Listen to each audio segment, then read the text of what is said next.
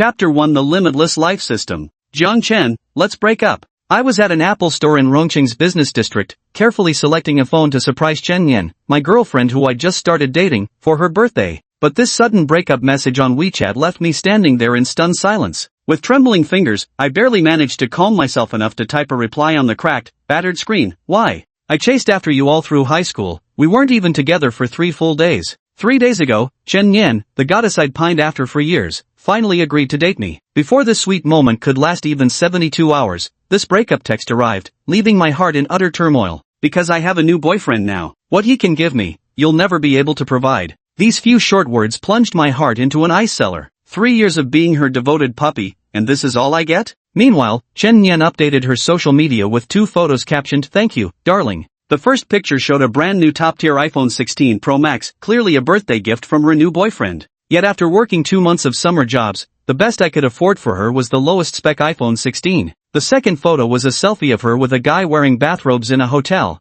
their intimate posture and flushed faces clearly showing they'd just been intimate. Looking at those photos, my heart was bleeding. The girl I pursued for 3 years, my pure first love, had just been defiled by this bore. I'd never even held her hand. I recognized the man in the photo, Li Jia, an alumnus from high school. His father was a moderately famous company owner in Rongqing, making him the school's notorious rich second-generation heir. Though fat and ugly, he was notoriously generous when chasing girls and had already ruined several campus beauties. My parents are just ordinary wage earners, and although I'm handsome, it counts for nothing when it comes to money. "Sir, do you still want to buy this phone?" the sales assistant asked, noticing my dazed expression. "Sorry, I don't need it anymore." I snapped back to reality, put down the base model iPhone 16 in my hand, and hurried out of the store like I was escaping. The September heat still lingered over Rongqing, with cicadas chirping noisily on both sides of the street. Like a lost clown, I wandered aimlessly through the city. I kept asking myself over and over, if only I were wealthy, could I be with the one I love? Would it make the sadness go away? Ding! Host's heartfelt desire detected. The limitless life system has been bound to the host. Suddenly, a system notification echoed in my mind, startling me. I looked around, but aside from the chirping of cicadas, there was no other sound. I thought it might be a hallucination from my muddled thoughts, but as I walked on, that notification tone rang out again. Host's strong desire detected. The limitless life system has been successfully bound to the host. This time I'm certain it's not a hallucination. I usually enjoy reading system novels on Tomato Fiction platform, envying how protagonists with systems turn their lives around. Never imagined this fictional premise would actually happen to me today. May I ask what functions this limitless life system possesses? Holding my breath, I attempted to communicate with the system. When the host makes expenditures, the system will provide random multiple rebates. The system will periodically assign tasks to the host, who can earn various rewards by completing them. The system also includes features like talent awakening, a lucky roulette wheel, and blossoming romance encounters, ensuring the host enjoys an unrestrained life. The system's introduction was hard to digest all at once. I just wanted to verify whether the spending rebate was real. I saved up 5,000 yuan from my summer job, and my bank card still has 10,000 yuan left for college tuition. I am a graduating senior from Rongqing No. 1 High School, and I performed exceptionally well in the Gaokao, earning admission to Rongqing University, the best university in our city. If I pay the 10,000 yuan tuition fee, wouldn't that verify whether the system is real or not? Besides, I'll have to pay the tuition eventually anyway. Even if the system turns out to be fake, I won't lose anything. With this thought, a thrilled smile crept onto my lips. I rushed home, turned on my computer, logged into Rongqing University's tuition payment system, filled in my details, and got ready to pay. Heaven spirits, earth spirits, old Lord Laozi, show your power. My heart was pounding in my throat from tension. The room was stuffy, yet my hands and feet felt ice cold. Because I knew, if this system was real, my life would be completely rewritten. I stared fixedly at the computer screen, steeled my heart, and clicked the confirm payment button. Dear Rongqing Bank customer, you have spent 10,000 yuan. Your current balance is 5,000 yuan. Staring at the payment notification on my phone, I was so nervous I nearly fainted. Whether my fate could change for the better now depended entirely on whether my bank account showed any incoming funds. Dear customer of Rongqing Bank, your account has been credited with 100,000 yuan. Your current balance is 105,000 yuan. My phone vibrated. The incoming transfer message showed exactly 100,000 yuan, not a penny more or less. System detected a 10,000 yen expenditure by the host. A random rebate multiplier of 10x has been applied. 100,000 yen rebate has been deposited. Please check your account. The system notification sounded again, and I sat there dumbfounded like a block of wood. This system is actually real, my future is going to be unstoppable. Snapping back to reality, I let out a sharp scream, opened the fridge, and downed an ice-cold Coke in one gulp. The icy rush calmed my racing heart a little. Earning 100K in 2 minutes was just the beginning. My life from now on would be unimaginably amazing. Anyone would go crazy over this. Just then, my phone rang. The screen showed Zhuang Wei. I pressed answer, but before I could speak, Zhuang Wei's hurried voice burst through. Chinzi, heard you got dumped? Forget that gold-digging girl, let's grab barbecue at our usual spot. I'll drink with you, bro. Before I could respond, the call ended. I shook my head helplessly. My best friend Zhuang Wei was truly impulsive. Chapter 2, Nightclub Expenses. Zhuang Wei's usual spot was Old Soldier Barbecue, affordable and delicious, a place we frequented. Zhuang Wei had been my closest friend through 3 years of high school. While I was good-looking, my average grades and modest family background made me practically invisible in class. He was the only real friend I had.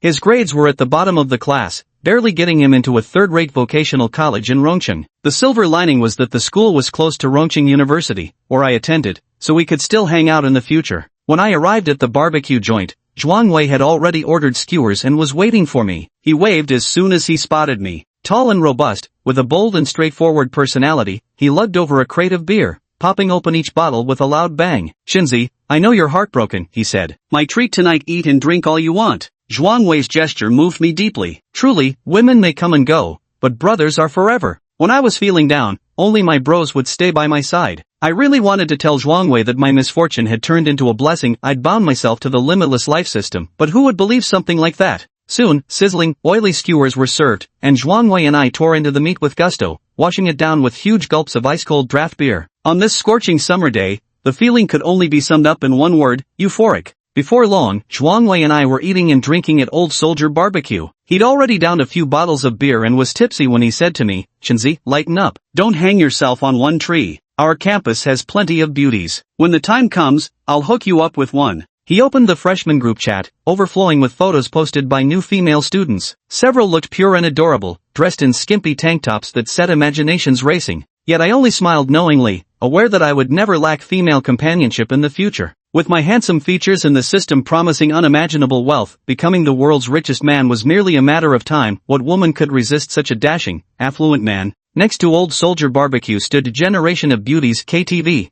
and as evening approached 10 p.m., working girls kept streaming in and out. I have to say the girls here are exceptionally attractive, fair-skinned and beautiful, all dressed in revealing summer outfits. Just watching their legs from the roadside was pure enjoyment for Zhuang Wei and me. Slightly tipsy, Zhuang Wei stared at those long legs and muttered drunkenly, if I could just have fun here once in my life, I'd die happy. But after glancing at the 300 yuan balance on his phone, his face fell into gloom. With a teasing grin, I asked him, you really want to go have fun that badly? Of course I do. Look at those girls, any one of them would be the campus belle if transferred to our #1 high school. Zhuang Wei wasn't exaggerating at all. This entertainment venue specialized in high-end spending, with hostesses who were all first-class beauties and irresistible temptation for us fresh high school graduates. I said frankly, since you want to have fun, tonight my treat. Zhuang Wei stared at me in disbelief. Come on, don't kid yourself. Do you know how expensive it is there? Your summer job wages wouldn't even cover a fraction of it. I laughed heartily and showed him my bank balance. I wanted to interact with you as an ordinary person, but no more pretending. Time to come clean. Truth is, I'm actually a rich heir. Zhuang Wei widened his eyes as he counted, 1, 10, 100, 1,000, 10,000, 100,000. Holy shit, 100 grand, he couldn't help but swear. 100,000 was no small sum for any adult, let alone a freshly graduated high school student, completely mind-blowing. Shinzi, are you actually some rich kid? Zhuang Wei's worldview completely shattered,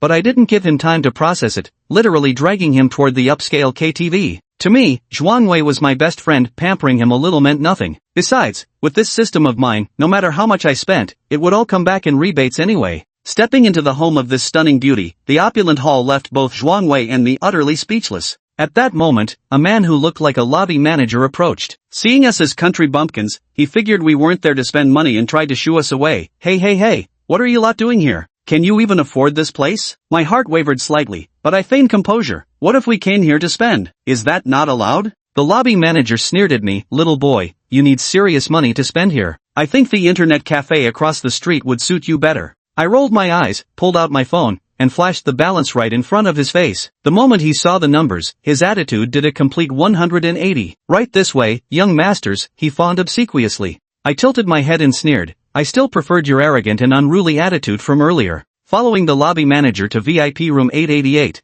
I found its lavish decor more extravagant than my entire school classroom. Zhuangwei and I had just taken our seats when over a dozen stunning beauties filed into the private room and lined up before us. Welcome, young masters, to the House of Beauties. Choose me, pick me, pick me. The women first bowed, then recited their welcome in unison. These beauties came in all styles: seductive young matrons, petite and adorable lolitas, avant-garde fashionistas, and cool, aloof hotties. As fresh high school graduates, Zhuangwei and I had never encountered such a scene before. We instantly flushed crimson with embarrassment, provoking peals of lyrical laughter from the women. Zhuangwei, being thicker-skinned, quickly composed himself and crooked a finger at the most voluptuous young matron. She immediately took her place beside him, nestling into his embrace. He was tall and well-built, so his preference for voluptuous younger women made sense. I scanned the room and spotted a girl in a JK uniform sitting in the corner. The private room was dimly lit, making it hard for me to see her face clearly, yet my gut told me she was a stunning beauty. Moreover, she had a unique air of innocence about her, setting her apart in the nightclub.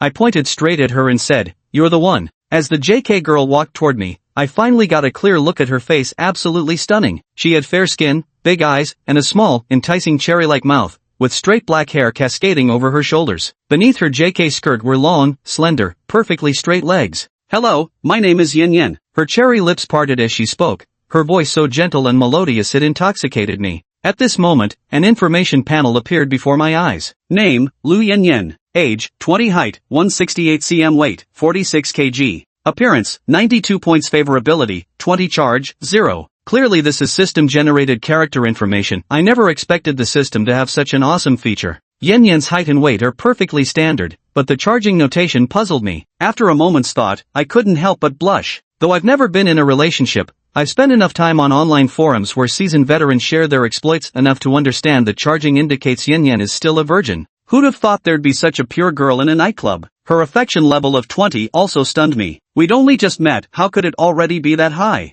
At a place like Legendary Beauty, the clientele is mostly rough-and-tumble middle-aged men. Landing a young, handsome customer like me is pure profit for any hostess working there. So when Yin Yin saw me choosing her, she instantly gained 20 favorability points. Yin Yin took my glass, poured some wine, and handed it to me. Her delicate face leaned in as she said softly, "Let's drink together." I've never been this close to a girl in my entire life. The intoxicating fragrance of Yin Yin's hair drifted into my nose, making me utterly bewitched. After drinking, I turned around to see Zhuangwei already embracing that hot MILF, looking all flirtatious. I wanted to have some physical contact with Yin Yin but was too nervous, internally cursing myself for being useless. Who knew the next second Yin Yin would snuggle into my arms on her own? That soft feeling was absolutely blissful. I'd been Chen Yan's lapdog for 3 years without even holding her hand. This was my first time being this intimate with the opposite sex, and Yin Yin was a campus belle who outshone Chen Yan by 300 miles. Perhaps sensing the violent pounding in my chest, Yin Yin smiled gently and said, "Don't be nervous, it's like you're scared of me." I flushed instantly but forced a calm tone, and no, not at all. To prove I wasn't nervous, I summoned my courage and took Yin Yin's jade-white hand. She readily intertwined her fingers with mine, sending an instant thrill of silky softness through my palm.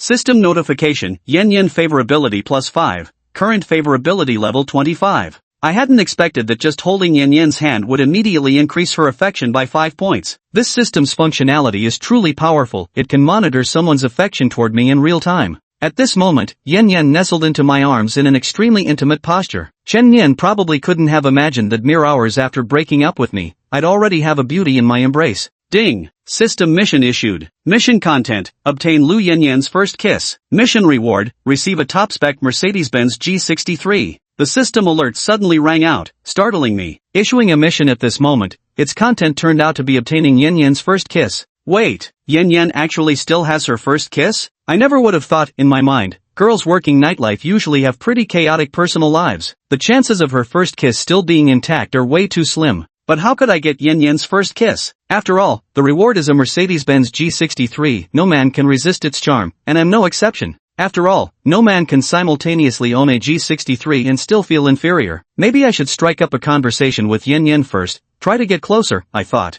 How did you end up working here? The moment the words left my mouth, I regretted them. What a stupid question. It instantly turned the already slightly awkward atmosphere into peak cringe. Because my father passed away early, my mother is seriously ill in bed, and I still have a younger brother going to school, Yin Yin said, her face clouded with inexplicable sorrow. I sneered inwardly. She was clearly lying. A deceased father, an ailing mother, and a young brother in school. This was the stereotypical backstory of every nightclub girl. Yen felt awkward about the questions I asked and changed the subject. Why don't we play a game instead? We'll roll dice to see who gets the higher number, and whoever loses has to accept a small punishment from the other. Finally spotting a chance to lighten the mood, I agreed to her suggestion. The game was simple, each player shakes a dice, and the one with the lower number loses. Yen and I each shook our dice cups and then slammed them onto the table with a thud. Yen peeked under her cup slightly, her delicate face revealing a smug smile. If there are no surprises, it looks like I've won, Yen said as she lifted her cup, revealing a 6 on the dice. I immediately put on a miserable face. Looks like I'm definitely going to lose. I lifted my dice cup to reveal just a single red dot staring back at me.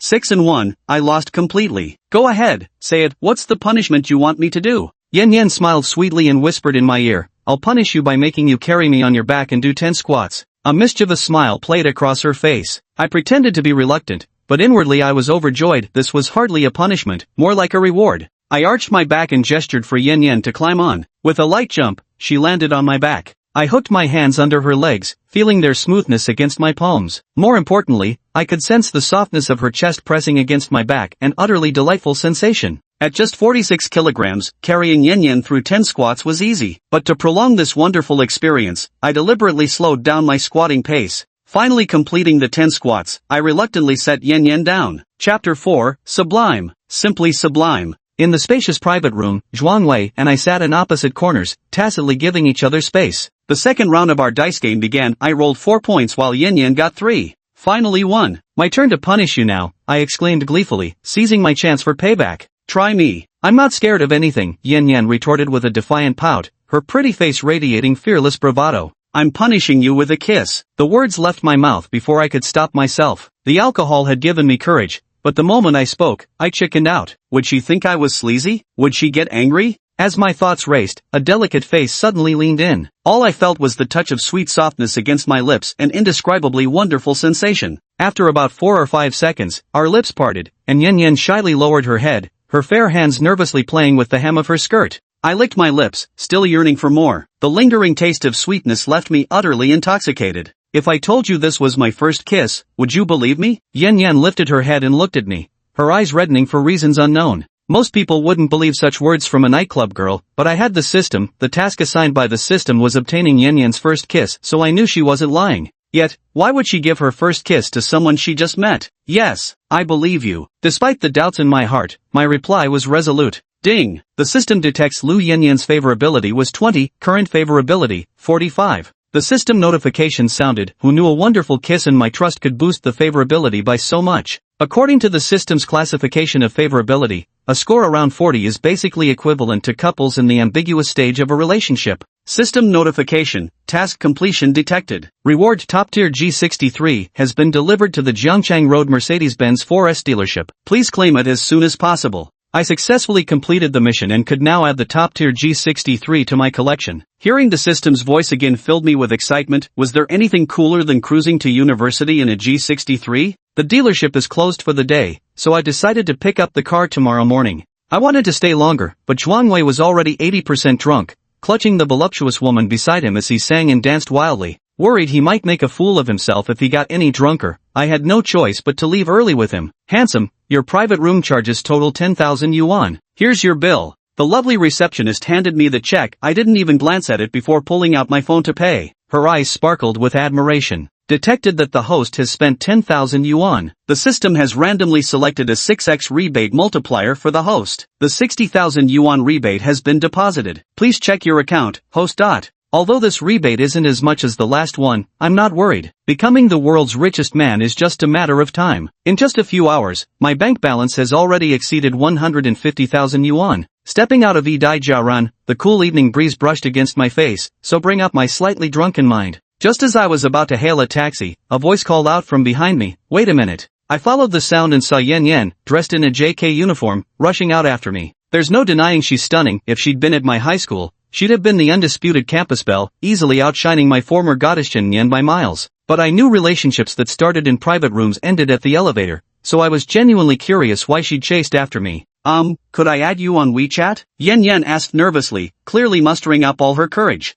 Sure. I took out my phone and added her on WeChat. Watching her pretty face flush slightly, I thought to myself, could Yan Yan actually have a crush on me? After saying goodbye to Yan Yan, Zhuangwei and I got into a taxi home. Zhuangwei said, I'm telling you, Chenzi, this Lu Yan Yan is really beautiful. She'd be the campus belle in any school in Rongcheng. It's such a shame she's doing this kind of work. Hearing Zhuangwei's words, I remembered again how Yan Yan mentioned her father had passed away and her mother was seriously ill. I instinctively opened Yan Yan's WeChat moments, only to find it set to last 3 days visible. There was nothing there at all. Forget it. How could it be real? I thought self-deprecatingly. Yet remembering Yan Yan's first kiss that she willingly gave me earlier left mixed feelings churning in my heart. Returning home, the day had been so eventful that I quickly fell asleep. In my dreams, I drove the G63 through Rongcheng University's campus, drawing jealous glances from male students and admiring looks from female ones. Waking up, it was already 9 a.m. I immediately checked my phone for the account balance. Everything was still real. After freshening up,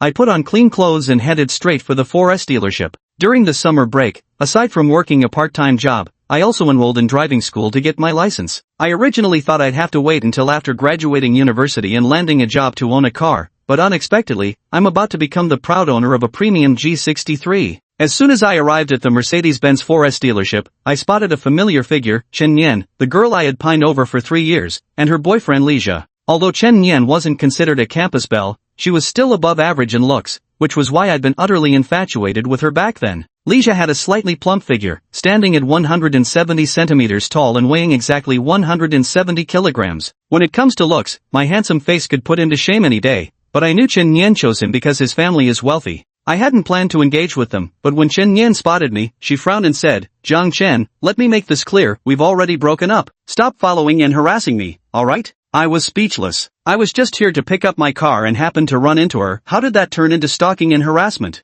Chen Nian used to have me completely bewitched, but now she seems utterly ordinary to me. After all, last night, I even kissed someone like Lu Yanyan, a campus Beltier beauty. Sorry, I just happened to be here, I said coldly, not wanting to waste another word on this disgusting woman. After all, my life from now on would be turned upside down, something a gold digger like Chen Nian could never even dream of reaching. Just happened to be here? Chen Nian scoffed with a mocking expression and added, Zhang Chen, this is a Mercedes-Benz dealership. Lija and I are here to pick up our car. Don't tell me you're here for the same reason? In her eyes, our encountering each other here couldn't possibly be a coincidence, because she was sure someone from a modest background like me would never have anything to do with a Mercedes-Benz in this lifetime. At this moment, Lija also stepped forward, saying with a look of disdain, you're that simp chasing after Chen Yan, aren't you? Stop bothering her. The life she wants is something you could never give her in your lifetime. My dad just bought me a Mercedes-Benz C-Class. This is a level you'll never reach in your life. Recognize the gap between us. Lija had just graduated from high school, and his father gifted him a Mercedes-Benz C-Class, a privilege surpassing 99% of his peers. He certainly had the right to show off. But this time, he had messed with the wrong person. The car I was driving was a top-tier Mercedes G63,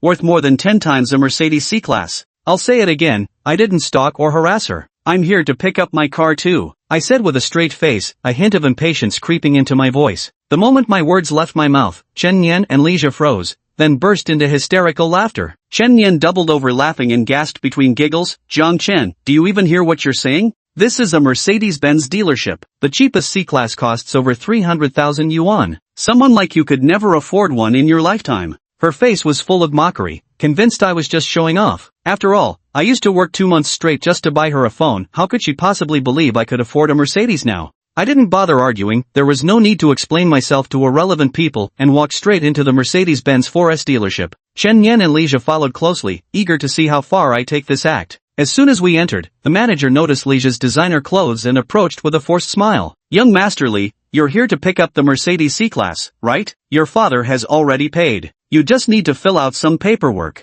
Chen Yan and Lija's vanity was immensely satisfied. Puffing up with arrogance, Lija remarked, Manager, this is an establishment catering to high-end clientele. How can just any stray cat or dog wander in here freely? After speaking, she looked at me, signaling the store manager to kick me out. Only then did the manager notice me in my plain attire and asked curiously, Sir, are you here to buy a car or for a test drive? He thought I was one of those people who pretend to test drive cars just to post photos online and impress girls. Nevertheless, he maintained his professional service demeanor. Calmly, I took out my ID card and handed it to the manager, saying succinctly, to pick up my car. Chen Yan and Li Zhu exchanged mocking glances again. Chen Yan sneered, Zhang Chen, you're still putting on an act even now? I can't wait to see how this plays out. The shop manager took my ID card and entered my information into the computer, thinking to himself that if I hadn't actually bought a car, he'd have security throw me out. But when the computer display appeared, he froze completely, rubbed his eyes in disbelief, and screamed, "Oh my god, so you're Jiang Chen, the young master who ordered the top-tier G63. I apologize for not recognizing you earlier, please forgive my oversight." Then he shouted to the other staff in the store, "Xiao Chen, tidy up the VIP room, we're hosting a super VIP.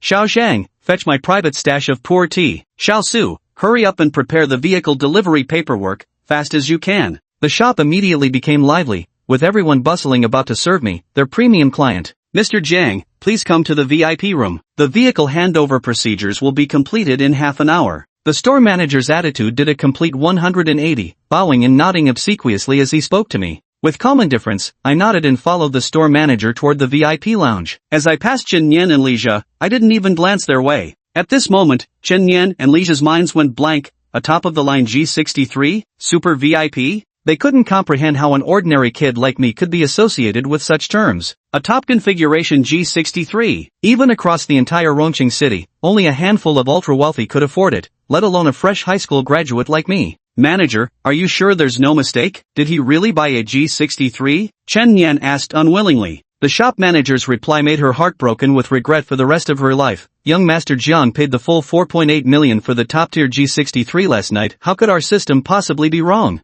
"Xiao Wu, handle them, it's just that base model Mercedes C-Class," the manager instructed. A trainee then came over to complete the handover formalities for Li Jia. The manager's sudden change in attitude left both Li Jia and Chen Yan looking embarrassed, but there was nothing they could do. After all, Li Jia's father was just a moderately successful local businessman, and even this base model Mercedes C-Class had been something Li Jia had to beg and plead to get. Perhaps in this lifetime, Li Jia would never have the chance to become the privileged owner of a G63. But as for me, it only took half an hour to complete the car delivery procedures. The moment I saw that top-tier G63 in the showroom, I fell deeply in love with it. This G63 is no ordinary beast, it boldly sports a vibrant peach-pink color scheme, breaking from tradition while radiating youthful fashion and turning heads left and right. And let's be real, what beauty could resist a joyride in such an eye-catching G-Wagon? After completing the formalities, I started the car. The enormous roar of the engine instantly echoed throughout the entire 4S dealership. What man could resist the charm of that sound? I slammed the accelerator, and the G63 roared away like a beast, leaving Chen Yan and Li Jia dumbstruck in its exhaust fumes. "Didn't you say he was just some ordinary nobody?" Li Jia was furious, all because of Chen Yan, who had made him look like a ridiculous clown in front of me, the ultimate tycoon. Chen Yan was utterly speechless, completely lost in that moment, her eyes filled with nothing but regret and self-reproach. I raced down the broad road in my G63, drawing crowds of onlookers snapping photos by the roadside. Numerous beauties gazed at me with adoration in their eyes, while the handsome guys burned with envy and resentment. That saying circulating online is absolutely true. One cannot simultaneously possess a Mercedes G-Class and an inferiority complex. I deliberately rolled down the window to reveal my handsome face, making the pretty girls on the street swoon with hard eyes and scream excitedly. "So handsome, I want to have his babies. Please share his contact info, I want to date him. It's got nothing to do with the G-Class, I just want a sweet romance with him." After driving around a few more high-traffic commercial districts, I finally parked the car contentedly in my residential complex's parking spot and went home. Lying in bed and staring at the 150,000 yuan balance on my phone, I started brainstorming. What spending method could double this balance? Just as I was thinking, my phone buzzed. It was the new student group chat for Rongqing University starting up. With about a week left until the semester begins, the incoming freshmen had already begun interacting. "Excuse me, seniors, is 50,000 yuan per month enough for living expenses at school? Does the university have a parking lot? My dad just bought me a BMW, can I park it there? Is it possible not to stay in the school dormitory? We have quite a few villas at home." I glanced at the chat in the freshman group chat. All I saw were attention seekers flaunting their wealth. Some of this talk was real, some fake, but I couldn't be bothered to sort it out. Just as I was about to switch off my phone, one message caught my eye. "Young Master Chen, the old man gifted me a top-spec G63 as my university present." Below the text was a photo featuring a rather plain-looking boy striking what he thought was a cool pose in front of a pink G63. My expression turned strange. Wasn't that Mercedes-Benz G63 in the photo exactly the same car I'd just picked up? As young Master Chen posted the photo, the freshman group chat instantly exploded. "Take a look at the license plate Rhone AJC666. I just saw this car today, it's definitely not a stock photo. Others are just bragging, but you truly are the real rich guy handsome. Approve my WeChat request, let's have dinner together tonight?" The group chat exploded, because anyone who could afford such a car would undoubtedly be considered an ultra-tycoon at Rongcheng University. Some girls had already taken the initiative to add young Master Chen on WeChat. My fingers flew across the screen as I sent a message. JC, buddy, what's the deal? Why did you post my car in the freshman group? As soon as my message was sent, another wave of astonishment swept through the group. What's going on? Isn't this his car? At JC, buddy, how can you prove this is your car? For a moment, the group chat was flooded with skepticism. No one knew who to believe. On the other side of the screen, young Master Chen must have been livid. Just as he was about to charm that cute junior, my interference completely derailed his plans. Young Master Chen, listen, pal, do you really think I'd bother lying? I could afford 2 more of these G-Wagons without breaking a sweat. I read his message and found it hilarious. This guy was really taking his charade to the next level. I immediately replied, JC, if you're so rich, why not throw $50 into the group chat and show us what you've got? Seeing my message, others in the group joined the banter. After all, who could resist the allure of free money from a red packet? Young Master Chen, dare to match me? Let's see what you're made of. I nearly laughed out loud. This guy had taken the bait. With my system rebates, every penny I spent came back to me. How could he possibly compete? Young Master Chen sent out a 200 yuan red packet first, which was snatched up instantly by the group. My fingers flew across the screen as I unleashed a red packet rain in the group, firing off dozens of 1,000 yuan packets in rapid succession. The group erupted in shocked exclamations. Holy crap, 1,000 yuan red packets. I made more money in these few minutes than my entire summer job paycheck. Rich guy added you, let's have dinner together tonight. I'll wear black stockings. The system notification kept ringing in my ears. Detected a 1,000 yuan expenditure by the host. The system has randomly drawn a 6x rebate multiplier for the host. A 6,000 yuan rebate has been credited. Please check your account. Detected a 1,000 yuan expenditure by the host. The system has randomly drawn an 8x rebate multiplier for the host. An 8,000 yuan rebate has been credited. Please check your account. Detected a 1,000 yuan expenditure by the host. The system has randomly drawn a 10x rebate multiplier for the host. A 10,000 yuan rebate has been credited. Please check your account.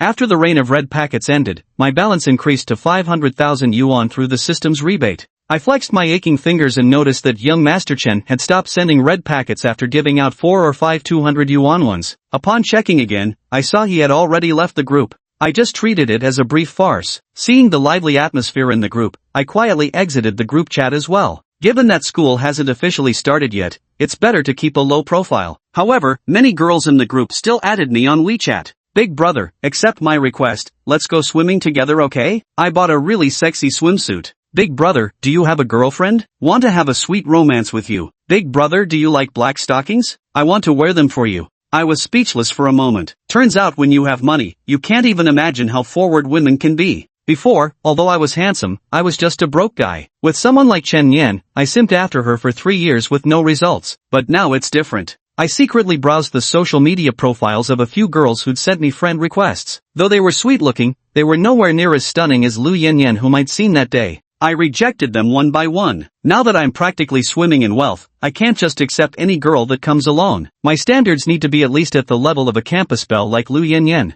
In a neighborhood not far from my home, an overweight guy with thick glasses, a greasy-looking fellow, was furiously kicking at his bedroom wall in frustration. He'd been thoroughly enjoying his braggart act in the freshman group chat, moments away from securing a dinner date with a sexy freshman girl in black stockings, until I came along and shattered his facade with a single metaphorical kick. Not only did he lose over 1,000 yuan from sending red packets, but the newly added senior schoolmate in black stockings also ignored him. He cautiously sent a message to the senior schoolmate in black stockings. Senior schoolmate, may I invite you to dinner tonight? As soon as the message was sent, a red exclamation mark appeared on the screen. Senior schoolmate has enabled friend verification. You are no longer her friend. Please send a friend request first, and you can chat only after she accepts it. Chapter 7 Nurse Su Qinxue. Ding! Limitless Life System benefit activated. Super Wheel of Fortune time has arrived. Jiang Chen had just risen with the morning sun when the system's notification chimed in his ears. Super Wheel of Fortune? What kind of thing is this now? Jiang Chen felt utterly bewildered.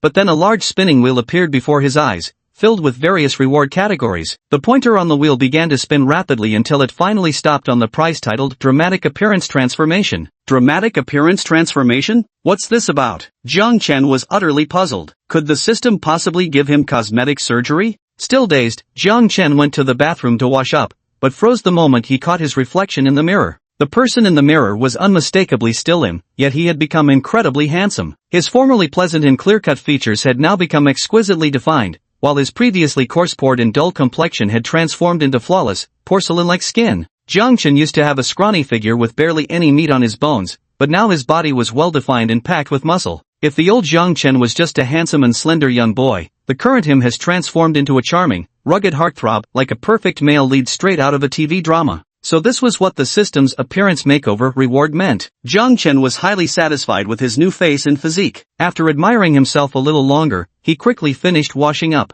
Because there was just 1 week left before the freshman orientation at Rongqing University, all incoming students were required to submit a medical checkup report upon enrollment. So that morning, Jiang Chen also needed to go to Rongqing First People's Hospital for his physical examination. After arriving at Rongqing First People's Hospital, Jiang Chen parked his Mercedes-Benz G63 in the parking space and then walked toward the hospital's physical examination hall. "Excuse me, could you please help me?" Jiang Chen was walking when suddenly a melodious voice reached his ears. Following the sound, he saw an extraordinarily beautiful girl looking at him. Her face was fair and petite, with cherry lips and a delicate nose, her almond-shaped eyes seemingly brimming with autumnal waters. With a slender waist, long legs, and a curvaceous figure, the phrase graceful as a jade statue was perfectly embodied in her at this moment. Jiang Chen stared in fascination, speaking mechanically. Excuse me, is there something you need?" When Jiang Chen turned to look at the girl and their eyes met, the girl revealed the same astonished expression as his. This guy is really so handsome, just like a dashing male lead straight out of a TV drama. But she quickly noticed her own awkwardness, blushing with embarrassment as she apologized in her delicate voice. "I'm sorry, the reverse camera suddenly stopped working and my parking skills are terrible. Could you please help me back into the parking spot?" Only then did Jiang Chen notice the cute BMW Mini parked beside the girl, currently sitting crookedly at the entrance of the parking space, clearly the result of multiple failed reversing attempts. Jiang Chen was never one to refuse requests from beautiful women, especially when the girl in question possessed such astonishing beauty. Without hesitation, Jiang Chen slid into the driver's seat. A refreshing, delicate fragrance washed over him, instantly intoxicating his senses. The interior was plastered with adorable ornaments. Just one glance at the car would make anyone guess the owner was a stunning beauty. Jiang Chen started the car and parked it perfectly in the garage. Though he had just gotten his driver's license, this kind of reverse parking was no challenge for him at all. Thank you," the girl said somewhat shyly. Her cheeks were flushed perhaps because Jiang Chen was too handsome and she kept her head bowed, not daring to look up at him. After finishing those words, she hurriedly fled in panic, leaving behind only a lingering, refreshing fragrance. Watching the girl gradually walk away, Jiang Chen found himself slightly dazed. Soon, the system popped up with the girl's information sheet, displaying it right before Jiang Chen's eyes. Name, Su Qinxue, age, 22, height, 170 cm, weight, 49 kg, appearance, 92 points, favorability, 30, charge, 0. Looking at the information panel provided by the system, Jiang Chen already had a preliminary understanding of this girl. Su Qinxue, he never expected her name to be so beautiful. What surprised Jiang Chen even more was that Su Qinxue's appearance score was an astonishing 92, just like Lu Yanyan's, and her charge level was also displayed as 0. The most shocking part was that her favorability towards him was actually at 30 points. According to the system's standards, this was already close to the level of a secret crush. Could it be that she developed affection for him after just one brief encounter? Jiang Chen shook his head and decided not to dwell on it, walking toward the examination hall instead. After collecting his medical examination slip and waiting in line for about 10 minutes, it was finally Jiang Chen's turn for the checkup. A somewhat familiar voice came from in front of him. "Hand me your examination slip and extend your arm." Jiang Chen turned towards the familiar voice, just as its owner also looked in his direction. The moment their eyes met, both widened their eyes in surprise. "It's you!" they exclaimed simultaneously. Standing across from Jiang Chen was none other than Su Qinxue, the very same woman he'd encountered in the parking lot earlier. She had changed out of her casual clothes and now wore a pristine white nurse's uniform. The outfit lent her an air of sacred purity, like a flawless snowflake in winter, breathtakingly white and beautiful. "Yes, it's me. What a coincidence," Jiang Chen also said surprisingly. He hadn't expected Su Qinxue to be a nurse here, and the way she looked in her nurse uniform was breathtakingly beautiful. Jiang Chen extended his arm in front of Su Qinxue. His well-built muscles and powerful lines made her blush slightly. Not only did her breathing become rapid, but even the hand holding the syringe trembled a little. Finally, Su Qinxue steadied herself, aimed carefully, and gave him the injection, only to see Jiang Chen wince in pain with a frown. It was then she realized she had missed the spot. "Ah, I'm sorry, I didn't mean to," and utterly remorseful Su Qinxue quickly grabbed a cotton ball to stop the bleeding, but on her second attempt, she missed again, just as accidentally. Jiang Chen was speechless. If Su Qinxue didn't adjust her mindset soon, his arm might turn into a bloody sieve. It's okay, don't be nervous. Take your time. Jiang Chen's gentle voice sounded in Su Qinxue's ears like a dose of reassurance, giving her a sense of comfort. Su Qinxue steadied her mind and finally stopped messing with the needle. Sorry about that. I wasn't in the right state earlier, Su Qinxue apologized sheepishly to Jiang Chen. She didn't say it was because Jiang Chen was too handsome that made her nervous and caused the injection to fail. How about we add each other on WeChat? I'll treat you to a meal later to make up for it, okay? After saying this, Su Qinxue's face had turned as red as a ripe apple, clearly having mustered a great deal of courage. Faced with a beauty proactively asking to add him on WeChat, Jiang Chen naturally didn't refuse. He took out his phone and added Su Qinxue on WeChat. Chapter 8, Lu Yanyan's Unspeakable Secret. By the morning, Jiang Chen's medical examination had been successfully completed. Just as he was about to leave, a commotion at the end of the corridor caught Jiang Chen's attention. There stood a girl clinging desperately to a doctor's arm, pleading earnestly. Dr. Wang, I beg you, please save my mother. I'll find a way to raise the money for the surgery, I swear it. The girl wept with pear blossoms glistening like raindrops, but the doctor still shook his head and said helplessly, the hospital has already advanced a lot of money for you. If you can't gather the 300,000 yuan for the surgery by this weekend, your mother's condition will worsen. With those words, the doctor sighed resignedly and left, leaving the girl alone, sobbing uncontrollably. Jiang Chen quickly stepped forward and helped the girl, who had slumped to the ground, to her feet. To be honest, scenes like this play out every day in hospitals. The reason Jiang Chen helped this particular girl was that she was someone he knew. She was the nightclub girl whose first kiss had been taken by Jiang Chen at Yidaijiaran a few days ago, Lu Yanyan. What on earth is going on? Jiang Chen stirred the coffee in his cup and asked inside the cafe across from the hospital. At this moment, Lu Yanyan's eyes were swollen and red, her expression somewhat haggard, yet still carrying a disordered sort of beauty. Jiang Chen could sense that she was burdened with many worries. My mom has heart problems and needs 300,000 yuan for surgery. Otherwise, she won't live more than 3 months. At this point, Lu Yanyan choked up with tears again. I chose to work at Yidaijiaran to cover the medical expenses. Actually, you were the first customer I served that day. Later, another greasy man tried to touch me. When I refused, he got angry and reported me. Then the manager flew into a rage and fired me. After listening to Lu Yanyan's words, Jiang Chen's doubts were completely dispelled. No wonder he had felt that Lu Yanyan stood out so awkwardly among the girls working the night scene. And when she mentioned why she was working at Yidaijiaran that night, he had assumed it was just the usual line from nightclub girls. At this thought, Jiang Chen's heart filled with remorse. He handed Lu Yanyan a tissue, then took her smooth, delicate white hand and walked toward the hospital. Where are we going? Lu Yanyan's heart was full of questions. Go pay the surgery fee. Jiang Chen didn't offer much explanation, merely uttering these words calmly. Lu Yanyan was taken aback by Jiang Chen's words. Someone was actually willing to spend 300,000 yuan just for a person he'd only met once? Lu Yanyan initially wanted to refuse,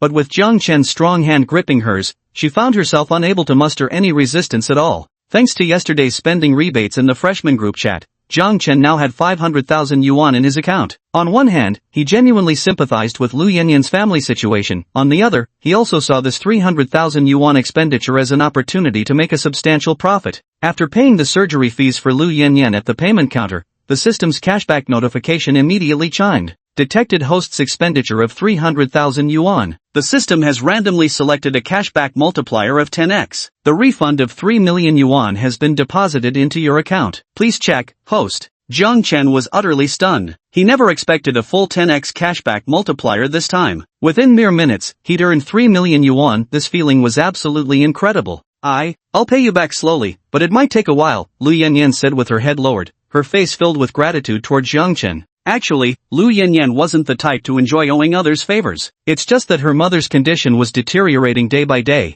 and she urgently needed to scrape together the surgical fees for her treatment. It's fine, you can pay me back slowly. I'm in no hurry, Jiang Chen replied, still basking in the joy of becoming a millionaire. Honestly, he didn't even want Lu Yanyan to repay him. While he had helped her out of her predicament, it was through her that he had managed to earn these 3 million yuan. He considered these 300,000 yuan as Lu Yanyan's well-deserved reward. Ding! System detects Lu Yanyan's affection increased by 20 points. Current affection level, 65. Jiang Chen was astonished. He never expected that helping Lu Yanyan with her medical expenses would instantly increase her favorability by 20 points. You should know a 60-point favorability rating is equivalent to that of lovers deeply immersed in a passionate romance. Jiang Chen unscrewed the cap of his mineral water bottle and took a sip, trying to calm his turbulent emotions. But Lu Yanyan's next words made him spit out the entire mouthful in shock. How about I become your girlfriend as repayment? By the time Lu Yanyan finished speaking, her face had flushed scarlet like a ripened apple. Watching Lu Yanyan's chest rise and fall with each breath, Jiang Chen could feel her nervousness at this moment. Clearly, she had mustered up all her courage to say those words. Lu Yanyan was exquisitely beautiful, with a well-proportioned and tall figure, and an aura of pure charm. In any school, she would undoubtedly be considered campus belle material. Truth be told, no normal man could refuse Lu Yanyan's confession, and that included Jiang Chen. But at this moment, Jiang Chen's rationality overcame his impulses. He felt Lu Yanyan was only doing this out of gratitude, not genuine affection. And that kind of love, he'd rather not have it. So he said to Lu Yanyan with a serious expression, "If you're only doing this to repay me, then there's no need. You should choose someone you truly love." Hearing Jiang Chen's words, a hint of loneliness flashed across Lu Yanyan's face. She silently whispered to herself, "Actually, it's not about repaying you, because I've genuinely fallen for you." But for the sake of maintaining a girl's proper reserve, Lu Yanyan still didn't voice the thoughts in her heart. With his handsome looks, sunny disposition, abundant wealth at a young age, and that rare kindness of his, it was no surprise that Lu Yanyan had fallen for Jiang Chen. It's just that Lu Yanyan had always been the one being pursued before. This was her first time confessing her feelings to a guy. Remembering how she had voluntarily given her first kiss to a man she'd only met once at Idaijaren that day, another wave of blush crept across her face. I still need to go home to get something for my mom. I'll head out first." Perhaps wanting to escape the slightly awkward atmosphere, Lu Yanyan said, "How about I give you a ride instead?" At this moment, Jiang Chen also felt his refusal had been too blunt. Considering the other party was a stunning beauty like Lu Yanyan, he wanted to make it up to her. In the parking lot, Lu Yanyan climbed into Jiang Chen's pink Mercedes-Benz G-Class. To be honest, she could tell Jiang Chen was a rich second-generation heir, but she never imagined him to be this wealthy. Arriving near Lu Yanyan's home, Jiang Chen realized she lived in a cluster of self-built houses that hadn't been demolished yet. Though the living conditions here were somewhat humble, the area buzzed with vibrant street life and warm community atmosphere. Thank you for paying my mom's medical bills. I'll definitely pay you back." Just as Jiang Chen was about to say no need to be polite, Lu Yanyan's delicate face suddenly leaned in again, and then Jiang Chen's lips were enveloped by something soft. Although Jiang Chen had rejected Lu Yanyan's confession, he couldn't refuse her sweet kiss. Their kiss lasted for over a minute, until Lu Yanyan's breathing became increasingly heavy and she felt slightly suffocated. Only then did she pull her head back. Watching the silvery thread slowly stretching in the air, Lu Yanyan's face turned crimson as she hastily opened the car door and fled. The entire car was filled with a tantalizing atmosphere as Jiang Chen licked his honey-sweet lips and leaned back into the seat, utterly intoxicated. Chapter 9, Su Qinshua's Invitation. These past few days, Jiang Chen had been busy at home preparing for the start of the school semester, and Lu Yanyan's mother had successfully undergone her surgery. Apart from sending Jiang Chen a brief message to let him know everything was fine, Lu Yanyan hadn't contacted him again. Recalling that lingering, passionate kiss in the car, Jiang Chen's heart was also in turmoil, unsure of how to handle his relationship with Lu Yanyan. Suddenly, Jiang Chen's phone rang. It was a message from Su Qinshuo, containing an extremely cute cat sticker. "Jiang Chen, what's up, gorgeous? Need something from me?" On the other end, Su Qinshuo couldn't help but feel a little thrilled when Jiang Chen called her gorgeous. Even though she was renowned as the most beautiful nurse at Rongqing First People's Hospital and received countless compliments and admirers daily, hearing Jiang Chen praise her beauty still filled her with inexplicable joy. To make up for my mistake with the injection the other day, would you like to come over to my place for dinner?" After sending this message, Su Qinshuo felt her heart pounding unusually fast. In all her years, this was the first time she had invited someone of the opposite sex to her home, especially someone she had only met once before. Su Qinshuo didn't even understand why she was treating Jiang Chen so differently. All she knew was that since parting ways with him at the hospital that day, her mind had been filled with nothing but the handsome image of Jiang Chen. Su Qinshuo had initially been worried that Jiang Chen might reject her invitation, but to her surprise, he simply responded with an OK emoji. "Su Qinshuo, I live in Meiyuan Villa, building 4 in the 3rd row." Looking at the address sent by Su Qinshuo, Jiang Chen fell into thought. He never expected that Su Qinshuo actually lived in Rongqing's renowned affluent neighborhood. Who would have guessed she was secretly a little rich girl? Driving to the address provided by Su Qinshuo, he found her beautiful figure already waiting eagerly at the gate. When she saw Jiang Chen arriving in his flashy G-Class, only a brief flicker of surprise crossed Su Qinshuo's eyes before her expression returned to normal. Having been born into a wealthy family, material abundance was nothing unusual to her. Carrying fresh fruit in his hands, Jiang Chen followed Su Qinshuo into the villa, only to discover the enormous residence was occupied by Su Qinshuo alone. Are your parents not home? Jiang Chen placed the fruit in his hands on the coffee table in the living room and asked curiously. They've all gone out of town for academic lectures and won't be back until next week. Have a seat on the couch. There are just 2 more dishes left, and then we can eat. With those words, Su Qinxue turned and stepped into the kitchen, beginning to bustle about. Jiang Chen shook his head helplessly. He found Su Qinxue to be a bit stubborn, even adorably naive. How dare she bring someone she'd only met once to her home? Didn't she worry he might be a bad person? Moreover, judging from Su Qinshue's words, it was clear that not only was she from a wealthy family, but her parents were also highly educated intellectuals. At this thought, Jiang Chen found himself drawn to a family photo on the coffee table. It was a harmonious picture of 3 people. The one in the middle was undoubtedly Su Qinxue, while the middle-aged man and woman flanking her must be her parents. However, Su Qinshue's parents appeared exceptionally poised, and something about them struck Jiang Chen as strangely familiar. What do your parents do for a living? Jiang Chen couldn't help but ask. My father is the director of First People's Hospital, and my mother is a renowned medical expert in Rongqing. Su Qinshue's words made Jiang Chen suddenly realize. No wonder her parents looked familiar, he had often seen them on television. At the same time, Jiang Chen was astonished by Su Qinshue's status. She was the daughter of the director of First People's Hospital. Even in all of Rongqing, she could be considered top-tier high society. At this moment, Su Qinxue also brought the prepared dishes to the table. Jiang Chen noticed they were all simple home-style dishes: braised pork, cola chicken wings, fish-flavored shredded pork, scrambled eggs with tomatoes. Each dish was emanating an enticing aroma and appealing color, making one's mouth water uncontrollably. Su Qinxue grabbed a bottle of red wine and poured a glass for both Jiang Chen and herself.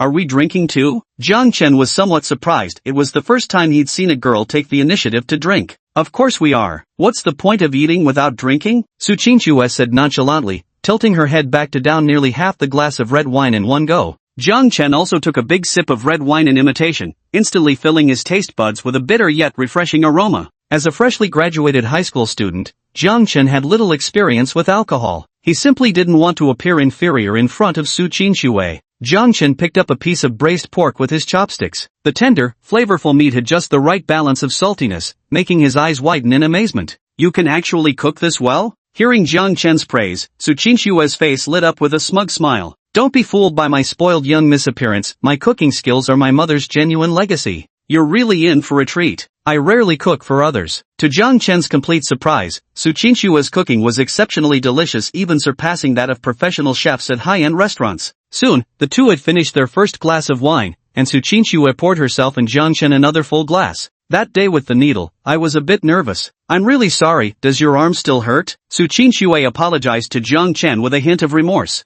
Never mind. In a way, misfortune turned out to be a blessing. Otherwise, I wouldn't have gotten to enjoy such delicious food. Jiang Chen waved his hand, joking. Put. Su Qinxue burst out laughing at Jiang Chen's humor. Spending time with him, she realized he wasn't just handsome but also incredibly witty. The two of them chatted back and forth like this, and before they knew it, the bottle of red wine had been completely emptied. This wine doesn't seem to have any effect at all, Su Qinxue remarked, staring at the emptied bottle, yet feeling unusually clear-headed. Jiang Chen also nodded in agreement with Su Qinxue. Despite having drunk half the bottle, he didn't feel the slightest bit tipsy. Let me take you to my room and show you some photos from my childhood, Su Qinxue said, glancing at the table where Jiang Chen had polished off every last dish. Jiang Chen nodded and followed Su Qinxue to the bedroom on the second floor. As soon as he entered the room, Jiang Chen caught a whiff of a faint, pleasant fragrance, the kind of unique scent found only in a girl's private space. You might not believe it, but you're the first man to ever step into my bedroom, Su Qinxue said, lowering her head shyly, her voice barely louder than a mosquito's hum.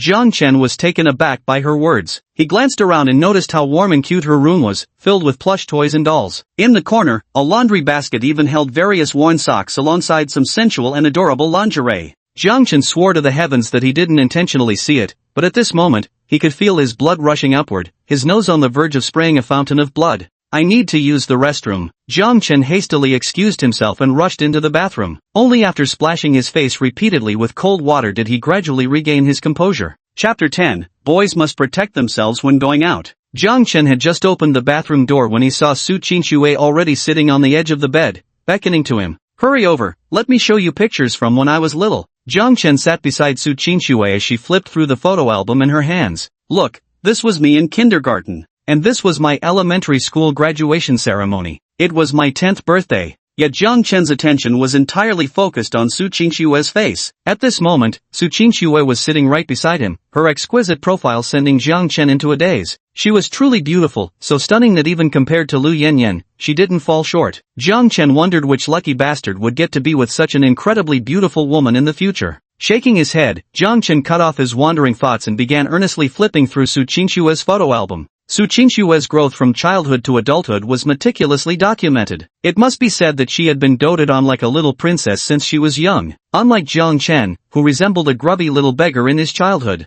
After flipping through several photo albums, Jiang Chen felt the half bottle of red wine he had just consumed taking effect. His mind grew hazy, his vision blurred, and his body temperature soared uncontrollably. A nameless fire burned in his chest, demanding release. When Jiang Chen lifted his gaze to Su Qingxue, he found her face flushed as well. Her eyes glazed as she looked back at him. Sitting so close to each other, Jiang Chen could clearly hear Su Qingxue's erratic breathing and the rapid thumping of her heart. Not good, this wine has a delayed effect. If I don't leave now, something bad might happen. With this thought, Jiang Chen stood up, ready to bid farewell to Su Qingxue. However, just as Jiang Chen rose to his feet, a pair of delicate, fair hands firmly grabbed him, and with a slight pull, he found himself sitting back on the bed. Jiang Chen looked at Su Qingxue in disbelief, wondering how such a slender girl could possess such formidable strength. Jiang Chen, I like you. Though this is only our second meeting, I'm going to say it boldly. I really like you. Will you be with me? Su Qingxue gazed firmly at Jiang Chen, her delicate cheeks flushed crimson like a ripe tomato. She herself didn't know where the courage to confess to a boy she'd just met had come from. Perhaps it was the alcohol giving her strength, or perhaps she truly liked Jiang Chen that much. But no matter the reason, every word she spoke to him came straight from her heart. At that moment, Jiang Chen was flustered by the resolute look on Su Qingxue's face. His blood surged under the influence of alcohol, and now he faced the stunningly beautiful Su Qingxue who had just confessed to him. How could he possibly restrain himself? Jiang Chen was about to speak when Su Qingxue wrapped her fair, delicate arms around his neck and pressed her soft, sensual lips against his. At this moment, Su Qingxue could no longer maintain a girl's restraint. Like an octopus, she coiled around Jiang Chen, continuously seeking his kisses.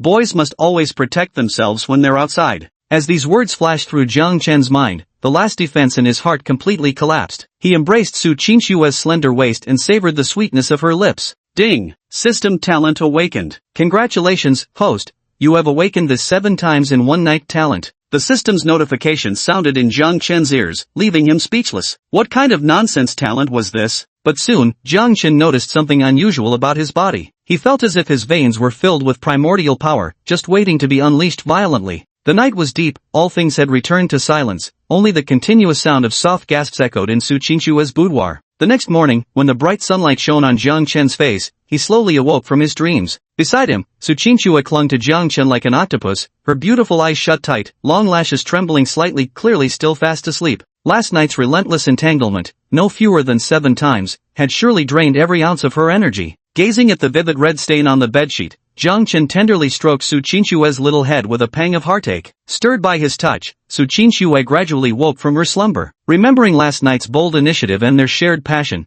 a flush of crimson once again spread across her cheeks. I didn't expect you to be quite impressive, Su Qingxue whispered by Jiang Chen's ear before shyly burying her face against his firm chest. Truth be told, this was Jiang Chen's first time too, it's just that the talent awakened by his system was overwhelmingly potent. I need to get to work. You should get up too, Su Qingxue said as she began dressing right before Jiang Chen's eyes. Watching her youthful, graceful figure, Jiang Chen nearly felt another nosebleed coming on. Half an hour later, Jiang Chen and Su Qingxue, now fully prepared, arrived outside the villa's gates. Even if you're busy with school, remember to find time to visit me. I might also come to campus to see you. Su Qingxue gazed reluctantly at Jiang Chen, lightly kissed him on the lips while standing on tiptoe, then drove away. Through their conversation the previous night, Su Qingxue had learned that Jiang Chen was still a freshman, but she didn't mind. Despite his youth, he already carried the demeanor and charm of a mature man. Ding! System detects Su Qingxue's affection level has increased from 40 to 70. To think that after last night's passionate encounter, Su Qingxue's fondness for Jiang Chen skyrocketed by 40 points. With 40 points of favorability, she was practically head over heels for him.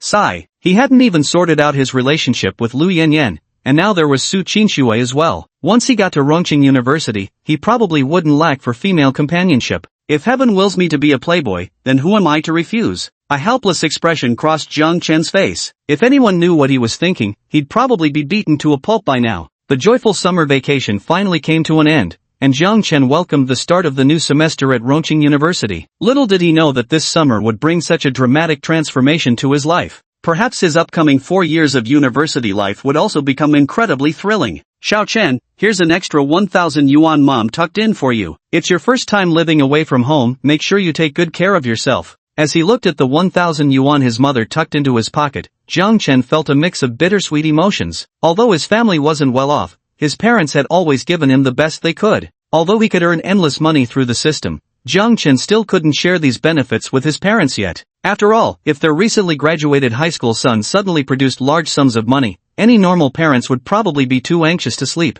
Mom, don't worry, I'll study hard in college and work to support you properly in the future. Listening to Jiang Chen's words, his mother couldn't stop tears from welling up in her eyes. Chapter 11, Chance Encounter with Lu Yanyan. At the entrance of the neighborhood, Jiang Chen's parents insisted on escorting him to school, but with a serious expression, Jiang Chen said, Mom and Dad, I'm already 20 years old, a grown adult. If I still need your protection for everything, how can I ever truly grow up? Watching Jiang Chen speak with such righteous conviction, his parents felt deeply gratified. After offering a few more reminders, Jiang Chen's parents headed home. Dear, look at our Xiao Chen carrying all that luggage and having to squeeze onto the bus. It breaks my heart, Jiang Chen's mother said with deep concern on her face. Ah, don't you think I feel the same way? But our child has grown up and needs to learn independence. It's for his own good. Jiang Chen's father comforted her. Meanwhile, watching his parents' figures completely disappear into the distance, Jiang Chen hummed a cheerful tune as he slid into the peach-pink G63 parked by the roadside, then sped away with a press of the accelerator. Rongqing University, located in the western suburbs of Rongqing, was the city's finest institution of higher education. Jiang Chen's high school grades had always been mediocre, and if not for his exceptionally good performance in the college entrance exams, it would have been difficult for him to get into such a prestigious school. On an ordinary day, the area around Rongqing University is usually peaceful, but today it's exceptionally bustling. Traffic starts backing up a kilometer from the campus, as it's the freshman orientation day for all first-year students. Jiang Chen didn't drive his car directly onto campus, choosing instead to park in the lot at Shijiao Park next to Rongqing University. Driving such an eye-catching Mercedes G-Class onto campus would instantly land him on the university's confession wall headlines. Since it's the first day of school, it's better to keep a low profile. The moment he stepped onto campus, he saw enthusiastic senior students helping freshmen carry their luggage. Junior, which school are you from? Senior can take you there. Junior, why are you carrying such heavy luggage? Let me help you with it. Their targets were all attractive female students, while male students like Jiang Chen were automatically ignored by the seniors. After all, this was one of the rare opportunities for these single seniors to find a partner. Look at that freshman, he's so handsome, with a tall and well-built physique. I wonder if this freshman has a girlfriend. I might just go for him. Just as there are senior boys helping out pretty underclass women, there are also senior girls eager to assist strikingly handsome underclassmen. At this moment, the senior girls who had been patiently waiting for their prey lit up at the sight of Jiang Chen, whispering excitedly among themselves. Ever since winning the Dramatic Looks Transformation prize from the system's Lucky Will Draw last time, Jiang Chen's appearance had not only improved, but his posture had also become more upright and sturdy, while his physical strength had greatly increased. Even now, with Jiang Chen pulling 2 large suitcases, he walked briskly without the slightest hint of fatigue. This handsome and charming underclassman, radiating youth and vitality, instantly dazzled the eyes of these ravenous female university students who'd been starved for too long. Jiang Chen's appearance instantly drew hostile glares from the senior male students, who uniformly directed looks of resentment toward him. Underclassman, which faculty are you from? Let me show you around. A senior sister gathered her courage and stepped forward, patting Jiang Chen's shoulder. Jiang Chen turned around to see a senior sister smiling brightly at him. Beside her stood 4 or 5 other youthful, beautiful girls, all gazing at him with adoring eyes. These girls, though not as stunningly beautiful as Lu Yanyan and Su Qingxue, were still quite lovely and likely had many admirers in their daily lives. Jiang Chen wanted to accept, but under the murderous glares from the surrounding senior students, he simply smiled slightly and said, "Thank you, but I can find my own way. I wouldn't want to trouble you, seniors." With that, Jiang Chen turned and walked away. Watching his retreating figure, the senior's eyes revealed a touch of disappointment. This junior really was aloof, wasn't he? Junior. Jiang Chen had barely taken 2 steps when someone tapped his shoulder from behind. I said there's no need. Jiang Chen felt a flicker of annoyance, but upon turning around, he forcibly swallowed the rest of his words. Jiang Chen stared at the person before him, his eyes widening with disbelief. There stood Lu Yanyan, tilting her head with a playful smile as she gazed intently at Jiang Chen. Today, Lu Yanyan wore her long black hair down, pairing it with an adorable cartoon print short-sleeve top. The outfit was completed with slim-fit jeans and a pair of sneakers. The entire ensemble accentuated her flawless figure, exuding an especially elegant and poised demeanor. Perhaps because her mother's health condition had been resolved, the gloom that had previously shadowed Lu Yanyan was completely gone today. She radiated a bright, sunny aura. At this moment, she was beaming at Jiang Chen with a breathtaking smile, one that not only left him momentarily stunned but also rendered the surrounding young men utterly transfixed. So beautiful, so beautiful. How could there be such a gorgeous girl? This was the thought in everyone's minds. Why are you here? Jiang Chen barely managed to regain his composure. He couldn't understand why he'd encounter Lu Yanyan on the campus of Rongqing University. Yet Lu Yanyan responded with a mischievous smile, standing on tiptoes to tap Jiang Chen's nose playfully as she said, "Call me senior."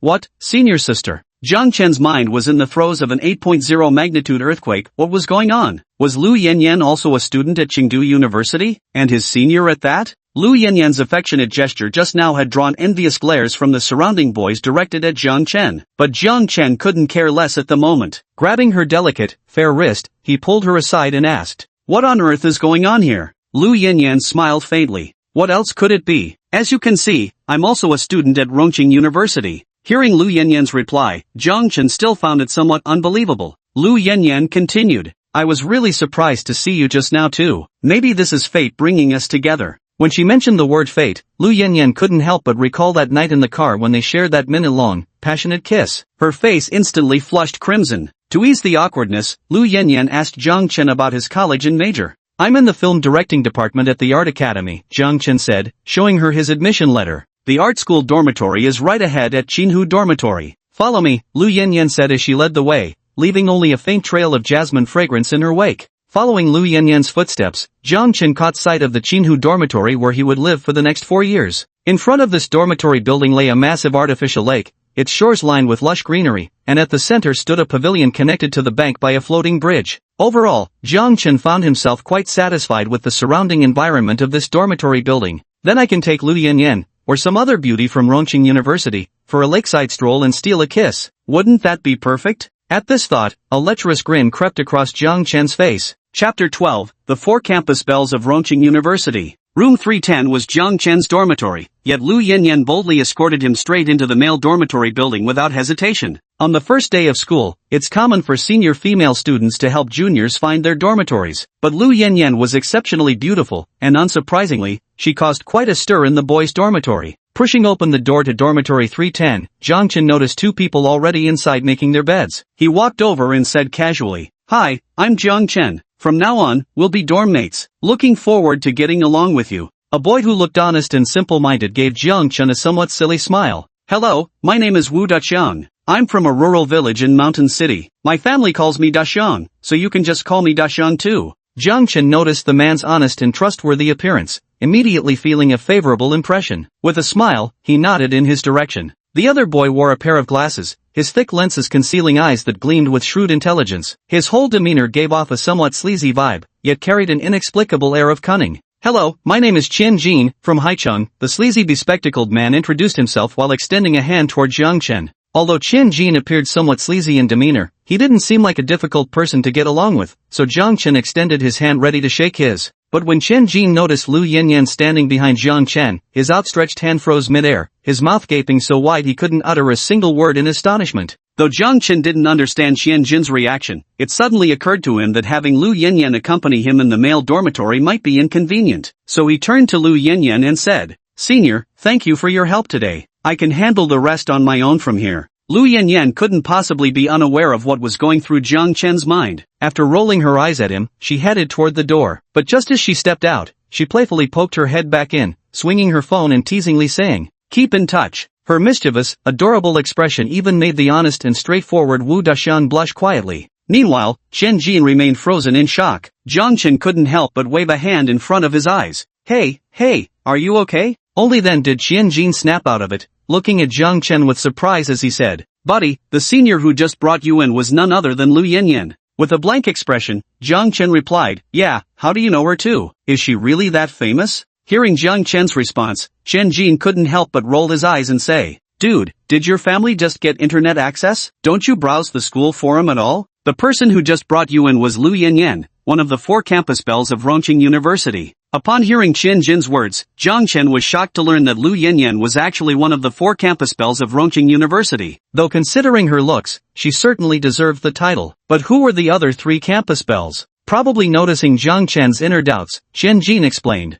The other 3 school belles are Guo Meitsun, a sophomore from our School of Arts, Shin Kursen, a junior from the School of Law, and Shangguan Ruyue, a junior from the School of Business. A look of realization flashed across Jiang Chen's face, but he couldn't help asking further. Then what about Lu Yanyan who just escorted me? Which year is she in? And what's her major? Jiang Chen's words nearly knocked Chen Jin off his feet. Wasn't she the one who just brought you in? You don't know each other? Actually, Jiang Chen had just learned that Lu Yanyan was his senior at school too. Scratching his head awkwardly, he made up a ridiculous explanation. Actually, she's the daughter of my mom's colleague's second aunt's cousin's family. My mom pulled some strings to have her look after me at school. Chen Jin wore an expression that screamed I knew it, then said, I was wondering how the campus belle could possibly escort you all the way to your dorm herself. Our dear senior Yan Yan is a clinical medicine student, she'll be an angel in white saving lives in the future. Jiang Chen secretly quipped in his heart. Not only did she walk me to my dorm, she even took the initiative to give me her first kiss. But he was still somewhat surprised, never expecting Lu Yanyan to actually be a medical student. Picturing Lu Yanyan in a white lab coat treating patients, the image was simply too perfect.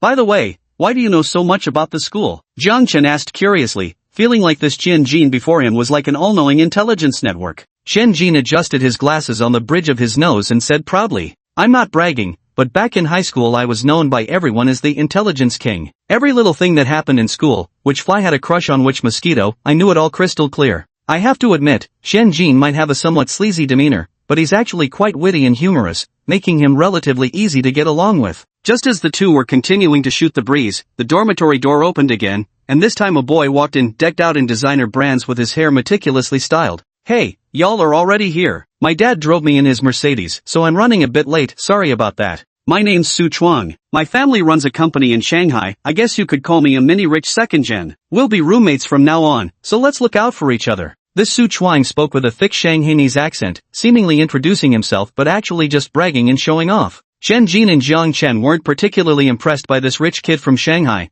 only Wu Daqiang foolishly went up to shake hands with him. By the way, did your dads drive you here too? What cars do your dads drive? Su Chuang tossed his luggage onto the bed, sat on the edge with his legs crossed, and immediately started making small talk.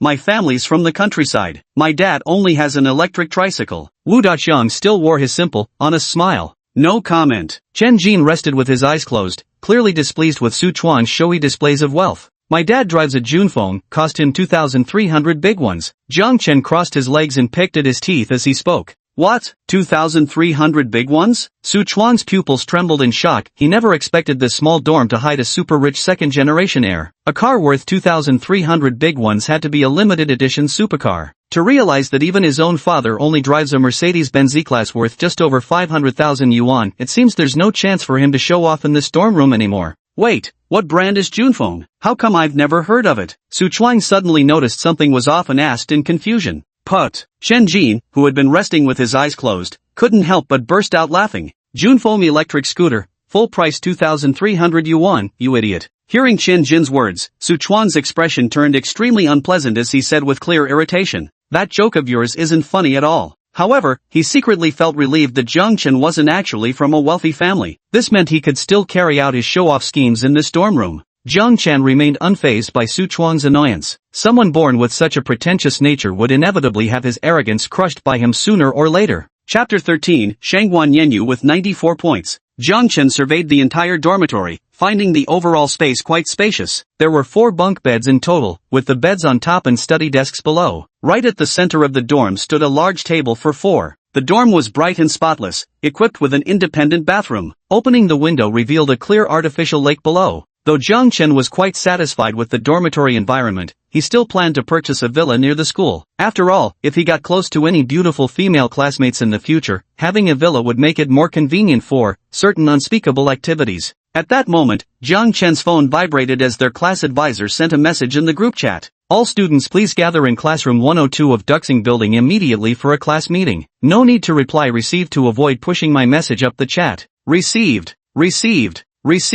Looking at the series of received replies below, Jiang Chen found it both amusing and exasperating. He never expected all his classmates to be such goofballs. Walking through the campus of Rongqing University, Zhang Chen finally noticed how many beautiful girls there were. While none were as stunningly gorgeous as Lu Yanyan, they were all more than enough to feast his eyes upon. Holy shit, look at those legs, so damn white. Holy shit, that skin is so smooth. Damn, those black stockings are so sexy. Shen Jin shamelessly let his lecherous gaze roam over the passing attractive women, drawing looks of utter disdain from Jiang Chen and the others. When they entered the classroom, nearly all the seats were already taken. Jiang Chen and his friends found some empty spots in the last row and settled in. The class consisted of only about 40 people. Since Jiang Chen had chosen an arts major, the class was predominantly female, with barely a dozen male students. With so few wolves and so much prey, this heavenly class was the stuff of many men's dreams. Moreover, most of the girls in Jiang Chen's class were fair-skinned and pretty. Those with average looks generally wouldn't opt for an arts major in the first place. When Jiang Chen first walked into the classroom, he caused quite a stir among the female students. Tall and lean with striking features, he could easily rival the hottest young actors in the entertainment industry. However, the girls maintained some restraint after stealing a few extra glances at Jiang Chen. They quickly settled back into calm composure. But when boys see a beautiful girl, they often can't maintain such restraint. At this moment, Jiang Chen was looking at his phone when he noticed all the boys in class starting to stir. Shameless Chen Jin even let out a wolf whistle. Curious, Jiang Chen lifted his head to look, but his gaze froze, unable to look away. A tall girl had just entered the classroom. Her waterfall-like dark hair, porcelain skin, and floral maxi dress made every glance and smile the epitome of graceful charm. Jiang Chen had never encountered a woman with such gentle elegance before. Just one glance was enough to make his heart race. The girl scanned the room for a seat, her gaze meeting Jiang Chen's briefly. His heart fluttered in confusion as he quickly averted his eyes. A peculiar flicker also passed through the girl's eyes, but she soon regained her composure. At that moment, nearly all the seats in the classroom were filled, with only the spot directly in front of Jiang Chen remaining vacant. As the girl gracefully settled into the seat before him, the air around them seemed instantly perfumed with the fresh scent of her hair. Chen Jin began sniffing the air with a lewd expression, while Su Chuang inexplicably produced a small mirror to groom his already glossy hair. Even the normally reserved Wu Daxian grew visibly restless, stealing frequent glances at the girl seated in front of Jiang Chen. At this moment, an information panel from the system appeared in the air in front of Jiang Chen. Name, Shangguan Yenyu. Age, 19. Height, 167 centimeters. Weight, 43 kg. Appearance, 94 points. Favorability, 5. Charging, 0. Looking at the system panel before him, Jiang Chen couldn't help but feel astonished. This Shangguan Yenyu actually had a staggering appearance score of 94 points, 2 points higher than even Lu Yanyan. Moreover, Shangguan Yenyu already had 5 points of favorability toward him, even though they had never met before. Could it really just be because of that brief, fleeting glance they shared moments ago? To be honest, Shangguan Yenyu's gentle and charming demeanor was exactly Jiang Chen's type. Though she appeared refined and elegant, she maintained a noticeable distance from everyone, leaving even Jiang Chen at a loss for how to approach her. Just then, the vibration of his phone snapped Jiang Chen out of his thoughts. The group chat, 310 Room of Unruly Boys, popped up. This was Chen Jin's newly created 4-person dorm group. Chen Jin, brothers, that beauty who just walked in is smoking hot. I feel like even the campus queen of Rongqing University couldn't compare. Su Chuang, what? You actually think you have a shot? A girl of that caliber could only be matched by someone of my standing, young Master Su. Jiang Chen, vomiting emoji. Chen Jin, if you've got the guts, go ask for her number. If you can get it, we'll call you boss from now on. Jiang Chen, 1. Wu Daqian, 1. Su Chuang, deal. Consider it done. After speaking, Su Chang put away his phone, smoothed his already glossy hair once more, and then unexpectedly got up and walked straight over to Shangguan Yenyu's side. To be honest, Su Chang could only be considered average-looking at best, and his outfit was greasy and exaggerated, giving off the vibe of a nouveau riche. Yet, he had an immense confidence in his own charm, perhaps the legendary average-looking yet overconfident man. Hey beautiful, can I get your WeChat? I can take you out for dinner tonight, I've got a car. Su Chang struck what he thought was a charming pose, deliberately lowering his voice into what he believed was a suave tone, even throwing in some painfully forced vocal fry. As he spoke, he brandished an Audi Q2 key in plain view. To be honest, as a freshman who just entered university, owning an Audi Q2 was already enough to surpass most people around him. However, Shangguan Yenyu didn't seem to show any interest in Su Chuang, nor did she even glance at the car keys he displayed. Her willow leaf eyebrows slightly furrowed as she spoke with obvious displeasure. I'm sorry, I don't add strange guys on WeChat, and I'm not interested in you or your car. The gentle and charming Shangguan Yenyu from moments ago now seemed like a completely different person, her cold expression resembling an ice queen. Even when angry, she remained stunningly beautiful. At this moment, most boys would back off after being rejected, but Su Chuang, the self-assured guy, seemed to have heard something unbelievable as he widened his eyes and asked, "Are you sure? I rarely ever take the initiative to add a girl's WeChat. This chance only comes once." Meanwhile, Jiang Chen and Chen Jin in the backseat were already cringing so hard they could dig a hole with their toes. Su Chuang truly had no fear of embarrassment. However, upon hearing Su Chuang's words, Shangguan Yenyu chose to completely ignore him, putting on her headphones and shutting him out without a second thought. Su Chuang finally felt the awkwardness at this moment and sulkily returned to his seat. The group chat room 310 no-savers became lively again. Chen Jin, trash tier meme. Jiang Chen, bro, you really aren't afraid of embarrassment, huh? Su Chuang, do you really think if I couldn't get it, you can? If any of you manage to get her WeChat, I'll fucking call you dad right here. Jiang Chen, it's a deal. Jiang Chen had long been fed up with this greasy, flashy rich guy. This was the perfect chance to teach him a lesson. The only problem was, he still hadn't figured out how to get Shangguan Yenyu's WeChat contact. Chapter 14, Class Monitor Election. By this time, most students in the classroom had arrived, and then a bespectacled, charismatic man walked in through the door. The man appeared only a few years older than the students in the classroom, likely not yet 30. He stepped onto the podium and addressed the class. "Hello everyone, my name is Chen Zhang, and I'll be the advisor for our film directing class 1. I'll be managing and assisting you throughout your 4 years of university life." As soon as Chen Zhang finished speaking, the girls below the podium began whispering among themselves. "Wow, our freshman advisor is so handsome, suddenly I'm looking forward to my college life. He's like the male lead from a novel, I want to date him." Meanwhile, the reactions from the boys were completely different. "Su Chuang, is he really that handsome? I feel like he's not even half as good looking as me." Chen Jin, a creepy bespectacled guy who clearly looked shady. This time, the male students' battlefront was unusually united. Chen Jin's insults were so vicious they hurt the enemy 1,000 while costing himself 800. He seemed to have forgotten that he too wore glasses and had a sleazy vibe. Even Jiang Chen noticed that Jiang Chen's gaze at Shangguan Yenyu was filled with admiration and fervor. In an instant, Jiang Chen marked this counselor as a potential rival. "Classmates, today is the first day of school. Let's start by introducing ourselves one by one." After Chen Zhang finished speaking, the classmates in the classroom began their self-introductions. This was a necessary part of the new school year and the first stage for everyone to get to know each other. "Hello everyone, my name is Huang Lily, and my hobbies are drawing and photography." "Hello everyone, my name is Chen Jiaoru, and I come from the beautiful coastal city of Haicheng." "Hello everyone, my name is Zhou Na. My hobbies include makeup, fashion, skateboarding, and clubbing." The girl named Zhou Na had barely stepped onto the stage when the male audience below immediately grew restless. Jiang Chen, who had been scrolling through his phone, looked up at the commotion and couldn't help but brighten up at the sight. All attention had previously been focused on Shangguan Yenyu, making them overlook that there was actually another stunning beauty in their class. This girl named Zhou Na had a tall, slender figure and was dressed in an eye-catching, sexy outfit. She wore a cropped tank top that perfectly accentuated her curves, revealing her toned abdomen and alluring belly button. Her lower half was clad in eye-catching flared pants. Though her legs were completely covered, it wasn't hard to imagine her having a pair of long, fair-skinned slender legs. Her hairstyle was a carefully styled bunny ear cut, with 2 strands dyed peach pink, sexy yet carrying a hint of sweetness. If Shangguan Yenyu was like a tranquil autumn pool, then Zhou Na was a blazing flame. With 2 such beauties in the class, Jiang Chen began to look forward to his university life. After Zhou Na finished her self-introduction, it was Shangguan Yenyu's turn to step up and introduce herself. She walked gracefully onto the stage with poised elegance, first offering a warm smile before speaking softly. "Hello everyone, my name is Shangguan Yenyu, and I'm a local from Rongcheng. I don't have many hobbies, just enjoy playing piano and listening to music. I hope we can all become good friends over the next 4 years of university." Shangguan Yenyu's self-introduction was simple and clear, giving others a basic impression of her. But her melodious, gentle voice provoked silent disapproval from many female classmates sitting below. "Ugh, who acts like a refined lady these days? Such a pretentious fake. She's just average looking, honestly not even as good looking as me." Yet Shangguan Yenyu remained utterly indifferent to those harsh words, returning to her seat with a serene expression, eternally poised and graceful.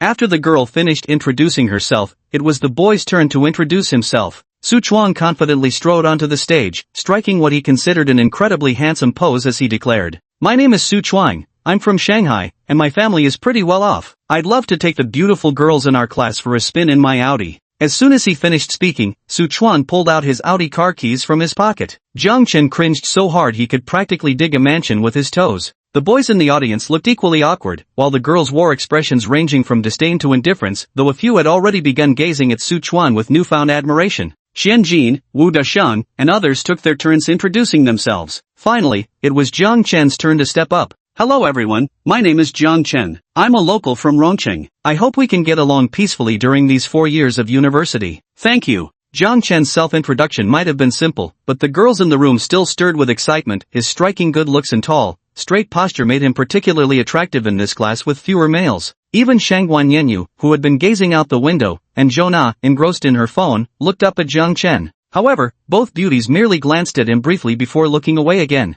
At this moment, Chen Zhang stepped onto the podium and addressed everyone. Actually, today's class meeting isn't just for simple introductions. We also need to elect the class monitor and vice monitor. As soon as Chen Zhang finished speaking, murmurs broke out among the students below. Some were excited, while others remained indifferent. The role of class monitor carried certain authority and status within the class, making it a position many aspired to obtain. Meanwhile, Zhona put on her earphones and started playing mobile games, clearly showing no interest in this class leadership election. At this moment, Chen Zhang spoke again. As the instructor, I have the authority to recommend candidates for class monitor. I recommend Shangguan Yenyu for the position because she is steady and reliable, very suitable for the role. Upon hearing Chen Zhang's words, Shangguan Yenyu frowned slightly and immediately stood up, saying, Instructor, I don't think I'm suitable to be class monitor. Please consider someone else for the position. But Chen Zhang seemed to turn a blind eye to Shangguan Yenyu's refusal and said to her, Life is about trying new things, and I believe you're perfectly capable of handling this job. Seeing Chen Zhang's determination, Shangguan Yenyu could no longer protest and had no choice but to sit down. Put, as if we don't know what you're really thinking. Who'd have thought our counselor would be such a lecherous old creep? Zhen Jin whispered to Jiang Chen and the others. Jiang Chen also nodded in agreement, as the class monitor was the one who interacted most with the instructor. By wanting Shangguan Yenyu to become the monitor, the instructor clearly intended to create opportunities for contact with her. But since the instructor had already spoken, everyone had no choice but to cast their votes for Shangguan Yenyu. After all, no one wanted to offend the instructor right at the beginning of the semester. Thus, Shangguan Yenyu became the class monitor, and a satisfied smile appeared on Chen Zhang's face. Now that the monitor has been chosen, we will proceed to select a male student to serve as the vice monitor. After Chen Zhang finished speaking, only Su Chuang's face lit up with excitement while the other boys showed complete indifference. Although the position of vice class monitor would allow closer proximity to Shangguan Yenyu, none of the boys wanted such a thankless task, except for that attention-seeking Su Chuang. It seemed the vice monitor position would inevitably go to Su Chuang. Jiang Chen also took out his phone preparing to play games, as this kind of class cadre election held no interest for him whatsoever. Yet at this very moment, the long-dormant system notification suddenly sounded. Ding! System mission issued. Mission, run for vice class president and become partners with Shangguan Yenyu. Mission reward, 5 million yuan. Chapter 15 I want to be class monitor. Hearing the system's notification tone, Jiang Chen couldn't help but feel exasperated. Running for vice class monitor? He definitely didn't want to do it. But then he thought about that whopping 5 million yuan mission reward. Fine, who in their right mind would turn down money? Now, may I ask which male classmates would like to run for the position of vice class monitor? Chen Zhang stood at the podium, ready to begin presiding over the vice monitor election. As soon as Chen Zhang finished speaking, Su Chuang eagerly stood up. In his view, running for a minor position like vice class president was practically in the bag. Besides this classmate, is there anyone else who'd like to compete? Chen Zhang asked the other male students. Teacher, since I've already stepped forward, do you really think anyone else would dare to embarrass themselves? Su Chuang declared with full confidence, as if he were the most impressive man in the world. Just as Su Chuang believed victory was his and the deputy monitor position secured, a hand shot up high right beside him. Advisor, I want to be deputy monitor. The hand was raised straight up, the voice brimming with undeniable confidence. Su Chuang turned in disbelief, only to recognize the one opposing him as Jiang Chen, his own dorm roommate. In Su Chuang's eyes, Jiang Chen was merely somewhat pleasant-looking, but at his core, just a worthless loser. How dare he compete with me? Su Chuang felt an unprecedented sense of insult. Jiang Chen, do you realize what you're doing? I'll make sure you lose spectacularly. Hearing Su Chuang's harsh words, Jiang Chen remained silent, only shrugging his shoulders in a teasing manner. Alright, then both students please come to the podium to deliver your campaign speeches, after which the classmates will vote for the candidates. Under Chang Zhang's instruction, Jiang Chen and Su Chuang both stepped onto the podium. I feel being class monitor is an important challenge in my life, so I want to overcome it. If everyone elects me as monitor, I'll definitely lead our class to glory. Su Chuang's declaration was cliched and lacked originality, to the point where even he himself felt somewhat awkward. Meanwhile, Jiang Chen stepped onto the platform with a light chuckle, his gaze fixed on Shangguan Yenyu below as he said, I'm running for vice monitor for one reason only, to work alongside Shangguan Yenyu. As Jiang Chen's words fell, the classroom erupted in uproar. After all, compared to Su Chuang's cliched declaration, Jiang Chen's manifesto packed a far more explosive punch. Shang Guanyu's expression remained as composed as ever, but the sharp-eyed Jiang Chen still caught a fleeting trace of panic in her beautiful eyes.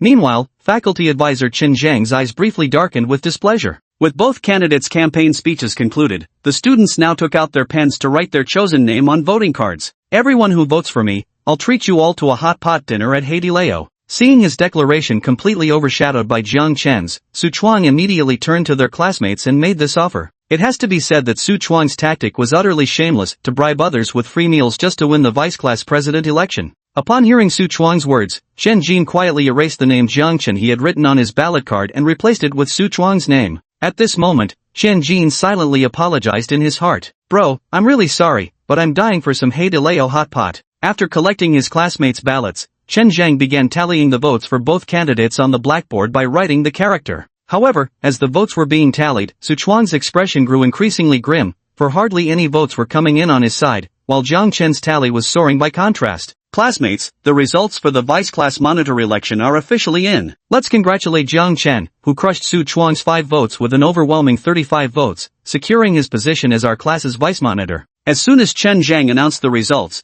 thunderous applause erupted from the crowd. Compared to Su Chuang, flashy, pretentious, and a bit of a snob, everyone preferred Jiang Chen for his genuine, unfiltered personality, which is why they all cast their votes for him. As for Su Chuang's promised hot pot dinner, let's just say most people weren't tempted. The 5 who voted for him, however, clearly had their stomachs doing the thinking. Ding! Detected that the host's current task has been completed. The mission reward has been deposited into the host's bank card. Please check accordingly. The system's notification chime rang again, and Jiang Chen eagerly checked his balance. Sure enough, another 5 million yuan had just been deposited, bringing his total balance to over 8 million yuan. Jiang Chen was ecstatic within. Merely completing a small task had earned him a reward of 5 million yuan. The speed at which money was pouring in left him feeling both exhilarated and wildly stimulated. There are still 2 days left before the freshman military training begins. You can use these 2 days to familiarize yourselves with the campus environment or go out to buy daily necessities. At this point, both class monitor candidates had been decided. After announcing the arrangements for the next 2 days, Chen Zheng concluded the class meeting. Shang Guanyanyu, who had been sitting in front of Jiang Chen, stood up and headed toward the door. Only then did Jiang Chen remember about adding Shang Guanyanyu on WeChat and making Su Chuang call him daddy. He quickly got up and caught up to her. Classmate Shang Guanyanyu, please wait a moment. Upon hearing Jiang Chen call her name, Shang Guanyanyu paused and turned back, asking softly, "Is there something you need?" Even just that single glance from Shang Guanyanyu struck Jiang Chen as utterly charming, breathtakingly beautiful. This Shang Guanyanyu, I must make her mine. Jiang Chen swore silently in his heart, though his face still wore a warm smile as he said, "It's like this, since we're already partners now, wouldn't exchanging WeChat make things much more convenient?" After speaking, Jiang Chen had already taken out his phone and opened his WeChat QR code. Shang Guanyu hesitated slightly but still took out her phone and added Jiang Chen on WeChat. After adding WeChat, Shang Guanyu gave Jiang Chen a polite nod and then left the classroom, as if nothing had happened at all. Shang Guanyu always maintained a noticeable distance from everyone, and even Jiang Chen now felt that winning her over would be a tough task. But let's talk about the future later. Right now, Jiang Chen walked over to Su Chuang with his phone in hand, waving the WeChat interface showing Shang Guanyu's profile, and teased, "Mr. Su, isn't it time you honored your promise?" Su Chuang's face darkened with an ugly expression. Throughout his more than 10 years as a student, he had never encountered any frustrations or displeasure. Yet in just a few short hours of knowing Jiang Chen, he had suffered multiple humiliations at the other's hands. The look Su Chuang directed at Jiang Chen grew venomous, and he swore silently to himself that he would make Jiang Chen pay dearly. But at this moment, Su Chuang thought of the flag he had set for himself and gritted his teeth. Closing his eyes, he shouted fiercely at Jiang Chen, "Dad!" Chapter 16, Streamer Curson. Returning to the dorm in the evening, Jiang Chen chatted with Qian Jin and Wu Daxiang for a while, and their relationship grew much closer. That's how male friendships work, just find a common topic, and they can become good friends in no time. In contrast, Su Chuan lay alone under his blanket on the bed, clearly deeply affected by what had happened that day. At 11 p.m., the dormitory lights went out as scheduled. The glow of phone screens flickered from each bunk. After watching gaming streamers on the AI Live platform for a while, Jiang Chen also found it insipid and began browsing other live streams instead. Most streams these days were rather dull, either intentionally acting weird or pushing boundaries with heavy filters. If the filters and beauty effects were turned off, it would probably scare the top donors into buying standing tickets for immediate escape overnight. Jiang Chen scrolled through dozens of streams, none of them sparking his interest. Just as he was about to turn off his phone and sleep, a female streamer named Kirsten caught his attention. Compared to other live streams with thousands or even tens of thousands of viewers,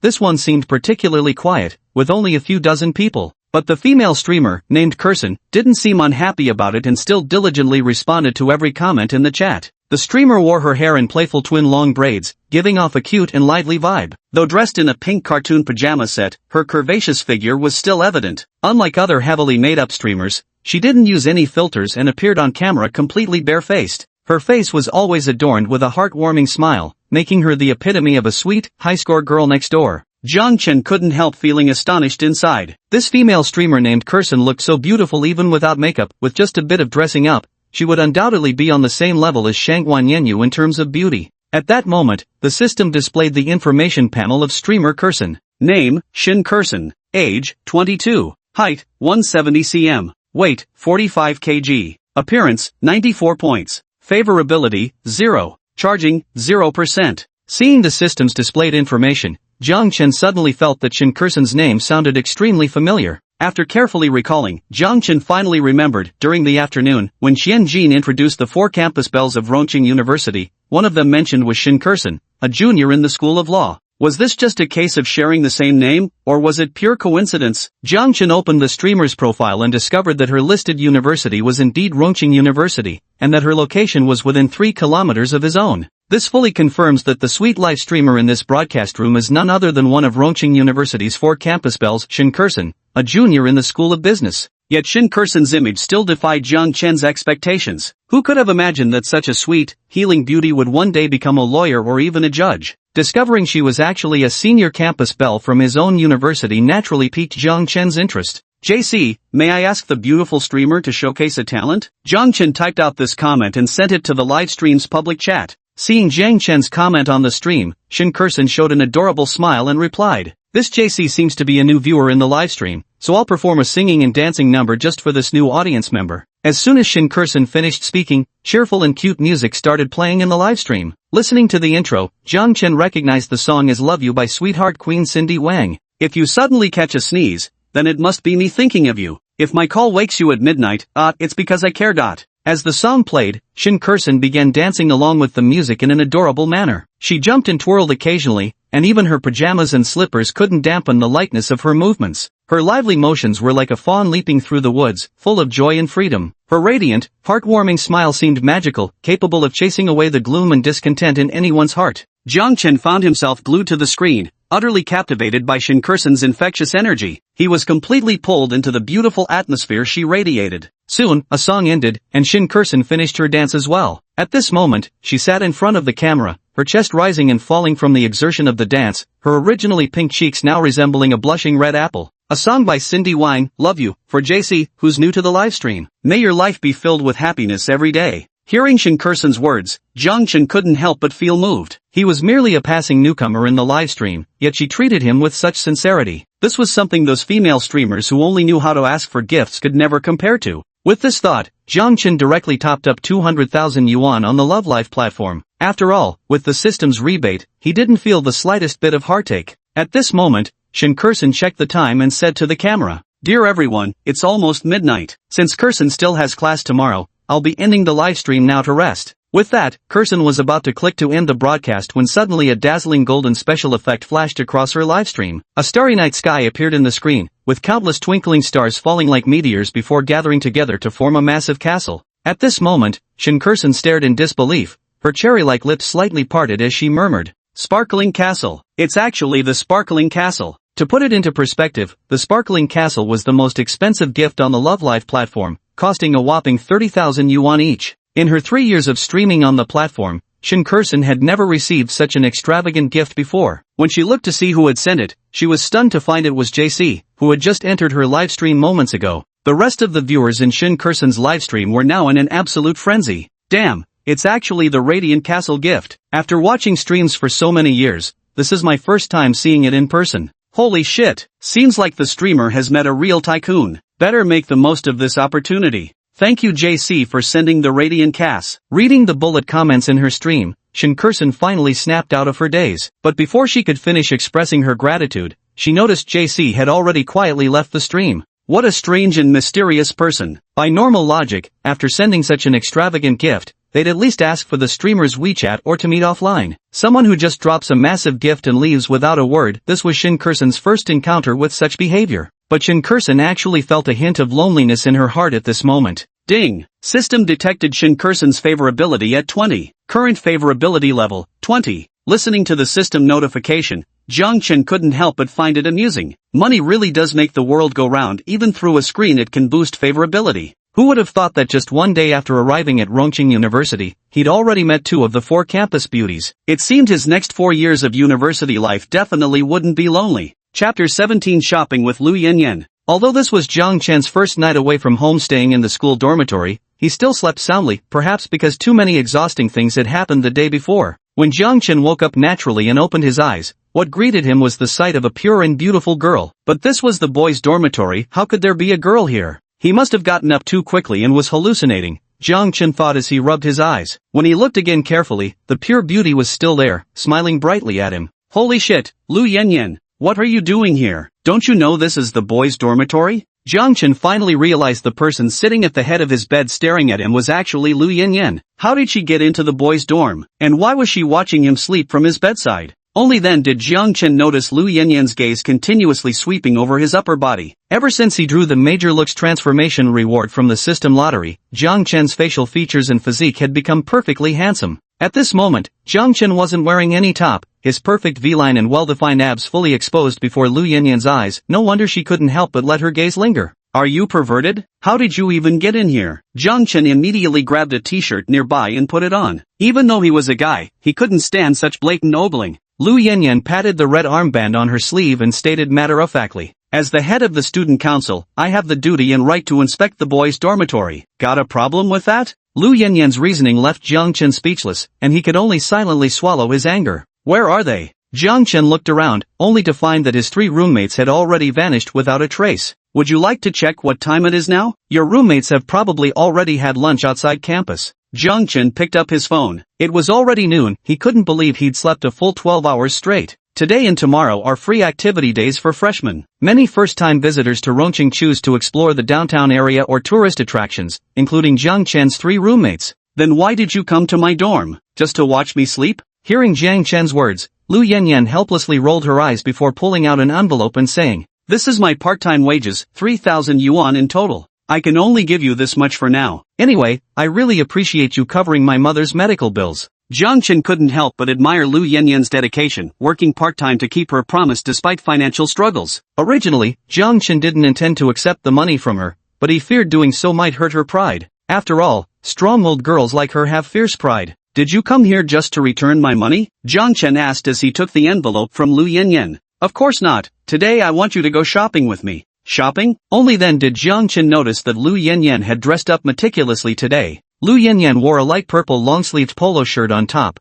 looking simple and fresh. Below was a pair of denim shorts that perfectly showcased her straight legs. Her feet were clad in black chunky sneakers, making the already tall Lu Yanyan appear even more stylish and light-footed. Having such a youthful and beautiful girl accompany him shopping was more than Jiang Chen could ask for. After a quick wash-up, he headed out with Lu Yanyan. The lazy afternoon sunlight spilled across the asphalt road of the campus as Jiang Chen and Lu Yanyan walked side by side, chatting and laughing. Handsome Jiang Chen and pure-looking Lu Yanyan appeared to be a perfect couple, drawing many gazes as they walked. The campus of Rongqing University was expansive. It took Jiang Chen and Lu Yanyan over 10 minutes of walking just to reach the school gates. Why didn't you drive your car into the school? Lu Yanyan asked curiously. Of course it's to keep a low profile. Did you think I was one of those clueless attention seekers? Lu Yanyan pursed her lips at Jiang Chen's answer. She certainly didn't think of him as someone who valued modesty. After finding his peach-pink G-Class in the west suburb park near the school, Jiang Chen and Lu Yanyan drove toward the city center. Since Jiang Chen had to check the rearview mirror while driving, his gaze kept sweeping over Lu Yanyan's thighs in the passenger seat.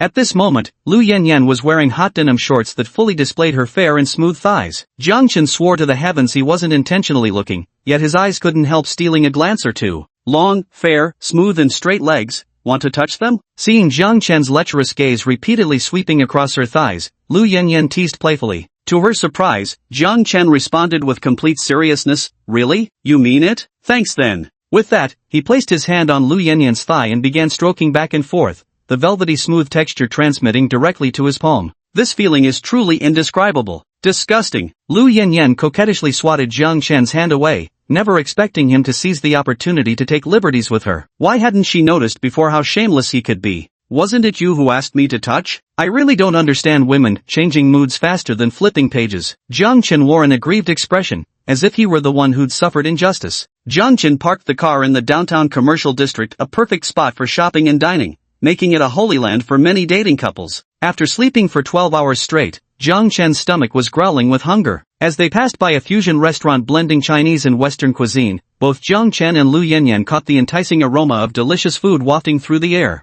The two exchanged a glance, then smiled in unspoken agreement before stepping into the restaurant together. Between food lovers, sometimes just one knowing look is all it takes. The restaurant was exquisitely decorated with a warm atmosphere. Jiang Chen wanted to let Lu Yanyan order first, but noticed she had already begun taking selfies in various poses around the dining area. Still just a naive little girl, Jiang Chen shook his head helplessly before starting to order for himself. Jiang Chen ordered a plate of spaghetti, 2 portions of pan-fried steak, and a serving of vegetable salad. Soon, the exquisitely arranged dishes were served, and both Jiang Chen and Lu Yanyan couldn't resist digging in heartily. The pasta coated in rich meat sauce was hearty and appetizing, the pan-seared steak tender and juicy, while the fresh salad provided a crisp, delightful contrast. These two insatiable foodies were too busy devouring their meals to even bother with conversation. Half an hour later, Jiang Chen slumped back in his chair with a satisfied belch. Even Lu Yanyan stroked her slightly rounded belly, her face brimming with contentment. The two food lovers exchanged glances, then shared another knowing smile, looking every bit like a long-established couple brimming with tacit understanding. Chapter 18, The Passionate Kissing Contest. After the meal, Jiang Chen took Lu Yanyan shopping around the commercial district. Lu Yanyan bought some cute little accessories at a jewelry store and even got Jiang Chen an exquisite razor. As they reached the central area of the district, Jiang Chen and Lu Yanyan noticed a crowd gathered around something. Squeezing their way to the front, they discovered an event taking place. A prominent sign at the event bore several large characters. Passionate Kissing Contest. As young people, Jiang Chen and Lu Yanyan were both drawn to this trendy competition. The event essentially consisted of couples participating as teams to engage in passionate kissing at the venue. The pair that could last the longest without breaking their kiss would be declared the ultimate winners. The prize money for this competition was unexpectedly as high as 10,000 yuan. This competition doesn't just test courage, it pushes the limits of lung capacity. 7 or 8 couples have already signed up, with only 3 minutes left before registration closes. Truthfully, Jiang Chen really wanted to join this contest. Not for the 10,000 yuan prize, of course, he simply wanted to kiss Lu Yanyan. But Jiang Chen and Lu Yanyan weren't officially a couple yet. Their previous 2 kisses had happened in secluded, private settings, completely unlike this open, public environment. Jiang Chen feared Lu Yanyan might find his sudden request distasteful. Just as Jiang Chen was tangled in endless inner struggles, Lu Yanyan's voice came from beside him. "Jiang Chen, let's participate in this competition together." "Ha?" Jiang Chen widened his eyes, feeling somewhat incredulous. Lu Yanyan's cheeks flushed slightly as she hurriedly explained. "Don't misunderstand, I just want to win that 10,000 yuan prize to pay you back." Lu Yanyan wasn't lying, because she usually had to work part-time jobs for a long time to save up 10,000 yuan, so the 10,000 yuan prize for this hot kiss contest was very tempting to her. Moreover, that day in Jiang Chen's car, their passionate kiss had lasted a long time, so she was very confident she could win that 10,000 yuan. At this moment, Jiang Chen's brain was still buffering. He couldn't understand why Lu Yanyan had suddenly become so proactive. But before he could think further, Lu Yanyan had already grabbed his hand and was pulling him toward the competition stage. Seeing such a beautiful girl actually taking the initiative to hold hands with a guy and compete, coupled with the thought that someone so stunning would soon be kissing someone else, the crowd of single onlookers felt their hearts shatter. "Alright, we currently have 8 pairs of couples ready to compete on stage. Registration is now closed, and we're about to begin the 1-minute countdown." As the host finished speaking, a 1-minute countdown appeared on the large screen. Lu Yanyan seemed a bit nervous, her chest rising and falling rapidly. After all, summoning the courage to kiss in front of such a large crowd was no small feat. "Don't be nervous." Jiang Chen took 2 mint candies from his pocket, unwrapped one, and placed it into Lu Yan's slightly parted lips. The refreshing coolness of mint instantly filled Lu Yan's mouth, and gradually, the tension in her heart began to melt away. The match begins. As the countdown on the large screen reached 0, the host officially announced the start of the competition. Jiang Chen wrapped his arms around Lu Yanyan's slender waist, slightly lowered his head, and kissed her delicate lips. Jiang Chen's movement was gentle, like a feather carried by the breeze lightly brushing past, soothing the nervous emotions in Lu Yanyan's heart. Even though Jiang Chen and Lu Yanyan were amidst the noisy crowd at this moment, their world seemed to have completely quieted down, so quiet that they could only hear each other's heartbeat and breathing. Just 1 minute later, 3 couples had already ended their kisses. Some laughed it off, while others couldn't maintain the position due to height differences. Since Lu Yanyan was naturally tall, the height difference between her and Jiang Chen wasn't very large. Jiang Chen only needed to tilt his head slightly to kiss her, and the posture they maintained wasn't too tiring. A few more minutes passed, and the remaining couples stopped kissing one after another due to unstable breathing or lack of air. Only Jiang Chen and Lu Yanyan remained on the stage, still lost in their passionate kiss. The competition is over. With the host's announcement, Jiang Chen reluctantly parted from Lu Yanyan. Only then did Lu Yanyan realize the competition had ended. The kiss with Jiang Chen had made her forget she was even participating in the contest. It felt more like she and Jiang Chen were alone in a vast, open wilderness. At that moment, Lu Yanyan realized she had become the focal point of the surrounding crowd's attention, especially those male onlookers who wore expressions of frustration. Her cheeks instantly turned as red as a ripe apple, and she buried her face into Jiang Chen's sturdy chest, not daring to lift her head again. Lu Yanyan got her wish by winning the 10,000 yuan prize in the competition and promptly returned the money to Jiang Chen. Jiang Chen couldn't have cared less about the cash. His mind was still completely absorbed in reliving their recent kiss,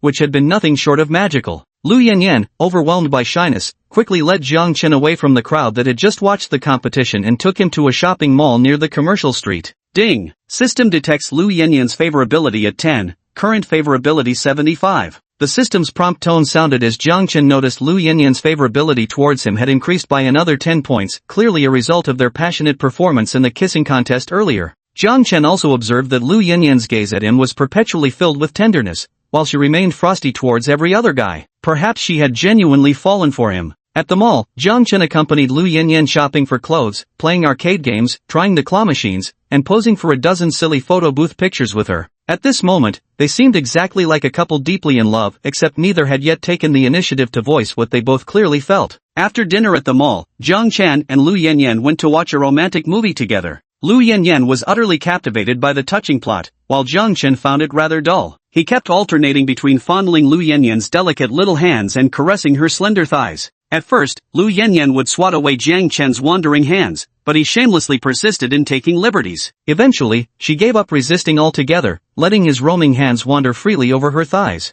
By the time the movie ended, it was already past 10 p.m., just late enough to make it back to campus before curfew. However, when Jiang Chen and Lu Yanyan reached the mall entrance, both of them were utterly stunned. Outside, a fierce wind howled as torrential rain poured down, leaving only a handful of people remaining in the mall and on the streets. Clearly, everyone inside the mall had anticipated the coming rain and had long returned home. Only Jiang Chen and Lu Yanyan, confined in the enclosed cinema, remained unaware of what was happening outside. Such was the weather in Rongqing. One moment it could be clear skies without a cloud in sight, and the next, torrential rain could descend without warning. Given the current situation, driving back to school is impossible. Never mind the increased risk of accidents in such severe weather. With this heavy rain outside and speed restrictions, even if we made it, we'd arrive after curfew anyway. What should we do now? Lu Yanyan's eyes were filled with confusion. Jiang Chen glanced at the raging storm outside, his lips curving into a meaningful smile. No choice, let's stay at a hotel. Chapter 19 Storm and Stress. When Jiang Chen suggested staying at a hotel, Lu Yanyan's delicate face showed hesitation. Although their relationship was already quite ambiguous, the idea of checking into a hotel together still made her feel like she couldn't cross that line. What are you thinking about? Of course we'd get 2 separate rooms. Seeing Lu Yanyan's troubled expression, Jiang Chen couldn't resist teasing her. Shut up, I wasn't thinking that much, Lu Yanyan replied with a blush, raising her small pink fist to playfully punch Jiang Chen's chest. There happened to be a portable hotel in the shopping mall. Jiang Chen brought Lu Yanyan to the front desk and said to the attendant, "Excuse me, could you book 2 king rooms for us?" The front desk attendant nodded and began operating the computer. Suddenly, the attendant felt something tapping against his leg. When he looked down, he saw a hand pinching $700 or $800 bills, gently knocking against him. At this moment, Jiang Chen pretended to approach the front desk to borrow a phone charger, but from an angle where Lu Yanyan couldn't see, he was actually slipping money to the front desk guy. The front desk guy instantly understood the hint and, with lightning speed, took the money from Jiang Chen's hand before stuffing it into his own pocket. Then, as if suddenly possessed by acting skills, the front desk guy put on a troubled expression and said, I'm sorry, sir. Due to the heavy rainstorm tonight, all our rooms are booked except for one last king-size bedroom. Ah, how could I be so unlucky? Jiang Chen feigned frustration, though inwardly he was grinning from ear to ear. That front desk guy really knew how to play along. This money was definitely well spent. If we really have no other choice, we'll just have to share one room. We can each sleep separately, okay? Jiang Chen looked at Lu Yanyan, seeking her opinion. Lu Yanyan's face showed hesitation, but with the heavy downpour outside, she had no choice but to nod in agreement. The hotel room was spacious and clean, with a huge floor-to-ceiling window visible upon entering. Outside, a violent storm was lashing against the window, yet the room remained warm and brightly lit. Would you like to shower first, or should I? Jiang Chen asked Lu Yanyan. You go first, she replied, her voice barely above a whisper. Whether from nervousness or fear, she looked utterly delicate and pitiful. Without hesitation, Jiang Chen stepped into the bathroom. Soon, the sound of rushing water filled the room. At this moment, Lu Yanyan noticed that the glass door of the bathroom was semi-transparent, allowing her to clearly see the defined contours of Jiang Chen's physique. The thought that she would soon be showering in the same space turned her cheeks into crimson apples. Over 10 minutes later, Jiang Chen stepped out of the shower wearing a bathrobe, drying his damp hair as a wave of masculine pheromones filled the room. Blushing furiously, Lu Yanyan scurried into the bathroom. Jiang Chen watched the alluring silhouette of Lu Yanyan moving behind the glass door and nearly spurted a nosebleed onto the bedsheets. Only after chugging an ice-cold bottle of water from the fridge could he extinguish the fire burning within him. More than 10 minutes later, the sound of water in the bathroom stopped, and Lu Yanyan stepped out tightly wrapped in a bathrobe. At this moment, Jiang Chen was lying on his side on the bed, his body turned toward the direction where Lu Yanyan would soon settle. Extremely shy, Lu Yanyan carefully lay down on the outermost edge of the bed, her back turned to Jiang Chen. Why are you so far away from me? Aren't you afraid of falling off? Jiang Chen couldn't help but find Lu Yanyan's nervous demeanor somewhat amusing. I like it. None of your business. At this moment, Lu Yanyan was extremely nervous inside. It was her first time lying on the same bed with a man. Her heart was filled with both fear and tension, yet there was a faint trace of anticipation. The entire room fell into silence, with only the raging storm outside pounding against the floor-to-ceiling windows under the howling wind. The atmosphere grew slightly awkward. Jiang Chen wanted to say something to break the tension but couldn't find the right words. Suddenly, a massive bolt of lightning flashed outside the window, as if splitting the pitch-black sky in half. A deafening thunderclap instantly roared through the room. Ah! Terrified by the thunder, Lu Yanyan let out a scream and clung tightly to Jiang Chen beside her. The nightgown that had been wrapped around her slid off, and Lu Yanyan clung to Jiang Chen like a naked octopus. When the thunder finally subsided, Lu Yanyan realized she was clutching Jiang Chen tightly. Overcome with shame, she tried to loosen her grip, only to be firmly held back by his arms. Jiang Chen gazed into Lu Yanyan's beautiful eyes before decisively pressing his lips against her cherry-colored mouth. Outside the window, wind and rain raged, while inside the room, lightning and thunder crackled repeatedly. The next morning, the violent storm that had raged all night had completely dissipated, and sunlight pierced through the clouds to shine upon the ground. Jiang Chen woke up, glancing at Lu Yanyan nestled in his arms, then at the vivid crimson stain on the pristine bedsheet. With aching tenderness, he kissed Lu Yanyan's pale forehead. Lu Yanyan also awoke at this moment. Remembering last night's wild passion, she shyly buried her little head deeper into Jiang Chen's embrace. Ding! System detects Lu Yanyan's affection points at 20. Current affection level, 95. The system's voice rang out once more unexpectedly. Lu Yanyan's favorability had surged by 20 points in one go. Approaching 100, this level of favorability was downright exaggerated. No wonder the way she looked at him now seemed almost sticky with affection. System alert, achieving a favorability rating of 98 or above with any member of the opposite sex will reward you with 10 million yuan. Jiang Chen couldn't help but feel stunned upon hearing the system's words. 10 million yuan, that was undeniably a massive fortune. System, just to clarify, does reaching 98 favorability with any person of the opposite sex really grant me 10 million each time? Jiang Chen focused his thoughts and asked the system. Yes. Receiving the system's confirmation, Jiang Chen began to ponder. Right now, only Lu Yanyan was closest with a favorability rating of 98. But since he and Lu Yanyan had already done everything that could be done together, how should he achieve those remaining 3 points? As it seemed, those final 3 favorability points would prove somewhat challenging. Jiang Chen needed to carefully strategize his next moves. Since Lu Yanyan had professional classes in the afternoon, the two freshened up, hastily ate breakfast at the hotel, and hurried back to campus. Jiang Chen once again parked the car at Shijiao Park near the school. After walking Lu Yanyan to her dormitory building, he gave her a gentle hug, planted a soft kiss on her forehead, then turned and headed toward his own dorm. It was lunchtime when most students were eating, so Jiang Chen and Lu Yanyan's intimate gestures went unnoticed by others. However, neither Jiang Chen nor Lu Yanyan noticed a boy dressed in designer clothes lurking in the corner. He angrily threw the roses he prepared to the ground, then turned to the two lackeys behind him and said, "Go find out who that guy is and see what his background is." After saying this, the boy forcefully stomped on the roses on the ground and walked away without looking back. Chapter 20, Jo-na's negative favorability. When Jiang Chen returned to the dormitory, he saw Qian Jin grinning mischievously at him and saying, "Where the hell were you last night, staying out all night doing dirty deeds with some pretty girl? Damn it, it suddenly poured last night. I couldn't get back to school, so I just crashed at an internet cafe all night." Jiang Chen lied casually. He didn't want to use Lu Yanyan's situation as bragging rights. Hearing Jiang Chen's words, Su Chuan, who was sitting nearby playing with his phone, showed an expression that said, "As it should be. With his poor looks, how could a guy like him ever land a pretty girl?" Su Chuan harbored a great deal of hostility toward Jiang Chen, clearly still not over what had happened a few days ago. Jiang Chen couldn't be bothered to entertain him and took out his phone to kill time. As soon as he opened WeChat, he found a flood of messages popping up. The first was from Lu Yanyan, who had safely returned to her dorm, checking in to reassure him. Jiang Chen replied with an OK sticker. Then came a message from Su Qinxue, whom he hadn't been in contact with for a long time, her words carrying a hint of resentment. "You little rascal, why haven't you contacted me lately? Did you find someone new at university already?" Recalling how he hadn't reached out much to Su Qinxue since that intimate night, Jiang Chen couldn't help but feel a pang of guilt. He quickly sent a reply. "Nothing like that. I've just been busy with the new semester starting. How's your work at the hospital going?" "Humph, not bad. Remember to come see me when you get vacation time. I bought a really sexy dress." After just a couple of messages with Su Qinxue, Jiang Chen felt his blood boiling within him. Remembering that perfect figure she'd revealed that night, he could barely restrain his nosebleed from gushing out. What a tantalizing little enchantress. And so, chatting with Su Qinxue one moment, exchanging memes the next, the entire afternoon flew by in an instant. It was only then that Jiang Chen remembered adding Shangguan Yenyu on WeChat days earlier. Opening her Moments feed revealed numerous glamour shots and glimpses into her daily life. Opening up Guan Shangyanya's glamour photos, Jiang Chen was even more astonished by her stunning beauty. She was even more gorgeous than Lu Yanyan and Su Qinxue by several degrees. Who knows which lucky bastard would eventually win over such a stunning beauty in the future? Could he, Jiang Chen, have a chance to get close to her? As he lost himself in thought, Jiang Chen's stomach began to growl. He hadn't eaten yet because he had rushed back to school at noon. "I'm heading to the canteen to grab something to eat. Anyone want to join?" Jiang Chen asked his roommates, glancing around the dorm.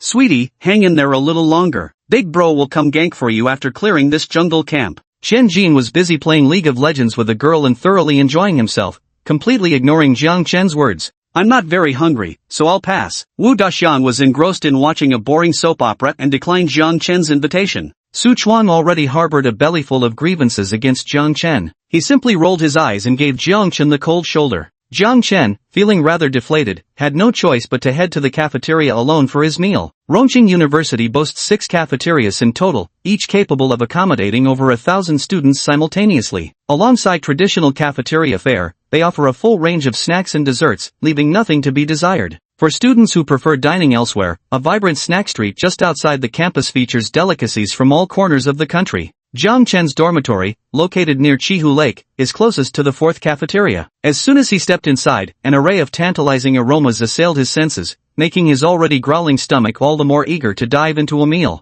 At the counter, Jiang Chen ordered a plate of scrambled eggs with tomatoes and another of eggplant with minced meat, then couldn't resist digging in heartily. Though it was just cafeteria food, it was still a feast for the eyes and palate. Jiang Chen ate like a famine survivor, inhaling the food on his plate in a whirlwind manner. Patting his full stomach contentedly, Jiang Chen spotted a somewhat familiar figure. The girl was tall and slender, with wavy long hair cascading down her back like seaweed, a few strands dyed pink. She wore a crop top that revealed her slim, fair waist, paired with curve-hugging hot pants that showed off her long, straight legs. This was none other than Zhou Na, Jiang Chen's classmate. It had to be said that Zhou Na's looks were every bit the equal of Shangguan Yenyu's. Where Shangguan Yenyu was gentle and sweet, Zhou Na was all fiery passion. Jiang Chen couldn't help but pull up Zhou Na's information panel, eager to uncover the details. Name, Zhou Na. Age, 20. Height, 172 centimeters. Weight, 45 kg. Appearance, 94. Affection level, -10. Charge, 1. Looking at Zhou Na's information panel,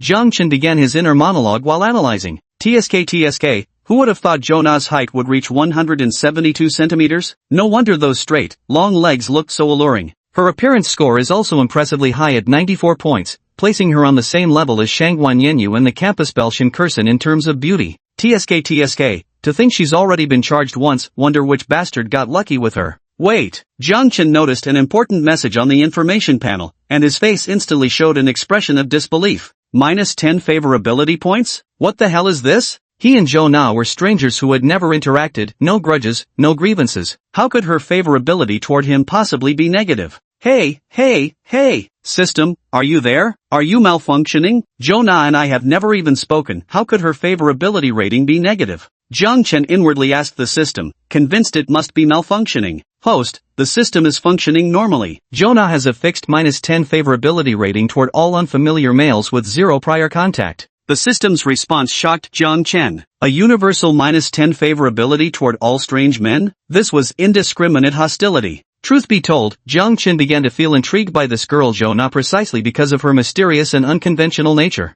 At that moment, Su Jiu saw a handsome, fashionably dressed guy walking toward Zhou Na. In his hands were a box of boneless chicken feet and a box of plump, juicy cherries. The young man looked a bit nervous as he approached Zhou Na, placed the items down, and said, "Junior, these boneless chicken feet are homemade. Ever since I saw you on the first day of school, I've had a good impression of you. Could I add you on WeChat?" Zhou Na's face, initially cold and expressionless, broke into a bright smile upon hearing his words, and she promptly opened her WeChat QR code. "Okay, thank you, senior. I really love boneless chicken feet and cherries." The boy beamed with joy upon hearing Zhou Na's words. After adding her on WeChat, he happily walked away. Jiang Chen witnessed this entire scene from a short distance away, cursing at the system in his heart. What a bullshit system. It said she treated all males with indiscriminate hostility, but she clearly seemed quite willing to interact with him. Jiang Chen had just finished cursing the system when he noticed something wasn't right. As soon as the handsome guy walked away, Zhou Na deleted the WeChat contact she had just added. Not only that, she stood up, walked over to the slop bucket, and tossed in the chicken feet and cherries she had just received. Chapter 21, The Campus Bell Brings Me Watermelon.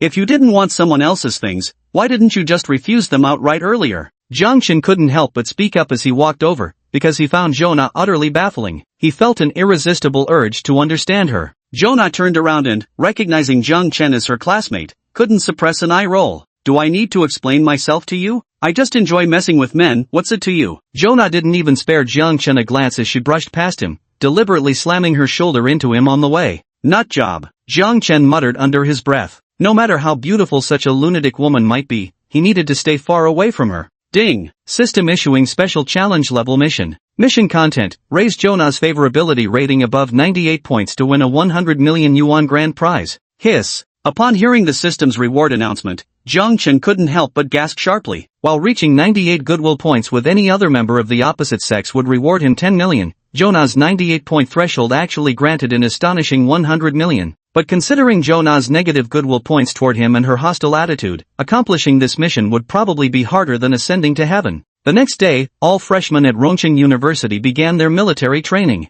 Though mid-September had arrived, Rongqing's weather remained scorching hot. Jiang Chen's training ground was located on the sports field of the College of Arts. All the students were wearing the school-issued camouflage uniforms. Though the outfit was the same for everyone, each person wore it with a distinct effect. Take Xian Jin, for example, his sleazy demeanor made him look like a fake soldier in the uniform, while the upright and poised Jiang Chen resembled an indomitable warrior. Jiang Chen spotted Shangguan Yanyu and Zhou Na in the formation. Shangguan Yanyu had a gentle, refined air, but the military attire lent her a certain dashing charm. Zhou Na, on the other hand, was an even more natural fit for the camouflage. No one would doubt she was an active-duty female soldier. To make training easier, both Shangguan Yanyu and Zhou Na had pinned up their long hair, revealing their fair and delicate necks, which gleamed beautifully under the sunlight. The morning's activities basically consisted of the military training opening ceremony and the instructors getting acquainted with the students. The officer in charge of military training was called Wu Gang, a man as tough as his name suggested, with dark skin and a rigid posture. His resolute gaze perfectly matched Jiang Chen's image of a soldier.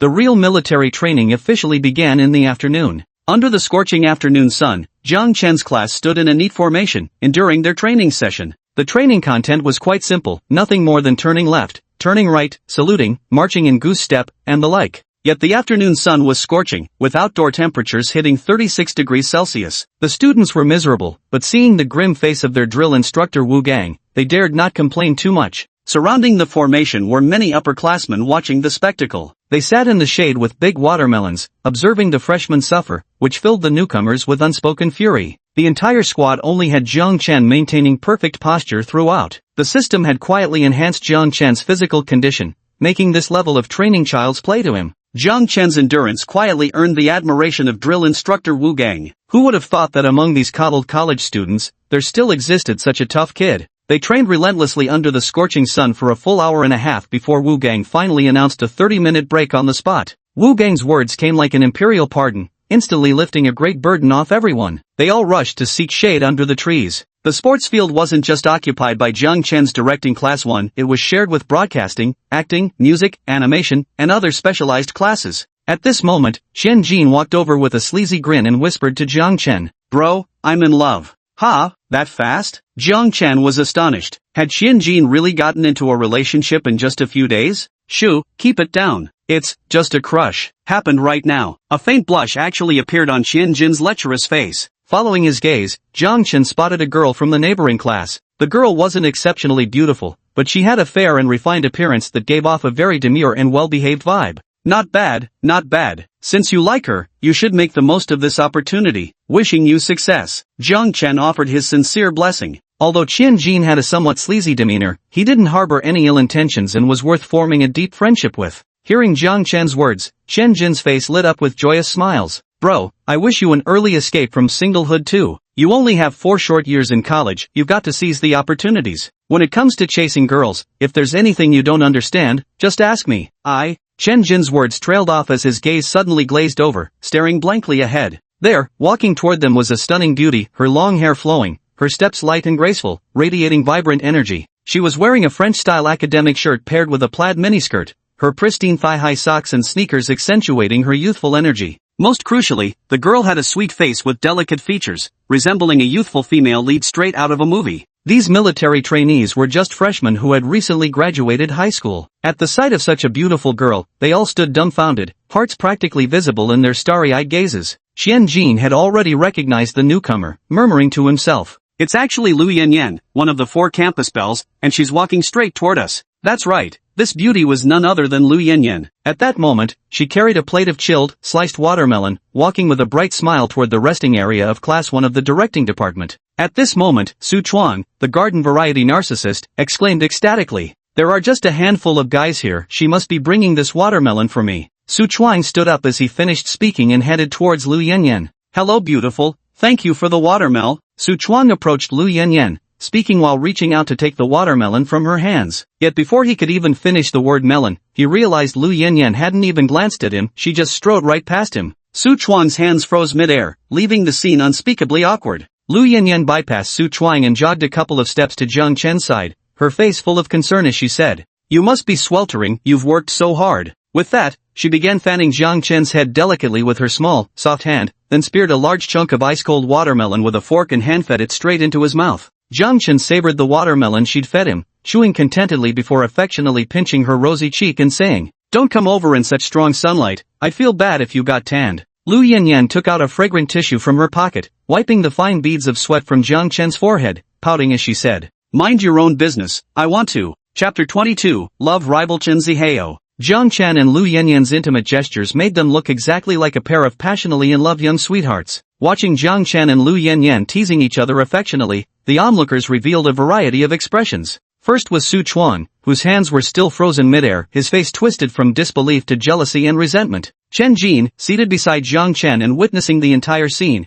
wore an expression of admiration and reverence. Shangguan Yanyu appeared calm on the surface, but a barely perceptible flicker of complex emotions flashed through her eyes. Meanwhile, Zhona rolled her eyes dramatically and even spat lightly on the ground in disdain. In the broadcasting department's formation not far from Jiang Chen's class, a male student was watching everything unfold with a venomous gaze. This was the same young man who had waited bitterly beneath Lu Yanyan's dormitory building the previous day before crushing the roses in his hands. Now witnessing his beloved flirting with some unknown man, the student could no longer contain his fury. Clenching his fists, he strode toward Lu Yanyan and Jiang Chen. "Yanyan, what exactly is going on here? Just who is this guy?" The young man walked up to Lu Yanyan and asked, his voice trembling with extreme anger. "Chen Zihao, why are you at Rongqing University? Shouldn't you have gone abroad to study?" Lu Yanyan looked at the young man before her with a surprised expression on her face. "Yanyan, I gave up my chance to study abroad just for you. I came to Rongqing University for you. Please be my girlfriend, okay?" Upon hearing Chen Zihao's words, Lu Yanyan showed a pained expression, but she still tried to remain calm and spoke seriously to Chen Zihao. "Chen Zihao,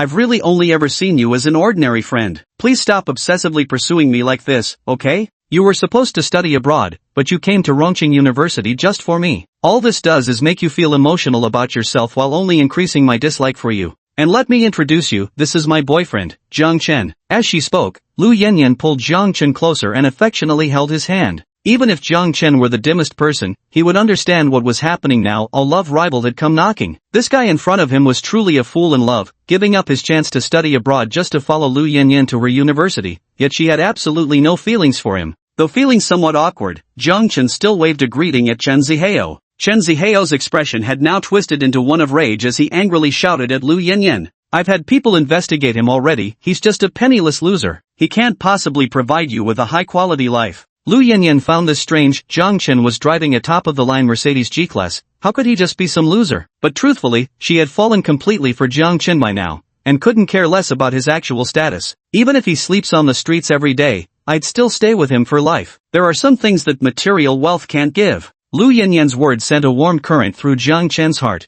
and he completely believed that every word she spoke came from the depths of her sincerity. Chen Zihao's fury had now reached its peak. Pointing at Jiang Chen's head, he hurled a vicious threat. Boy, you just wait. I'll make sure you learn exactly how miserable the consequences are for stealing a woman from Chen Zihao. With that, Chen Zihao turned and walked away without looking back. Jiang Chen maintained a calm expression, dismissing such insignificant characters with little regard. Still, he felt it necessary to understand the full context of the situation. Lu Yanyan noticed the question in Jiang Chen's gaze and proceeded to explain. That's Chen Zihao. His parents run a major company in Rongqing. He's a moderately well-known rich kid. Before my mother fell ill, she had always worked as a cleaner at his parents' company. Once when I went to find my mom there, I happened to run into him, and ever since then he's been pestering me relentlessly. But Jiang Chen, you have to believe me, from the very beginning until now, you're the only one I've ever liked. Seeing Lu Yanyan's aggrieved expression, Jiang Chen couldn't help but laugh. Silly girl, of course I believe you unconditionally. Hearing Jiang Chen's words, Lu Yanyan finally showed signs of relief, but then she grew anxious again. That Chen Zihao is rich and powerful, he'll definitely seek revenge. What should we do?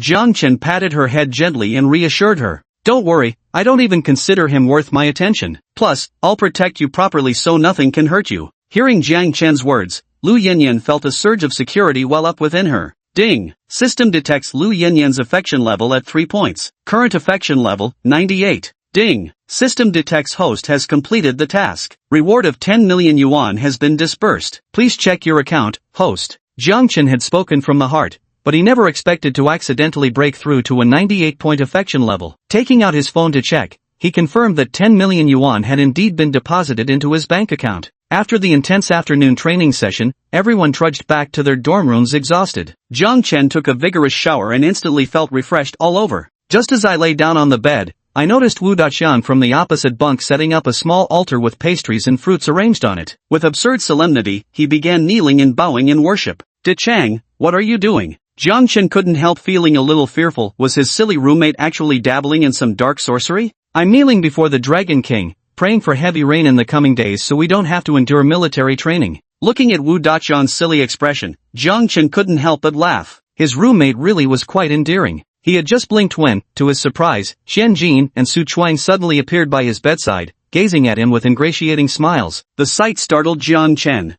Holy crap, you guys are insane. Showing up right next to someone's bed like that, you trying to give people heart attacks or what? Xian Jin wore a face full of smiles, his wrinkles creasing as he fawned. Bro, aren't you tired? Let me massage your legs and rub your back for you? In fact, my family runs a bathhouse. It's a family secret technique, super relaxing. Even Su Chuan, who usually looked down on everyone, now pulled out 2 packs of Zhonghua cigarettes and bowed obsequiously to Jiang Chen. Bro, I was blind before and failed to recognize your greatness. Please forgive my offenses. I hope you'll look out for me in the future. The attitudes of these two made Jiang Chen sense something was off. While Chen Jin's reaction was understandable, why had Su Chuan's demeanor toward him done a complete 180-degree turn? As the saying goes, unearned kindness is either deception or theft. Jiang Chen cautiously asked, do you two have something to discuss? Chen Jin and Su Kuang exchanged glances, then suddenly dropped to their knees with a thud and spoke in unison. Great love Guru, we beseech you to take us as disciples. From this day forward, we shall follow your every command without a single word of complaint.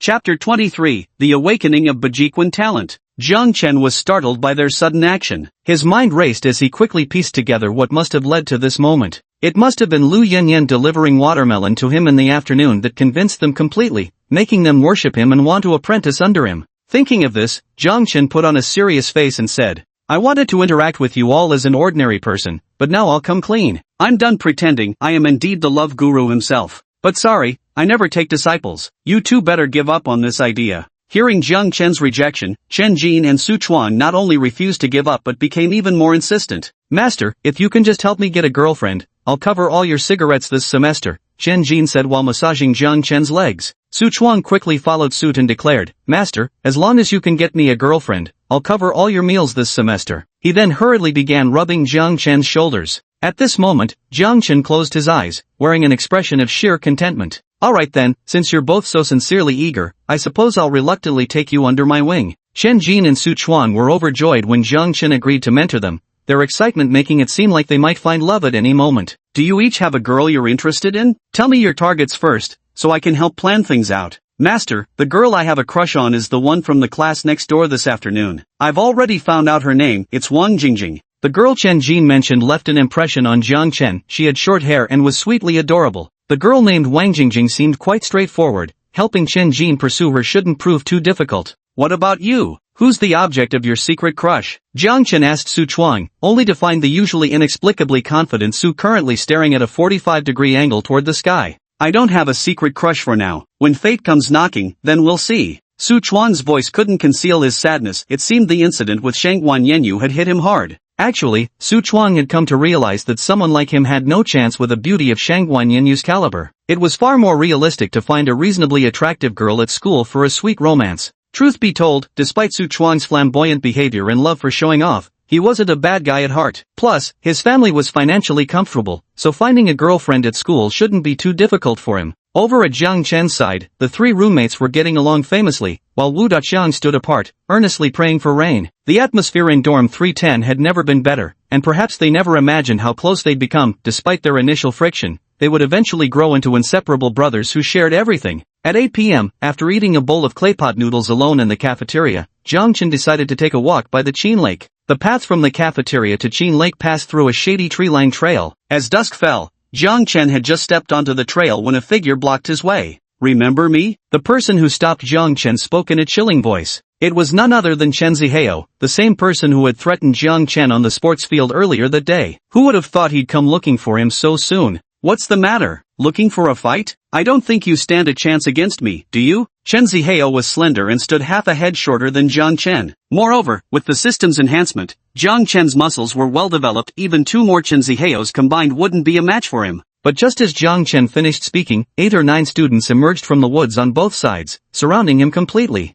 These 8 or 9 students were all tall and robust, clearly hand-picked by Chen Zihao to teach Zhang Chen a lesson. Now a bitter expression appeared on Zhang Chen's face. Handling Chen Zihao alone was no problem, but facing this whole group, he'd probably just end up getting beaten up. A few passing students who saw the situation quickly scurried away. Fights were common occurrences on campus, and they'd long since grown used to such scenes. System, are you there? In his desperation, Zhang Chen began calling out to the system, hoping for some solution. Host, how may I assist you? What do you mean, what's the matter? Can't you see I'm about to get beaten up? Is there any way to make me a martial arts master right now? Zhang Chen was utterly exasperated with the system at this point. Ding! The system detects that the host's personal safety is threatened. Baji Quan talent has been unlocked for the host. As the system's prompt sounded, before Zhang Chen could even react, he felt an ancient Baji Quan manual appear in his mind, with all its techniques and routines instantly absorbed by his brain. Moreover, he felt an explosive surge of power coursing through his limbs,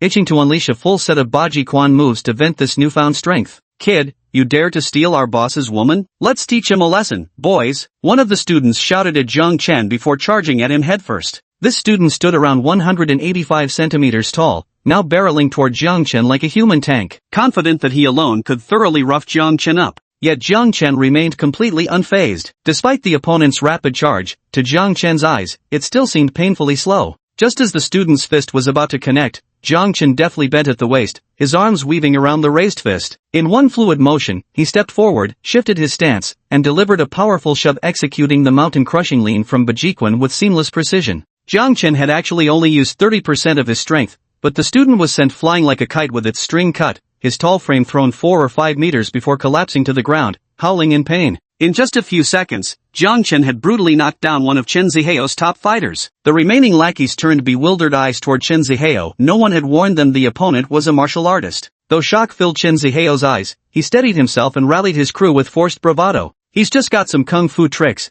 but no fists can beat four hands. All of you attack together. Hearing Chen Ziheo's words, his lackeys all agreed it made sense and began forming an encircling formation to charge at Jiang Chen. Jiang Chen widened his stance and met an incoming fist with a punch of his own. The assailant clutched his hand, howling like a slaughtered pig, clearly in excruciating pain. Dodging another punch, Jiang Chen struck a man on his right with a heavenward palm that sent him crumpling to the ground. He immediately followed with a whip kick that lashed across the body of an attacker on his left. Despite being outnumbered, their attacks were disorganized and pathetically slow in Jiang Chen's eyes. In just another brief exchange, all 8 or 9 of Chen Ziheo's hired thugs were swiftly knocked to the ground by Jiang Chen. Jiang Chen was just about to locate Chen Ziheo's figure. Wait a minute, where was Chen Ziheo's figure now? Chen Ziheo had already made his escape unnoticed at some point, vanishing into the vast darkness of the night. Chapter 24, Helping Shin Kursen with her PK. By now, the shady path was crowded with onlooking students. Not wanting to attract too much attention, Jiang Chen quickly made his exit.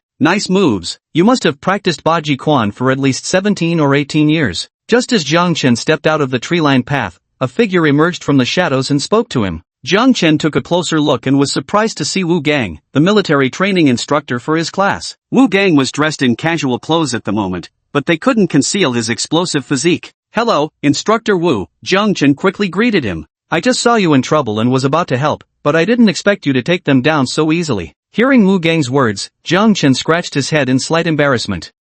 Learned a bit from a master when I was a kid, just the basics, nothing special. That instructor, I'm heading back to rest now. See you later. Jiang Chen quickly slipped away with an excuse, while Wu Gang behind him showed an expression of extreme admiration. Thanks to this Chen Ziheo picking a fight with me, I awakened my Bajiquan talent. Whether it's for self-defense or playing hero to save beauty, it'll definitely come in handy. Jiang Chen returned to his dorm, played with his phone for a while, and then slept an incredibly sweet and sound sleep.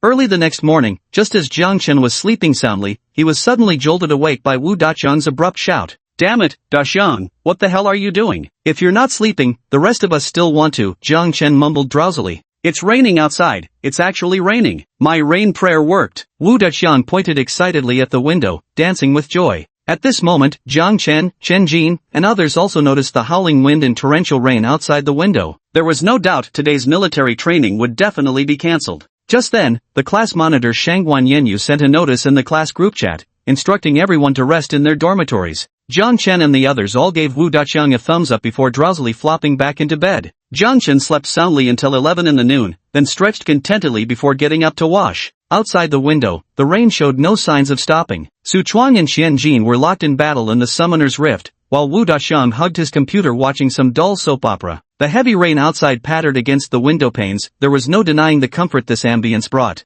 Jiang Chen took out his phone and opened the Love Live app. The first live stream to pop up was Kursen's channel. Today's Shin Kursen was wearing a collegiate-style knitted cardigan paired with a pink lace-trimmed skirt, looking every bit the perfect sweetheart. But at this moment, Shin Kursen was visibly unhappy, with 2 unshed tears still clinging to the corners of her eyes. Clearly, she had just been crying. It wasn't until she noticed JC entering the livestream that she managed to force a faint smile. Welcome, top-ranked Big Brother JC, to my livestream. Since Jiang Chen had previously gifted Shin Kursen a 30,000 yuan sparkling castle, even though several days had passed, he still firmly held the top spot on the leaderboard. What happened? Did something just occur? Jiang Chen couldn't help but send a barrage message to ask. Seeing the top contributor enter the livestream, the dozens of other viewers in the chat also got excited, chattering in the barrage about what had just happened. Though the explanations were chaotic, Jiang Chen managed to piece together roughly what had occurred. Shin Kursen had just suffered a PK challenge from another female streamer, where the loser had to answer a brutally honest question from the winner. After Shin Kursen lost, the opponent immediately asked how many men she'd been intimate with. Shin Kursen naturally said she had never done it, but this provoked verbal insults and attacks from the host on the other side. She yelled at Shin Kursen, calling her a two-faced slut pretending to be innocent, claiming she'd probably slept with half the town. The audience from the opposite streaming room all flooded into Shin Kursen's live broadcast, hurling vulgar insults, which was why Shin Kursen ended up crying in grievance. Jiang Chen naturally knew Shin Kursen wasn't lying, because the system showed her charge count was 0. That's why Jiang Chen could fully understand just how wrong she must have felt. Go reconnect with that streamer. I'll help you get even. Zhang Chen's single comment sent the entire live chat into a frenzy. With the top patron backing her up, the family in the stream suddenly felt a surge of confidence. Shin Kursin had initially wanted to avoid engaging with the other party, but with the audience in her livestream now thoroughly fired up, she had no choice but to reconnect with them. At that moment, another livestream titled Sister Cloud popped up on Zhang Chen's phone screen. The female host in the livestream was heavily made up, with beauty filters maxed out. She wore a low-cut nightgown, her ample chest swaying provocatively enough to make one dizzy. Clearly, this was a host who skirted the edges of platform rules to make money off lonely older men. For an inexperienced college student like Shin Kursin, dealing with this kind of live streamer was bound to leave her at a disadvantage.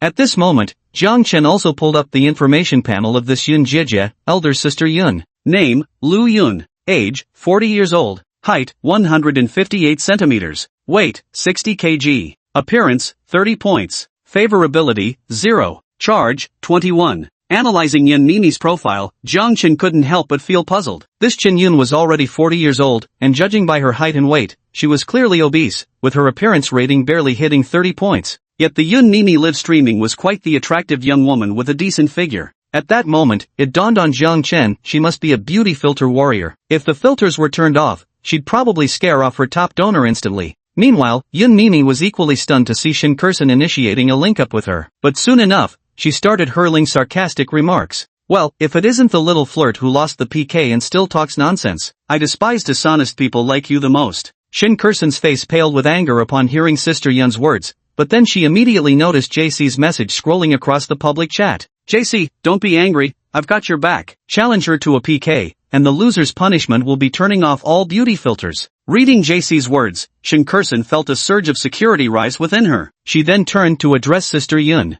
Dare to have another PK battle? If you lose, turn off all the beauty filters in your livestream. Upon hearing Shin Kursin's words, Sister Yun couldn't help but burst into laughter. After all, Shin Kursin had challenged her to several PK battles before, and each time Sister Yun had easily won. She simply didn't believe she could lose this time. Besides, another PK battle would give her another excuse to ask her family, fans, to send gifts. Why wouldn't she jump at such an opportunity? The truth was, most of Sister Yun's livestream audience consisted of middle-aged men with disposable income, while Shin Kursin's viewers were mainly young college students. Naturally, this meant Sister Yun received far more gifts. No problem, little sister will play one more round with you, but if you lose this time, you'll have to get down on all fours, bark like a dog, and crawl around the room 3 times. Chapter 25, Can Sparkling Castle be farmed continuously? Hearing Sister Yun's words, Shin Kursin couldn't help but hesitate. After all, crawling on the floor barking like a dog would be too damaging to her dignity. JC, agree to it, don't be afraid. With me here, you won't lose. Seeing the barrage message from JC, Shin Kursin inexplicably felt a wave of reassurance in her heart. Bring it on then, who's afraid of whom? Shin Kursin said with stubborn defiance, puffing up at Sister Yun. As Shin Kursin sent the PK invitation to Sister Yun, the two officially entered the battle interface. At the top of the PK interface was a long health bar, blue on the left representing Shin Kursin, while red on the right stood for Sister Yun. The side with more gifts will naturally see their health bar grow longer when the PK ends. The one with the longer health bar wins. Everyone, we absolutely have to win this PK. Come on, flood the chat with small gifts. With Sister Yun's rallying cry, the battle officially began. The loyal fans in her livestream started showering her with gifts. Her top supporter, Boss Shu, fired off 10 rockets in a row. Just half a minute into the PK, Sister Yun's red health bar surged ahead, leaving Shin Kursin's blue bar looking pitifully short. Haha, see what I can do? Better start practicing your dog barks. Sister Yun couldn't resist taunting Shin Kursin as her health bar continued to stretch. Thank you to our top contributor, Boss Shu, for the 10 rockets. Xiaoyun loves you forever. Moi. Sister Yun cooed at the camera, posing seductively while showering gratitude on her top donor. As if empowered by Sister Yun's words, Boss Shu impulsively gifted another 10 rockets in one go. Each rocket cost 1,000 yuan, meaning Boss Shu had just splashed out 20,000 yuan with those 20 rockets. In a Rongqing office building, a pot-bellied, balding man sat watching Sister Yun's livestream from his executive chair. He is the top-ranked big brother Venerable Zhu in Sister Yun's livestream room, whose real name is Zhu Feihu and runs a medium-sized company in Rongqing. Zhu Feihu often hunts for beauties on live streaming platforms, using money to conquer female streamers. Previously, he had already succeeded in unspeakable affairs with several female streamers using the same method. In his view, after tonight's PK battle concludes, he would probably be able to claim this Sister Yun as well. Just as Zhu Feihu was delightfully fantasizing about his conquest, a magical special effect appeared on his phone screen. On the page where the two female streamers were battling, a black night sky emerged, studded with countless brilliant stars. Then, these stars plummeted rapidly like meteors, transforming into a splendid and dazzling castle. Holy shit, it's actually the Radiant Castle. That's the most expensive gift on the Love Live platform. In Sister Yun's livestream, someone had already recognized that this gift was none other than the most expensive Radiant Castle. The cruelest part? This Radiant Castle was actually being sent to the opposing streamer, Shin Kurson. At this moment, Sister Yun's face turned ashen, looking utterly awful. After all, a single Radiant Castle was worth 30,000 yuan even though her top patron, Boss Zhu, had just sent 20 consecutive rockets. Their combined value still couldn't match even one Radiant Castle. Watching as Shin Kurson reversed the health bar pressure, Sister Yun immediately cooed in a flirtatious tone. President Zhu, your little sister is about to lose. Could you really bear to see that? Come quickly, dear brother, and protect your little sister. Xu Fei, who was utterly enchanted by Sister Yun's coquettish demeanor, without a second thought, he was ready to gift her a dazzling castle. Just as he was about to top up his balance, the same dazzling castle visual effect reappeared on his phone screen. And he, along with Sister Yun, Shin Kurson, and all the viewers watching this PK, witnessed a sight they would never forget in their lives. Brilliant Castle 1. Brilliant Castle 2. Brilliant Castle 3. Brilliant Castle 20. Until Shin Kurson's side consecutively sent 20 sparkling castles, both live streams instantly exploded with excitement. Even the audience from Sister Yun's stream flooded into Shin Kurson's channel, eager to catch a glimpse of the lavish spender who had just gifted 20 sparkling castles in a row. 20 sparkling castles that amounted to a staggering 600,000 yuan. Spending 600,000 yuan in less than a minute, how much financial power and boldness did that require? Even in the live streams of top-tier internet celebrities, such an outrageous display was rare, let alone in Shin Kurson's modest channel with only a few dozen viewers. At that moment, Shin Kurson's live chat went completely wild, with countless people expressing their sheer disbelief in the barrage of comments. Shin Kurson's petite mouth hung slightly agape, unable to believe what was happening before her eyes. Apart from that sparkling castle JC had gifted her last time, the most expensive present she'd ever received was worth no more than 100 yuan. These 20 sparkling castles were worth 600,000 yuan, meaning she would pocket a full 300,000 yuan in commission. For a college junior, this was nothing short of an astronomical sum. Meanwhile, Sister Yun in the opposing livestream had completely lost control of her facial expressions. Her eyes widened as she muttered in disbelief. Sparkling castles, and he can freaking spam them like this? Xu Fei, who was slumped in his executive chair, his face covered in cold sweat, utterly terrified by the person across from him. Though he had helped female streamers with PK battles before, he had never seen anyone spam 20 sparkling castles in a row. Xu Fei, who knew very well that he had encountered a true tycoon this time. Even if his assets were multiplied tenfold, he wouldn't dare to challenge this god-tier spender.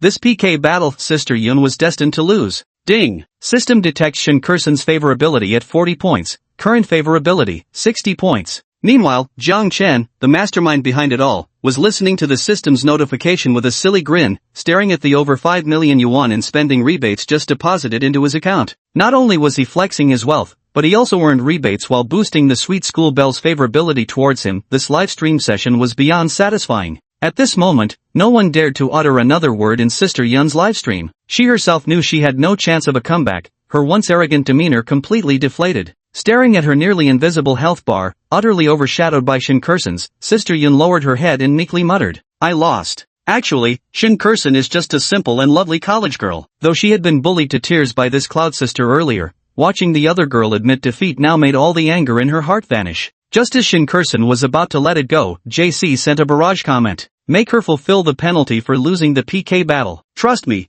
there'll be a surprise. Shin Kurson didn't know what kind of surprise JC meant, but she still complied and demanded that Cloud Sister carry out the punishment. The originally agreed upon penalty was for Sister Yun to turn off all beauty filters and special effects in her livestream. Though Sister Yun was extremely unwilling, she feared that failing to honor the bet would anger the mysterious tycoon in Shin Kurson's livestream. With no other choice, Sister Yun gritted her teeth and began turning off each of her livestream's beauty filters and special effects. Chapter 26. The Top Tipper Flees in the Dead of Night. As Sister Yun switched off each filter and effect, the livestream audience couldn't help but gasp in shock. Top tipper Xu Fei, who was staring in disbelief, looking as if he'd seen a ghost. Sister Yun turned off the skin whitening filter, revealing her sallow and dark complexion, resembling the surface of the moon. Sister Yun disabled the eye enlarging effect, exposing her small, narrow eyes buried in chubby cheeks. Sister Yun switched off the face slimming feature, unveiling her plump face covered in thick, fleshy folds. When Sister Yun finally turned off all the beauty filters and special effects, the stunningly beautiful woman from before was nowhere to be seen. Instead, seated before the camera was an exceedingly ugly, overweight woman. Sister Yun's live stream room erupted completely. All those who had ever gifted Sister Yun now felt unprecedented humiliation, furiously demanding refunds in the comments section. As for Sister Yun's top fan, CEO Zhu, his username now displayed, this account has been deleted. The psychological trauma from today's broadcast would likely take Zhu Feihu a lifetime to recover from. Shin Kursin gasped in shock, her little mouth hanging open. The final outcome of this PK battle had completely exceeded her expectations. Moreover, Jiang Chen must have known Sister Yun's true appearance all along, that's why he set this perfect trap. But how on earth did he know? At this moment, Shin Kursin could only feel that her top-ranking fan was shrouded in complete mystery. Moreover, this JC spent a whopping 600,000 yuan for me in one go without even bothering to privately message me for my contact info. He didn't even say hello. It's just too bizarre. Nevertheless, Shin Kursin felt she should take the initiative to reach out to her top fan. After all, since they'd spent so much money on her, industry norms suggested she ought to treat them to a meal or something. Since JC's profile indicated he was also in Rongqing, Shin Kursin could easily invite her top fan to meet offline as a gesture of gratitude. But a nagging worry crept into Shin Kursin's mind. What if they turned out to be some greasy middle-aged man? What if they were some creepy, lewd pervert? After much deliberation, Shin Kursin finally sent JC a private message. After all, it wouldn't be appropriate to ignore someone who had gifted so many dazzling castles without acknowledging it. Can we add each other on WeChat? I'd like to treat you to a meal offline as a thank you.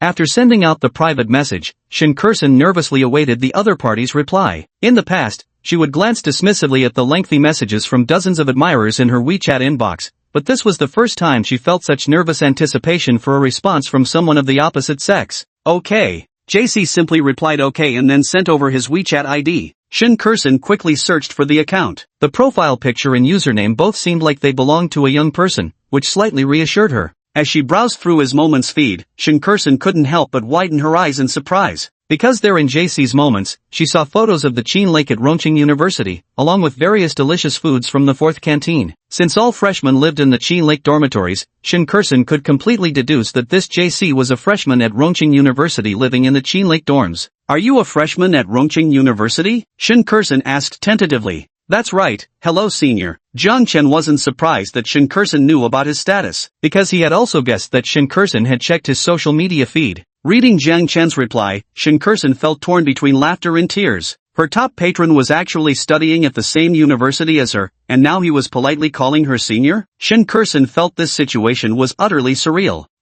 Thank you for sending me so many gifts. I'd like to invite you out for a meal. Would you be free to meet near the school's commercial street in an hour? No problem. The rain outside had stopped by now. Jiang Chen changed into casual clothes and headed toward the commercial street. After all, this was his first meeting with Shin Kursin. He couldn't possibly keep the campus bell waiting, could he? Master, heading out right after the rain stopped? Chen Jin noticed Jiang Chen preparing to leave and couldn't help asking. Just a small errand outside. Jiang Chen waved his hand dismissively and walked out of the dorm without looking back. In the dormitory, Chen Jin and Su Chuang exchanged knowing smiles before stealthily following behind. The torrential rain had just passed, leaving the air filled with a crisp freshness. Sunlight streamed through the crevices of dark clouds, making it perfect weather for a lovers' meeting. Jiang Chen and Shin Kursin had agreed to meet at the entrance of a Western restaurant. With Shin Kursin yet to arrive, Jiang Chen had no choice but to wait on a nearby bench. Within mere minutes, Jiang Chen spotted a sweet and adorable girl coming down the commercial street. The girl wore a pale yellow lace bubble-sleeved mini dress,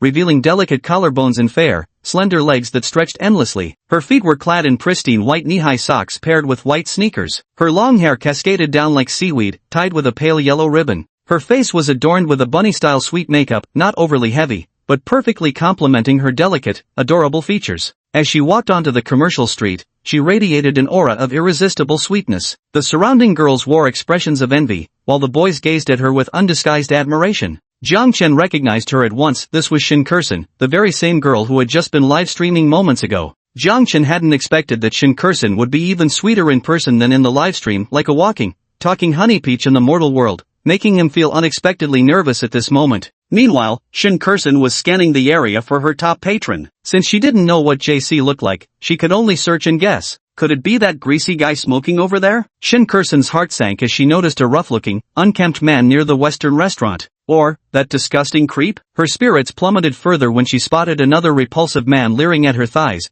making her wish the ground would swallow her whole. Could it possibly be that handsome guy? Shin Kursun spotted another conspicuously impressive and strikingly handsome young man, but she quickly dismissed the thought such a catch would surely have been claimed long ago at Rongqing University. How could someone like that be splurging on diamond castles in her livestream? According to the unwritten rules of live streaming, the top tipper in any broadcast room is never an attractive man. Lowering her head, Shin Kursun opened her phone intending to message JC on WeChat. At that very moment, an elegantly slender hand tapped her shoulder. Looking up, she found herself meeting the smiling gaze of an exquisitely chiseled, devastatingly handsome face. It was exactly the handsome guy I had just seen. At this moment, Shin Kursun still hadn't grasped what was happening. She asked in confusion, "What's the matter?" The handsome guy smiled deepened further, as his right hand, which had been hidden behind his back, now produced an elegant bouquet of vintage roses. "Wasn't it you who asked me out?" Chapter 27 Walking Shin Kursun back to school hand in hand. Hearing the handsome guy's words, Shin Kursun said in disbelief, "Why you? You're JC?" Seeing Shin Kursun's shocked expression, Jiang Chen smiled brightly and replied, "You've sent me so many sparkling castles, and now you're just going to treat me to a windy roadside chat?" Shin Kursun only then realized her oversight, her cheeks flushing red as she led Jiang Chen into the Western restaurant. "I haven't introduced myself yet. I'm a freshman in the art department. My name is Jiang Chen." Seated by the window, Jiang Chen smiled at Shin Kursun across the table as he spoke. Although it was his first meeting with Shin Kursun, Jiang Chen was immediately enchanted by her sweet charm. She wore an endearing, delightful smile almost constantly, like a walking embodiment of a ripe honey peach. "My name is Shin Kursun, I'm a third-year law student," she said. Shin Kursun blushed slightly, never expecting that the top donor in her livestream would turn out to be neither a crude, greasy man nor a lecherous creep, but rather such a young and handsome heartthrob. At this moment, the soft post-rain sunlight streamed through the window, illuminating Jiang Chen's striking features. He looked like a dashing male lead straight out of a romance novel, making Shin Kursun's cheeks burn with a deepening flush. Ding! System detected Shin Kursun's favorability plus 10, current favorability level 70. The favorability somehow increased for no reason. Must be because of my handsome looks, Jiang Chen narcissistically thought. "Seems like I'll have to respectfully call you senior when I see you at school from now on," Jiang Chen joked. Who would have guessed Shin Kursun was actually a law student? Jiang Chen couldn't even begin to imagine her as a prosecutor or lawyer in the future. Such a sweet-looking girl arguing in court would probably make the opposing lawyer melt from sheer adorableness, wouldn't it? "Don't call me senior, it makes me sound old-fashioned," Shin Kursun pouted with her adorable little mouth. Still, she couldn't help asking curiously, "You're just a freshman, how on earth do you have so much money to splurge on sparkling castle?" Faced with Shin Kursun's question, Jiang Chen couldn't possibly tell the truth, so he could only play it off with a laugh. "Actually, I'm a rich second-generation heir. Those 20 brilliant castles are just my daily allowance." Shin Kursun nodded thoughtfully. It seemed her top patron truly was a wealthy second-generation heir. Indeed, poverty had limited her imagination. "Then why did you send me gifts?" "I'm not exactly a famous streamer," Shin Kursun pressed on like an inquisitive child, continually posing questions to Jiang Chen. "Ah, that's because you're cute and pretty. I really like you." Perhaps not expecting Jiang Chen to speak so bluntly, Shin Kursun, unprepared, instantly blushed. Even Jiang Chen, sitting across from her, could hear her heart pounding loudly. "Then will you pursue me?" Shin Kursun blinked her adorable big eyes, looking at Jiang Chen with a serious expression. Cough cough cough. This time, it was Jiang Chen's turn to be caught off guard. Having just taken a sip of water, he burst into a fit of coughing due to Shin Kursun's sudden question. Jiang Chen actually stuttered at this moment, unsure how to respond to Shin Kursun's words. I was just joking with you, but if you really like me, I can give you a chance to pursue me. Others don't even get this opportunity." Shin Kursun's words always defied expectations, each sentence taking Jiang Chen by complete surprise, truly a mischievous and adorable girl. Meanwhile, at a table not far from where Jiang Chen sat, Chen Jin and Su Chuang were eavesdropping furtively, drinking in every word of Jiang Chen and Shin Kursun's conversation. At this moment, both of their faces were filled with shock, but beyond the shock was even more admiration. "Holy shit, that's insane. It's been less than 2 weeks since school started, and you've already hooked up with 2 of the campus's 4 top beauties." Chen Jin looked convinced, his gaze at Jiang Chen brimming with worship. "I'm done. From now on, I'll follow your lead like a disciple." Su Chuang also looked utterly awestruck, having instantly become Jiang Chen's fervent fan. It was no wonder they were so shocked. The campus's 4 top beauties were notoriously hard to chase. According to the school's confession wall statistics, over the past 2 or 3 years, there have been no less than hundreds if not 1,000 students pursuing the 4 campus belles, yet none of them succeeded in winning the heart of even one. Yet unexpectedly, Jiang Chen, a newcomer who had only been at the school for half a month, managed to get Lu Yanyan to give him a watermelon and even secretly meet up with Shin Kursun. How could this not astonish everyone? Turning to Jiang Chen's side, although it was his first time meeting Shin Kursen, the two seemed to have endless things to talk about, thanks in part to Shin Kursen's cheerful and adorable personality. Since Shin Kursen had professional courses in the afternoon, Jiang Chen and Shin Kursen finished their coffee and prepared to return to school.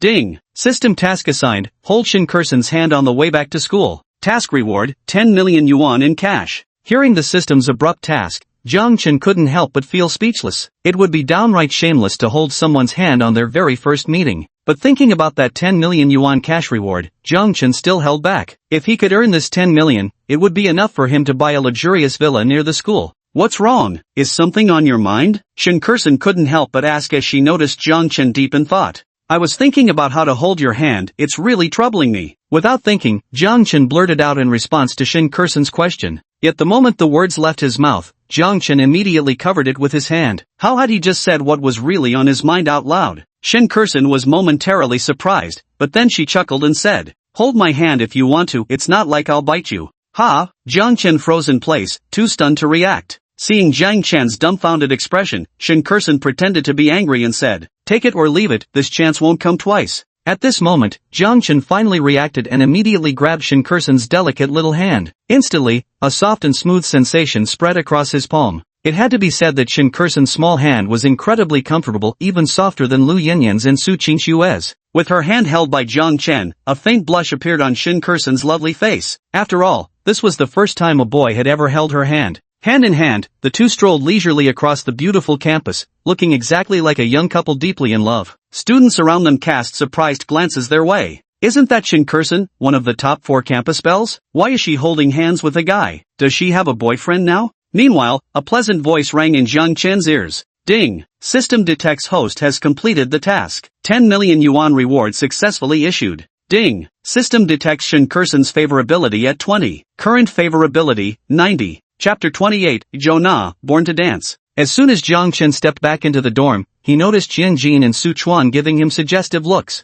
Master, you're really something else. Yesterday, Lu Yanyan was still bringing you watermelons, and today you've already got Shin Kursen holding your hand. Chen Jin and Su Chuan fawned over Jiang Chen, offering massages and kneading his legs with obvious flattery. How did you know? Were you following me? Jiang Chen couldn't help but ask. Do we even need to follow them? Master, just check the school's confession wall right now. Hearing Qian Jin's words, Jiang Chen couldn't help but open the school's confession wall, but the very first post that greeted his eyes nearly made him spit blood on the spot. School beauty Shin Kursen spotted holding hands with a guy while taking a stroll, suspected to be dating a freshman. Below were several attached photos, precisely showing Jiang Chen holding Shin Kursen's delicate hand as they walked around campus. The replies under this post sent a cold sweat down Jiang Chen's spine. Who the hell dares to steal my Kursen? I, Zhang Hu, president of the judo club, will skin that bastard alive. Zhang Hu, get lost. I've been pursuing Kursen for 3 years and haven't said a word. Leave this punk to me, Zhou Wei, president of the boxing club. Jiang Chen was speechless. It seemed he'd need to keep any future campus romances low-key to avoid unnecessary trouble. Fortunately, these photos were all taken from a distance, his face wasn't clearly visible. Probably only his roommates Qian Jin and Su Chuan could recognize him. The second post on the confession wall also caught Jiang Chen's attention.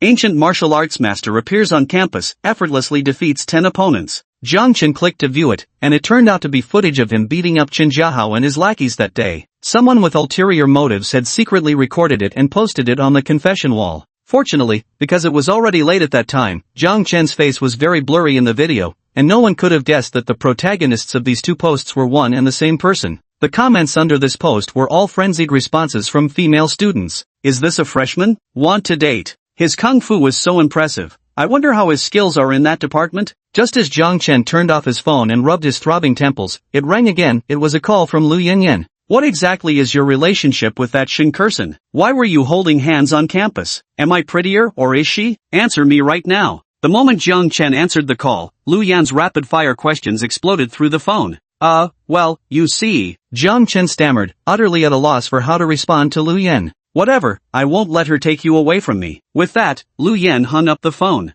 Jiang Chen thought he could finally have some peace, but unexpectedly, his phone rang again. It was Su Qinshuo calling once more. Hello? Jiang Chen's tone carried a hint of guilt, as he could roughly guess why Su Qinshuo was reaching out. Well, look who's got it good, living the high life at school, holding hands with the campus belle just days into the new term. Damn, you're not even a student at our school, are you? Why are you so obsessed with our campus gossip? Jiang Chen couldn't help but feel exasperated by Su Qingxue. What's wrong? Tired of me already? I asked you to come see me and you didn't. Can't I even check the confession wall? What's more, I'll personally come find you at your school in a few days. With that, Su Qingxue hung up the phone, leaving Jiang Chen alone with his pounding headache. Having too many romantic prospects can sometimes be a real headache. As the rainy weather passed, the school resumed its military training program. Though the students grumbled incessantly, none dared say another word upon seeing the drill instructor's stern, scowling faces. The downpour had brought temporary coolness, but the scorching heat after the rain was unbearable. The blazing sun evaporated the rainwater from the ground, leaving the students on the playground feeling like frogs in lukewarm water. Listen up, everyone. Due to the extreme heat this afternoon, we're pausing our training. Let's move to the shade for some talent performances instead. Instructor Wu Gang's announcement sent waves of cheers through the students drilling on the field. Though they'd still be outdoors, watching performances in the shade sounded infinitely better than baking under the sun. If some pretty girls were to perform a fiery dance, it would absolutely set the whole crowd ablaze. The performance adopted the format of passing the flower while drums beat,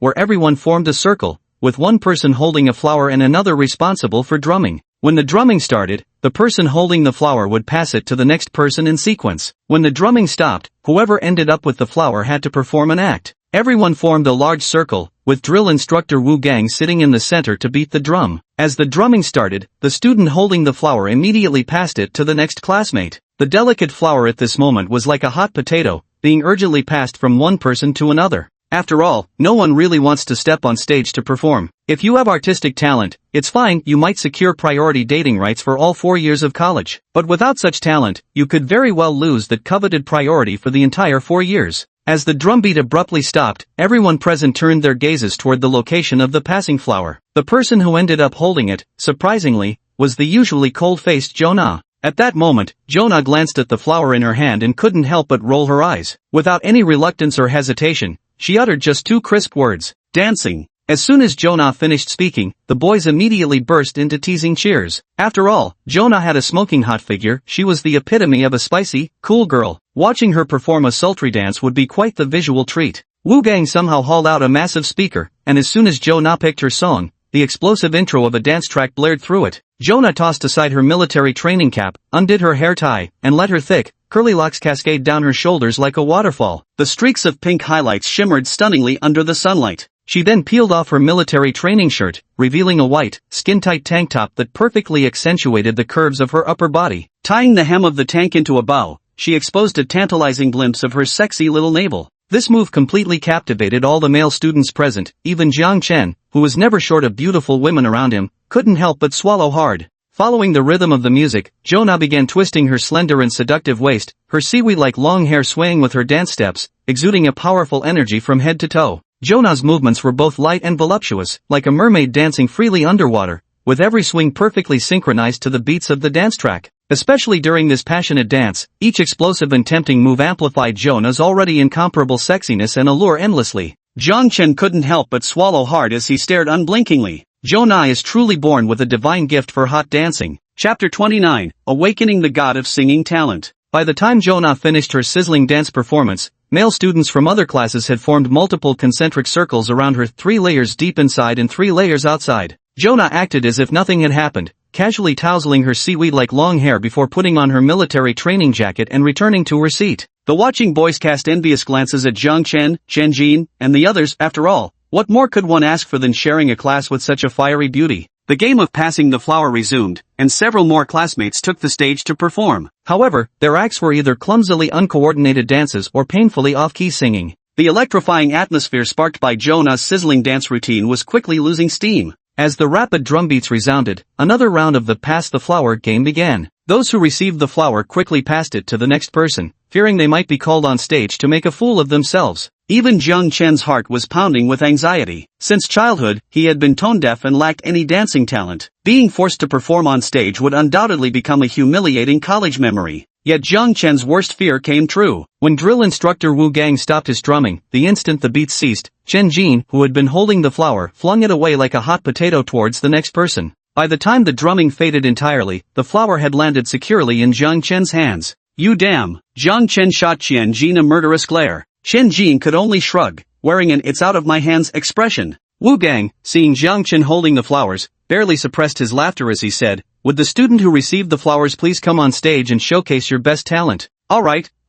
Chen Jin and Su Chuang, never once to miss stirring up trouble, immediately started clapping eagerly, while the other students joined in with rowdy encouragement. Jiang Chen walked to the center with an ugly expression on his face, while Wu Gang smirked and said, "Classmate, may I ask what performance you'll be presenting?" Beads of sweat the size of soybeans dripped from Jiang Chen's forehead as he stammered incoherently. All eyes were fixed on Jiang Chen, some mocking, some gleeful, some expectant, and some sympathetic. Jiang Chen felt like a circus clown being gawked at by the crowd, and it was an utterly miserable feeling. He couldn't carry a tune when singing, nor coordinate his limbs while dancing. Was he supposed to perform a self-introduction? Or maybe a poetry recitation? System, are you there? Can you unlock some artistic talent for me so I can get through this without humiliating myself? In this moment of extreme urgency, Jiang Chen thought of the omnipotent system. Ding! The system has detected the host's strong appeal. The host has awakened the talent of music god with master-level guitar proficiency. As soon as the system's notification sounded, Jiang Chen felt numerous singing techniques and professional knowledge about guitar playing flood his mind.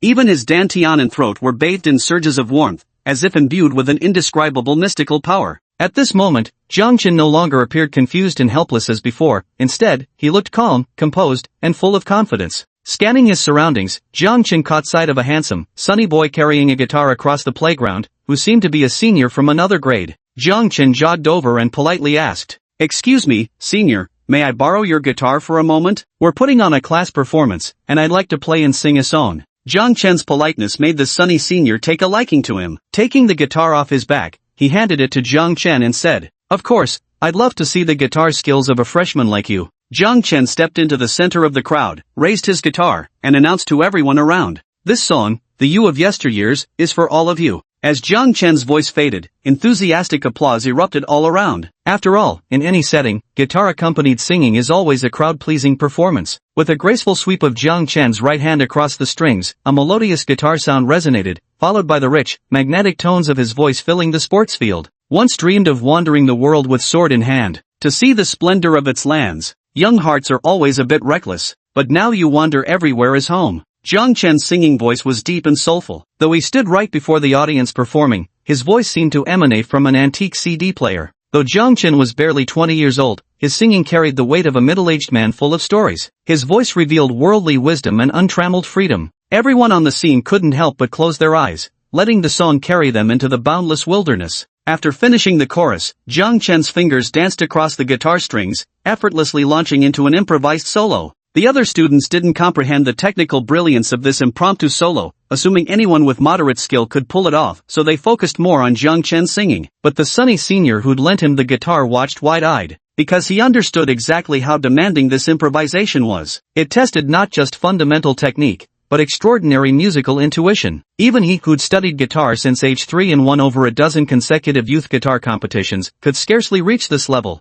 After a long moment of stunned silence, the senior exhaled deeply, a smile curling his lips as he murmured, "This freshman class, truly fascinating. Let's drink this glass of wine. A true man's heart is as vast as the sea, having tasted all life's flavors and the world's warmth and chill. This smile remains warm and pure." It wasn't until Jiang Chen finished singing the entire song that everyone slowly opened their eyes. Wu Gang discreetly wiped his moistened eyelids. Who would have thought this kid's singing could stir tender emotions in his hardened heart? Even the usually indifferent Shangguan Yenyu and Zhou Na now turned their gaze toward Jiang Chen, their eyes revealing a noticeable shift in expression. Ding! System detects Shangguan Yenyu's favorability at 10 points. Current favorability, 10. Ding! System detects Zhou Na's favorability at 10 points. Current favorability, 0. Hearing the system notification tone, Jiang Chen couldn't help feeling secretly astonished. Who would have thought that by simply singing a song, he'd managed to win favorability points from two stunning beauties? While Shangguan Yenyu's reaction was quite good, it was Zhou Na who truly surprised him, adding 10 points to what was originally a base of 10. Though her favorability had barely risen to 0 points,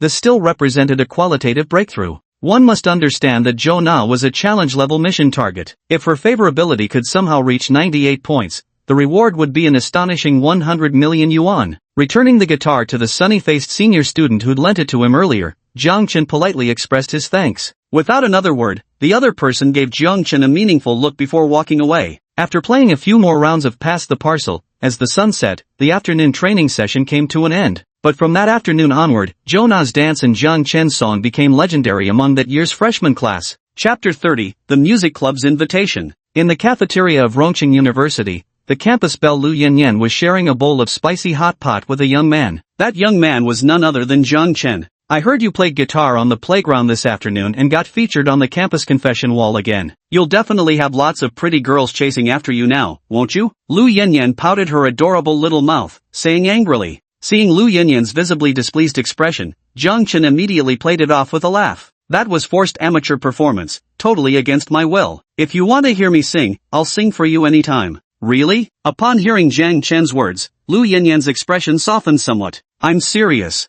Lu Yanyan burst into laughter and picked up a piece of fish tofu from her bowl, feeding it into Jiang Chen's mouth. Jiang Chen immediately felt countless murderous gazes piercing into him from all directions. After dinner, Jiang Chen walked hand in hand with Lu Yanyan around the campus for a while before finally returning to the dormitory. Just as he stepped into the dorm, Jiang Chen noticed someone sitting on the chair beneath his bunk. When he took a closer look, it turned out to be the cheerful senior who had lent him the guitar that very afternoon. Hello, senior. Although Jiang Chen didn't know why the other person was in his dorm room, out of politeness he greeted them warmly and courteously. Although Jiang Chen had only met them once before, he always felt a certain affinity from the other person that made him want to get closer involuntarily. At that moment, the sunny senior also noticed Jiang Chen returning from outside and immediately stepped forward to say, You're Jiang Chen, right? I haven't had the chance to introduce myself yet. I'm Yang Xiao, a junior in the School of Business. Hearing the other person call out his name directly, Jiang Chen's mind raced at lightning speed. The fact that they already knew his name clearly indicated they'd done some research. But what was their purpose in investigating him and coming to his dorm? Perhaps noticing the doubt on Jiang Chen's face, Yang Xiao smiled and said, Don't worry, I came to see you for just one thing, to invite you to join Rongqing University's ensemble club. Music Gathering Society? Jiang Chen was utterly confused. This was the first time he'd heard of such a club at Rongqing University. There's another identity of mine I haven't revealed to you yet. I'm also the president of the Music Gathering Society, Yang Xiao continued unprompted, then proceeded to introduce the society. Our Music Gathering Society at Rongqing University has a history spanning over 100 years since the university's founding. All our members are music enthusiasts passionate about various instruments. This includes Western instruments like pianos, flutes, violins, and cellos, as well as traditional Chinese instruments like guzheng, yangqin, pipa, and suona. Today I happen to discover your extraordinary guitar skills. You're a rare talent our music club desperately needs, so I hope you'll consider joining us. Jiang Chen listened to Yang Zhao's lengthy explanation and finally understood what was going on. However, joining a student club held no appeal for him. He wanted to spend his 4 university years freely, without being controlled by anyone. So he said to Yang Xiao, First of all, I appreciate your kindness, Senior Yang Xiao. However, I've always valued my freedom and don't particularly enjoy joining club-like group organizations. Please forgive me for this. Yang Xiao heard Jiang Chen's polite refusal and smiled, saying, Since you're unwilling, I won't press the matter further. I'll take my leave for now. With that, Yang Xiao turned and strode toward the dormitory door, muttering as he went. Ah, what a shame, so many freshmen get turned away from the Joy Club just to avoid military training. Wait a minute. Hearing Yang Zhao's words, Jiang Chen immediately blocked his path and asked, Senior, are you saying that joining the music club means I won't have to do military training? Yang Xiao couldn't help but chuckle, then said, Of course, if the club can't even guarantee these basic benefits, it'd be shameless to ask others to join. For instance, you could use rehearsals for the welcome party or training for the university art competition as excuses to skip military training. Choose between getting roasted to a crisp under the scorching sun, or staying in the air-conditioned clubroom gaming while eating chilled watermelon. The choice is yours. Jiang Chen listened to Yang Zhao's words, and his previously indifferent heart towards the club began to stir with interest. At this moment, Rome City was in the grip of an autumn heat wave, making each day of military training unbearably hot. Using club activities as an escape from training would indeed be a clever solution. Seeing that Jiang Chen was nearly convinced, Yang Xiao added, If I remember correctly, Shangguan Yenyu is also your classmate. Just moments ago, she agreed to join our Gile Club. What? Yang Zhao's words shocked Jiang Chen greatly. Never would he have imagined that Shangguan Yenyu, usually aloof and taciturn, was actually this astute. She had quietly joined the Gile Music Society without anyone noticing. But why could Shangguan Yenyu join the Gile Society? Does she also have a specialty instrument? Jiang Chen couldn't help but ask. Hearing Jiang Chen's question, Yang Xiao looked at him as if he were an idiot before delivering another bombshell. Shangguan Yenyu is the last disciple of piano maestro Kate. She's been sweeping gold medals in national piano competitions since elementary school. Long ago, she was already hailed as Rongqing's piano princess.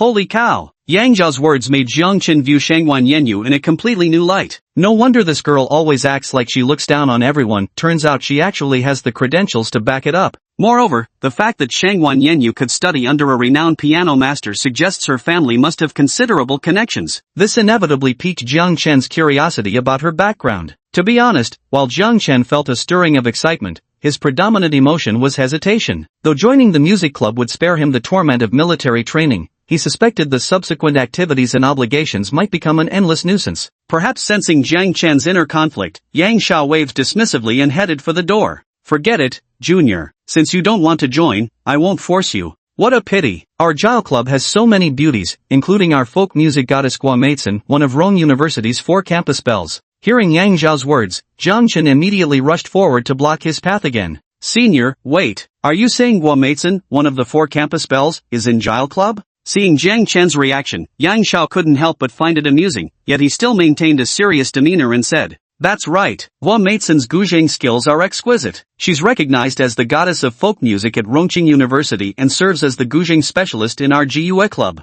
Junior, why are you asking about this?" Suddenly, Jiang Chen grabbed Yang Zhao's hand and spoke intently. "I've made up my mind, Senior. I've decided to join the Jiao Club. Not because I want to avoid military training, nor because the school belle Guomeitsan is also in the Jiao Club. It's truly because of my love and longing for art." Chapter 31. You don't know how to play the piano at all. By 8 in the morning, the sunlight had just begun to shine on the playground of the Art Academy, heating it up like a scorching griddle. The students of the directing class 1 were enduring the brutal training under drill instructor Wu Gang when Jiang Chen came strolling over, dressed in a short-sleeved tee and shorts, shuffling along in flip-flops. Reporting to the instructor, "Due to my outstanding guitar performance yesterday, I was invited to join the music club. I'm now heading to a club meeting, requesting your approval." Wu Gang had long seen through Jiang Chen's little scheme, but there was nothing he could do. He could only wave him off impatiently. A triumphant Jiang Chen threw a few provocative gestures at Chen Jin and Su Chuang, then swiftly made his escape under their murderous glares. The Jiao Club's activity room is located in a teaching building called Bamboo Grove Courtyard, named for the vast bamboo forest in front of it. On the way to Bamboo Grove Courtyard, Jiang Chen spotted Shangwan Yenyu. Today, she was wearing a refreshing floral sundress with spaghetti straps, her fair thighs leading down to white socks and a pair of white perforated shoes. Her whole appearance was spirited and pure, yet carried an aloof aura that kept others at a distance. Shangwan Yenyu had a beauty score of 94, tying with Shin Kursen and surpassing both Lu Yanyan and Su Qinxua by 2 points. If she weren't a freshman, she would undoubtedly have secured a spot among Rongqing University's senior class campus belles. Classmate Shangwan, what a coincidence! Jiang Chen jogged up and greeted Shangwan Yenyu. Shangwan Yenyu was slightly surprised to see Jiang Chen approaching, but promptly regained her composure and gave him a calm nod in response. It was still just a courteous reply, still maintaining that icy aloofness that kept others at arm's length. But possessing a thicker-skinned nature than most, Jiang Chen simply beamed even more broadly as he pressed on with the conversation. "I've actually joined the Jiao Club too. So from now on, we're not just partners as class president and vice president, but also members of the same club. Let's get along well." As he spoke, Jiang Chen extended his hand towards Shangwan Yenyu. To his surprise, Shangwan Yenyu didn't hesitate at all. She actually reached out her delicate hand and shook his. Though it lasted only a brief second, the wonderful sensation transmitted through their palms left Jiang Chen utterly intoxicated.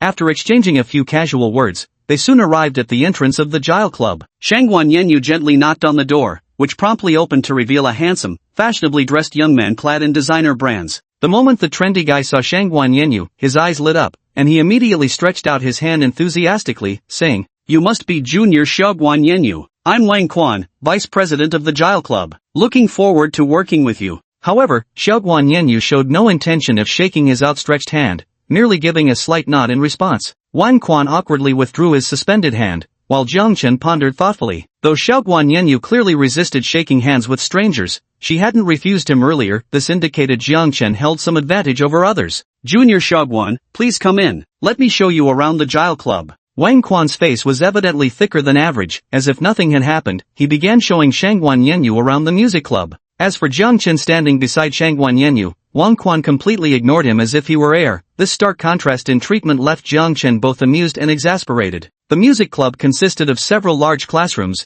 divided into two sections for Western and traditional Chinese instruments, each area furnished with a variety of musical instruments. Perhaps it was class time, as only 7 or 8 people were present in the club. Jiang Chen specifically scanned the room but didn't spot any exceptionally attractive girls, confirming that the campus Belgua Matson wasn't in the club at the moment. Wang Quan took Shangwan Yenyu around the music club several times before finally slanting his eyes at Jiang Chen and saying, "So you're that Jiang Chen guy, right? The guitarist. The club president already gave me a heads up about you. Feel free to wander around on your own." After speaking, Wang Quan turned to Shangwan Yenyu, his indifferent tone doing a complete 180 as he enthusiastically said, "Shangwan underclassman, like you, I major in piano. Why don't we exchange some piano techniques together? Guitars are just for plebeians, they can't compare to our refined piano." Wang Quan's words left Jiang Chen speechless. Who knew someone could feel superior just from playing a musical instrument? In truth, musical instruments have no inherent hierarchy, though guitars do frequently appear in street performances while pianos are typically found in more upscale settings. Wang Quan walked over to the piano, clearly unable to wait any longer to show off his skills. Wang Quan's fingers danced across the keys, and a delightful melody filled the air. Though Jiang Chen knew nothing about piano, even he could tell Wang Quan was performing the highly challenging piece, Flight of the Bumblebee. Wang Quan performed this piano piece with remarkable proficiency. His fingers moved so swiftly they seemed to blur into afterimages, and the music he played buzzed like a swarm of 10,000 bees swirling around one's ears. Damn, he's actually pulling it off. Jiang Chen didn't expect Wang Quan to have real skills, but it's a shame he himself didn't know the first thing about playing piano. Ding! Detected the host's strong inner desire. Master-level piano proficiency has now been awakened. As the system's notification sound faded, Jiang Chen was astonished to find what had been a delightful piano melody just moments ago now sounded unpleasant to his ears. Moreover, I could clearly detect numerous misplayed notes, unstable rhythms, and some emotional inadequacies in the performance. Jiang Chen understood the system had awakened a piano talent within him, granting him mastery-level skills. That's why he could pinpoint all these flaws in Wang Quan's playing. As the piece concluded, Shangwan Yenyu couldn't help but applaud, saying, "Senior, your performance of Flight of the Bumblebee was truly flawless. Even if I listened with utmost attention, I could hardly find any faults." Hearing Shangwan Yenyu praise him so highly, Wang Quan was already beaming with joy, but he still suppressed the ecstasy in his heart, pretending to be modest as he said, "You flatter me too much, Junior Shangwan. I still have a long way to go before matching your mastery of the piano." Indeed, Wang Quan's piano skills were far from reaching Shangwan Yenyu's level, except for this one piece, Flight of the Bumblebee, which was his trump card. He had practiced this piece hundreds of thousands of times since childhood, and it was truly worthy of boasting about. In truth, Shangwan Yenyu could hear some flaws in Wang Quan's performance, but she felt they didn't detract from its overall brilliance. Though she was confident she could play the piece better than Wang Quan, his rendition was already at the pinnacle of excellence. Awful. However, a sudden voice interrupted the conversation between Wang Quan and Shangwan Yenyu. Unable to believe his ears, Wang Quan turned to look only to see Jiang Chen staring at him with a faint smile. "You think my Flight of the Bumblebee sounds bad?" Wang Quan could hardly believe his ears. Jiang Chen continued smiling faintly as he said, "I'm not saying the piece you played sounds unpleasant, I'm saying what you played is pure noise polluting my ears. In other words, you don't know how to play the piano at all." Chapter 32 Piano? I know a little too. "You, what did you say?" Wang Quan's eyes were bloodshot, his fists clenched tightly as he glared at Jiang Chen with unbridled fury. After all, Wang Quan had been studying piano since the age of 3. Though his skill didn't match Shangwan Yenyu's level, he had still won numerous awards in prestigious piano competitions. Now he was being wildly mocked by this mere guitar player before him, who even compared the piece he was playing to noise. How could he possibly accept this? Even Shangwan Yenyu showed displeasure upon hearing Jiang Chen's words. Although Wang Quan's performance had slight flaws, it surely wasn't as completely worthless as Jiang Chen made it out to be. In Shangwan Yenyu's eyes, the provocateur Jiang Chen was nothing more than a clown, simply jealous of Wang Quan's piano talent. Yet Jiang Chen curled the corner of his lips in a smirk and continued. Chapter 1, Section 2, the fourth note, you played it wrong. Chapter 2, Section 2, your emotions aren't vivid enough. Chapter 3, the rhythm of your transformation is extremely unsteady. Jiang Chen pointed out over a dozen flaws in Wang Quan's approach in one breath, leaving both Wang Quan and Shangwan Yenyu utterly stunned. Some of these issues they'd been aware of themselves, while others were problems they hadn't even noticed before. You understand piano too? Shangwan Yenyu asked incredulously, because Jiang Chen had actually spotted more issues than she had. This meant Jiang Chen's piano skills were likely above hers. But how could anyone achieve such mastery in both guitar and piano? She simply couldn't believe such a monstrously talented human being existed in this world. Meanwhile, Jiang Chen sat lazily on the chair with his legs crossed, saying in a carefree manner, I can play the piano a little too. Seeing Jiang Chen showing off in front of Shangguan Yenyu, Wang Quan couldn't hold back anymore. He roared. You're just a guitar-playing loser. Who are you pretending to be? If you've got the guts, play the piece I just did again and let's see who plays it better. Alright then, I'll show you what real skill looks like with just a light touch. With that, Jiang Chen took a seat at the piano. Yet he still sat with his legs crossed, his entire posture utterly lax and careless. He didn't look like someone who could play the piano at all, more like a punk shaking joysticks in an arcade. Shangguan Yenyu's face showed confusion. It was impossible to tell whether Jiang Chen actually knew how to play.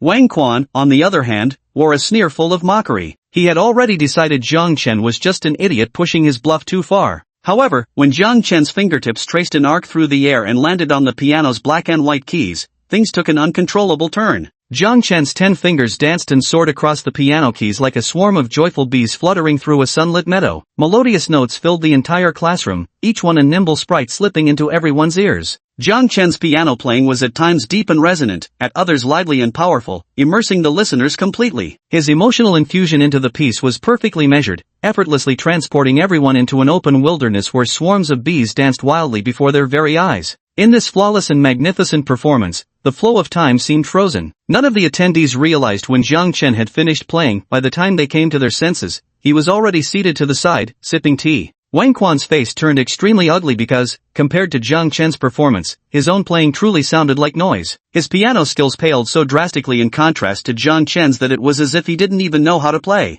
At this moment, Wang Quan's passion for music had been utterly shattered. Having devoted 20 arduous years to mastering the piano, he had believed himself unrivaled among his peers, only to be mercilessly crushed in this small classroom. How could he possibly accept this? Shangguan Yenyu's face was etched with astonishment as her gaze toward Jiang Chen underwent a profound transformation. Jiang Chen's piano skills weren't just vastly superior to her own, they even slightly surpassed those of her teacher, the world-renowned master pianist, Kate. Yet her teacher had devoted half a lifetime to his craft, while Jiang Chen was merely 20 years old. This meant Jiang Chen's brilliance wasn't attainable through sheer practice alone, it demanded a rare, 1 in 10,000 natural gift for the piano. It was laughable how low-key Jiang Chen remained. Unlike herself, who constantly flaunted the title of piano princess, the thought made Shangguan Yenyu blush with self-awareness. Ding! System detected Shangguan Yenyu's favorability at 20. Current favorability, 30. The system's notification tone rang out. Jiang Chen never expected that Shangguan Yenyu, who had always kept others at arm's length, would actually increase her favorability towards him by another 20 points. Slap, slap, slap. At that moment, a round of applause sounded outside the door. Everyone turned to look. It was Yang Xiao, the president of the Gile Music Club. Yang Xiao had just finished listening to Jiang Chen's performance outside the door. To be honest, Jiang Chen had left him utterly astonished. His eyes couldn't conceal his admiration for Jiang Chen. Jiang Chen, I truly had no idea you were such an amazing guitarist, and your piano skills are just as outstanding, Yang Xiao said, patting Jiang Chen on the shoulder, his voice brimming with excitement. To be honest, compared to previous years, the overall standard of the Gile Music Club had declined significantly. In the past, the club was filled with masters of various instruments, but now, only the Guzheng prodigy Guo Meitzen and pianist Wang Quan remained as the club's main attractions. Although Yang Xiao himself played guitar, his overall skills weren't top-notch. He'd been elected club president primarily for his talent in managing the group. But now, not only had piano princess Shangguan Yenyu joined, but they also had Jiang Chen who excelled at both guitar and piano. Yang Xiao felt confident they could restore the music society to its former glory. Jiang Chen, Shangguan Yenyu, I've got an idea. For this year's welcome party, how about you two perform a piano duet together, representing our music society? Yang Xiao assigned the task while looking at Jiang Chen and Shangguan Yenyu, but Jiang Chen immediately waved his hands in refusal the moment he heard the proposal. President, didn't we agree that joining the club wouldn't involve me in anything? Why am I getting assignments after just one day? Besides, with so many experienced seniors in the club, there's no need for us newcomers to step up, right? Jiang Chen was completely unwilling to participate in any welcome party. The only reason he joined the club was to avoid such social obligations. Yang Xiao laughed and said, having freshman representatives perform at the welcome party is Gile Club's tradition since its founding. I'm not specifically targeting you. Just as Jiang Chen was about to refuse again, a gentle voice spoke up. Jiang Chen, I want to perform with you in the show, is that okay? The speaker was none other than Shangguan Yenyu, who was currently blinking her beautiful eyes, waiting for Jiang Chen's response. When such a lovely girl takes the initiative to invite you to team up for a performance,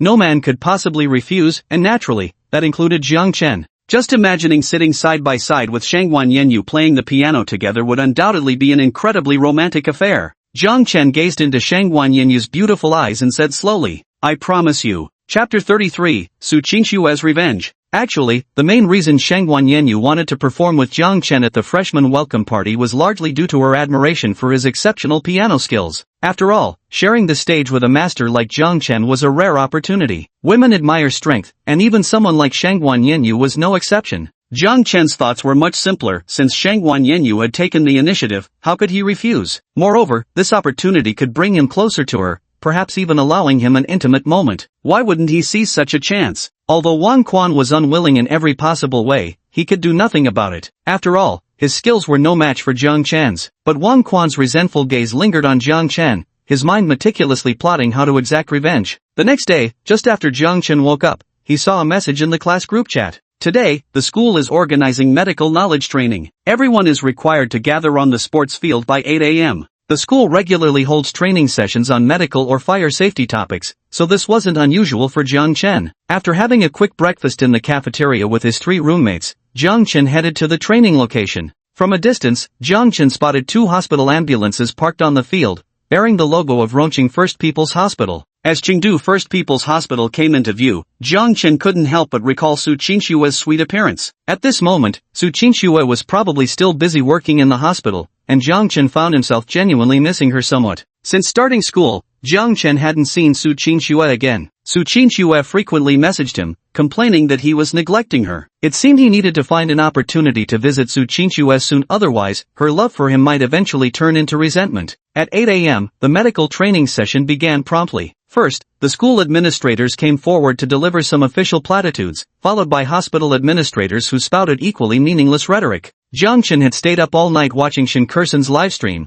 and now he could barely keep his eyes open, yawning incessantly. Just as Jiang Chen was half asleep, a sentence from the leader on stage instantly jolted him awake. "Let us welcome Su Qingshue, a nurse from Rongqing First People's Hospital, to give everyone a first aid knowledge demonstration." Jiang Chen widened his eyes in disbelief as Su Qingshue walked slowly onto the stage in her white nurse's uniform. Her skin was like pure jade, her features exquisite even without makeup. She outshone everyone present. Dressed in that spotless white uniform now, she looked like an angel of purity gracing the mortal world. The moment Su Qingshue appeared on stage, the male students in the audience erupted with excitement. Though Rongqing University had no shortage of beautiful girls, someone as stunning as Su Qingshue was truly a rare sight. The only guy in the crowd who didn't seem excited was probably Jiang Chen. At that moment, he quietly lowered his head, afraid Su Qingshue might spot him. Su Qingshue first introduced some basic medical knowledge. With a gentle smile on her lips, her warm and amiable demeanor made even the dullest medical facts utterly captivating to the male students in the audience. After explaining basic medical knowledge, Su Qingshue smiled warmly and said, "Next, I will choose a student from the audience to come up on stage and assist me with simulating an emergency rescue scenario."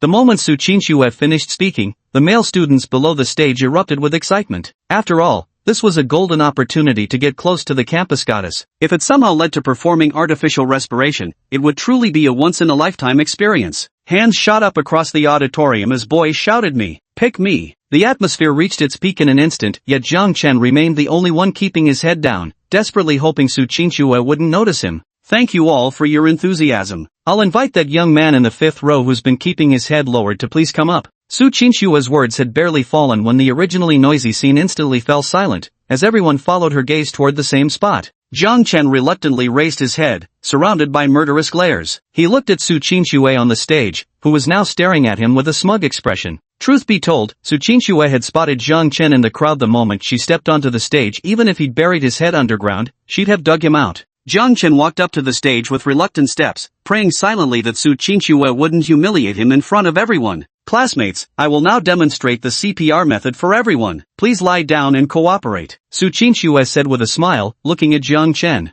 Jiang Chen lay flat on the ground as Su Qingshue began explaining the CPR method while placing her hands together and starting to press on his chest. But unlike normal CPR, Su Qingshue was clearly applying extra force with each press, nearly making Jiang Chen vomit the breakfast he had just eaten that morning. From an angle invisible to others, Su Qingshue whispered to Jiang Chen, "See what you get for not coming to find me, for fooling around with girls at school. Just wait till you see how I deal with you today." As she spoke, Su Qingshue subtly increased the pressure of her grip, while Jiang Chen's face contorted in pain. By the time the entire CPR routine was over, Jiang Chen was already clutching his chest in agony. Master really has it lucky wherever he goes, he runs into romance, Chen Jin said with a leer at Su Qingxue, then turned an envious gaze toward Jiang Chen. That's odd. Having physical contact with such a beautiful nurse should make him happy, yet Master looks like he's in pain. Su Chuang noticed something was off as he asked with a puzzled expression. Hi, probably just dizzy from happiness. Chen Jin mused, then offered his precise analysis. On stage, Su Qingxue watched Jiang Chen continuously massaging his chest, a strange smile reappearing on her face. Addressing her classmates below, she said, after demonstrating CPR, I'll now teach you all how to perform artificial respiration. Su Qingxue's words had scarcely left her lips when a chorus of anguished howls erupted from the male students below. Their goddess was about to perform mouth-to-mouth resuscitation on someone else right before their very eyes. In an instant, Jiang Chen felt the piercing glares of countless hostile eyes locking onto him again. Damn it, this guy's utterly despicable. Let's beat him up after the training session, who's with me? Count me in, I've practiced martial arts. Count me in, I've done boxing before. As he watched the increasingly frenzied male students below the stage, Jiang Chen finally understood the intention behind Su Qingxue's demonstration of CPR. This maneuver of killing with a borrowed knife was truly ingenious. Helplessly, even though the gazes from the audience could have killed him 1,000 times over, Jiang Chen still lay down to cooperate with Su Qingxue's CPR demonstration. Though it was called artificial respiration, it was merely an approximate demonstration. Su Qingxue's cherry lips remained quite far from Jiang Chen's, yet the crowd below still burned with towering rage, clamoring to tear Jiang Chen limb from limb. Staring at the woman who took his first time, Jiang Chen thought she was both beautiful and cruel. Jiang Chen couldn't help but sigh inwardly, women are truly terrifying creatures. Chapter 34, I bought her a villa. In the parking lot of West Suburb Park next to Rongqing University, Jiang Chen sat panting inside his peach-colored Mercedes-Benz G-Class. Right after the medical training session ended, he was chased halfway across the campus by those furious guys. Luckily, his current physical condition was far beyond ordinary. If they had caught him, he'd likely have gotten a thorough beating. Master, the dorm entrance is packed with people. I think you should lay low outside for a while. A message from Chen Jin popped up on his phone. Jiang Chen clenched his fists tightly, mentally cursing Su Qingxue's ancestors 18 generations with every fiber of his being. Taking out his phone, Jiang Chen sent a message to Su Qingxue. Shijiao Park parking lot, waiting for you, come quickly. About 10 minutes later, the passenger door of the G-Class opened, and Su Qingxue slipped inside. Su Qingxue had changed out of her pristine nurse's uniform and into a beige strapless mini-dress, revealing her sensual shoulders and fair thighs. Her long, tied-up hair casually cascaded over her shoulders, filling the entire car with her enchanting fragrance. At this moment, Su Qingxue's watery eyes gazed tenderly at Jiang Chen, her expression seeming to say, I'm yours to command. Jiang Chen looked at Su Qingxue, the fury in his heart having mostly subsided by now, yet he still spoke with a trace of displeasure. Do you have any idea how big of a joke you've made? I can't even go back to school now, I've become the enemy of every guy there. Jiang Chen was about to continue chastising Su Qingxue when suddenly her delicate face leaned in closer. In an instant, his lips met a warmth that made him lose himself in passionate reciprocation. A full 5 minutes later, with flushed cheeks, Su Qingxue pulled out her lipstick to touch up her makeup, while Jiang Chen was still lost in savoring the marvelous sensation of moments before. I missed you so much that I came to school to see you, and to give you a little lesson. I won't do it again next time. Su Qingxue nestled her head against Jiang Chen's chest, cooing sweetly. No one could resist such a beautiful girl like Su Qingxue acting coy, of course, that included Jiang Chen. All his resentment had already melted away by now. Forget it, I'm not really mad at you. Come with me to buy something this afternoon, Jiang Chen said, stroking Su Qingxue's silky hair.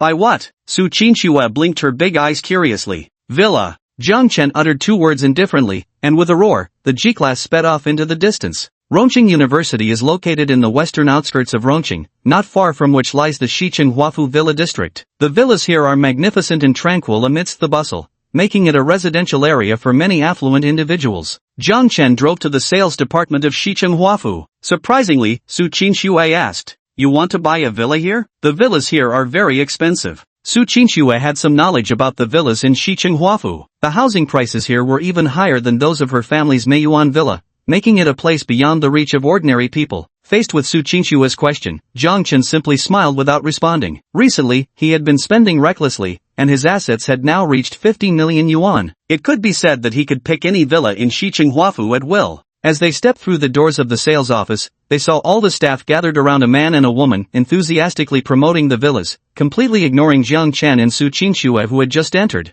Only an intern-looking girl came over and said politely to Jiang Chen, hello sir and madam, would you like me to introduce you to our Xicheng Huafu villas? Su Qinxue? At this moment, the couple surrounded by staff in the center also noticed Jiang Chen and Su Qinxue. The woman called out Su Qinxue's name in surprise. Su Qinxue was slightly startled when she saw the woman clearly, but soon a look of disgust appeared on her face. And ran, what a coincidence, Su Qinxue forced a greeting, clearly not wanting to engage with the woman in front of her. Oh my, if it isn't our former university beauty, Su Qinxue, what a rare sight, and Ran greeted warmly, but her tone carried a distinctly insincere note. This woman named Ran was about the same age as Su Qinxue. Though she could be considered attractive, she still fell far short of Su Qinxue's level. Standing beside Ran was a pot-bellied middle-aged man with a receding hairline, the very picture of a nouveau riche. Their intimate body language, with the man's hand resting possessively on Ran's slender waist, left no doubt about their romantic relationship. Ran and Su Qinxue had been classmates in university. Su Qinxue, the undisputed campus beauty and a young lady from a prestigious family, shone like a dazzling pearl on campus, envied by all the girls, Ran included.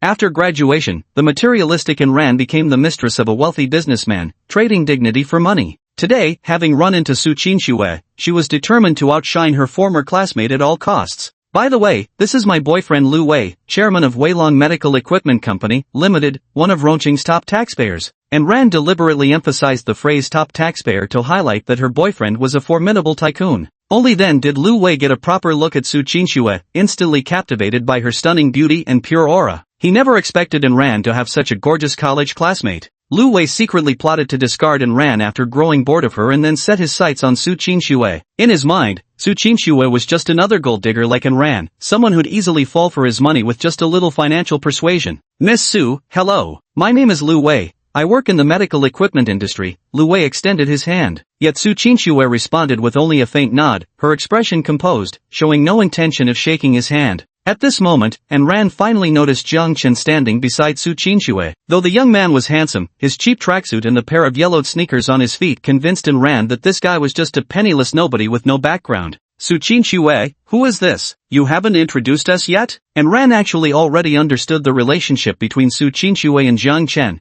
but she deliberately asked anyway. Su Qinxue held onto Jiang Chen's arm with both hands, her composed face finally breaking into a sweet smile as she cheerfully introduced. This is my boyfriend Jiang Chen, currently a freshman at Rongqing University. Put. The moment Su Qinxue finished speaking, Ran couldn't help but burst into laughter. With undisguised contempt on her face, she said to Su Qinxue, seriously? Our campus belle? You actually chose to date a mere student? What can he possibly offer you, a car, a house, or are you planning to give him living expenses every month? Lu Wei, standing nearby, now chimed in. Miss Su, I believe women should choose partners with financial stability instead of living in some fairy tale fantasy every day. What can your boyfriend even offer you? He probably has to ask his mom for money just to buy you flowers. Actually, I came here today to gift Anran a villa. If you'd be willing to become my girlfriend, I'd happily give you one too. Lu Wei was now leering at Su Qinxue with a lascivious gaze, not even sparing a glance at Jiang Chen by her side. Jiang Chen's expression remained calm as still water the whole time. He glanced briefly at Ran and Lu Wei before speaking in an indifferent tone.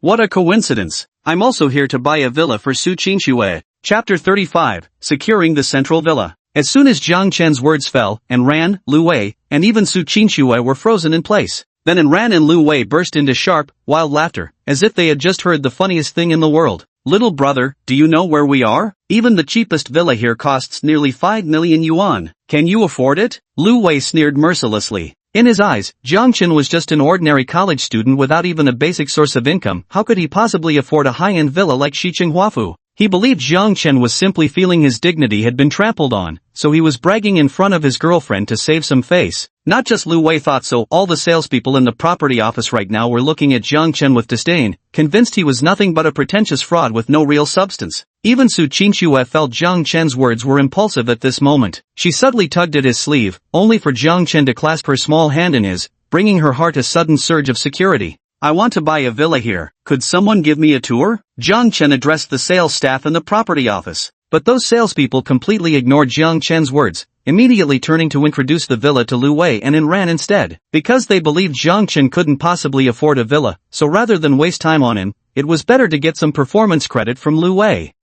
May I assist you? The young girl who looked like an intern asked timidly. Of course, thank you for your help. Jiang Chen smiled and nodded. It seemed today's big sale was destined to be this young girl's achievement. Through the young girl's introduction, Jiang Chen learned that her name was Chen Yiran, a recent university graduate. Chen Yiran's service attitude was excellent, and his professional knowledge was ample. He not only provided Jiang Chen with a detailed introduction to all the villas in Shicheng Huafu but also thoroughly explained the surrounding supporting facilities. Although Shicheng Huafu is located near the western suburbs, transportation is convenient, with just a 15-minute drive to the city center. Moreover, the surroundings of Shicheng Huafu are peaceful, making it a highly suitable place to live. The villas in Shicheng Huafu are also categorized by price range, with the most basic configurations starting around 5 million yuan, along with mid-range and high-end villa clusters. However, Jiang Chen discovered an exceptionally unique villa. This villa was situated at the very center of the cluster, surrounded by a circular garden that distinctly separated it from the other villas. Moreover, this central villa is even more majestic and beautiful, featuring expansive emerald green lawns, a swimming pool, exquisite courtyard landscaping with prized greenery, and elegant gravel pathways connecting the front and back gardens. The presence of this villa stands out like a crane among chickens, casting all other villas into the shade. Is that central villa still for sale? Jiang Chen couldn't help but ask. Yet as soon as his words were spoken, they once again provoked uproarious laughter from Ran, Lu Wei, and the others. Even Chen Yiran's expression became somewhat uncomfortable. Because this central villa had been built for 4 or 5 years, yet no wealthy individual had the means to acquire it. Now, a student-like person inquiring about the central villa only further proved he wasn't genuinely here to buy. But the unnatural expression on Chen Yiran's face was gone in an instant, as she smiled and said,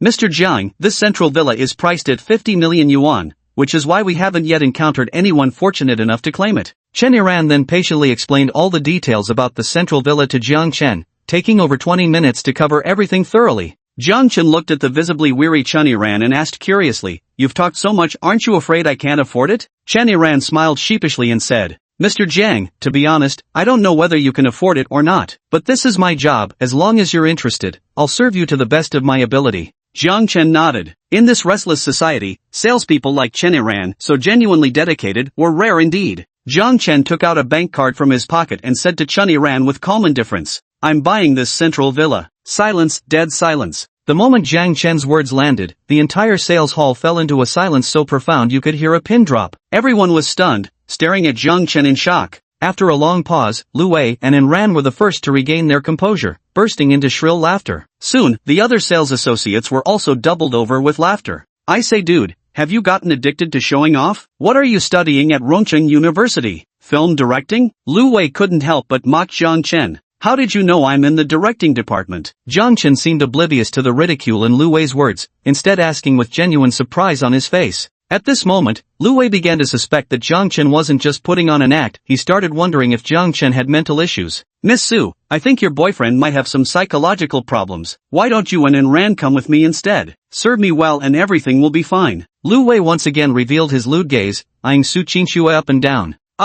Su Qingxue was just about to counter Lu Wei when a piercing scream cut through the air, interrupting her. There stood Chen Yiran in front of the computer, one hand clutching a POS machine while the other covered his mouth, his eyes wide with sheer astonishment. "Chen Yiran, what the hell are you screaming about over there?" A manager-looking man launched into a furious tirade at Chen Yiran. Yet Chen Yiran remained utterly astonished, muttering under his breath, "The card went through. 50 million yuan." Chen Yiran's words made everyone present gasp sharply. The manager rushed over in disbelief to check, only to freeze into petrified stillness just like Chen Yiran. Lu Wei and Ran sensed something was terribly wrong. Trembling, they stumbled over to verify, and upon seeing the 50 million yuan transaction record, both collapsed weakly to the ground. A liquid cash flow of 50 million yuan even looking across all of Rongcheng, this would qualify as top-tier god-tier wealth, wouldn't it? Their gazes toward Jiang Chen had completely transformed, filled with shock, worship, fear, and regret. They had no idea just what kind of person they had provoked today. A college student who could spend 50 million on a villa for his girlfriend. Behind him must lie a top-tier family with astronomical wealth, right?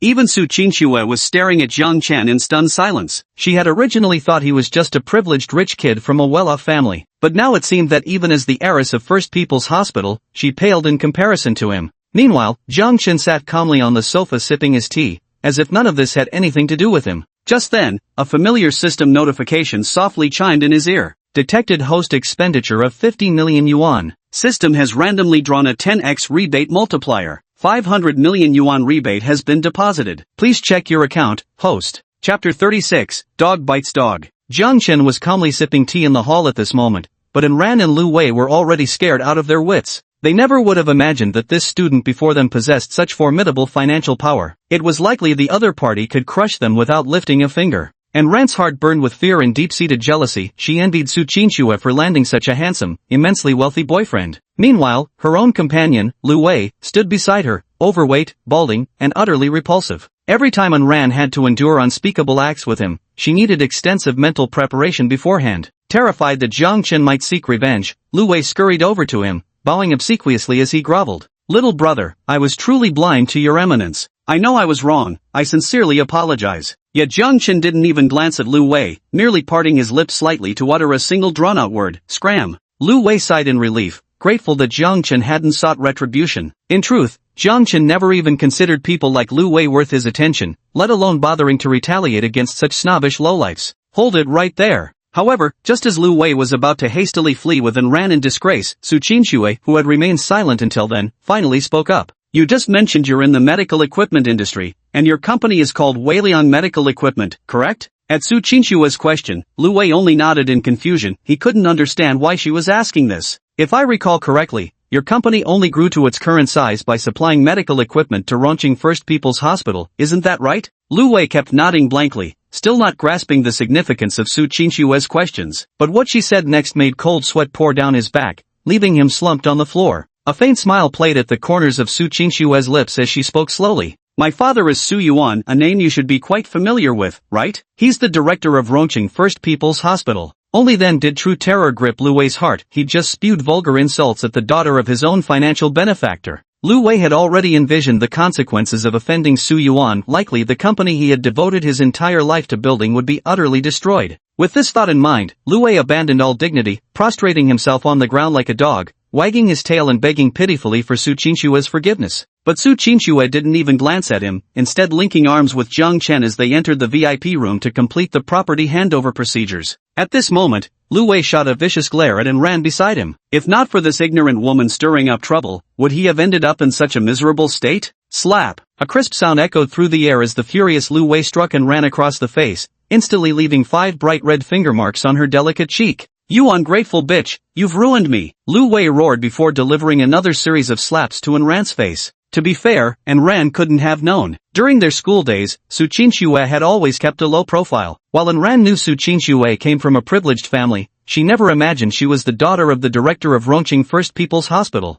As Lu Wei continued his merciless beating, Ran unleashed her true shrewish nature and began grappling with him, trading blows while hurling insults. "You old man, toothpick boy, taking pills just to last 3 minutes and still daring to hit me. To tell you the truth, I've actually been secretly cheating on you with 5 or 6 others behind your back." The two started brawling right in the sales hall, putting on a shameless display of a dog-eat-dog fight. The previously arrogant sales staff watched in shock, silently vowing to never judge a book by its cover again. Jiang Chen and Su Qinxue weren't the least bit interested in what was happening outside. After all, they wouldn't be surprised by whatever disgraceful scene someone like Lu Wei or Ran might make. Under Chen Yiran's guidance, Jiang Chen and Su Qinxue stepped into the central villa. Looking around, the villa exuded dignified luxury while maintaining refined elegance. Its expansive courtyard was adorned with lush greenery, and the air was fresh. The interior of the villa displayed classical opulence, emanating an indescribable and unique ambience. After helping Jiang Chen and Su Qinxue register their fingerprints, Chen Yiran tactfully took her leave. Truth be told, the commission from this central villa alone could save Chen Yiran, who had just graduated, a decade of hard work. But this was nothing less than what she deserved. Su Qinxue gazed around the enormous villa like Grandma Lu first entering the Grand View Garden. Though her family was well off and lived in a villa themselves,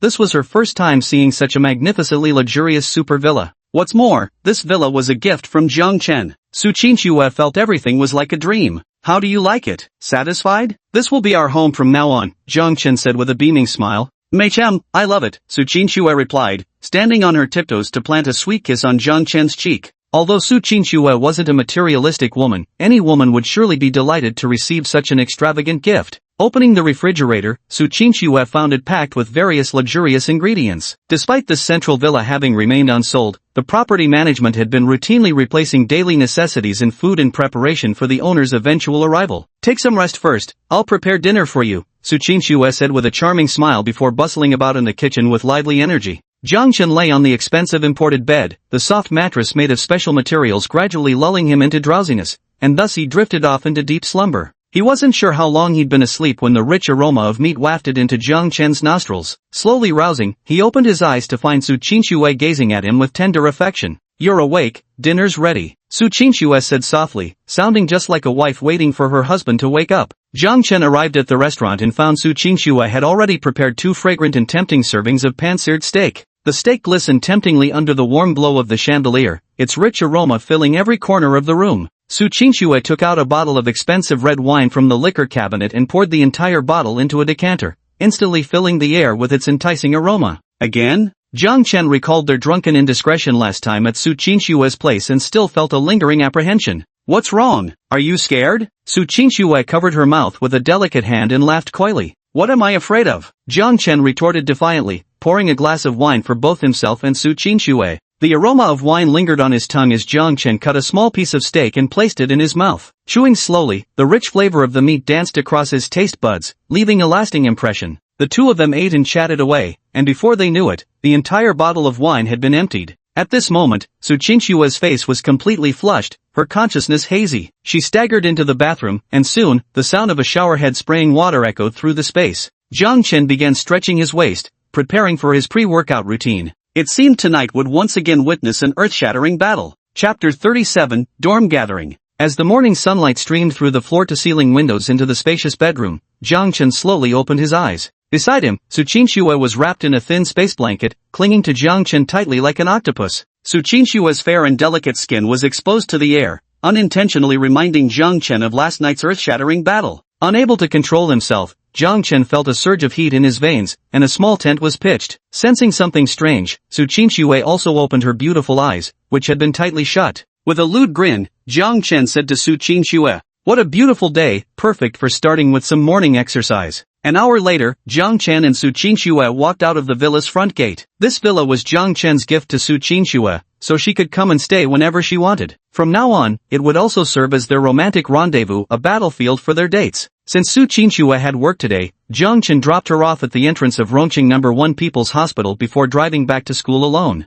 According to Qian Jin's intel, the troublemakers who had vowed to teach Jiang Chen a lesson had already scattered. That's why Jiang Chen could finally return to campus with peace of mind. Jiang Chen parked the car by Shijiao Park near the school as usual, but the moment he stepped out, he spotted Qian Jin, Su Chuang, and Wu Daxiang not far away. "Holy shit, master?" Qian Jin stared at Jiang Chen in utter disbelief, his gaze shifting to the peach-pink G63 parked behind him. Is this your car?" All three roommates asked in unison. This was a Mercedes G63 after all. Even successful professionals would be proud to drive such a car, let alone Jiang Chen, who was just a freshman. Jiang Chen hadn't expected to run into his three roommates like this, but since he'd been spotted, he saw no point in hiding the truth anymore. "I wanted to live as an ordinary guy among you. Well, the truth is, I'm actually a rich second-generation heir. Dang, man, you really kept this under wraps." The dorm mates didn't feel jealous of Jiang Chen because of this. Instead, they were genuinely happy for him. After all, having a super-rich second-generation heir as their good brother was something worth bragging about in itself.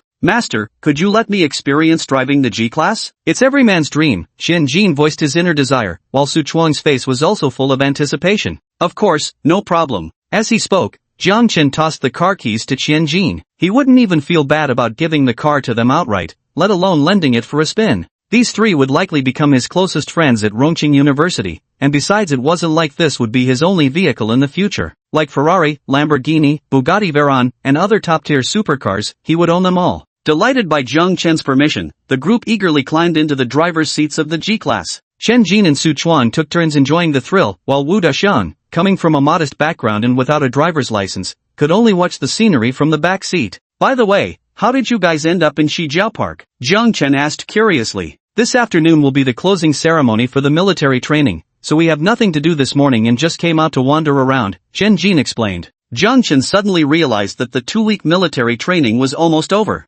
Starting tomorrow, the school will have a week-long break, then hold the welcome party, after which will begin regular classes. Wu Daxiang continued explaining the upcoming arrangements to Jiang Chen. Only then did Jiang Chen remember the welcome party and the fact that he needed to perform together with Shangguan Yenyu. "It seems perfect to use this week to rehearse the performance with Shangguan Yenyu. Maybe some romantic sparks will fly between them." At this thought, Jiang Chen couldn't help but reveal a rather mischievous smile on his face. Jiang Chen also attended the afternoon military training closing ceremony. To be honest, even though they'd only spent half a month with drill instructor Wu Gang, everyone felt somewhat sad about parting ways. Students, I've truly enjoyed our time together. Though I may have been strict with you, the truth is I've grown quite fond of you all. After bidding everyone a final farewell, Wu Gang turned away without looking back. Just before leaving, he deliberately glanced at Jiang Chen. Perhaps Jiang Chen's Baji Quan performance that day had left a deep impression on him. After returning to the dormitory, Jiang Chen and his roommates all sat on their beds staring blankly at each other. The intense military training had abruptly ended, leaving them utterly unsure of what to do next. Chen Jin lost interest in playing games, and Wu Dashan couldn't be bothered with his soap operas anymore. Everyone felt unbearably bored. Hey, why don't the four of us go out and have some fun off campus? Consider it our dorm's first unofficial team-building outing, Chen Jin suddenly suggested. His proposal lit sparkles in everyone's eyes. Clearly, they all approved of the idea. After all, it had been over half a month since they'd met,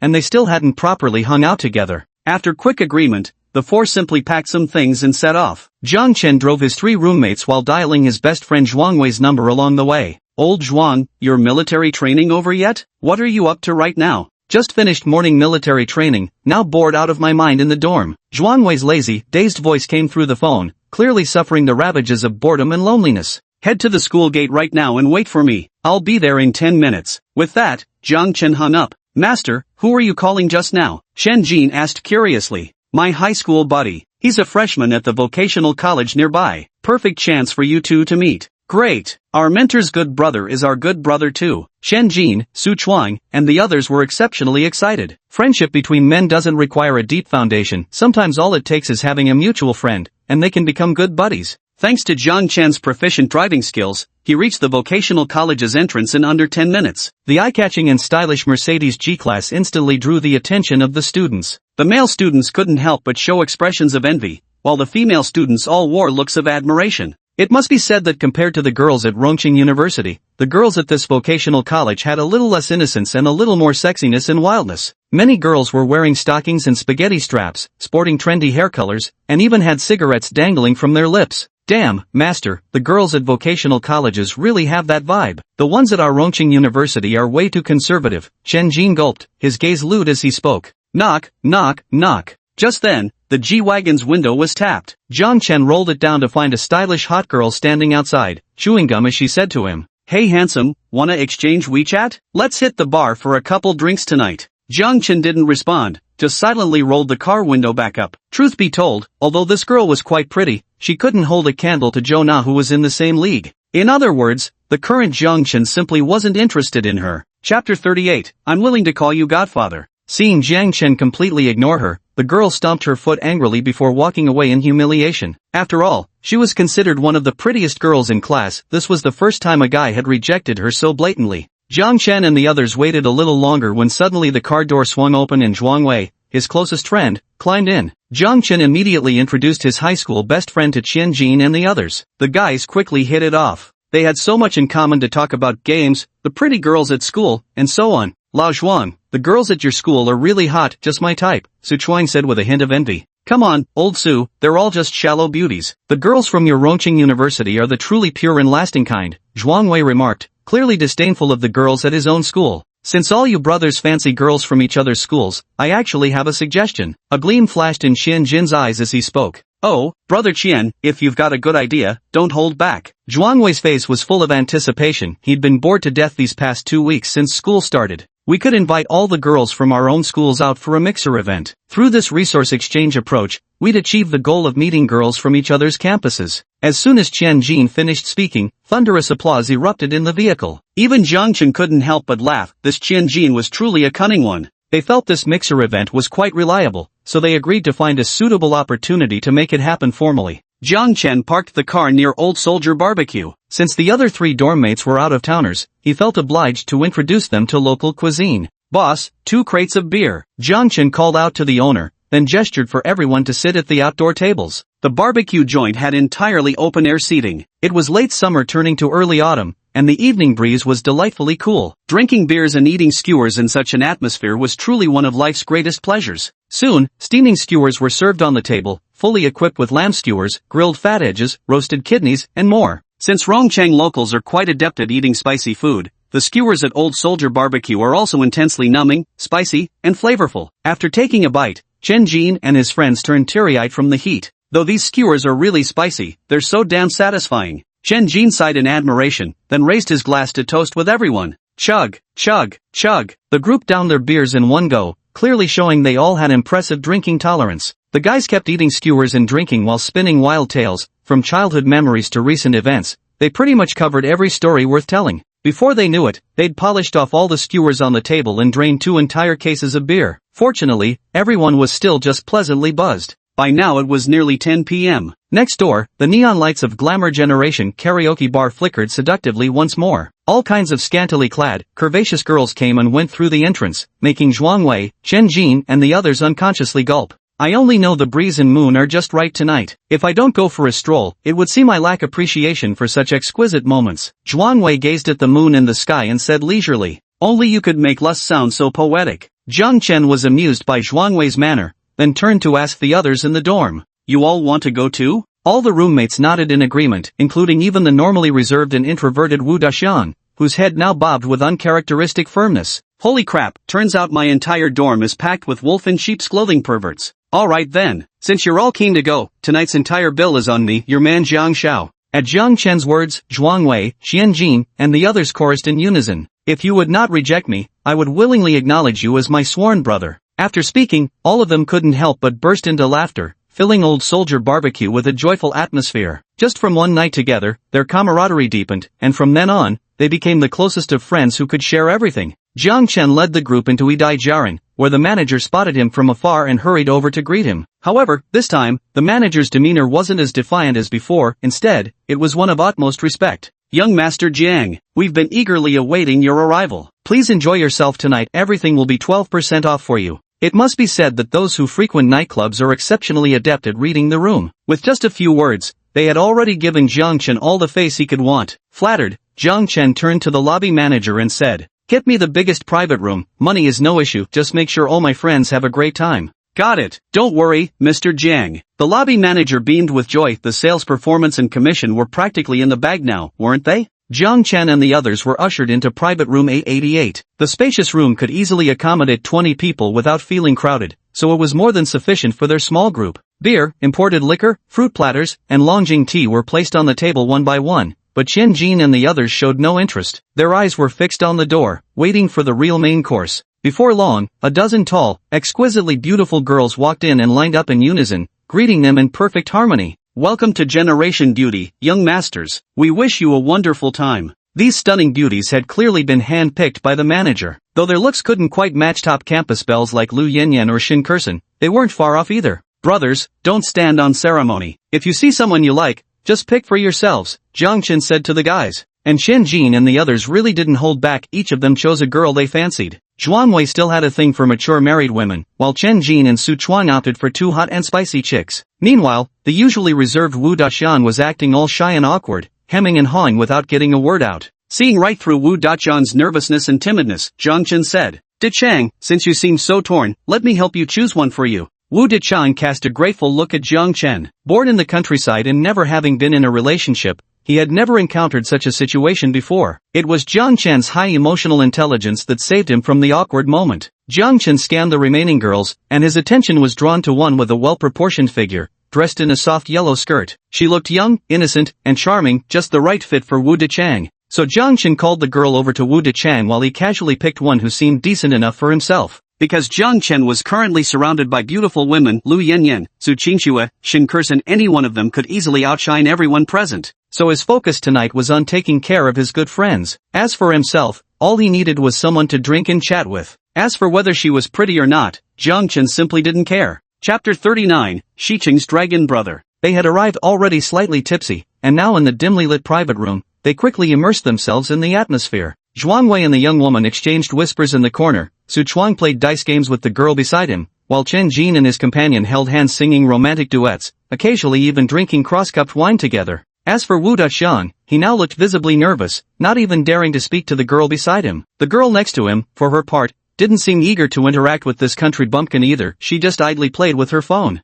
This won't do. Spending money unwisely is one thing, but I can't let my bro feel unhappy. so Jiang Chen walked over to the girl and tapped her fragrant shoulder, signaling for her to follow him outside. Once they were outside the private room, the girl looked at Jiang Chen with some confusion. "Beauty, what's your name?" Jiang Chen took the lead in asking. "My name is Fei Fei. May I ask what this is about?" Under the bright lights outside the private room, Jiang Chen suddenly realized this girl was genuinely attractive. "Here's the thing. It's my friend's first time at a place like this. I hope you can take the initiative more," Jiang Chen said to Fei Fei. "Oh, got it." Fei Fei looked visibly reluctant, clearly not taking these student-looking boys seriously. "Alright then, open your payment QR code." Jiang Chen saw right through the nature of these nightclub girls. It seemed some monetary persuasion would be necessary. After Fei Fei opened her payment code, Jiang Chen directly transferred 3,000 yuan to her. After all, with the system rebating his spending, Jiang Chen didn't feel the slightest pinch when splurging money. Fei Fei looked at the 3,000 yuan that had already been deposited in her account,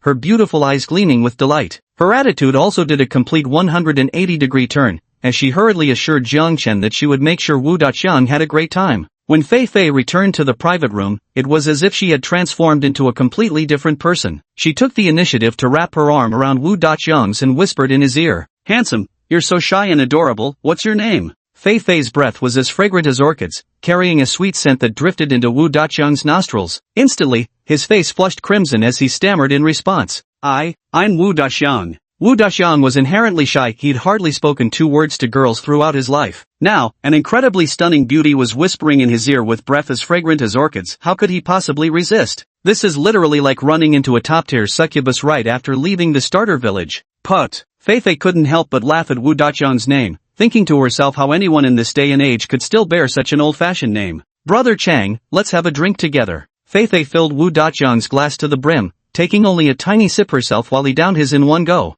"Brother Chang, what's the name of that handsome guy over there? He looks quite wealthy." Fei Fei pointed toward Jiang Chen nearby, whispering the question into Wu Daqiang's ear. By now Wu Daqiang was 7/10 drunk, his words slightly slurred as he responded. "That's Jiang Chen, we're practically brothers from the same dorm. Let me tell you, he's crazy rich. That big what's-it-called G thing he drives? Rumor has it cost nearly 5 million. Fei Fei's eyes sparkled as she kept up the idle chatter with Wu Daqiang, yet every topic somehow circled back to Jiang Chen. The simple-minded Wu Daqiang remained blissfully unaware, grinning cheerfully as he mistook Fei Fei's interest in talking with him. Meanwhile, Jiang Chen had no idea what was happening. He only saw Wu Daqiang and Fei Fei chatting happily, their faces beaming with excitement, which put him at ease. "Hey handsome, let's have a drink." The girl beside Jiang Chen wrapped her arm around his and whispered in his ear. The girl was named Xinxin. Having frequented nightclubs for years, she immediately recognized Jiang Chen as the leader of the group and the one paying the bill, so she devoted extra attention to him. She not only pulled her short skirt up a little higher but also subtly brushed her long legs against Jiang Chen, yet he seemed completely uninterested in her, making Xinxin question her own charm. Jiang Chen clinked glasses with Xinxin and downed his drink in one go. Having consumed a bit too much alcohol tonight, he could feel a faint throbbing at his temples. "By the way, do you know how to give a massage?" Jiang Chen suddenly asked Xinxin. "Of course. I used to be a professional therapist at a head massage parlor," Xinxin replied, flexing her fingers with an air of practiced expertise. "Then give me a massage, my temples are a bit sore." "Sure thing." Xinxin proceeded to massage Jiang Chen's temples without delay. It must be said, Xinxin's technique was professional, with just the right amount of pressure, making Jiang Chen feel extremely comfortable. Meanwhile, on the other side of the private room, a bare-chested bald man walked into the grand hall of first beauties. The man was covered in tattoos, reeked of alcohol, and had 2 thuggish-looking lackeys trailing behind him, every inch the neighborhood gangster. The lobby manager immediately approached him with an ingratiating smile. "Brother Long, what brings you here tonight? I'll make sure you're treated like royalty." The man was Zhang Long, known locally as West City Dragon. He was an infamous hoodlum in the Western District,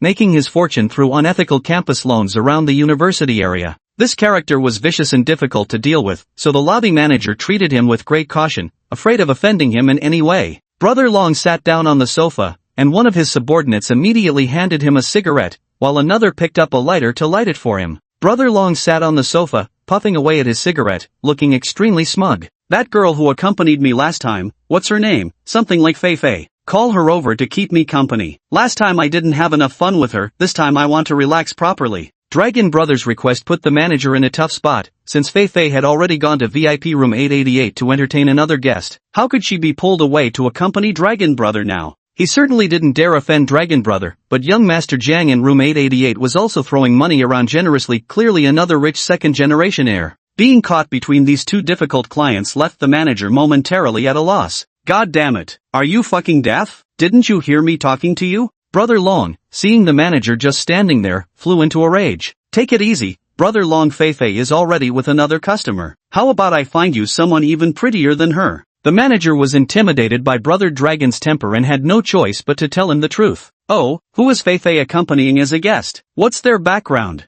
Although Brother Long was a hoodlum, he wasn't brainless. Sure, he had money and power, but in a place like Rongqing, there were plenty of influential figures way above his league. So, Brother Long needed to first figure out the other party's background and identity to avoid kicking a metal plate, stepping on a landmine, so to speak. He probably doesn't have any connections, just a college student with a bit of money, the manager said obsequiously. Student? Hearing the manager's words, Brother Long's face twisted into a vicious smirk. What does that dragon guy do? He's a campus loan shark. He's driven countless students to ruin, and he fears students the least. Brothers, teach these students a proper lesson, then bring Feifei back to me. At Brother Long's command, the two lackeys behind him also revealed sinister smiles. Chapter 40, Just Call Me Xiao Long. Inside VIP room 888, Zhang Chen and his companions remained unaware of the impending danger, still immersed in the lively scene of revelry. Chen Jin slid his hand lasciviously back and forth along his female companion's thigh, to which she coquettishly protested. Oh no, you've already snagged my brand new stockings. Boom!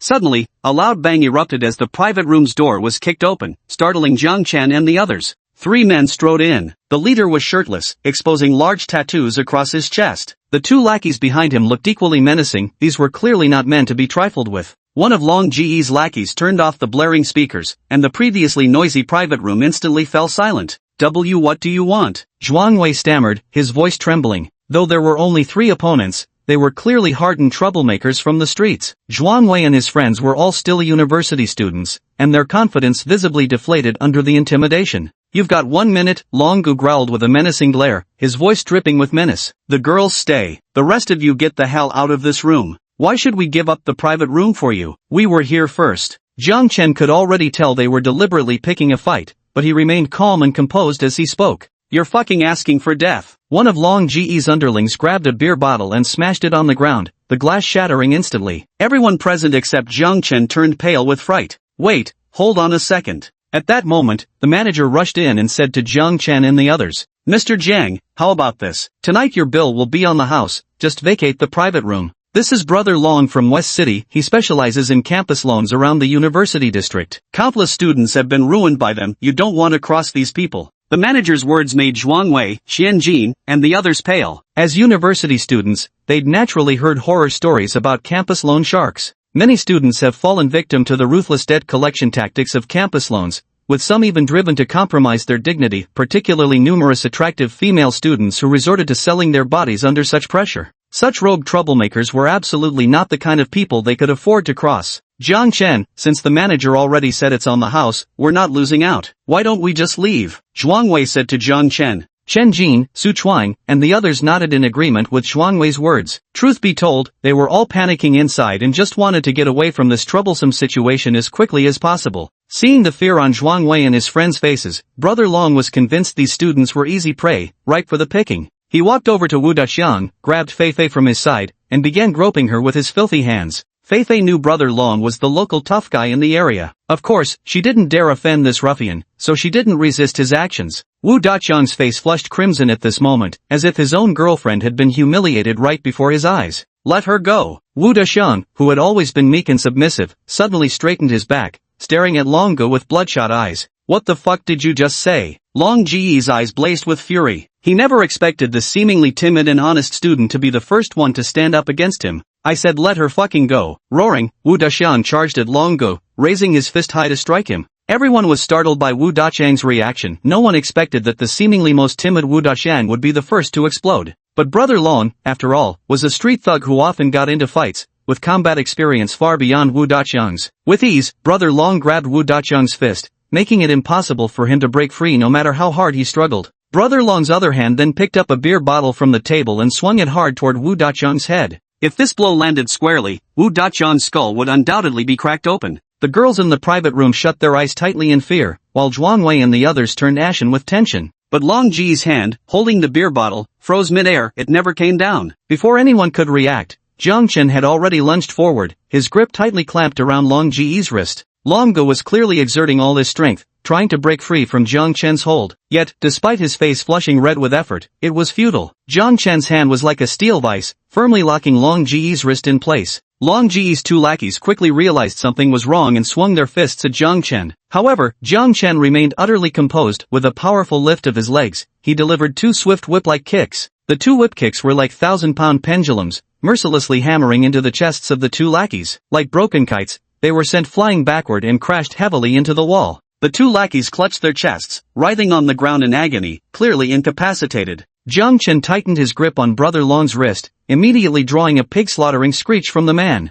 Big bro! Big bro! This worthless fool failed to recognize true greatness. I was wrong! Easy now, ouch, ouch. At this moment, Brother Long was begging for mercy in agony, a far cry from his earlier arrogance. Dragon probably never expected Jiang Chen to be such a tough fighter. To put it bluntly, he was just a small-time gangster himself. When someone stronger came along, he could only swallow his pride. Watching Brother Long's face turn from pain to purple, then from purple to ashen gray, only then did Jiang Chen release his grip with satisfaction. Brother Long, still reeling from the sharp pain, frantically shook his wrist to ease the throbbing ache. You're called Brother Long, right? Come take a seat. Jiang Chen had already settled back onto the sofa and beckoned to Brother Long with a wave, inviting him over. Don't call me Brother Long, just Xiao Long is fine. At this moment, Brother Long had lost all his previous domineering demeanor, sitting obediently by Jiang Chen's side like a timid little lamb. My name is Jiang Chen, a student at Rongqing University. I hear you operate student loans around the university district, is that correct?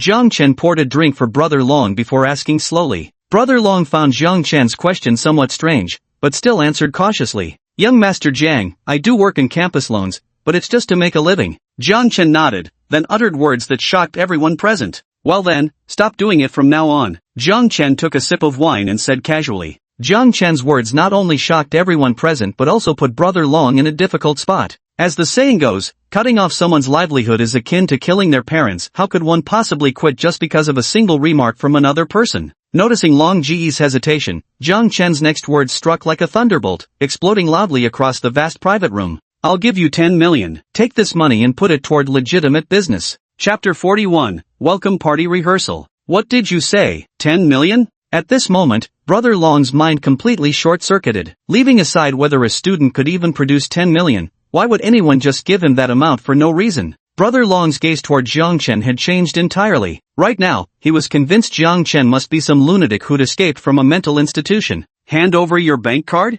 Jiang Chen couldn't be bothered to argue further. Only practical demonstration would make the guy face reality. Brother Long hesitantly took out his bank card. After Jiang Chen's smooth, practiced movements, Brother Long's phone immediately pinged with a notification tone. When Brother Long opened his phone to check the message, he froze completely on the spot. Meanwhile, Fei, standing right beside him, clearly saw the SMS content. Brother Long's bank account had just received a deposit of 10 million yuan. Fei could hardly believe her eyes. Brother Long was stunned for a long time before finally snapping out of it. Suddenly, he fell to his knees with a thud and began kowtowing fiercely to Jiang Chen. Master Jiang, from now on, I, Little Long, will follow your lead without any hesitation or disloyalty. To be honest, Brother Long also understood that unethical practices like campus loans weren't sustainable in the long run. If he continued down this dark path, he would inevitably meet a bad end. But giving up the campus loan business would also mean significant losses for him, so he couldn't bear to abandon this industry. But now Jiang Chen had given him 10 million yuan, enough to make up for his losses from abandoning the campus loan business while also allowing him to successfully exit the industry. Why wouldn't he take the offer? After all, engaging in illegal campus loans at the risk of imprisonment had only earned him a little over $1 million. That 10 million was more than enough for him to start a legitimate business and live lavishly for the rest of his life. Jiang Chen helped Long go up from his kneeling position. Truth be told, his actions weren't entirely selfless, because someone like Long Go, a local troublemaker, could handle many minor hassles for him in the future. Moreover, in recent years, campus loans have caused immense harm. Jiang Chen persuading Brother Long to turn over a new leaf is truly a commendable deed. After all, the system would give him rebates, so no matter how much he spent, it wouldn't hurt his wallet. Though Brother Long and his underlings took a beating, they walked out of Dai Jiaoren grinning from ear to ear. This beating was totally worth it. After Brother Long left, Jiang Chen and the others lost interest in continuing to have fun, so they also prepared to leave. Wu Daqian gazed at Fei with reluctance in his eyes, but Fei didn't even glance his way. After all, such feelings only existed within the private room. Once they stepped out, they would become strangers again. Fei and Xin both wanted to add Jiang Chen on WeChat,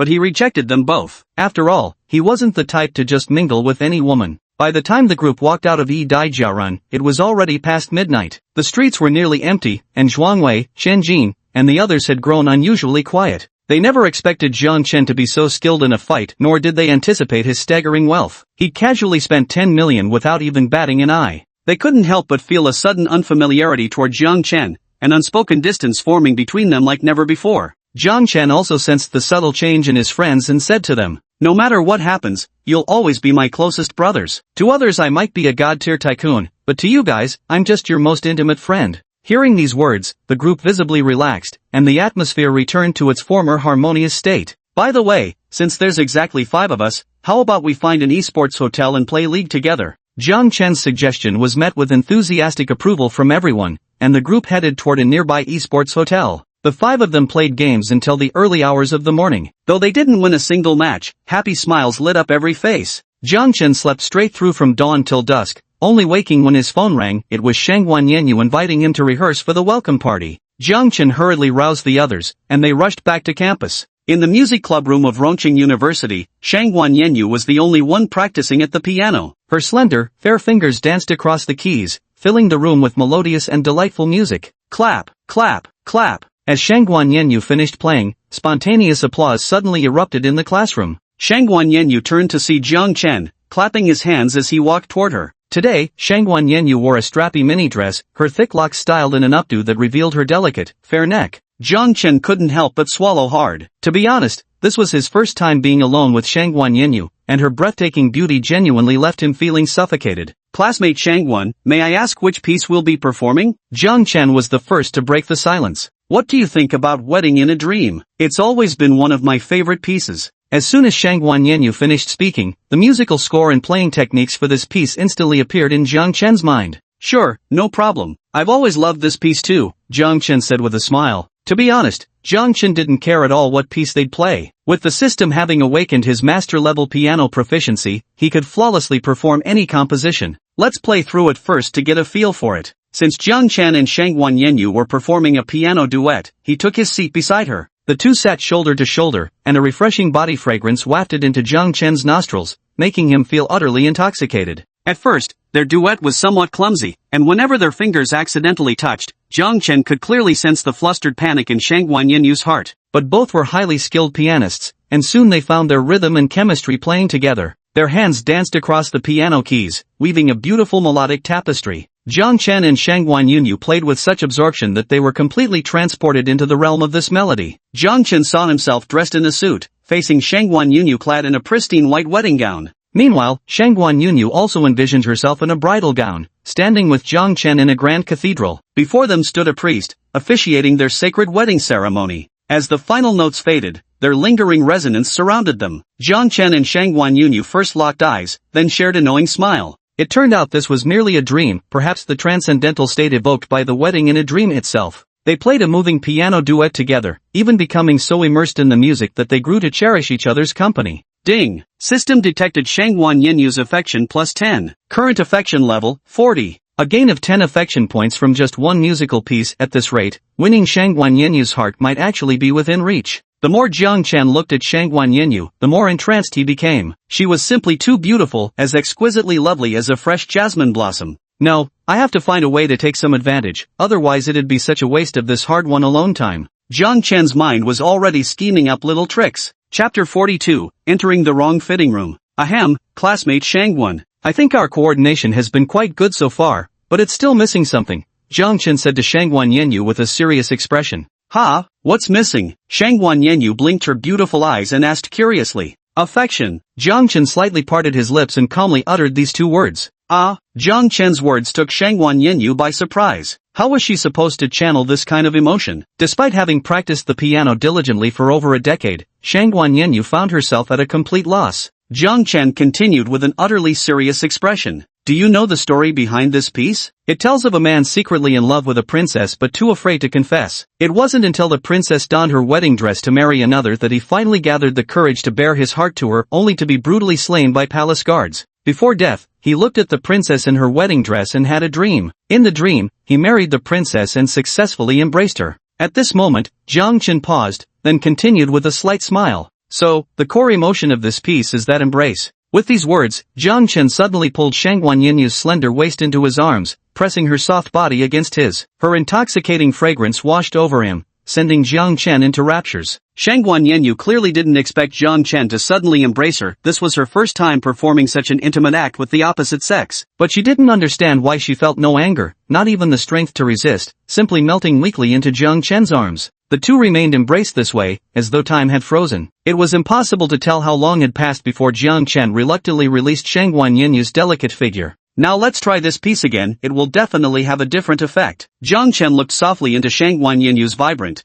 beautiful eyes as he spoke. And next time, I want to go back to the dorm. Shangguan Yinyu flushed crimson and fled through the door, her mind reeling from tonight's wild events. Since childhood, countless suitors had pursued her, yet she'd never allowed physical contact with any male. Strangest of all was how she felt no anger toward Jiang Chen's bold advances. Oh Yinyu, what has become of you? The maiden's tangled thoughts rivaled 3,000 vexations, while Jiang Chen walked away without such concerns. As he slowly shut the clubroom door behind him, the system's chime sounded in his ears. Ding! System detects 20 favorability increase from Shangguan Yinyu. Current favorability rating, 60. A smirk curled at Jiang Chen's lips as he felt himself drawing closer to conquering Shangguan Yinyu. The thought of her pure yet aloof demeanor sent waves of excitement coursing through him. Yet after Jiang Chen departed, a figure emerged from a shadowy corner outside the classroom, none other than Wang Quan, deputy head of the Gile Society. Every interaction between Jiang Chen and Shangguan Yinyu had unfolded before his watchful eyes. Now, with bloodshot eyes and gritted teeth, he spat out.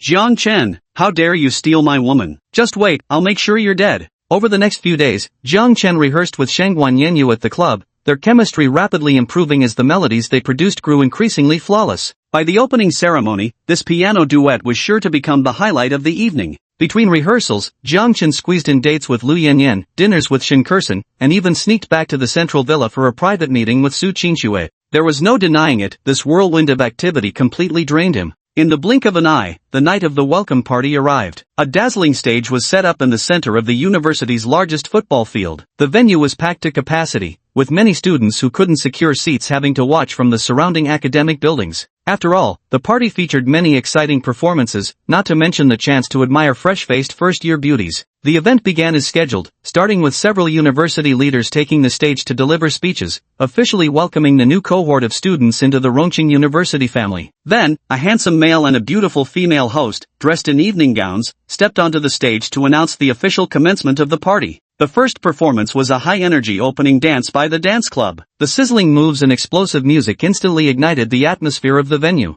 The second performance was a crosstalk comedy act, followed by a solo singing performance by last year's campus top 10 singers champion. As the third performance was about to conclude, Shangguan Yinyu anxiously paced backstage, constantly looking around. Her piano duet with Jiang Chen was slated as the sixth act, and the damnable Jiang Chen still hadn't shown up. Shangguan Yinyu had already called him countless times, but his phone remained unanswered. Just as she had resigned herself to performing alone, Jiang Chen finally arrived in a flustered hurry, wearing pajamas, no less. Why are you so late? And what on earth are you wearing? Shangguan Yinyu was instantly speechless, feeling her partner was utterly unreliable. Sorry, I overslept, Jiang Chen said with an apologetic look. In truth, he had been in a meeting with Su Qingxue at the central villa until dawn last night, which was why he ended up sleeping through the entire day in his dorm. Hurry up and change. Shangguan Yinyu didn't have time to scold him further and quickly shoved the suit he needed to change into his hands. Jiang Chen grabbed the clothes and rushed toward the dressing room backstage. At that moment, the backstage area was bustling with people, chaotic and disorderly. Each performance team had their own dedicated dressing room,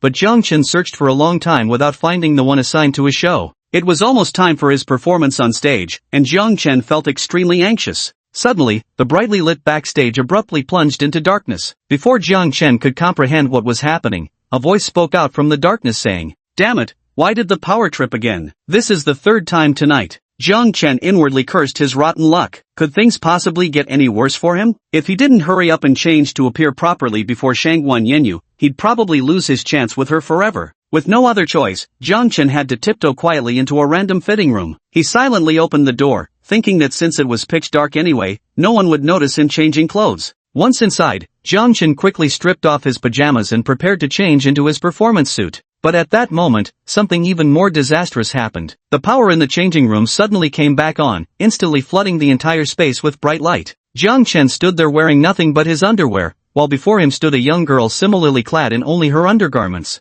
Her skin was fair as jade, with a slender neck of elegant proportions and curves that highlighted her feminine silhouette. Her thick, flowing hair was pinned up in an ancient-style bun, adorned with a dazzling jade hairpin. Her eyebrows arched like distant mountains, her lips were cherry red, and her eyes resembled pools of serene autumn water. Everything about her exuded an ethereal beauty that seemed to transcend the mundane world. Jiang Chen stared blankly, unconsciously muttering to himself, "So beautiful." Chapter 43, The Classical Beauty Lin Wanxiu. To be honest, this girl was more beautiful than any Jiang Chen had ever seen. If Lu Yanyan was pure and adorable, Su Qinxue was graceful and elegant, Shen Kursen was cute and energetic, Shangguan Yanyu refined yet aloof, and Zhona fiery and cold. The girl before him was like an immortal fairy who had stepped out of an ancient painting, ethereal and untouched by mortal affairs, her beauty transcending the mundane world. At that moment, Jiang Chen and the girl were both clad only in their undergarments, completely exposed as their eyes locked onto each other. The girl's beautiful eyes were filled with shock and fear. She had clearly never expected a strange man to appear in the fitting room with her. When the girl snapped out of her daze, her first instinct was to scream at the top of her lungs.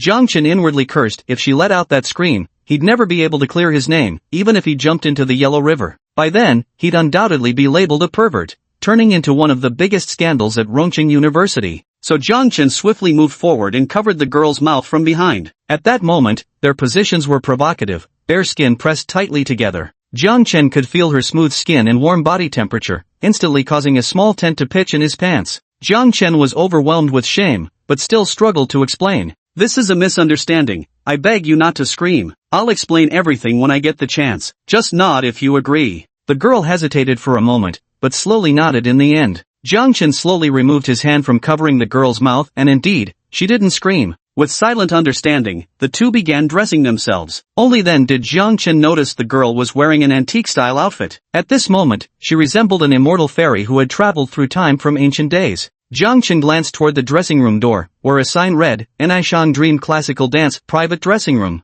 Jiang Chen looked at the girl with an apologetic expression and said, "I'm really sorry, I didn't mean to do that. I'm about to go on stage soon, but I'll find a chance to explain everything to you." With that, Jiang Chen quietly slipped away. The people outside the door were all preoccupied with their own tasks, and no one paid any attention to where he had come from. Returning to Shangguan Yinyu's side, she asked curiously, "Why did it take you so long? And why do you smell so fragrant?" Jiang Chen broke out in a cold sweat, never expecting a woman's sixth sense to be this strong. He laughed it off and said, "And no, I don't smell anything." Shangguan Yanyu gave Jiang Chen a skeptical look but didn't press further, as it was almost time for their performance together. Jiang Chen had arrived in such a hurry earlier that he hadn't properly noticed Shangguan Yanyu's outfit. Now taking a proper look, he was utterly stunned by her celestial beauty. Shangguan Yanyu wore a silver-white lace evening gown with a low-cut design that revealed her alluring neck and collarbones, while the snug waistline showcased her curves to perfection. Shangguan Yanyu had taken special care with her light makeup today, and at this moment, she could effortlessly rival even the red carpet starlets of the entertainment industry. Dear classmates, I'm sure everyone has dreamed of their wedding day at some point. The next performance is a piano duet of Mariage d'Amour, Wedding in a Dream, presented by the freshmen of the Gile Music Club. As the host finished introducing the program, Jiang Chen took Shangguan Yinyu's delicate hand in his and led her onto the stage. The audience immediately erupted in gasps of astonishment, as Jiang Chen and Shangguan Yinyu made an exceptionally striking pair. Jiang Chen stood tall and erect, his handsome features appearing even more dashing and imposing in his sleek black suit. Shangguan Yanyu was coldly elegant and peerlessly charming, the evening gown enhancing her breathtaking beauty. In the center of the stage stood a grand piano, where Jiang Chen and Shangguan Yanyu took their seats side by side. Looking at the sea of faces in the audience below, Shangguan Yanyu visibly grew nervous, her well-endowed chest rising and falling rapidly. Jiang Chen grasped her hand, giving her a reassuring look. A sense of security welled up in Shangguan Yanyu's heart, gradually easing her tension. Jiang Chen's fingers lifted high before descending to dance across the piano's black and white keys. The melodic notes flowed like a murmuring brook, streaming into every listener's ears. Then Shangguan Yinyu's jade-like fingers also struck the keys, and with her joining, the entire musical piece gained richer depth and firmer stability. Jiang Chen and Shangguan Yanyu were both top-tier piano masters, quickly transporting the audience into a poetic realm with their melody. Below the stage, Lu Yan and Shen Kursen had initially been jealous of Jiang Chen performing with another girl, but now they were completely immersed in the beautiful music. Lu Yan even envisioned herself dressed in a pure white wedding gown, walking into the marriage hall with Jiang Chen, moved to the point of tears. It wasn't just Lu Yan, many in the audience began imagining scenes of their own weddings. The vision was as fleeting and dreamlike as the name of this piece suggested, *A Wedding in a Dream Star. The classical-style girl Jiang Chen had just encountered in the dressing room was now completely moved by the melody, her eyes moistening as she glanced at Jiang Chen with noticeably different emotions in her gaze. Even after Jiang Chen and Shangguan Yanyu finished their performance, the auditorium remained utterly silent, every single person standing frozen in place without any reaction. It wasn't until someone came to their senses and spontaneously began applauding that thunderous applause gradually rose from the audience. Jiang Chen and Shangguan Yanyu exchanged smiles, both extremely satisfied with their performance. So immersed were they in this shared emotion that they found it difficult to extricate themselves from the moment. Ding! System detected Shangguan Yanyu's affection level increased by 20. Current affection level, 80. Unexpectedly, this performance had raised her affection by another 20 points. No wonder Shangguan Yanyu's gaze toward him now carried a trace of complicated emotions. This performance also made Jiang Chen and Shangguan Yanyu instantly famous, earning them the titles of Piano Prince and Piano Princess at Rongqing University. Jiang Chen and Shangguan Yanyu were now seated in the audience watching the evening gala. The next program scheduled was a comedic skit performance, but perhaps it was because the skit's plot was too cringeworthy, or because the previous performance had left too deep an impression. The audience grew restless, clamoring for the next act to hurry up and take the stage. Get off already! Let our Wancho take the spotlight. Nearly all the male audience members were chanting this same demand, leaving Jiang Chen feeling rather puzzled. He casually pulled a nearby guy over and asked, "Hey man, who exactly is this Wancho sister everyone's talking about?" Hearing Jiang Chen's question, the guy looked at him like he was an alien, then said, "You don't know Lin Wanqiu? She's a freshman with 1 million followers as a traditional-style internet celebrity. Half the male students on campus are her fans."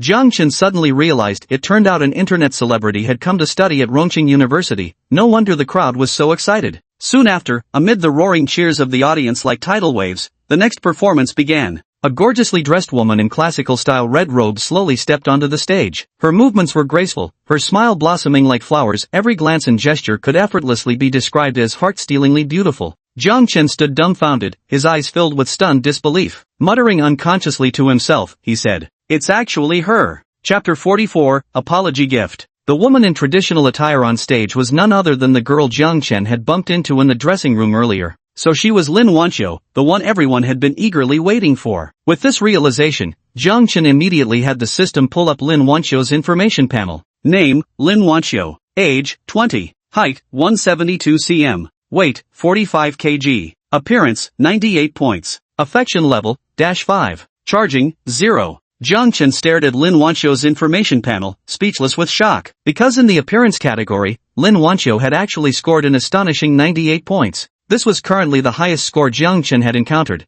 but Lin Wanqiu's every smile and frown could enchant people, truly deserving of such a rating. Yet the favorability rating was actually -5, surely due to the earlier misunderstanding leaving a bad impression. It seemed he would need to find a proper time to sincerely apologize in person. Just then, a piece of classical music began playing, pulling Jiang Chen's thoughts back to reality. On stage, Lin Wanqiu started dancing gracefully to the music, her steps light as a dragonfly skimming the water. Her arms traced elegant arcs through the air, like a butterfly fluttering its wings. Lin Wanqiu's limbs moved with such grace, her swirling skirt blooming like petals unfurling on stage. She resembled a celestial maiden descended to earth, untouched by mortal woes. Clouds dream of her robes, flowers envy her face, spring breezes caress the rail, duladen blossoms glow with grace. Jiang Chen murmured these lines to himself, finding no better words to capture Lin Wanqiu's ethereal presence before him. Beautiful moments are always fleeting, and Lin Wanqiu's dance ended all too soon. The remaining performances paled in comparison, causing many in the audience to leave before the event concluded.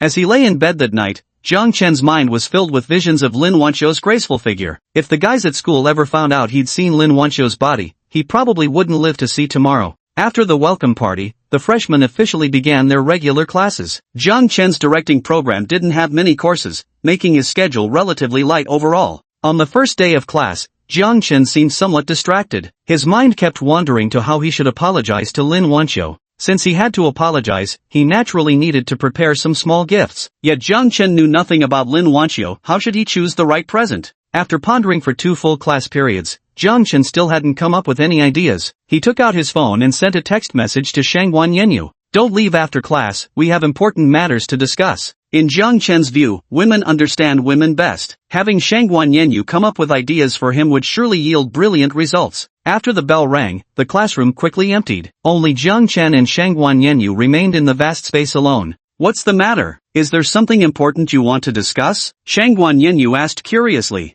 Jiang Chen scratched his head sheepishly and recounted the misunderstanding that had occurred between him and Lin Wanqiu in the changing room the night before. After hearing the story, Shangguan Yanyu couldn't help but chuckle, teasing him with a playful tone. How can I not doubt your motives? Are you sure this was just a misunderstanding? Or was it on purpose? Shangguan Yanyu had become somewhat familiar with Jiang Chen through their interactions during the freshman welcome party. While she remained frosty toward others, she could now casually joke around with Jiang Chen. Jiang Chen raised 3 fingers and said, "Heaven and earth bear witness, I swear to the skies it wasn't intentional. You'd better help me think about what gift I should give her." Shangguan Yanyu burst out laughing and remarked, "Forget it, I won't tease you anymore. Choosing an apology gift is actually quite simple. Since she likes traditional Chinese aesthetic elements, you could gift her some vintage-style merchandise like hairpins, head ornaments, and such." Listening to Shangguan Yanyu's suggestion, Jiang Chen smacked his forehead in realization. Right, why didn't I think of that? Giving gifts that cater to someone's tastes is bound to be a hit. By the way, we have no classes tomorrow. How about accompanying me to shop for a gift? Girls usually have similar tastes, so having Shangguan Yanyu help pick a gift would definitely be better.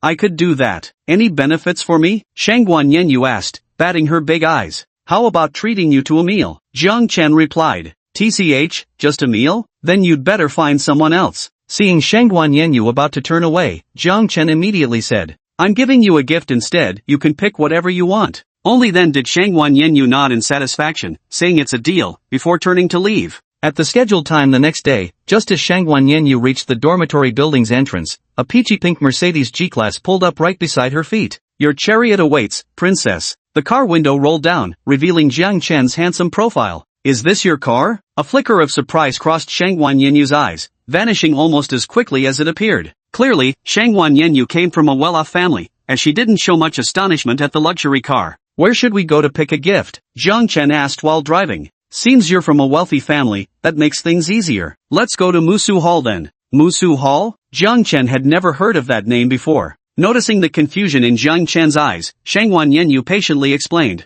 Musu Tang is a brand specializing in traditional Chinese-style accessories, but many people hesitate due to its expensive prices. If you buy something from this brand for Lin Wanqiu, she'll definitely be delighted. Jiang Chen showed an expression of sudden understanding. He wasn't afraid of spending money. To him, anything that could be solved with money was the simplest thing in the world. Musitang was located in a high-end shopping mall in the West District, very close to Rongqing University. Jiang Chen arrived at his destination in just over 10 minutes. As he walked into the store with Shangguan Yanyu, a refreshing fragrance greeted them. The shop was decorated in an antique style, and the shelves were filled with all kinds of exquisite, vintage-inspired jewelry. The sales assistant, noticing that Jiang Chen and Shangguan Yanyu looked like students, assumed they couldn't afford expensive jewelry. She led Jiang Chen to a counter and said, Sir, this counter contains our older stock from previous years, which is more affordable and perfect for students like you. Jiang Chen picked up on the sales assistant's implication. Instead of glancing at the inexpensive trinkets, his gaze settled on an isolated display counter. This counter occupied the very center of the store, its expansive surface showcasing just a single solitary piece of jewelry. It was a golden phoenix hairpin, its plumage meticulously inlaid with rubies and emeralds. The craftsmanship was exquisite, so lifelike it seemed poised to take flight, unmistakably a rare masterpiece. Noticing Jiang Chen's fascinated attention toward the hairpin, the sales assistant remarked with a hint of disdain. Sir, this golden hairpin is called the Royal Phoenix hairpin. It's the treasure of our store, valued at exactly 1 million yuan. The salesperson deliberately emphasized the 1 million yuan figure, hoping the steep price would intimidate Jiang Chen into backing off. However, Jiang Chen's next words left the shop assistant stunned on the spot, while even Shangguan Yanyu's face was filled with astonishment. Jiang Chen's lips curved into a faint smile as he calmly uttered 3 words. Wrap it up. Chapter 45, Royal's Revenge. The sales assistant blinked as if she couldn't believe her ears, stammering. See, sir, what did you say? Jiang Chen took out his bank card from his pocket and said calmly as ever. Swipe the card. The sales assistant hesitated for a moment before taking the card, but what happened next shattered her composure completely. The words payment successful flashed across the cash register screen. A full 1 million yuan, the payment actually went through. The sales assistant couldn't believe her eyes, yet there was no denying the reality of what had just occurred. Can you wrap this up for me now? Jiang Chen asked again. Why yes, please wait a moment. The sales assistant still hadn't recovered from the shock. After all, the commission from this sale surpassed several months of her salary. This sudden windfall felt overwhelmingly abrupt. She carefully packaged the shop's treasure and handed it to Jiang Chen. It came in an exquisite rosewood box, intricately carved with phoenix patterns and embossed with 3 traditional Chinese characters at the bottom, Musu Tang. Clearly, this delicate box was custom-made for the shop's prized item. Such an expensive golden hairpin deserved nothing less than such an exquisite case. I never would have guessed you're so willing to splurge to impress girls. Shangguan Yenyu pouted slightly, her face clearly displeased. Jiang Chen was taken aback. Was Shangguan Yenyu actually jealous of him? Alright then, I'll pick out a gift for you next. Whatever catches your eye, no matter how expensive, I'll buy it for you. At Jiang Chen's words, Shangguan Yenyu's expression softened. She muttered under her breath. That's more like it. Just as Jiang Chen and Shangguan Yenyu stepped out of Musu Hall, 7 or 8 thugs with a rowdy demeanor blocked Jiang Chen's path. Is there something you want? Jiang Chen asked with a furrowed brow. Although he didn't take these thugs seriously at all, he didn't want to let these idiots ruin his outing with Shangguan Yenyu. Jiang Chen, today I'll show you the consequences of stealing my woman. At this moment, a figure stepped out from behind the gang of hoodlums, none other than Wang Quan, the vice president of the Gile Club. Ever since he saw Jiang Chen intimately embracing Shangguan Yenyu at the Gile Club last time, he had been harboring resentment. He secretly colluded with local thugs to seek revenge on Jiang Chen. Wang Quan said respectfully to a blonde-haired thug beside him, Brother Huang Mao, this is the guy. Please teach him a good lesson for me. The man called Brother Yellow Hair stood at the center of the thugs, clearly their leader. With his dyed blonde locks and a mystical eye tattooed above his eyebrows, he exuded an air of streetwise arrogance. At this moment, Brother Yellow Hair looked at Jiang Chen with disdain. But when his gaze landed on Shangguan Yenyu beside Jiang Chen, he froze in place. Brother Yellow Hair usually frequented bars and nightclubs, mingling with girls caked in makeup and vulgar charm. When had he ever seen a delicate beauty like Shangguan Yenyu? Straightening his hair, he leered at Shangguan Yenyu with a lascivious grin and said, Little sister, you're so pretty. Why don't you hang out with me today? I promise I'll be gentle. Shangguan Yenyu turned deathly pale, never expecting these hooligans to suddenly target her. Noticing the shift in the situation, Wang Quan immediately said to the blonde leader, Blondie, weren't we here today to take care of this guy? I already paid you 1,000 yuan. Besides, she's the girl I like. Slap. The moment Wang Quan finished speaking, a crisp slap landed on his face. 5 bright red fingerprints immediately surfaced on his cheek. The blonde guy roared at Wang Quan. Damn it, since when do I need your permission to do anything? So what if she's someone you like? Can't lend her to me for some fun? Covering his flushed cheek in humiliation, Wang Quan replied, Sure, I can lend it to you. Shangguan Yenyu couldn't help but roll her eyes. How could such a spineless man exist in this world? Though there were passers-by in the mall, none wanted to invite trouble and merely glanced briefly before hurrying past. Little sis, big bro can't wait any longer, come with me now. Seeing that no one dared to stop him, the punk grew bolder still. As he spoke, his grubby hands reached out to wrap around Shangguan Yenyu's slender waist. After all, Shangguan Yenyu was still an inexperienced young girl. When had she ever encountered such brazen street thugs? To think someone would dare harass her in such a crowded public place like a shopping mall, she was instantly frightened pale with shock. Just as the blonde delinquent's filthy hand was about to grasp her waist, a large hand suddenly appeared mid-air and slapped the offending limb away with brutal force, thwarting the would-be assault. A tall figure spread his arms protectively in front of Shangguan Yenyu. It was Jiang Chen, who had remained silent until now. With a stormy expression, Jiang Chen spoke through gritted teeth, each word dripping with menace. If you dare touch her, I'll chop off your hand and feed it to the dogs. At this moment, Shangguan Yenyu was hiding behind Jiang Chen's tall figure,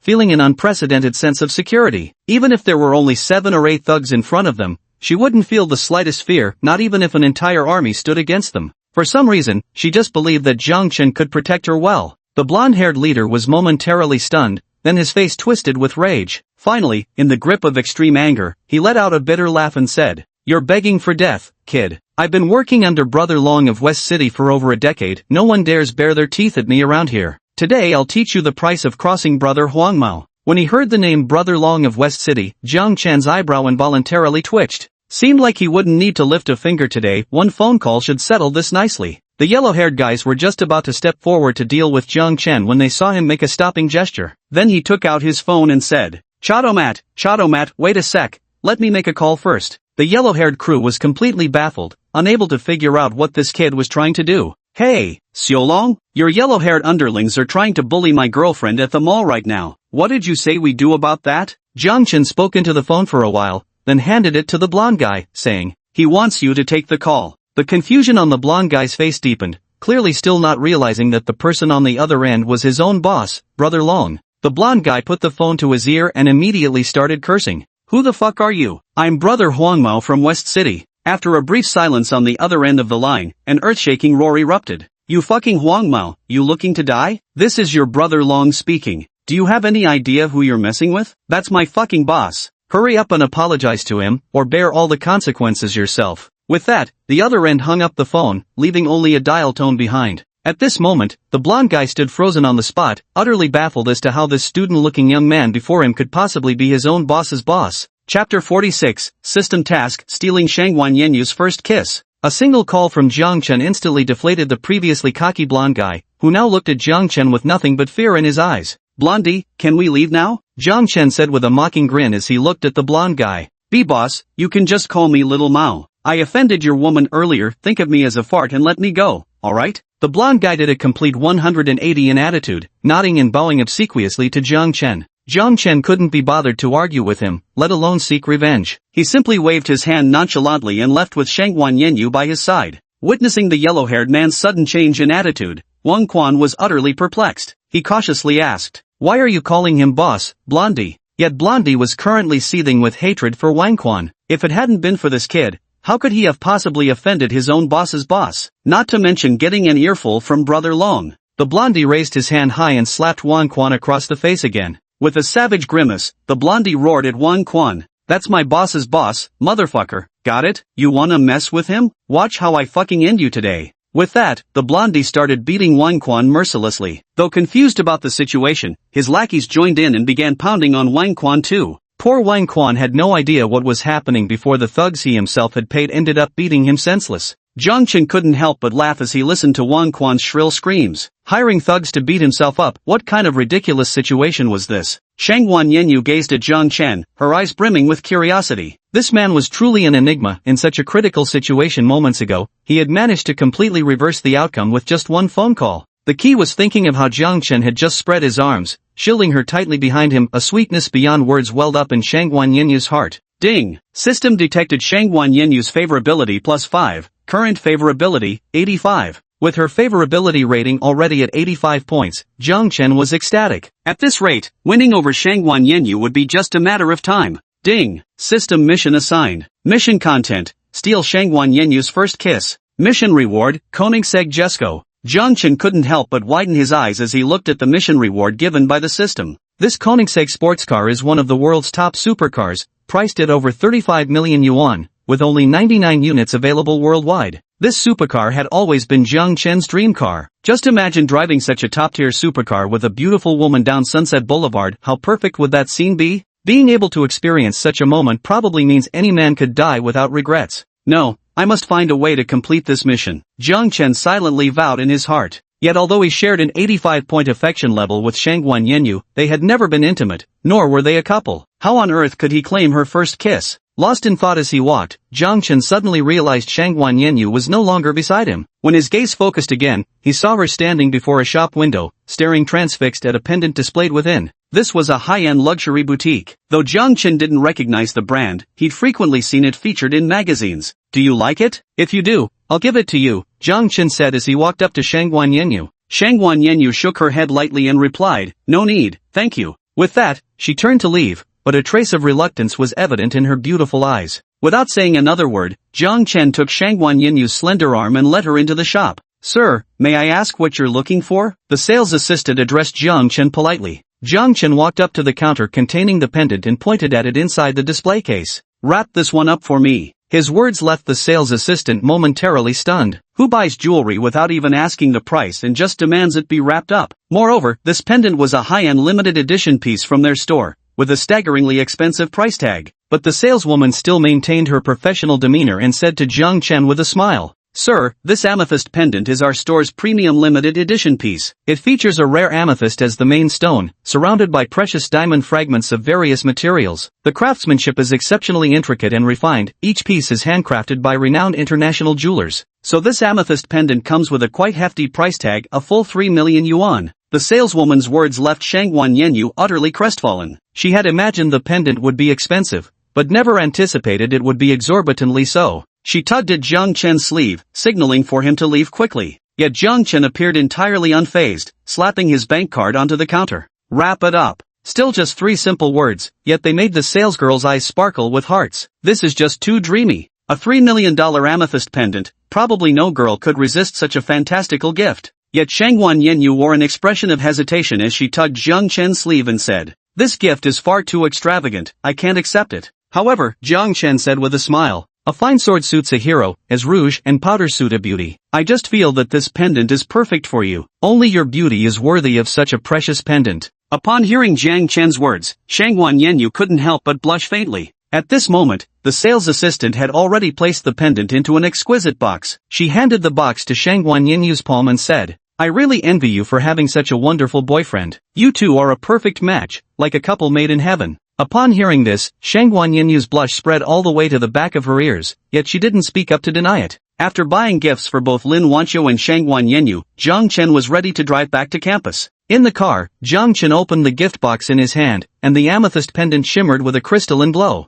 I'll help you put it on. It will look absolutely beautiful on you, Jiang Chen said softly, gazing at Shangguan Yanyu. Shangguan Yanyu's face flushed pink, but she nodded slightly in agreement. Jiang Chen moved closer with the pendant in hand, carefully looping it around Shangguan Yanyu's fair neck to clasp it into place. At this moment, they stood so close that each could feel the other's breath, the confined space of the car thickening with undeniable intimacy. Their gazes met, and a tender affection welled up in both their eyes, as if drawn by an irresistible force. They leaned in and kissed each other at the same moment. The sweetness of Shangguan Yanyu lingered on Jiang Chen's lips, filling the entire car with an intoxicatingly sweet atmosphere. At the same time, the system's notification tone rang softly in Jiang Chen's ear. Ding! Task completion detected. Rewards have been dispersed. Koenigsegg Jesko has been parked at the Western Suburb Park parking lot. Chapter 47, Sending a Gift to Lin Wanqiu. The next day, Shen Jin and Su Chuang arrived at the classroom but failed to see Jiang Chen. Let me tell you, our master has been acting strange lately, Shen Jin said mysteriously.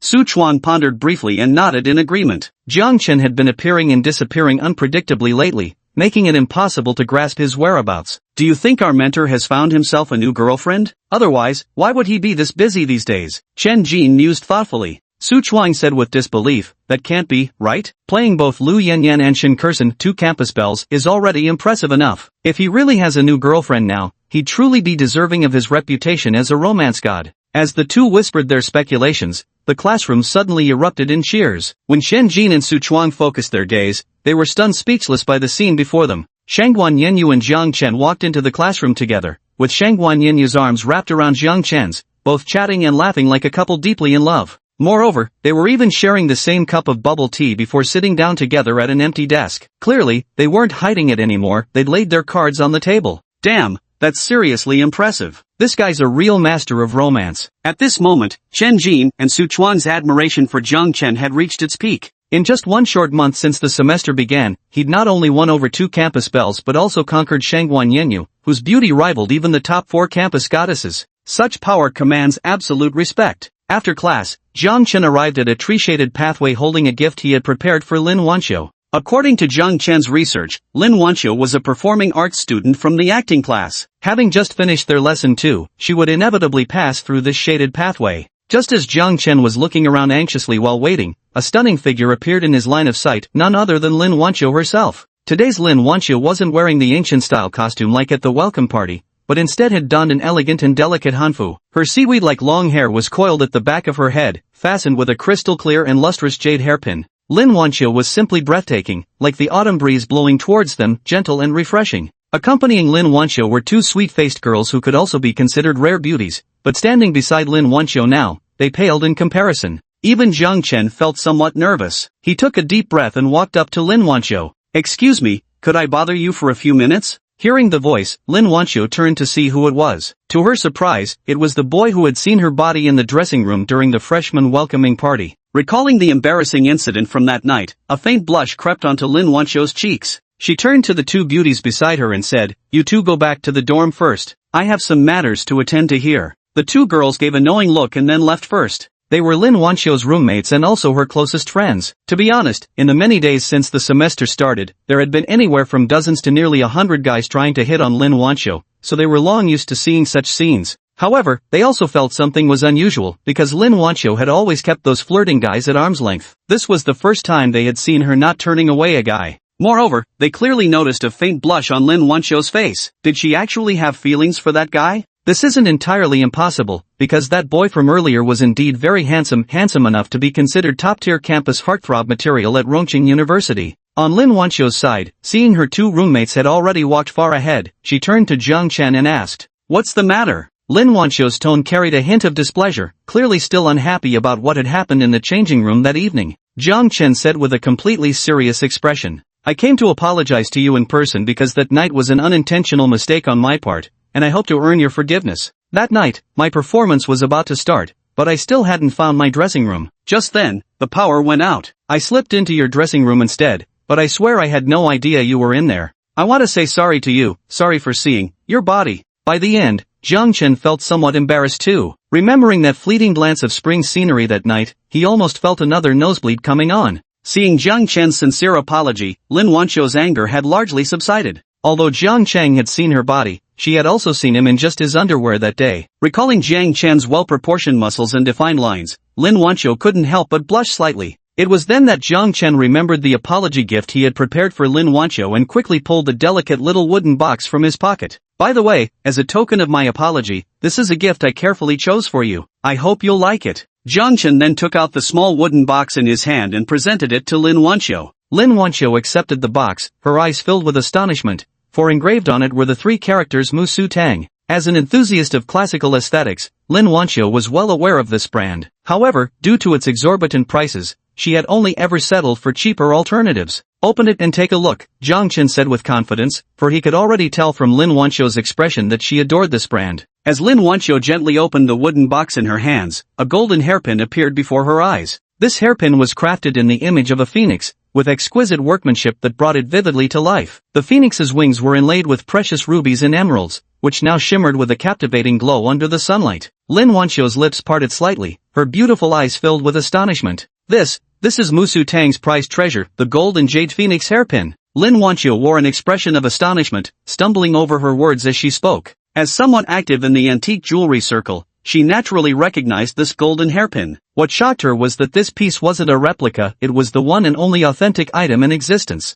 After all, the golden phoenix hairpin was the signature treasure of Mu Su Tang, leading to countless imitations flooding online markets. But replicas were still fakes, their craftsmanship and materials incomparable to the genuine article. Anyone with basic expertise could immediately identify this hairpin as authentic. This golden hairpin is worth a full 1 million yuan. Heavens know what 1 million means to a freshman in college. Jiang Chen was quite satisfied with Lin Wanqiu's reaction. He had worried she wouldn't recognize its value or understand how precious this hairpin was. It seemed all his worries had been unnecessary. I accept your apology, but I'm sorry, this gift is far too valuable. I can't accept it. Lin Wanqiu returned the gift to Jiang Chen's hands, but her face was filled with reluctance. After saying these words, Lin Wanqiu seemed to have made a great resolution. She walked away without looking back. Chapter 48, An invitation from Lu Yanyan's mother. Just as Lin Wanqiu turned to leave, her arm was grabbed by a strong, firm hand. It was Jiang Chen. At this moment, Jiang Chen couldn't help but shiver slightly. It was his first physical contact with Lin Wanqiu. To his surprise, her skin was pale as snow, with a firm yet incredibly smooth and delicate texture.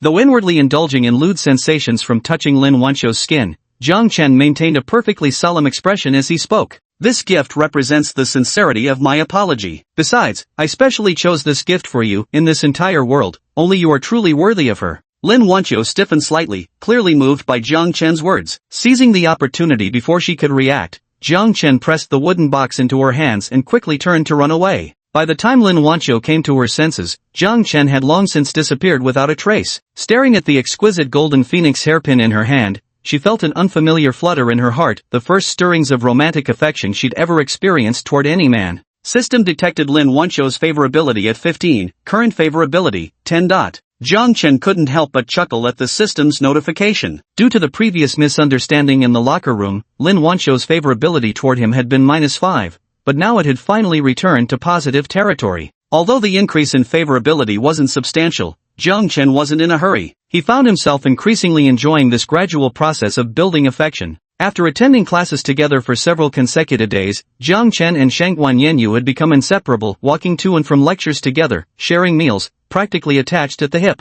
Jiang Chen certainly wouldn't neglect Lu Yanyan and Shin Kursen either, making time to have meals and go on dates with them. Jiang Chen currently has mature romantic relationships with Lu Yanyan, Shangguan Yanyu, as well as Su Qinxue from outside campus. However, he hasn't yet found the opportunity to take things further with Shin Kursen, though Jiang Chen doesn't seem too anxious about it either. In his view, none of Rongqing University's campus bells could possibly escape his grasp. Time flew by quickly. Jiang Chen had already attended a week of classes, and the weekend had arrived. Just as Jiang Chen was pondering how to spend his leisurely weekend, he received a text message from Lu Yanyan. "Can you come to my house for dinner tomorrow? My mom has been discharged from the hospital, and she wants to thank you in person." Ever since Jiang Chen helped Lu Yanyan's mother by covering the 300,000 yuan surgery fee last time, her condition had steadily improved, and she had now been successfully discharged from the hospital. Moreover, Lu Yanyan had already told her mother about her relationship with Jiang Chen, so this visit would essentially be his first official meeting with his potential mother-in-law. As a mere freshman, Jiang Chen couldn't help finding it somewhat amusing that he was already going to meet his future mother-in-law. After replying okay to Lu Yanyan,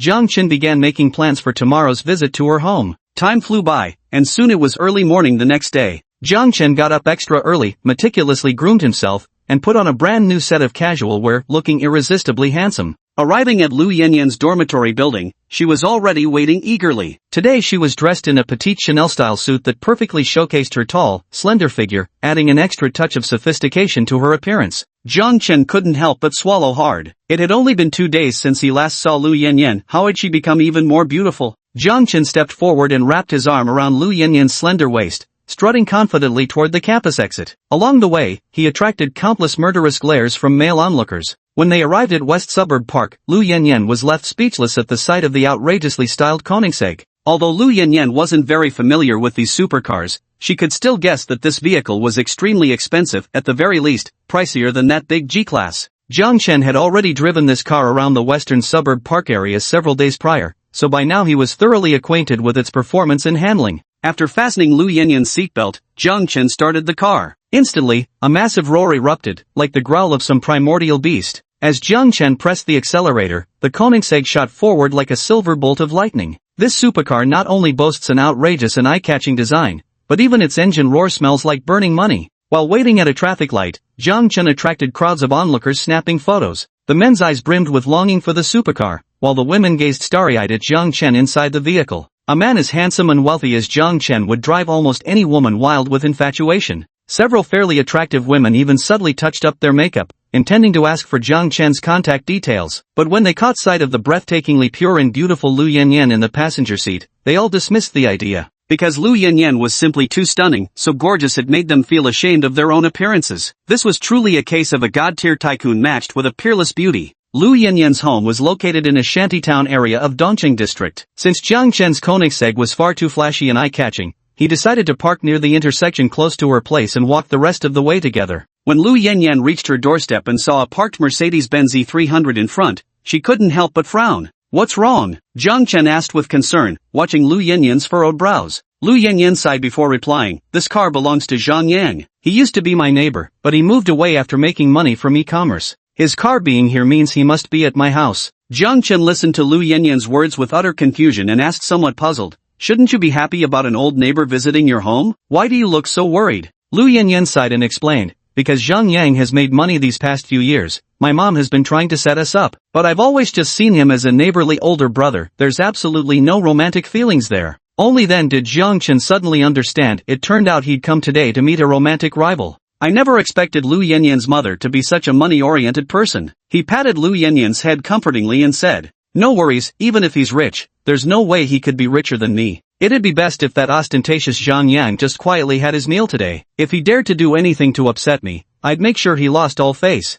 Walking into Lu Yanyan's home, Jiang Chen saw a middle-aged woman sitting on the sofa engaged in animated conversation with a man. The middle-aged woman was named Wu Lufang, Lu Yanyan's mother. The man sitting on the sofa was Zhang Yang, a neighbor who had grown up with Lu Yanyan since childhood. Zhang Yang and Jiang Chen were about the same age as Lu Yanyan, but unlike them, he wore designer brands from head to toe. A thick gold chain hung around his neck, and his fingers were adorned with several glittering gold rings, as if afraid people wouldn't realize how wealthy he was. Seeing Lu Yanyan walk in, Wu Lufang immediately beamed with delight. She pulled Lu Yanyan over to sit beside the man and said warmly, "Yanyan, you're finally back. Brother Zhang Yang has been waiting for you for so long. It's been ages since you've seen each other, so catch up quickly." Yet Jiang Chen by Lu Yanyan's side was treated as if he were invisible, awkwardly left hanging. Chapter 49, Humiliation. Watching her mother treat Jiang Chen like this, Lu Yanyan's expression turned extremely unpleasant. She walked over to Jiang Chen, wrapped her arm around his, and said, "Mom, this is Jiang Chen. He's the one who lent us the money for your surgery, and he's now my boyfriend."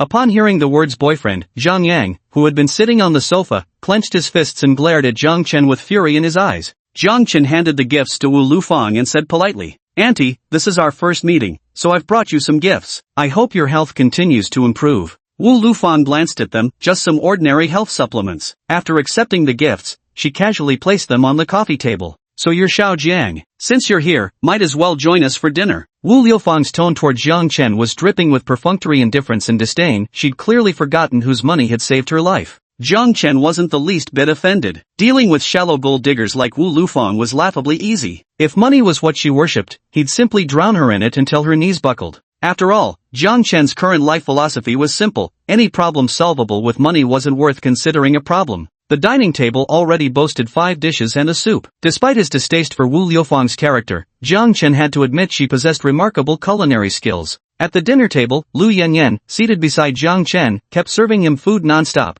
making Wu Lufang and Zhang Yang's expressions visibly sour. Wu Lufang was the first to strike, asking Jiang Chen, "Xiao Jiang, I noticed you walked here just now, don't you own a car yet?" At that moment, Jiang Chen was too busy devouring his meal to even register Wu Liufang's words, merely nodding absent-mindedly. Although Jiang Chen had previously pulled out 300,000 yuan in one go, Wu Lufang was convinced he was merely putting on a tough act to impress her daughter. Now seeing that Jiang Chen doesn't even have a decent car, it only confirmed her inner thoughts. She secretly resolved to play the villain today and make sure her daughter ended up with Zhang Yang. Just imagining herself sitting in Zhang Yang's Mercedes-Benz while the neighbors looked on with envy made Wu Lufang feel utterly delighted. So she casually added, "Sigh, a man really needs a car to showcase his status. That Zhang Yang is currently driving a Mercedes-Benz E300. Sure, it's second-hand, but it's still worth over 300,000 yuan. Hearing Wu Liufang's words, Zhang Yang deliberately touched the Mercedes car keys he had placed on the dining table, gazing at Jiang Chen with overwhelming superiority. Jiang Chen was currently focused on his meal, deaf to Wu Liufang's remarks. Or rather, he truly couldn't be bothered to argue. After all, he was a veritable financial god now. Why stoop to quarrel with these petty commoners? Lu Yanyan's face flushed with embarrassment. She never expected her mother to say such humiliating things. Jiang Chen was driving a genuinely top-tier supercar, something Zhang Yang's second-hand Mercedes couldn't possibly compare to. "Mom, could you please stop? Don't you remember Jiang Chen lent us the money for your surgery back then?" Lu Yanyan said angrily. It was only when her daughter brought up the surgery expenses that Wu Liufang's face showed a hint of awkwardness. The previously silent Zhang Yang finally spoke up. "Auntie, Yanyan, I happened to have liquidity issues myself when you were in trouble back then. I really couldn't help much. My business has been picking up lately, so I'd like to repay this 300,000 for you. It's better not to owe favors to outsiders." It must be said Zhang Yang spoke with finesse. The term outsiders not only excluded Jiang Chen but also cleverly positioned himself as the insider, turning the tables. With that, Zhang Yang produced a large plastic bag containing exactly 300,000 yuan in cash. Wu Liufang's face lit up with joy at the sight of the cash. After all, Jiang Chen had only advanced the surgery fees temporarily. This money would have to be repaid eventually. But Zhang Yang was different. This money was given directly to him. Wu Lufang said to Lu Yanyan, "Yanyan, Zhang Yang just told me that once you two get together, he'll buy us a house in that upscale neighborhood nearby." "Ah, that worthless father of yours left us early, leaving only this shabby old house. I've longed to live in a high-end condo for ages now." As she spoke, a gleam of yearning appeared on Wu Liufang's face, as if she had already moved into that luxury apartment. Zhang Yang did promise Wu Lufang that he would buy her a house in an upscale neighborhood, but it was just an empty promise to string her along. Although Zhang Yang made some modest profits from his e-commerce business, at best, he was just a small-time entrepreneur. Otherwise, he wouldn't have settled for a used Mercedes-Benz. Parting with 300,000 yuan for Wu Lufang already pained him greatly, but he did it to curry her favor and improve his chances with Lu Yanyan. Once he found an opportunity to make things between him and Lu Yanyan irrevocable, Wu Lufang would have to marry her daughter to him, house or no house. As he gazed upon Lu Yanyan's pure and beautiful face, along with her tall, slender figure, the fires of desire within Zhang Yang burned even fiercer. Then Wu Lufang turned her gaze towards Jiang Chen, the brilliant smile vanishing from her face as she said stiffly, "Xiao Jiang, I'm returning your 300,000 yuan now. Please make sure to stay away from my daughter from now on and stop bothering her." Yet Jian Chen completely ignored Wu Liufang's words, devoting himself entirely to the sumptuous dishes on the table. Watching his ravenous, almost reincarnated hungry ghost appearance, both Wu Lufang and Zhang Yang couldn't help but wear expressions of utter contempt. Lu Yanyan said anxiously, "Mom,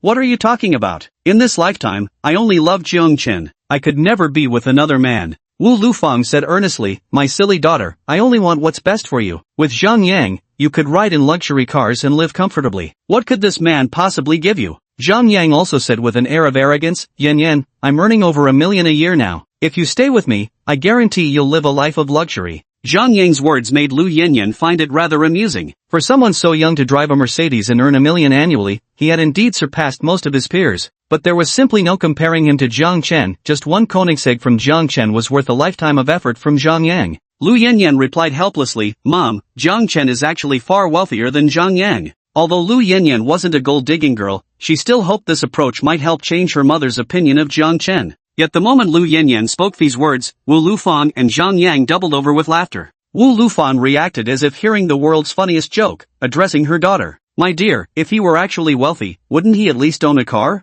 I bet he's just pretending to be a rich second generation, who even knows where he borrowed the 300,000 yuan he lent us from. Chapter 50, Slapping Faces Like Crazy. Hearing her own mother utter such disgusting words, Lu Yanyan's eyes couldn't help but redden as her shoulders trembled incessantly. Tears streamed down her fair cheeks. It wasn't until he saw Lu Yanyan start crying that Jiang Chen finally put down his chopsticks. Patting his satisfied stomach, he took hold of Lu Yanyan's delicate hand and said, Go out for a walk and come back in half an hour. I'll handle everything here. Lu Yanyan was deeply worried about Jiang Chen, but seeing the resolute determination in his eyes completely dissolved her concerns. She had complete faith that Jiang Chen was capable of dealing with her mother and Zhang Yang. With a nod, she stepped out of her home. Now, only Jiang Chen, Wu Lufang, and Zhang Yang remained at the dining table. Seeing Lu Yanyan leave, Zhang Yang simply dropped his act. He put on a thuggish expression and said viciously to Jiang Chen, I advise you to stay away from Lu Yanyan, or I'll make life hell for you. Dealing with a mere college student like you is as easy as squashing an ant.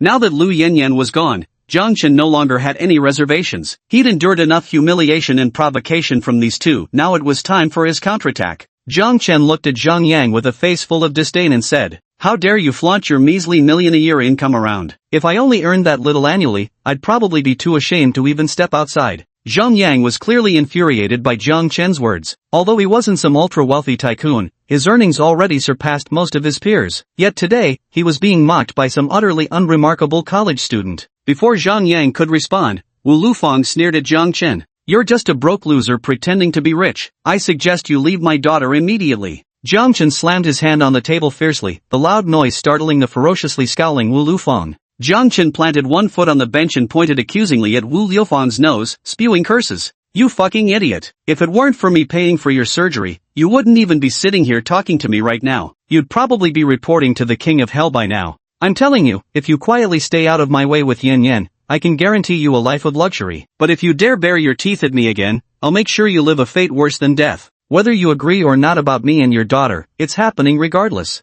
Wu Lufang never expected Jiang Chen, who had remained silent until now, to suddenly speak so forcefully. Completely overwhelmed by his intimidating aura, she kept clutching her chest and gasping for breath. At that moment, Jiang Chen pulled out his Koenigsegg car key from his pocket and slammed it down beside Zhang Yang's second-hand Mercedes key. Driving a beat-up second-hand Benz and acting all high and mighty? I'm cruising in a Koenigsegg, bitch. Zhang Yang stared at the Koenigsegg car key in front of him, too shocked to speak. But then, as if suddenly realizing something, he burst into loud laughter directed at Jiang Chen while saying, You think you can fool me by buying a fake supercar key online? There are only 99 of these cars in the world. How could you possibly own one? At this moment, Wu Lufang, who had regained her composure, started clamoring again, You lying, pretentious loser. Exposed now, aren't you? I'll tell Yan Yan what a pathetic lowlife you really are. At that moment, a stranger walked into Lu Yanyan's home. Upon seeing the man, Wu Lufang immediately dropped her aggressive demeanor and switched to a respectful, ingratiating manner. Ah, Xiao Lu, what brings you here? Have you eaten yet? Let auntie cook you a couple of dishes. The man called Xiao Lu was named Lu Filong. Since childhood, he had been a local troublemaker in this shantytown area. As an adult, he leveraged family connections to secure a management position in the community,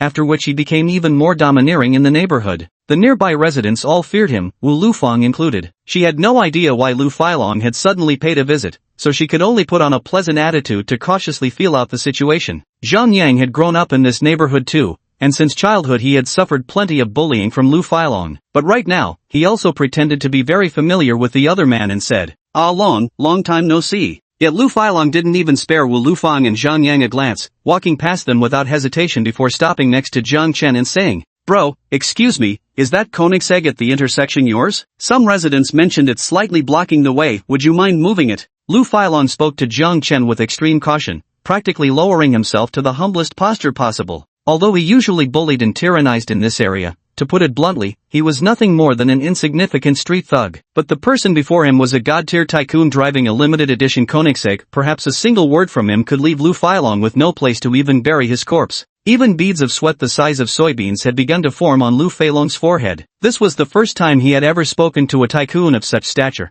and the tension in his heart was unbearable. However, what Lu Failong never expected was that Jiang Chen would directly take the keys and press them into his hand, then say with a friendly expression, "Bro, my apologies for the inconvenience. Could you help me move it? If you'd like, feel free to take it out for a spin." Jiang Chen's attitude truly caught Lu Failong off guard. This was someone who drove a Koenigsegg after all, yet he was being so polite to him. Not only did he address me as brother with respect, but he also let me take his car for a spin. This guy was really giving me face. Lu Failong shot Jiang Chen a grateful glance before heading out the door. From start to finish, he never once spared Wu Lufang or Zhang Yang a single look. At this moment, Wu Lufang was utterly bewildered. She couldn't understand why Lu Failong was being so polite to Jiang Chen, nor what all that talk about Koenigsegg meant. It was completely beyond her comprehension. But when she turned to look at Zhang Yang again, she found his face deathly pale. His gaze towards Jiang Chen had transformed from previous disdain into profound terror. Because at this moment, Zhang Yang realized Jiang Chen's Koenigsegg key was genuine. If Jiang Chen was lying, then Lu Failong from earlier couldn't have been lying too, could he? Wu Lufang looked at Zhang Yang with confusion and asked, "Xiao Yang,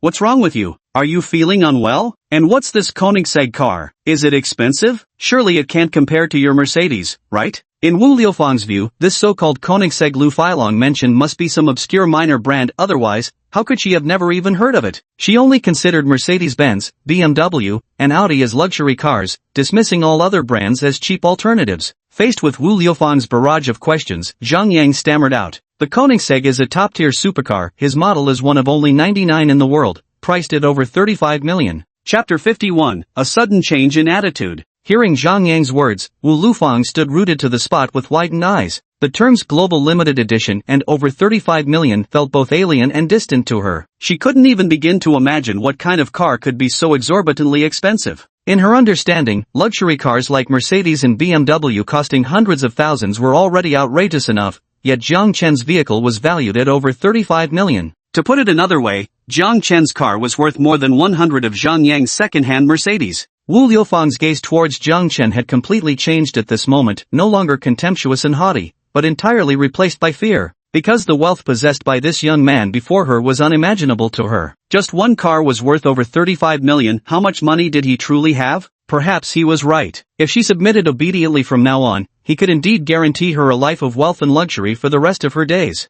Meanwhile, outside for some fresh air, Lu Yanyan had stopped crying. Her heart was still filled with deep concern for Jiang Chen, worried that he might face harassment from her mother and Zhang Yang. So she turned back home, but the moment she pushed open the door, she was stunned by the scene before her eyes. There sat Jiang Chen, lounging in the master's seat with one leg casually crossed over the other, looking utterly nonchalant. Meanwhile, Wu Lufang carried over a bowl of steaming soup and placed it before Jiang Chen, her face beaming with smiles as she addressed him. "Xiao Jiang, Auntie's cooking isn't very good, the dishes are too oily. Drink this bowl of soup to cut through the greasiness. From now on, consider this your own home. Whenever you're on break, just come back with Yin Yin. Auntie will cook whatever you want to eat." Meanwhile, Zhang Yang, who had been full of arrogance just moments ago, somehow poured himself a glass of wine and said respectfully to Jiang Chen, "Brother Chen, I'm not very educated, so please forgive me for any offense earlier. Let this drink serve as my apology. When you and Yin Yin hold your wedding, you must remember to invite me." With that, Zhang Yang tipped his head back and drained the glass in one gulp. At this moment, he was as deferential as a grandson, nodding and bowing to such an extent that he seemed a completely different person from the arrogant figure of moments before.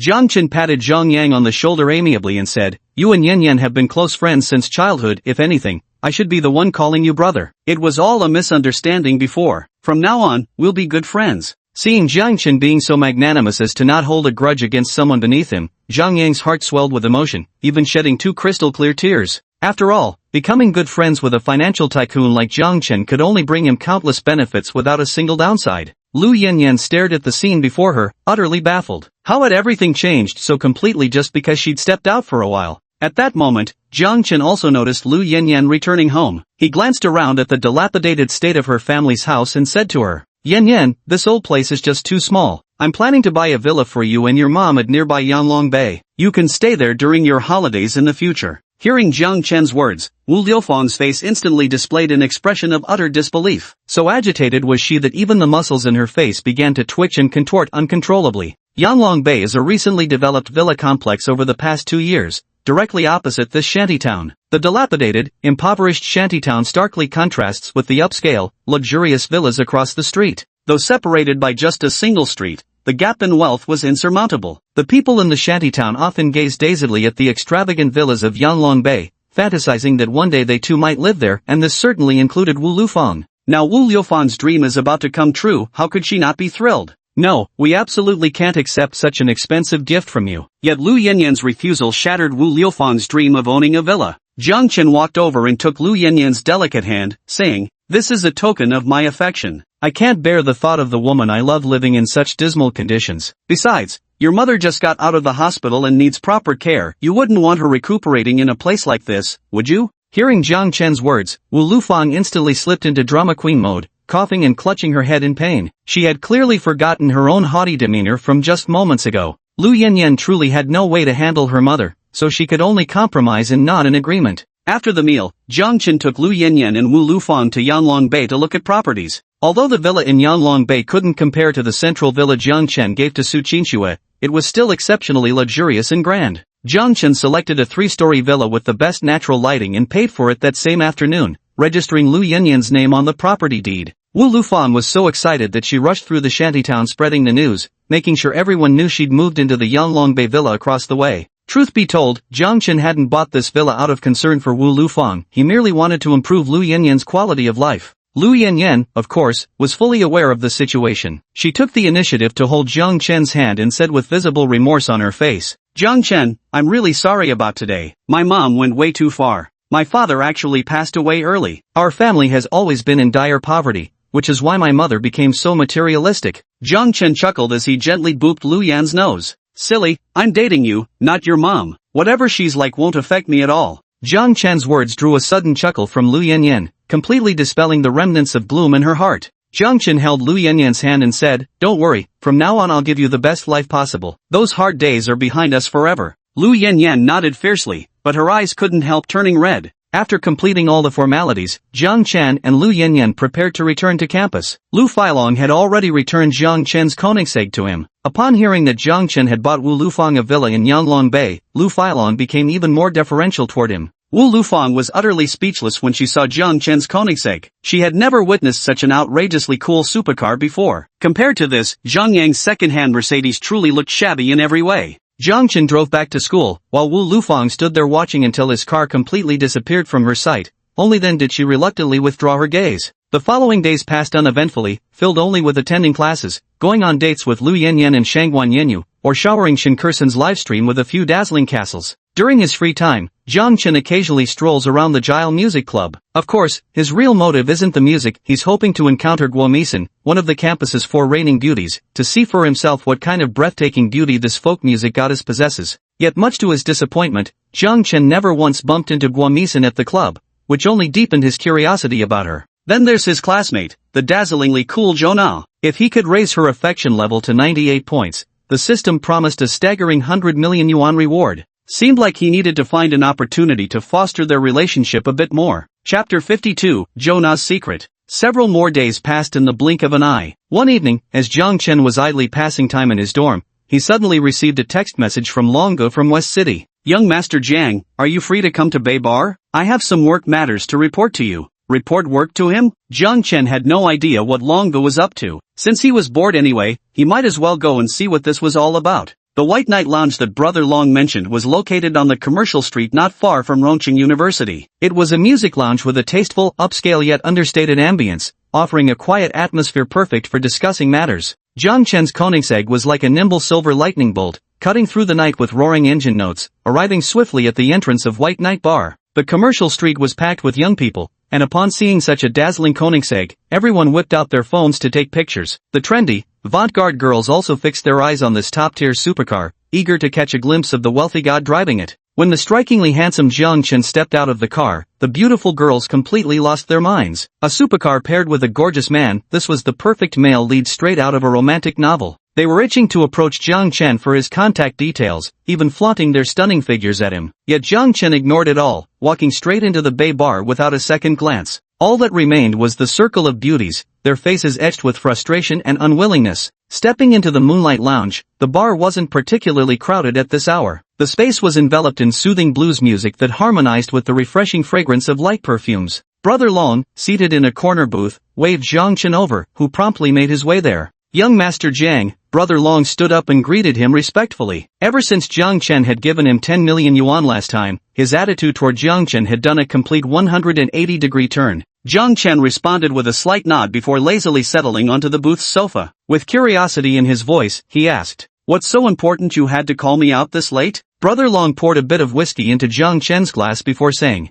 "Young Master Jiang, truth is I called you here today to report on our progress." "Oh, let's hear it." Jiang Chen couldn't help but find it amusing. This Brother Long was nothing more than a local thug, yet here he was putting on such formal airs. "Master Jiang, ever since you told me to quit the campus loan business, I've completely gone legit. Now I'm running an MCN agency, working on influencer incubation." "Oh, that's quite impressive. I have high hopes for you." Jiang Chen was surprised by Long Ji's words. He hadn't expected this seemingly rough-around-the-edges guy to actually show such competence when it came to serious matters. With the rise of the internet, the influencer industry has become a goldmine everywhere, and Jiang Chen remains highly optimistic about it. He. At Jiang Chen's affirmation, Brother Long actually scratched his head sheepishly and broke into a shy smile. "By the way, young Master Jiang, these are all the loan lists and borrower information for the campus loans under my management. I'm handing them all over to you now. I'm also writing off all these debts. Starting today, I'm completely going straight." As he spoke, Brother Long took out a thick leather envelope filled with IOUs written by university students from various schools.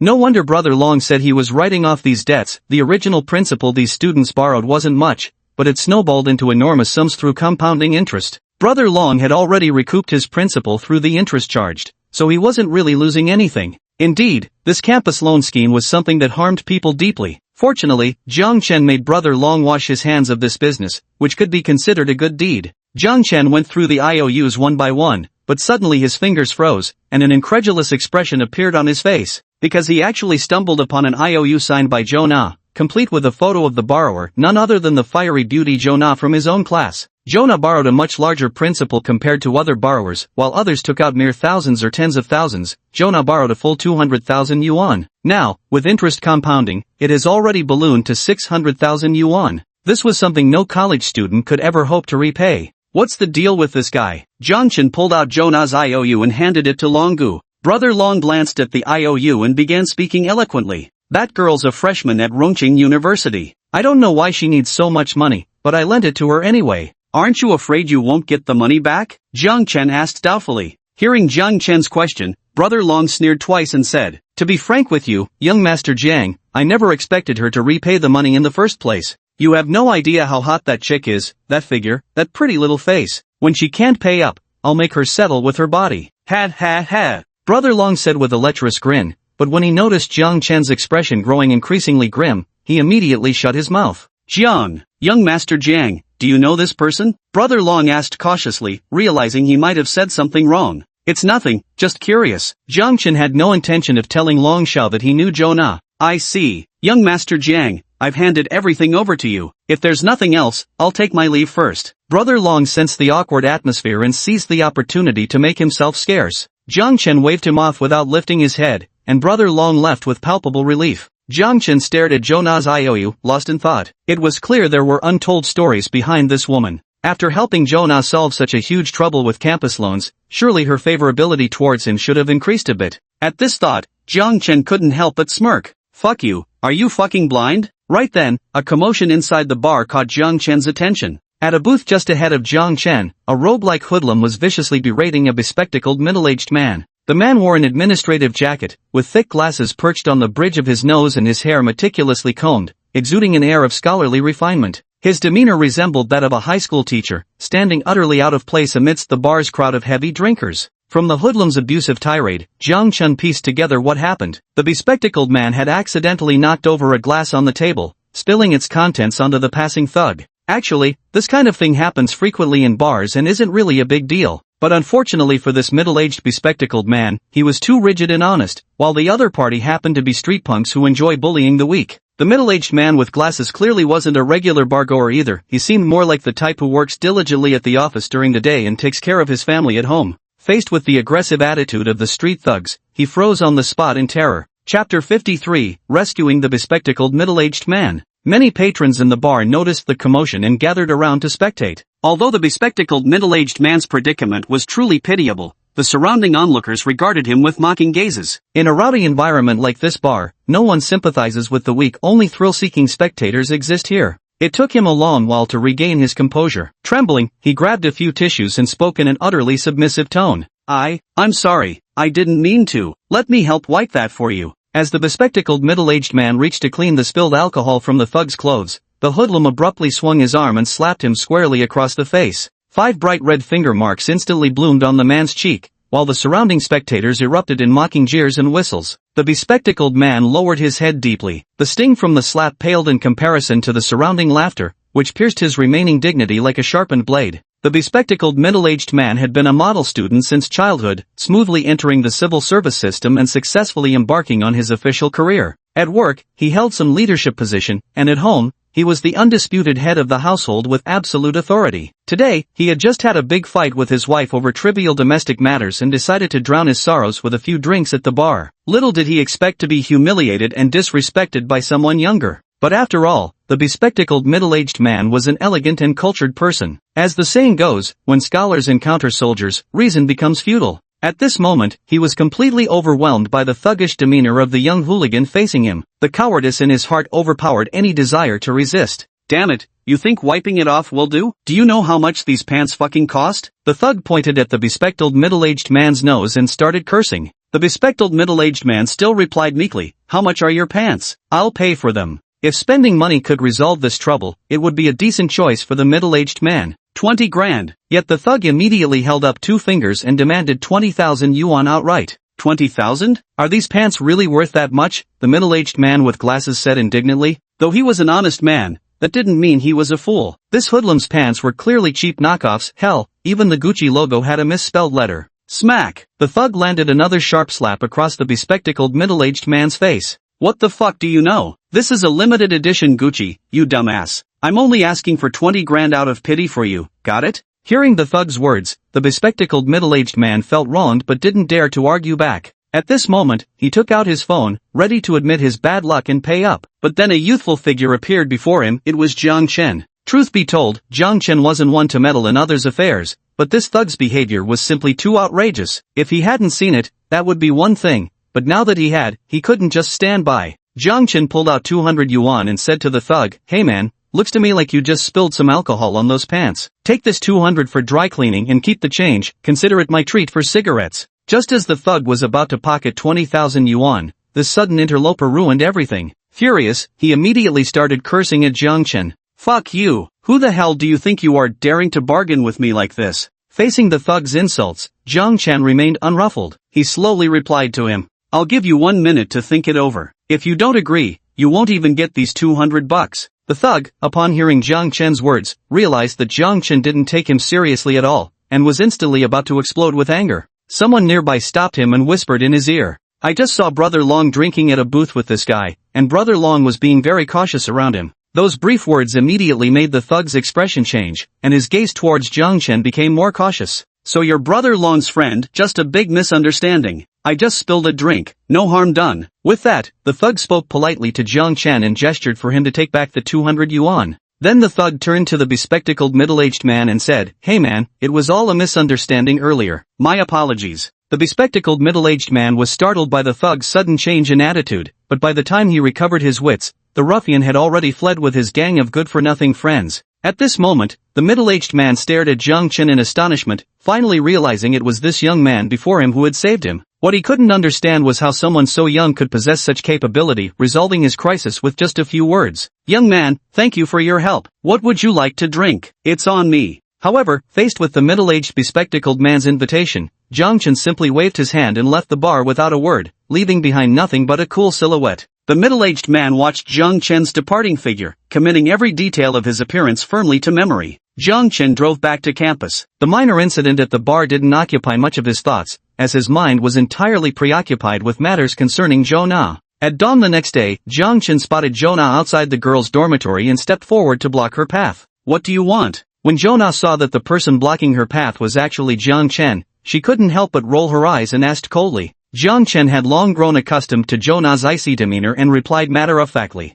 "Come with me, I have something to tell you." With those words, Jiang Chen led Jonah to the edge of Qin Lake. At this hour, most students were in class. Apart from just a few classmates hurriedly passing by, there wasn't another soul along the entire lakeshore. "What exactly do you want from me?" Jonah asked impatiently. Jiang Chen was absolutely convinced that if he couldn't give Jonah a satisfactory answer, she would immediately turn around and walk away. So Jiang Chen didn't hesitate to explain. He directly pulled out Jonah's IOU and presented it before her. Jonah stared at the IOU Jiang Chen took out, her face filled with disbelief as she asked, "How could this thing be here?" Faced with Jonah's question, Jiang Chen didn't hold back and explain how he had offered 10 million yuan to persuade Brother Long to change careers. Jiang Chen's words left Jonah utterly shocked. She couldn't understand why he would spend such a huge sum just to stop someone from engaging in campus loans. "What's your purpose in doing this?" Jonah voiced the question burning in her mind. She simply couldn't believe Jiang Chen was doing this purely out of the goodness of his heart. However, Jiang Chen's next words left Jonah rooted to the spot. A faint smile played at the corners of Jiang Chen's lips as he slowly said, "Because I don't want people like you to get hurt." With that, Jiang Chen folded the IOU in his hand and tore it into pieces. Chapter 54, Jonah's Change of Heart. Watching Jiang Chen's movements with his hands, Jonah stood frozen in place, unable to speak for a long time. After what seemed like an eternity, she finally murmured, "Are you saying I don't have to pay any of this money back?" Jiang Chen looked at Jonah, then gave a slight nod. Instantly, he could clearly sense Jonah's entire demeanor becoming much more relaxed, as if she had shrugged off a crushing weight from her shoulders. Thank you." Jonah hesitated for a long while before finally parting her cherry lips to express gratitude to Jiang Chen. Jiang Chen was somewhat surprised because Jonah had always given off an icy, detached vibe like she was pushing people 1,000 miles away. Seeing her thank him so gently today, Jiang Chen truly found it a bit unfamiliar and unexpected. Ding! System detects Jonah's affection level at 20. Current affection level, 20. At first, Jonah's favorability towards him was at -5, but now it had finally broken through to 20 points, no easy feat. "I want to know what exactly happened. Why would you need such a large sum of money?" Jiang Chen couldn't fathom why Jonah would ever dabble in those blood-sucking campus loans. Could it be that, like Lu Yanyan, she also had a critically ill mother at home? A gentle breeze swept by, rippling across the tranquil Qin Lake while playfully tousling Jonah's seaweed-like tresses. Jonah gazed at the gradually calming lake surface and began recounting her story. Back in her senior year of high school, Jonah was still an innocent and lovely girl. She yearned for love and was willing to trust anyone. One day, she unexpectedly met a guy from outside the university. Not only was he handsome, but he was also the wealthy heir to a fortune. He aggressively pursued Jonah, and the inexperienced girl swiftly fell head over heels in love, even giving him her virginity. But it didn't take long before Jonah noticed her partner frequently looking gloomy and withdrawn. Under Jonah's persistent questioning, her partner admitted to a failed business venture that required 200,000 yuan to cover the losses. He subtly, yet intentionally, hinted that Jonah could approach Brother Long from Xiqing for a campus loan to help bail him out. At the time, Jonah was naive and trusting. Alone, she went to Brother Long's loan company and took out a full 200,000 yuan in campus loans. The real reason Brother Long agreed to lend Jonah the money was his lust for her. Had Jiang Chen not altered the course of events, it's hard to imagine what Jonah would have endured afterward. After Jonah handed over the 200,000 yuan she had borrowed to the other party, they completely vanished without a trace. When Jonah finally managed to track them down, she discovered they were splurging her borrowed campus loan on expensive bags and clothes for their new lover. Faced with Jonah's accusations, the other person coldly tossed back just one sentence. "The IOU is under your own name, why come looking for me?" Hearing this, Jiang Chen clenched his fists tightly. Who would have thought that Jonah, who appeared to be the most cold-hearted and ruthless, was actually the most innocent and harmless girl? No wonder she had a flat -10 points of affection for every guy she had suffered such severe emotional wounds in the past. At this moment, as Jiang Chen looked at Jonah before him, an unexpected pang of tenderness welled up in his heart. He wrapped an arm around Jonah's slender waist, pulling her delicate frame snugly against his chest. In an instant, an intoxicating hint of her natural fragrance teased his senses. Jonah's body was incredibly soft, and the press of her ample curves against him felt indescribably blissful. Jonah initially tried to break free, but Jiang Chen's grip was simply too strong, she couldn't wrest herself away at all. What are you doing?" Her face flushed crimson, yet Jonah's tone lost its usual coldness, carrying instead a coy, almost bashful coquetry. "I just couldn't bear seeing you upset and wanted to hold you close." As he spoke, Jiang Chen tightened his embrace around Jonah, who then completely ceased her resistance. Ripples spread across the lake's surface as Jiang Chen and Zhou Na embraced passionately by the shore, the entire scene appearing utterly picture-perfect. After what felt like an eternity, Jiang Chen reluctantly let go of Zhou Na. Zhou Na's face had turned as red as a ripe tomato. Unable to meet Jiang Chen's gaze, she hurriedly ran away in flustered embarrassment. Jiang Chen couldn't resist sniffing his own hand, catching the intoxicating fragrance that wafted up. So delicious. System detected Zhou Na's favorability at 10. Current favorability level, 30. Hearing the system's notification, a faint smile couldn't help but appear at the corner of Jiang Chen's lips. Just then, Su Qingxue called him. What's up? Want to have a meeting? Jiang Chen smirked lewdly, especially emphasizing the word meeting with suggestive undertones. Damn you, I'm calling for serious business. Su Qingxue's playful scolding came through the phone, followed by her continuing. My cousin wants to throw a party with his classmates this weekend and would like to borrow the central villa. I wanted to get your permission first. Jiang Chen chuckled lightly and said, that villa was originally my gift to you. You can decide these things yourself, no need to ask me. Hearing Jiang Chen's words, a warm current couldn't help but flow through Su Qingxue's heart. She blew him a kiss through the phone before hanging up. Just as Jiang Chen finished his call with Su Qingxue, his phone rang again. It was actually his high school best friend Zhuangwei calling. Hello? Jiang Chen answered the phone. Bro, don't say I never share the good stuff with you. There's a big event this weekend. Zhuangwei's excited voice came through the receiver. What kind of crazy scheme are you cooking up now? Jiang Chen asked curiously. Remember that campus mixer we talked about last time? There's a big shot at our school hosting a house party at his own villa. Not only will there be beauties from our university, but girls from your Rongqing University have also been invited. I'll take you all along when the time comes. Zhuangwei's words reminded Jiang Chen of what Su Qingxue had said to him, sparking his curiosity as he asked, where's the location of the party villa? It's at the central villa of Shicheng Huafu. Let me tell you, that villa is worth 50 million yuan. Well, color me impressed, never seen anything like this before. Zhuangwei was chattering excitedly on the other end when Jiang Chen suddenly grasped the situation. Someone was trying to use his villa as a prop to show off.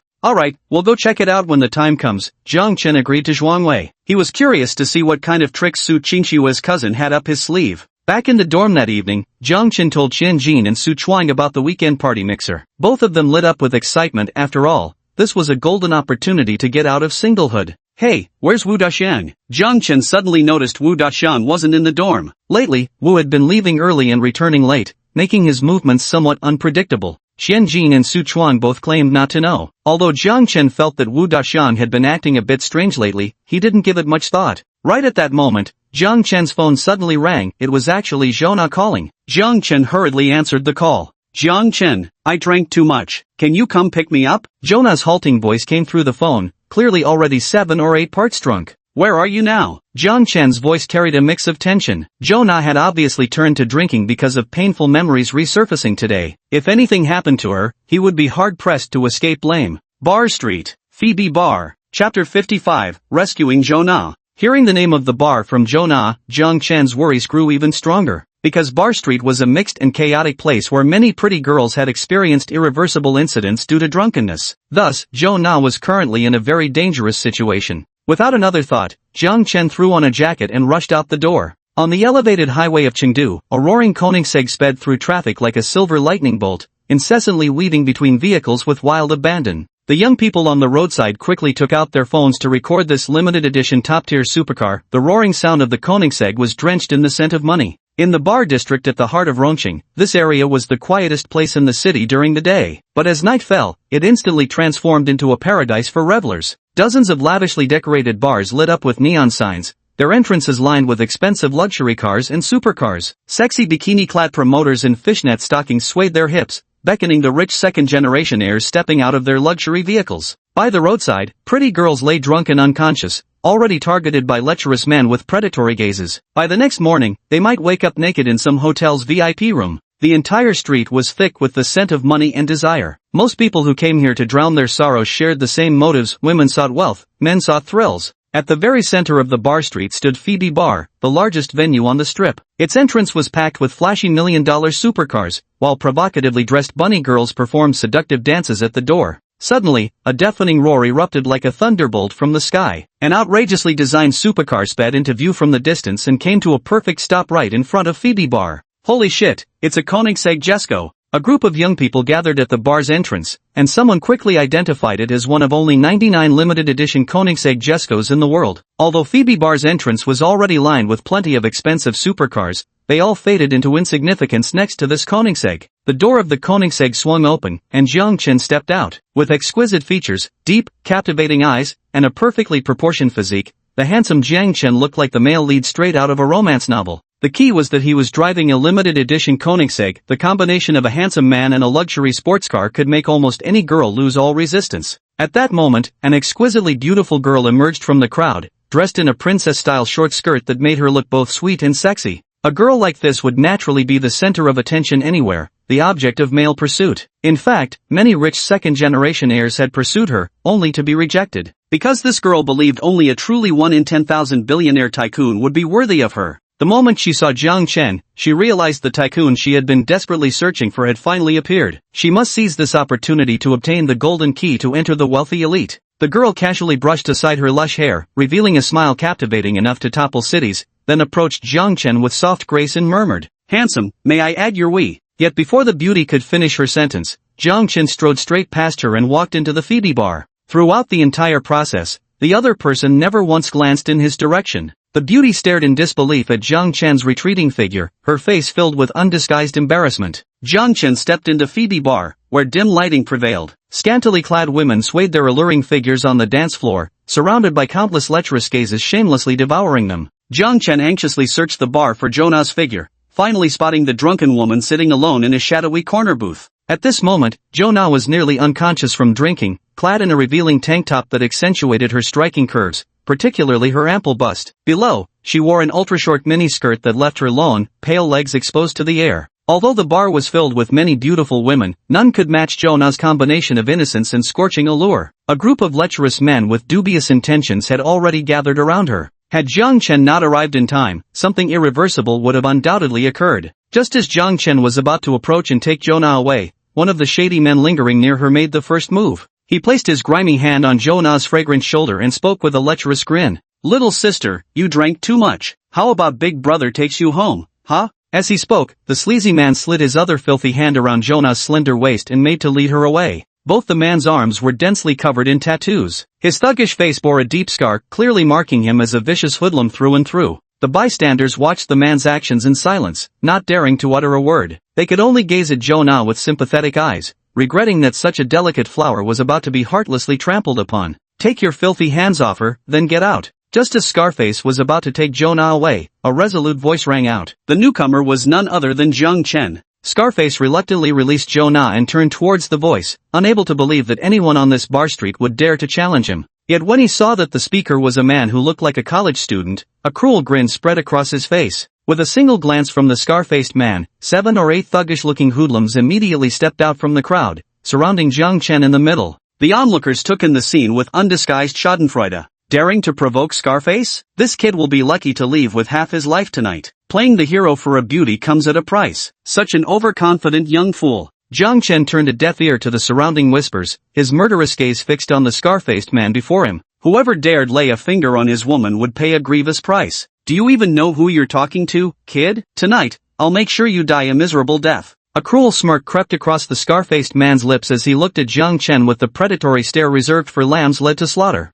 The last person who'd crossed him had been imprisoned in an abandoned warehouse for 10 hours of brutal beating, before being stuffed into a burlap sack and dumped in the middle of the road. No one on this bar street had ever dared to shout at him before. Smack! But just as Scarface finished speaking, a resounding slap violently struck his face. The sheer force of the blow sent Scarface spinning multiple times before he crashed heavily onto the ground. Jiang Chen shook his slightly numb hand and gazed down contemptuously at the dazed Scarface sprawled on the floor. With an icy tone, he said, "You were told to scram, but you wouldn't. Now you've got what you deserved." Chapter 56, Boys Must Protect Themselves Outside. Everyone around cast astonished glances at Jiang Chen, never expecting this student-like figure to possess such tremendous courage and strength. By now, Scarface had finally regained his senses, half his face swollen enormously, with blood seeping from both his ear and the corner of his mouth. He roared at his equally bewildered underling. "Kill him for me." The roar of their boss snapped Scar's 7 or 8 underlings back to reality. Without hesitation, they grabbed beer bottles from the table and hurled them at Jiang Chen. Jiang Chen took a step forward, his body moving as swift as lightning. In the blink of an eye, he appeared right in front of the first underling. Jiang Chen delivered a vicious whip kick to one of the underlings, sending him flying backward like a dragonfly with broken wings. The man crashed several meters away before collapsing unconscious on the floor. The remaining underlings exchanged terrified glances. None had even seen what happened before their companion was instantly defeated. A chill ran down their spines as they finally understood true fear. But Jiang Chen gave them no time to react. Each movement and punch was accompanied by cries of pain and bodies hitting the floor. In less than a minute, Scarface's 7 or 8 henchmen all lay motionless, knocked out cold. The bar's music had stopped because of the commotion. The once rowdy establishment was now so quiet you could hear a pin drop, with every pair of eyes fixed on Jiang Chen in stunned disbelief. Scar's back was drenched in cold sweat at this moment. He stared at Jiang Chen in terror, then suddenly dropped to his knees and begged desperately, "Big bro, I know I was wrong. Please, spare me." Jiang Chen looked coldly at the kneeling Scar and icily uttered 2 words, "Too late." As he spoke, Jiang Chen gripped both of Scar's wrists and twisted them gently. Immediately, Scar let out a blood-curdling scream. Jiang Chen severed both of Scarface's filthy hands as punishment for daring to lay them on Zhou Na. The entire bar fell deathly silent, with only Scarface's agonized wails piercing the air. Cradling the unconscious, intoxicated Zhou Na gently in his arms, Jiang Chen strode purposefully toward the exit. The crowd parted instinctively before him, their eyes filled with undisguised terror as they watched him pass. The bar entrance was now surrounded by a crowd of onlookers, completely captivated by Jiang Chen's heroic rescue. The scene became even more electrifying when he placed Zhou Na into the passenger seat of the Koenigsegg, drawing gasps from the assembled spectators. Handsome, wealthy, and combat proficient, how could such a flawless man exist in this world? The beautiful woman who had just attempted to flirt with Jiang Chen now understood his indifference as she observed Zhou Na by his side. Zhou Na's radiant beauty was so overwhelming that it made even a striking woman like herself feel inferior and eclipsed. Jiang Chen sped down the road in his Koenigsegg, like a silver bolt of lightning weaving through the congested traffic. Seeing Zhou Na passed out drunk in the passenger seat, Jiang Chen had no choice but to drive toward the central villa. Although this was the villa he had bought for Su Qinxue, she only stayed there during their meetings. Suddenly, a scorching, delicate hand caressed Jiang Chen's face, then slid downward, tugging at his belt. "What are you doing?" Jiang Chen exclaimed in alarm, only to find Zhou Na beside him with flushed cheeks, her cherry lips slightly parted, those beautiful eyes now filled with intoxication and desire. Damn it! In an instant, Jiang Chen realized Zhou Na had been drugged. At the moment, Jiang Chen was driving and had no way to restrain her. Instead, Zhou Na wrapped her arms around his neck, passionately planting love bites across his skin. Jiang Chen had no choice but to accelerate, the Koenigsegg charging forward like a crazed stallion towards the central villa. By the time they barely made it to the central villa, Jiang Chen's neck was flushed crimson. He tossed Zhou Na onto his large bed, then stood up to pour her a large glass of honey water. At that moment, Jiang Chen was also enduring a tremendous test, because Zhou Na, caught in a haze of passion, had one shoulder strap half-slipped, revealing ample stretches of snow-white skin that was utterly alluring. Recalling how Zhou Na had just passionately kissed his neck, Jiang Chen couldn't help but pitch a small tent once more. Yet Zhou Na's past misfortunes had already made Jiang Chen's heart ache for her. He didn't want to take advantage of her vulnerable state to claim her this way. "Here, drink some honey water." Jiang Chen lifted Zhou Na, letting her upper body lean against him as he poured the honey water into her mouth. However, Zhou Na raised her hand and knocked over the glass of honey water in Jiang Chen's grasp. Then Zhou Na's delicate face pressed close, planting a firm kiss on Jiang Chen's lips. If Lu Yanyan and Shangguan Yanyu were like gentle breezes, then Zhou Na was a blazing fire. This fiery passion wholly unleashed Jiang Chen's long-suppressed desires. "Sorry about this, but you really can't blame me for this one. Boys must protect themselves when they're out and about." Jiang Chen wrapped his arms around Zhou Na's neck, responding to her with even more fervor. 2 full hours later, an utterly exhausted Zhou Na curled up like a docile kitten on Jiang Chen's chest and fell into a deep slumber. Completely spent himself, Jiang Chen stroked Zhou Na's silky hair as he drifted off to sleep. When the gentle morning sunlight streamed through the floor-to-ceiling windows onto Jiang Chen's bed the next day, he finally opened his bleary eyes. After all, last night's intense battles had completely drained his energy. Zhou Na had already woken up long ago, now nestled against Jiang Chen's firm chest, tracing circles on it with her delicate finger. About last night, Jiang Chen felt somewhat awkward, unsure how to explain what had happened the previous night to Zhou Na. "I don't blame you, all of this was my own choice. Jiang Chen, I want to be with you forever. Can we?" Jiang Chen never expected that Zhou Na, who had always kept others at arm's length, would take the initiative to confess her feelings to him. It seemed that after the recent series of events, Zhou Na's emotions toward Jiang Chen had rapidly intensified, and the iceberg in her heart had completely melted away. Who would have thought that Zhou Na, who appeared the most cold and detached, turned out to be the most passionate one of all? But faced with Zhou Na's confession, Jiang Chen found himself tangled in uncertainty once again. Thinking of the pure and lovely Lu Yanyan, the graceful and elegant Su Qingxue, the gentle and charming Shang Guanyanyu, and the ambiguously involved Shin Kursen. There truly were too many women around me. Jo Na had once been hurt in love, but I simply couldn't give her the uniquely devoted affection she deserved. Perhaps sensing Jiang Chen's inner thoughts, Jo Na gazed at him with her bright eyes and said earnestly, "I know you're exceptional, there's no way I could be the only woman by your side. As long as you keep a place for me in your heart, that's enough for me." Hearing Jo Na's words, Jiang Chen was utterly shocked. Heaven be my witness, I truly don't want to be a playboy. But what man could refuse such a confession? Chapter 57. Participating in the villa gathering. Without a word, Jiang Chen pressed his lips against Jo Na's cherry-red mouth. It seemed this sunny morning would witness several rounds of passionate battles yet again. System detected Jo Na's affection level at 70. Current affection level is now 100. System detected Jo Na's affection level exceeding 98 points. Hidden mission accomplished. 100 million yuan reward has been issued. Two familiar system notifications echoed in Jiang Chen's ears. Unexpectedly, Jo Na's affection toward him had skyrocketed straight to 100. He recalled when they first met, her favorability toward him had been in the negatives. Now, she had become the person who held the highest affection for him. Beneath her frosty exterior, it seemed she concealed a heart burning with passion. Time flew by, and soon it was the weekend, the day Jiang Chen was set to attend the mixer party at the Central Villa. Su Qingshue's cousin falsely claimed to be the owner of Century Mansion and used it to host a joint gathering for students from two schools. Though Jiang Chen was annoyed that his villa was being used for someone else's bragging rights, what could he do after all? The guy was Su Qingshue's cousin.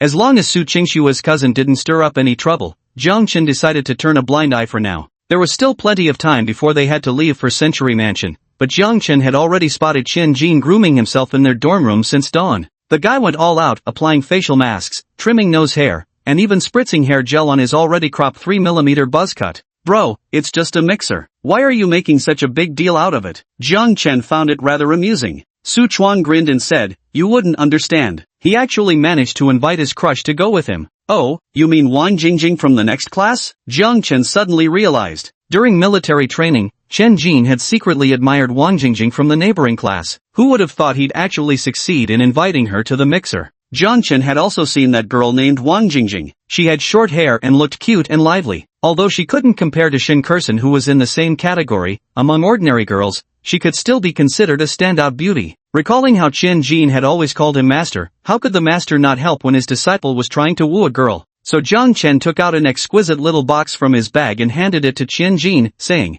"This is a gift from our master to aid your romantic pursuits. Find the right moment tonight to give it to her." Chen Jin opened the box and saw a finely crafted crystal necklace shimmering with a crystalline glow. This is a Swarovski crystal necklace," Chen Jin exclaimed in astonishment. Jiang Chen nodded, surprised that Chen Jin actually had a good eye. This was originally a gift he'd prepared to deepen his relationship with Shin Kursen, but now he might as well give it to Chen Jin to help him woo girls. Although this crystal necklace was only worth about 10,000 yuan, Wang Jingjing clearly wasn't a gold-digging type of girl. This necklace would be more than enough to make her happy. "Thanks, master." Chen Jin was overjoyed. With this necklace enhancing his charm, chasing girls would naturally become twice as easy. If Chen Jin grooming himself was already unusual, what was truly astonishing was Wu Daxian, normally so honest and simple, now primping himself in front of the mirror too. "De Chang, what kind of show are you putting on?" Jiang Chen couldn't help but tease. Yet Wu Dechang replied with a bashful expression, "Actually, I've got a date for tonight too." Wu Dechang's words took Jiang Chen completely by surprise. He never expected even Dechang to have a companion. Though astonished, Jiang Chen genuinely felt happy for him. But when Jiang Chen asked who the date was, Dechang became coy, only saying, "You'll find out when the time comes." "And you? Do you already have a date too?" Jiang Chen asked Su Chuan, who had slicked back his hair until it gleamed. Su Chuan picked up a bottle of cologne and spritzed himself generously as he replied,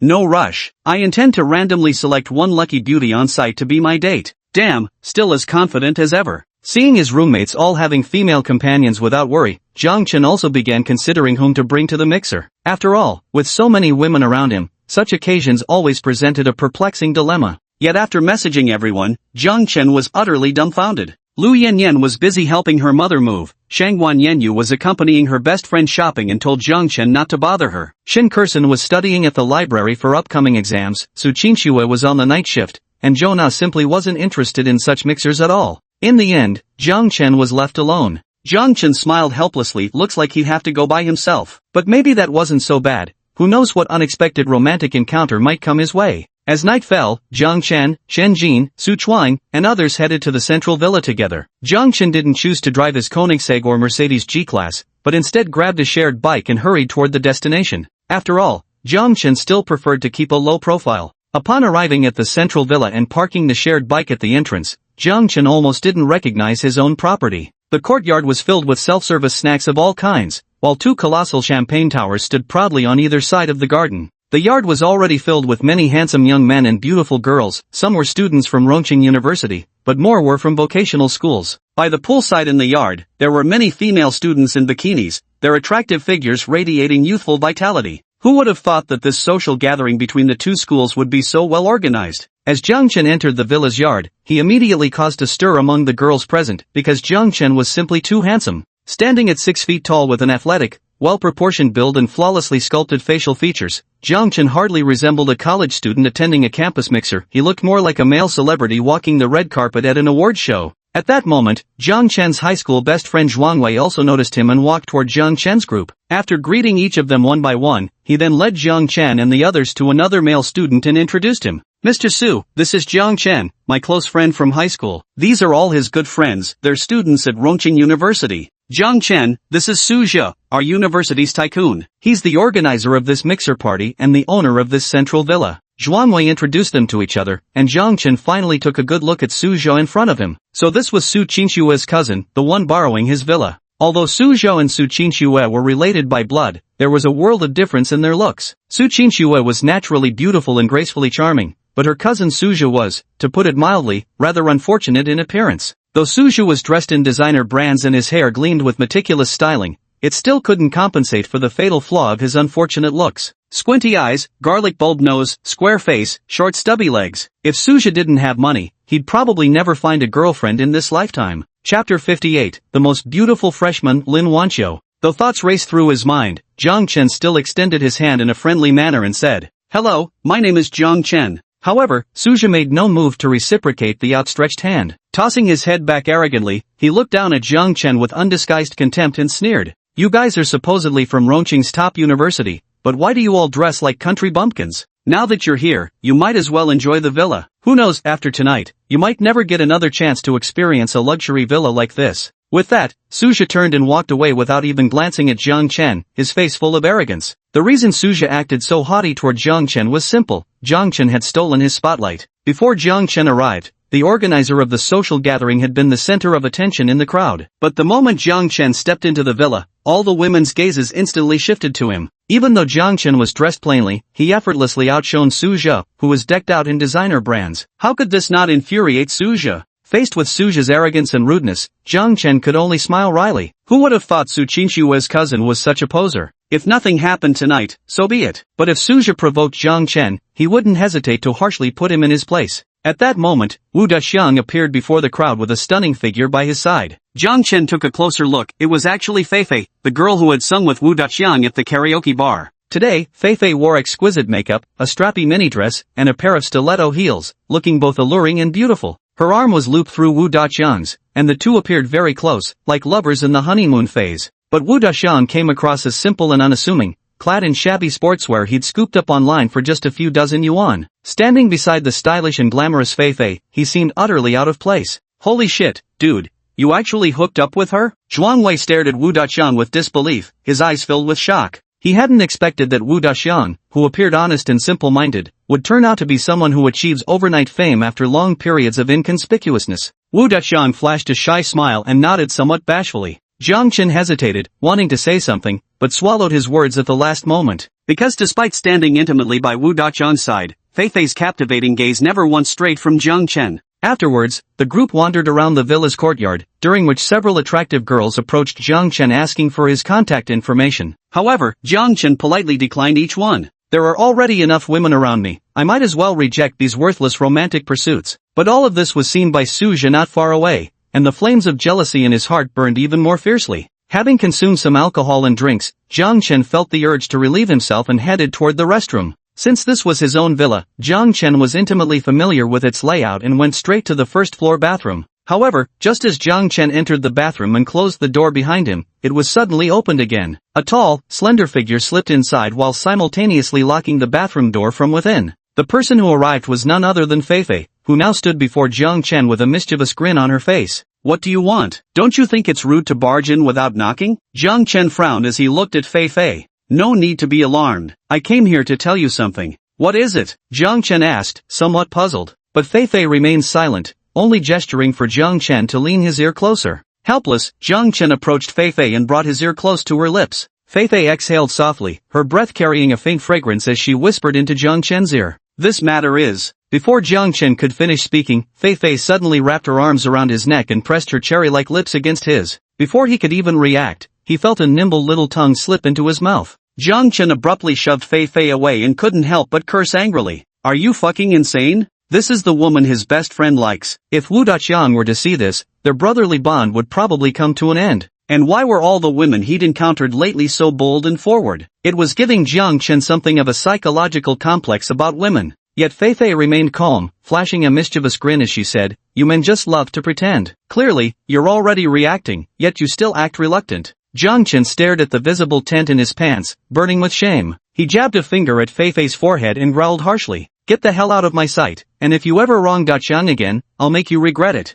At the mention of Wu Daqiang, Fei Fei couldn't help but roll her eyes and retorted, do you actually think I'd like that country bumpkin? If I hadn't gotten close to him, how else would I have met you? The truth is, it's you that I like. Wouldn't it be wonderful if we were together? After speaking, Fei Fei tried to embrace Jiang Chen again, but he shoved her away. You're a goddamn psycho. There's no way in hell we'll ever be together. After delivering this final remark, Jiang Chen cracked the bathroom door open slightly to ensure no one was outside before stepping out and leaving. Jiang Chen knew Fei Fei was nothing but a gold digger, he just hadn't expected her to stoop so low as to manipulate Wu Daqiang for her own ends. Jiang Chen couldn't help but feel a pang of sorrow for Wu Daqiang. At that moment, everyone in the courtyard turned their gaze toward the same spot, both men and women wearing intoxicated expressions on their faces. A captivatingly graceful figure stepped leisurely into the villa, dressed in pale pink antique-style garments, with glossy black hair arranged in an exquisite ancient updo, a few strands framing her fair face in an utterly charming manner. Her beautiful eyes resembled autumn waters, one glance and you'd find yourself unable to look away. Her exquisite hair was still adorned with the golden phoenix hairpin gifted by Jiang Chen, now shimmering with dazzling brilliance in the descending night. The newcomer was none other than Lin Wanxiu, renowned as the most beautiful freshman at Rongqing University. The classical-style beauty Jiang Chen had inadvertently seen undressed by coincidence. Lin Wanxiu stepped gracefully into the villa. Her liquid eyes met Jiang Chen's profound gaze as she uttered in mild astonishment, "You're here too." Then she remembered that night in the fitting room when Jiang Chen had seen her naked body, and a blush immediately spread across her fair face. This shy demeanor instantly petrified every male present. It was simply too beautiful, so breathtaking it could suffocate the senses. Even Jiang Chen couldn't help but freeze in place. It took him a long moment to snap out of it before he spoke somewhat awkwardly. "Yeah, didn't expect to run into you here. What a coincidence." Suzhou, standing not far away, couldn't help but clench his fists as he watched the scene unfold. He had pursued Lin Wanxiu since high school, only for her to later enroll at Chengdu University while he attended a vocational college. The true purpose of today's gathering was his plan to confess his feelings to Lin Wanxiu on the spot. He even falsely claimed ownership of this central villa, hoping to win her over. Yet once again, in Lin Wanxiu's presence, he found himself losing out to Jiang Chen. Chapter 59: The Bazaar System Mission. Watching Lin Wanxiu flirt with Jiang Chen like that had Suzhou seething with rage. Yet even so, he repressed the fury burning inside him, plastered on a gentlemanly smile, and walked over to Lin Wanxiu while saying softly, "Wanxiu, you're finally here. I've been waiting for you forever." Faced with Suzhou's eager expression, Lin Wanxiu merely gave a faint nod without any further response. Suzhou and Lin Wanxiu were classmates from the same high school. Since their freshman year, Suzhou had been an ardent admirer of Lin Wanxiu. But alas, while the falling flower may have intention, the flowing water remains heartless. Suzhou's every confession was mercilessly rejected by Lin Wanxiu. Suzhou himself could be considered a second-generation rich kid, with his parents running a mid-sized construction company. Yet, Lin Wanxiu had no shortage of suitors, many of whom were even wealthier than Suzhou. That's why Suzhou had borrowed the central villa from his cousin Su Qinxue, pretending to be the owner in an attempt to win Lin Wanxiu's favor. "By the way, Wanxiu, do you two know each other?" Suzhou pointed at Jiang Chen beside Lin Wanxiu, asking intentionally despite knowing the answer. "Why yes, we're alumni from the same school." Lin Wanxiu recalled that night when Jiang Chen had seen her completely naked, and a faint blush immediately appeared on her delicate face. Seeing Lin Wanxiu's bashful demeanor made Suzhou burn with even greater indignation. "Ordinary alumni? Who are you trying to fool? If you were just ordinary alumni, why would you act all shy like that?" Even a fool could tell there's something unusual between Lin Wanxiu and Jiang Chen. Suja forcefully suppressed the rage boiling inside him. Pointing at the shared bicycle parked outside the door, he said to Jiang Chen, "I noticed you came here on a shared bike earlier. Low-carbon travel, very eco-friendly." As he spoke, he took out an Audi car key and twirled it in his hand, saying smugly, "This Audi S6 was a gift from my dad. Someone like you, a poor loser, probably won't even get to ride in one in your lifetime." Suja wasn't as handsome as Jiang Chen, so he could only attack him on a material level. Lin Wanqiu saw through it but chose not to comment, thinking to herself that the golden phoenix hairpin Jiang Chen had given her was worth at least 2 Audi S6s. Seeing Jiang Chen remain silent, Suja assumed he was ashamed of himself and said to Lin Wanqiu, "Wanqiu, let me show you around my villa." Then he turned to Jiang Chen with an arrogant tone. "You can come along for the tour too. Today, I'll unveil a corner of heaven and let a poor wretch like you see what a truly upper-class life looks like." Listening to Suja's words, Jiang Chen found it utterly ridiculous. This was clearly his own home, yet here he was, having to follow behind someone else for a tour. Ding! The system has dispatched a new mission for the host. Mission content, make Lin Wanqiu cry tonight. Mission reward, become the de facto controlling shareholder of Starry Sky Media. As the system issued its new task, Jiang Chen couldn't help cursing inwardly. What kind of ridiculous mission is this? How am I supposed to make Lin Wanqiu cry? Am I supposed to hit her or something? But considering the opportunity to become the majority shareholder of Starry Sky Media, Jiang Chen felt it was worth figuring out how to complete this mission. As Rongqing's largest influencer media company, Starry Sky Media boasted an endless stream of beautiful live streamers under its banner. Just thinking about becoming their boss was enough to get him excited. As for how exactly he'd accomplish the mission, Jiang Chen decided to play it by ear. Following Suzhou into the interior of the villa, a grand hall nearly half the size of a football field unfolded before Suzhou and Lin Wanqiu's eyes. An enormous crystal chandelier hung from the ceiling, its dazzling brilliance a testament to its extravagant worth. One entire wall of the living room was replaced by high-end bulletproof glass, framing a picturesque view of the courtyard's landscapes, flowers, and birds. The other walls displayed masterpieces by renowned artists, their prices too staggering to even speculate. Ascending the marble staircase to the second floor led to the master bedroom, dining area, and guest quarters.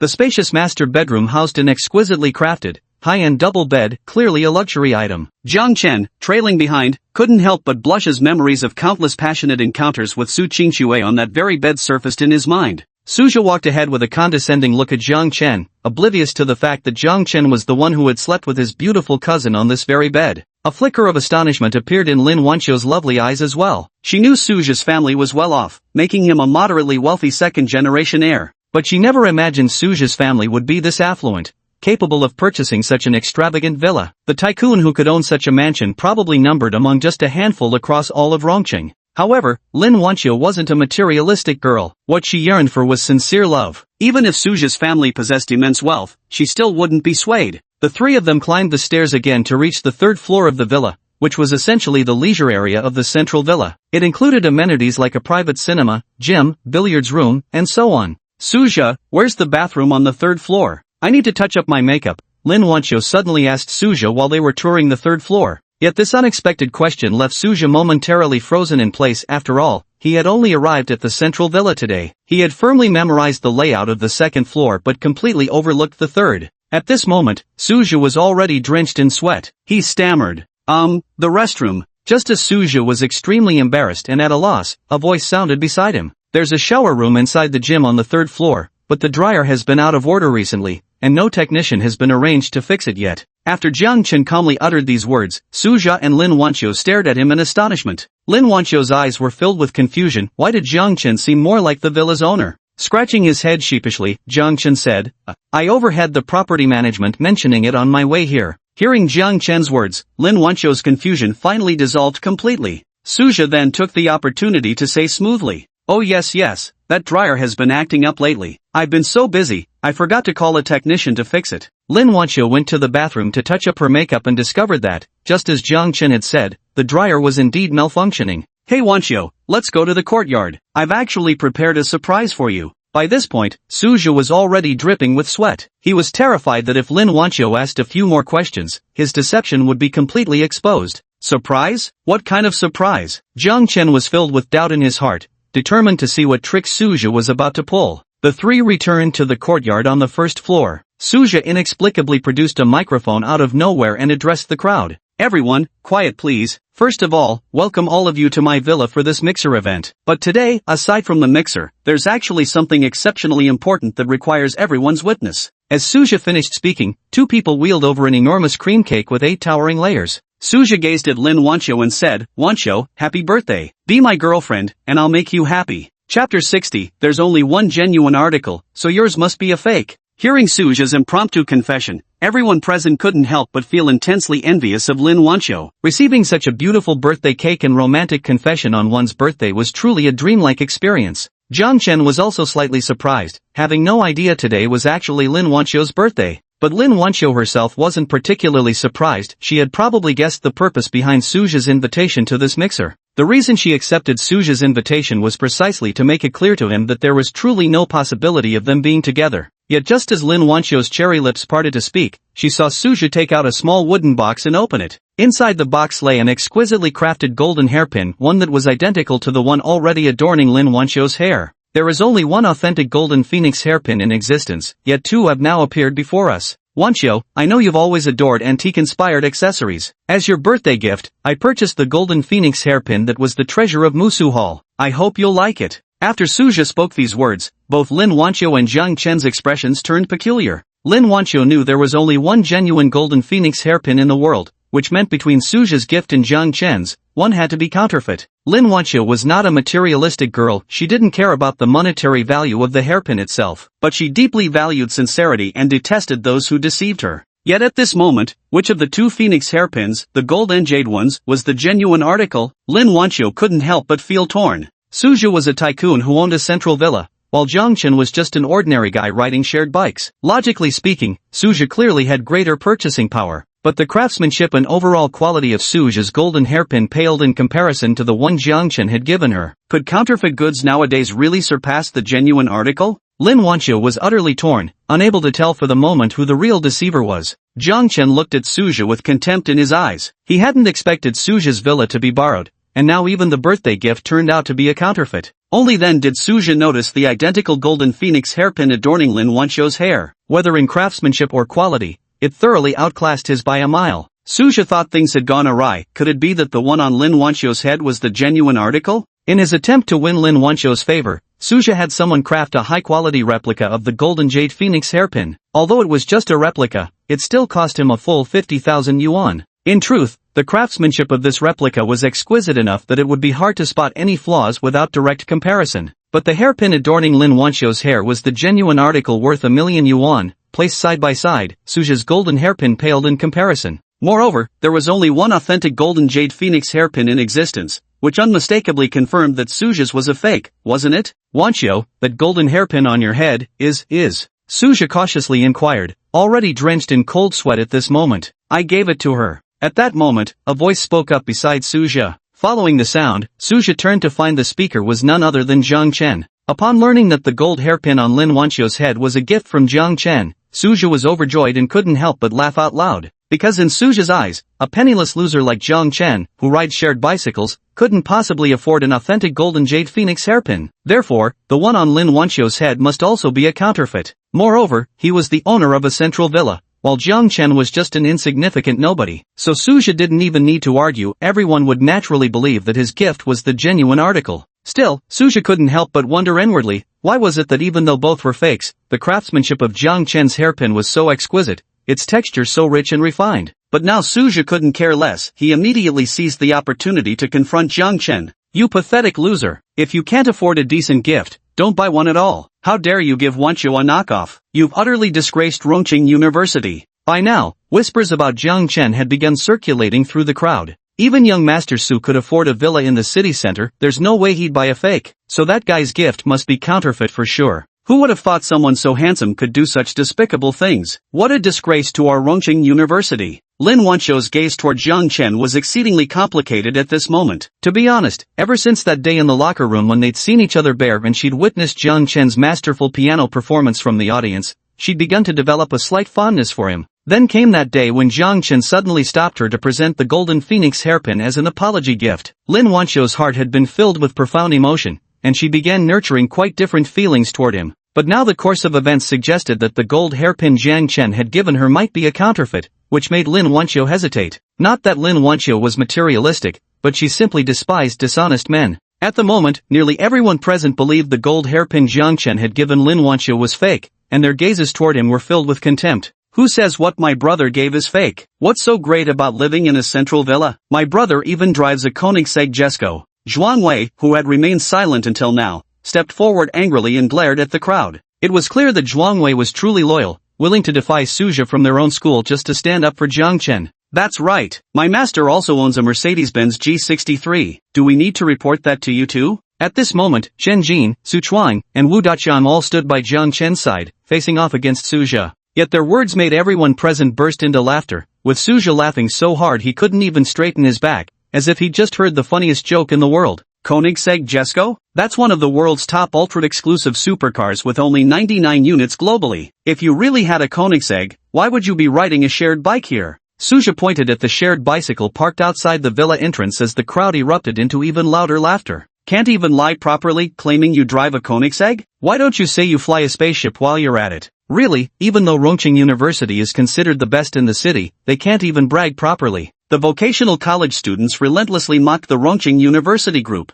The Rongqing University students had always looked down on vocational college students, and today finally gave them the chance to retaliate with ridicule. The Rongqing University students hung their heads in shame, feeling Jiang Chen had utterly humiliated them. Yet Jiang Chen, now the target of collective criticism, maintained a faint smile throughout, as if he weren't the central figure in this storm but rather a detached spectator. Explain yourself, you scoundrel. Why would you give Wanqiu a counterfeit as a gift? Suzhou interrogated Jiang Chen from his position of superiority. However, Jiang Chen remained unperturbed and simply stated calmly, I purchased the genuine article, which makes yours the fake one. Chapter 61, If anyone's leaving, it's you, because this is my home. As soon as Jiang Chen spoke, the previously noisy scene instantly fell silent. This time, no one burst into laughter. Instead, they all stared at Jiang Chen with looks of disbelief, as if he were a fool. Everyone was convinced that Jiang Chen must be addicted to showing off. Jiang Chen continued, actually, to determine who bought the genuine item, there's no need to inspect the hairpin itself. Anyone who shops at Musu Tang for over 1 million yuan can upgrade to a black gold membership,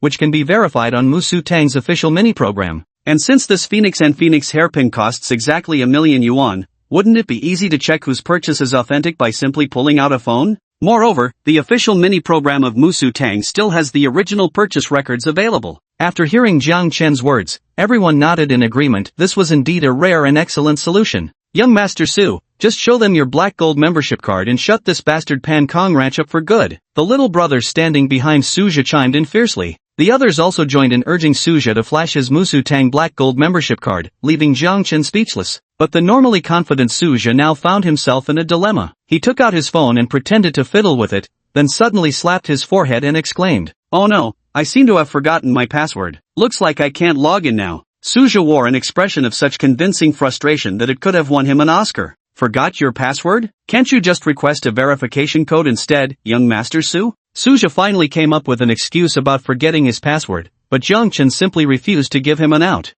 Well, the signal seems pretty bad here. Why isn't the page loading? Suzhou continued fiddling with his phone pretending, but beads of sweat had already begun rolling down his flushed face. Enough, my dear young Master Su, no need to keep up the act. You never bought the Golden Phoenix hairpin, much less qualify as a black gold member. Jiang Chen remarked deliberately with a faint smile. Damn it, my internet's just crap. Like you're some black gold member, prove it if you dare. Suzhou snarled viciously at Jiang Chen, his face contorted with rage. At this moment, Suzhou was furious, resembling a rabid wild dog ready to bite, completely losing the composed demeanor he had earlier. Although Suzhou knew he hadn't bought genuine goods, he figured Jiang Chen couldn't possibly afford the real deal either. So he cleverly shifted the focus onto Jiang Chen, wanting to humiliate him publicly. That's right, you pretentious poor bastard. Go ahead and show us your black gold membership if you dare. The two lackeys behind Suzhou also started jeering wildly, swearing to defend Suzhou's dignity. However, Suzhou was destined not to witness Jiang Chen being humiliated, because Jiang Chen was the true buyer of the Golden Jade Phoenix hairpin.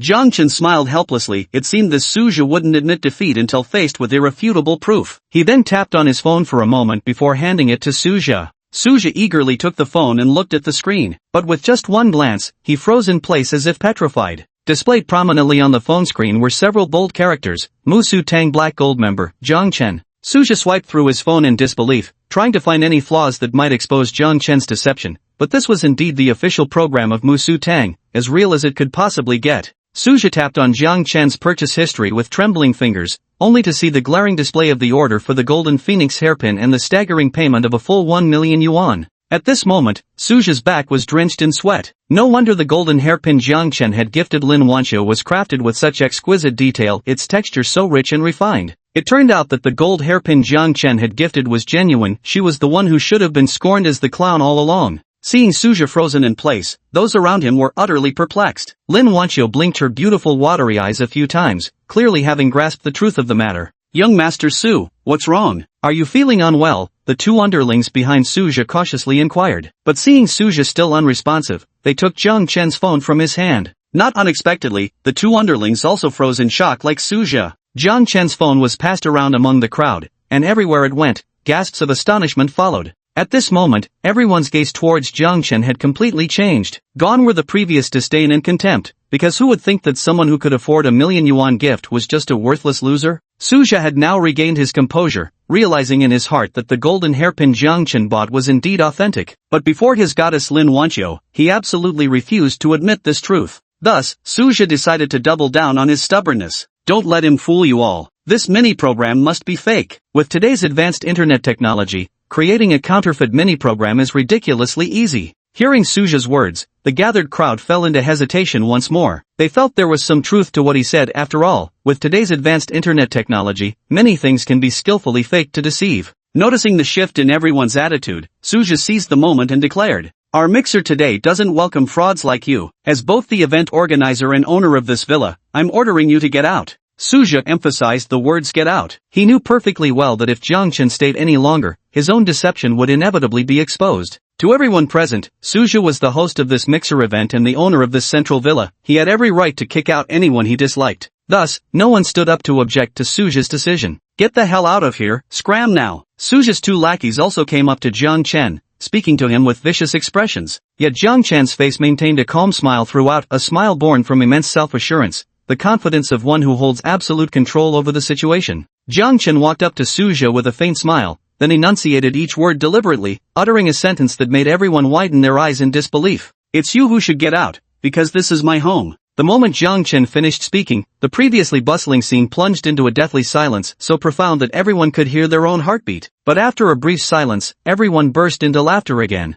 Suja was thrilled. He never expected Jiang Chen to boast such an outrageous lie. This villa clearly belonged to his cousin Su Qinxue. How could it possibly be Jiang Chen's? Even if the golden phoenix hairpin Jiang Chen gifted was genuine, what did it matter? Since Jiang Chen had told such a blatant lie, Suja was determined to seize this opportunity and utterly humiliate him. Chapter 62, Lin Wanxiu sheds tears. Everyone looked at Jiang Chen with eyes reserved for idiots, because ever since they'd arrived at the villa, Suja had been waiting there to greet them, while Jiang Chen had only just rushed in afterward. So it was obvious that Suja was the true owner of the central villa. Even Zhuangwei and Chen Jin, who had always stood by Jiang Chen's side, now wore expressions of doubt. They'd never heard that Jiang Chen owned such a luxury villa. Had he really been lying all along? "Quit your bullshit, kid. Get the hell out of my house," Suja snapped, seeing that Jiang Chen showed no intention of leaving and even reached out to shove him. Yet Jiang Chen merely gave a slight push with his hand, and Suja instantly felt a powerful force surge toward him. Su stumbled backward several steps, nearly falling to the ground.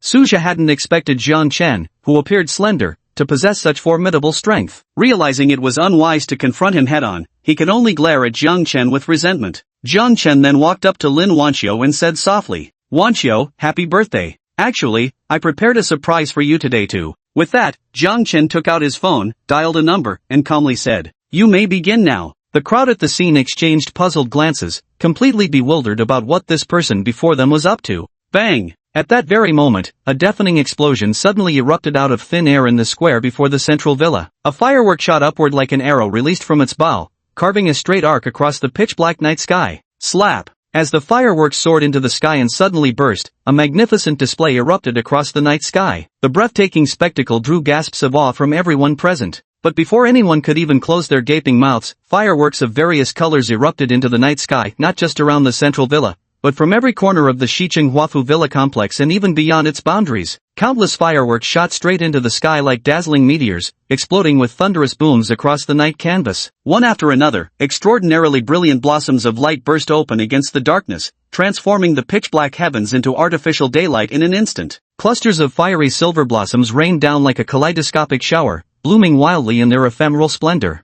Lin Wanqiu stared at everything before her with disbelief and asked in astonishment, "All this was prepared for me?" "Yes, actually I went through your social media. I saw your wish to watch a fireworks show on your birthday, so today I'm making that wish come true for you." In truth, this surprise was something Jiang Chen hastily prepared, as he had only learned that evening that it was Lin Wanqiu's birthday. Since there was no time to prepare a proper birthday gift, Jiang Chen recalled having seen Lin Wanqiu's post about wishing to see fireworks on her birthday when browsing through her social media updates. So Jiang Chen quickly contacted the property management of Shicheng Huafu and immediately tossed out 1 million yuan, asking them to help prepare fireworks for him. Jiang Chen was a property owner at Central Villa, the most prestigious figure in the entire Shicheng Huafu complex. Naturally, the property management didn't dare slack off. They mobilized everyone to procure all the fireworks in the city for his request. Jiang Chen was also utterly astonished. He never expected the West City Huafu property management to be so efficient. They managed to organize such a grand fireworks display in less than an hour. Jiang Chen turned his gaze to Lin Wanqiu once more, only to catch sight of a glistening teardrop tracing the flawless contours of her exquisite profile. Her limpid eyes, usually tender as still waters, were now red-rimmed with emotion. Lin Wanqiu was moved to tears. Ding! The system detects that the host has completed the mission. The mission reward has been issued. The host has become the actual controlling stakeholder of Starscape Media. Please visit the Starscape Media headquarters on a selected date to complete the handover. Hearing the system's notification, a smug smile crept onto Jiang Chen's lips. The system only specified making Lin Wanqiu cry. It never said how she should cry. Being moved to tears certainly counts as crying. Jiang Chen, thank you so much. I really love this gift, Lin Wanqiu said as she looked at him, her beautiful eyes now brimming with unspoken emotions. With utter sincerity, Jiang Chen replied, as long as it makes you happy, I'd even find a way to pluck the stars from the sky for you. Put! Lin Wanqiu burst into laughter, having just wiped away tears from the corners of her eyes. The fireworks display lasted a full 30 minutes, surpassing even Disneyland's renowned shows in grandeur. Now that's something you don't see every day, Chen Jin murmured, still staring blankly at the sky. This kind of money-is-no-object approach to chasing girls was beyond anything he'd ever heard of.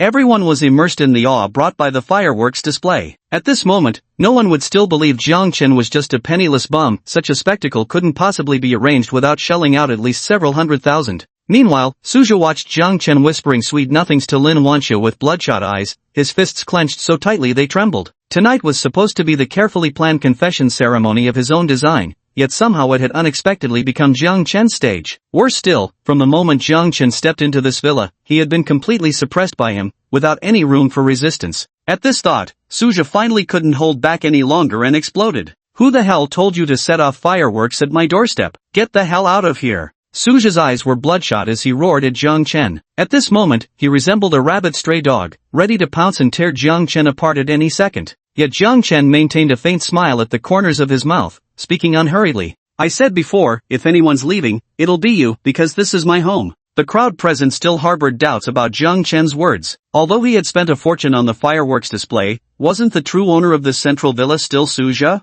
Only Lin Wanqiu's beautiful eyes flickered thoughtfully, recalling how Jiang Chen had accurately described the bathroom's location on the villa's third floor earlier. The sharp-witted Lin Wanqiu had already grasped the truth of the matter, but the others continued to whisper among themselves, convinced that Jiang Chen was lying to save face. I arrived at the villa first. Suja was already inside when I got here. You came later, didn't you? At this moment, a male student stepped forward to challenge Jiang Chen, and the others quickly joined in. Suja's lips curled once more into a smug smile. Just then, several men in crisp suits entered the villa. Sorry to interrupt everyone's gathering. We're from the West City Huafu property management team, looking for Mr. Jiang, the owner of the central villa. One of the lead men in a suit stepped forward and addressed the crowd politely. The man in the suit left everyone exchanging puzzled glances. What, Jiang Shao? Wasn't the owner of the central villa Suja? Are you kidding me? The owner of the central villa is our young master Suja. What Jiang Shao are you talking about? We've never heard of him. One of Suja's lackeys stepped forward, his face full of impatience as he spoke. Meanwhile, the man in the tailored suit maintained his professional smile throughout before delivering, in the most pleasant tone, a statement that drew sharp gasps from everyone present. The rightful owner of the central villa has always been young Master Jiang Chen. As for this Suja you mentioned, we've never even heard of him. Chapter 63, The Black Swan Cake. The words of the man in the suit left everyone at the scene exchanging bewildered glances. Since it was their first meeting, no one knew that the Jiang Chen mentioned by the suited man was actually the same person challenging Suzhou in the room. Compared to the Jiang Chen mentioned by the suited man, what truly shocked them was the revelation that Suzhou wasn't the owner of this villa after all. Lin Wanqiu, Zhuang Wei, and Chen Jin were all stunned. It was already unbelievable that Jiang Chen owned a Koenigsegg, but now he even possessed such an extravagant villa. Just what level of a tycoon was he? Lin Wanqiu and the others found themselves utterly bewildered at this moment. Only Fei Fei, standing beside Wu Daxiang, had her beautiful eyes constantly shifting, gazing at Jiang Chen with an unmistakable allure. Meanwhile, Suzhou stood completely petrified on the spot. Was Jiang Chen truly the owner of this villa? It seemed today was destined to be a humiliating slap in the face for him. At this moment, the man in the suit scanned the entire spacious courtyard and finally spotted Jiang Chen among the crowd.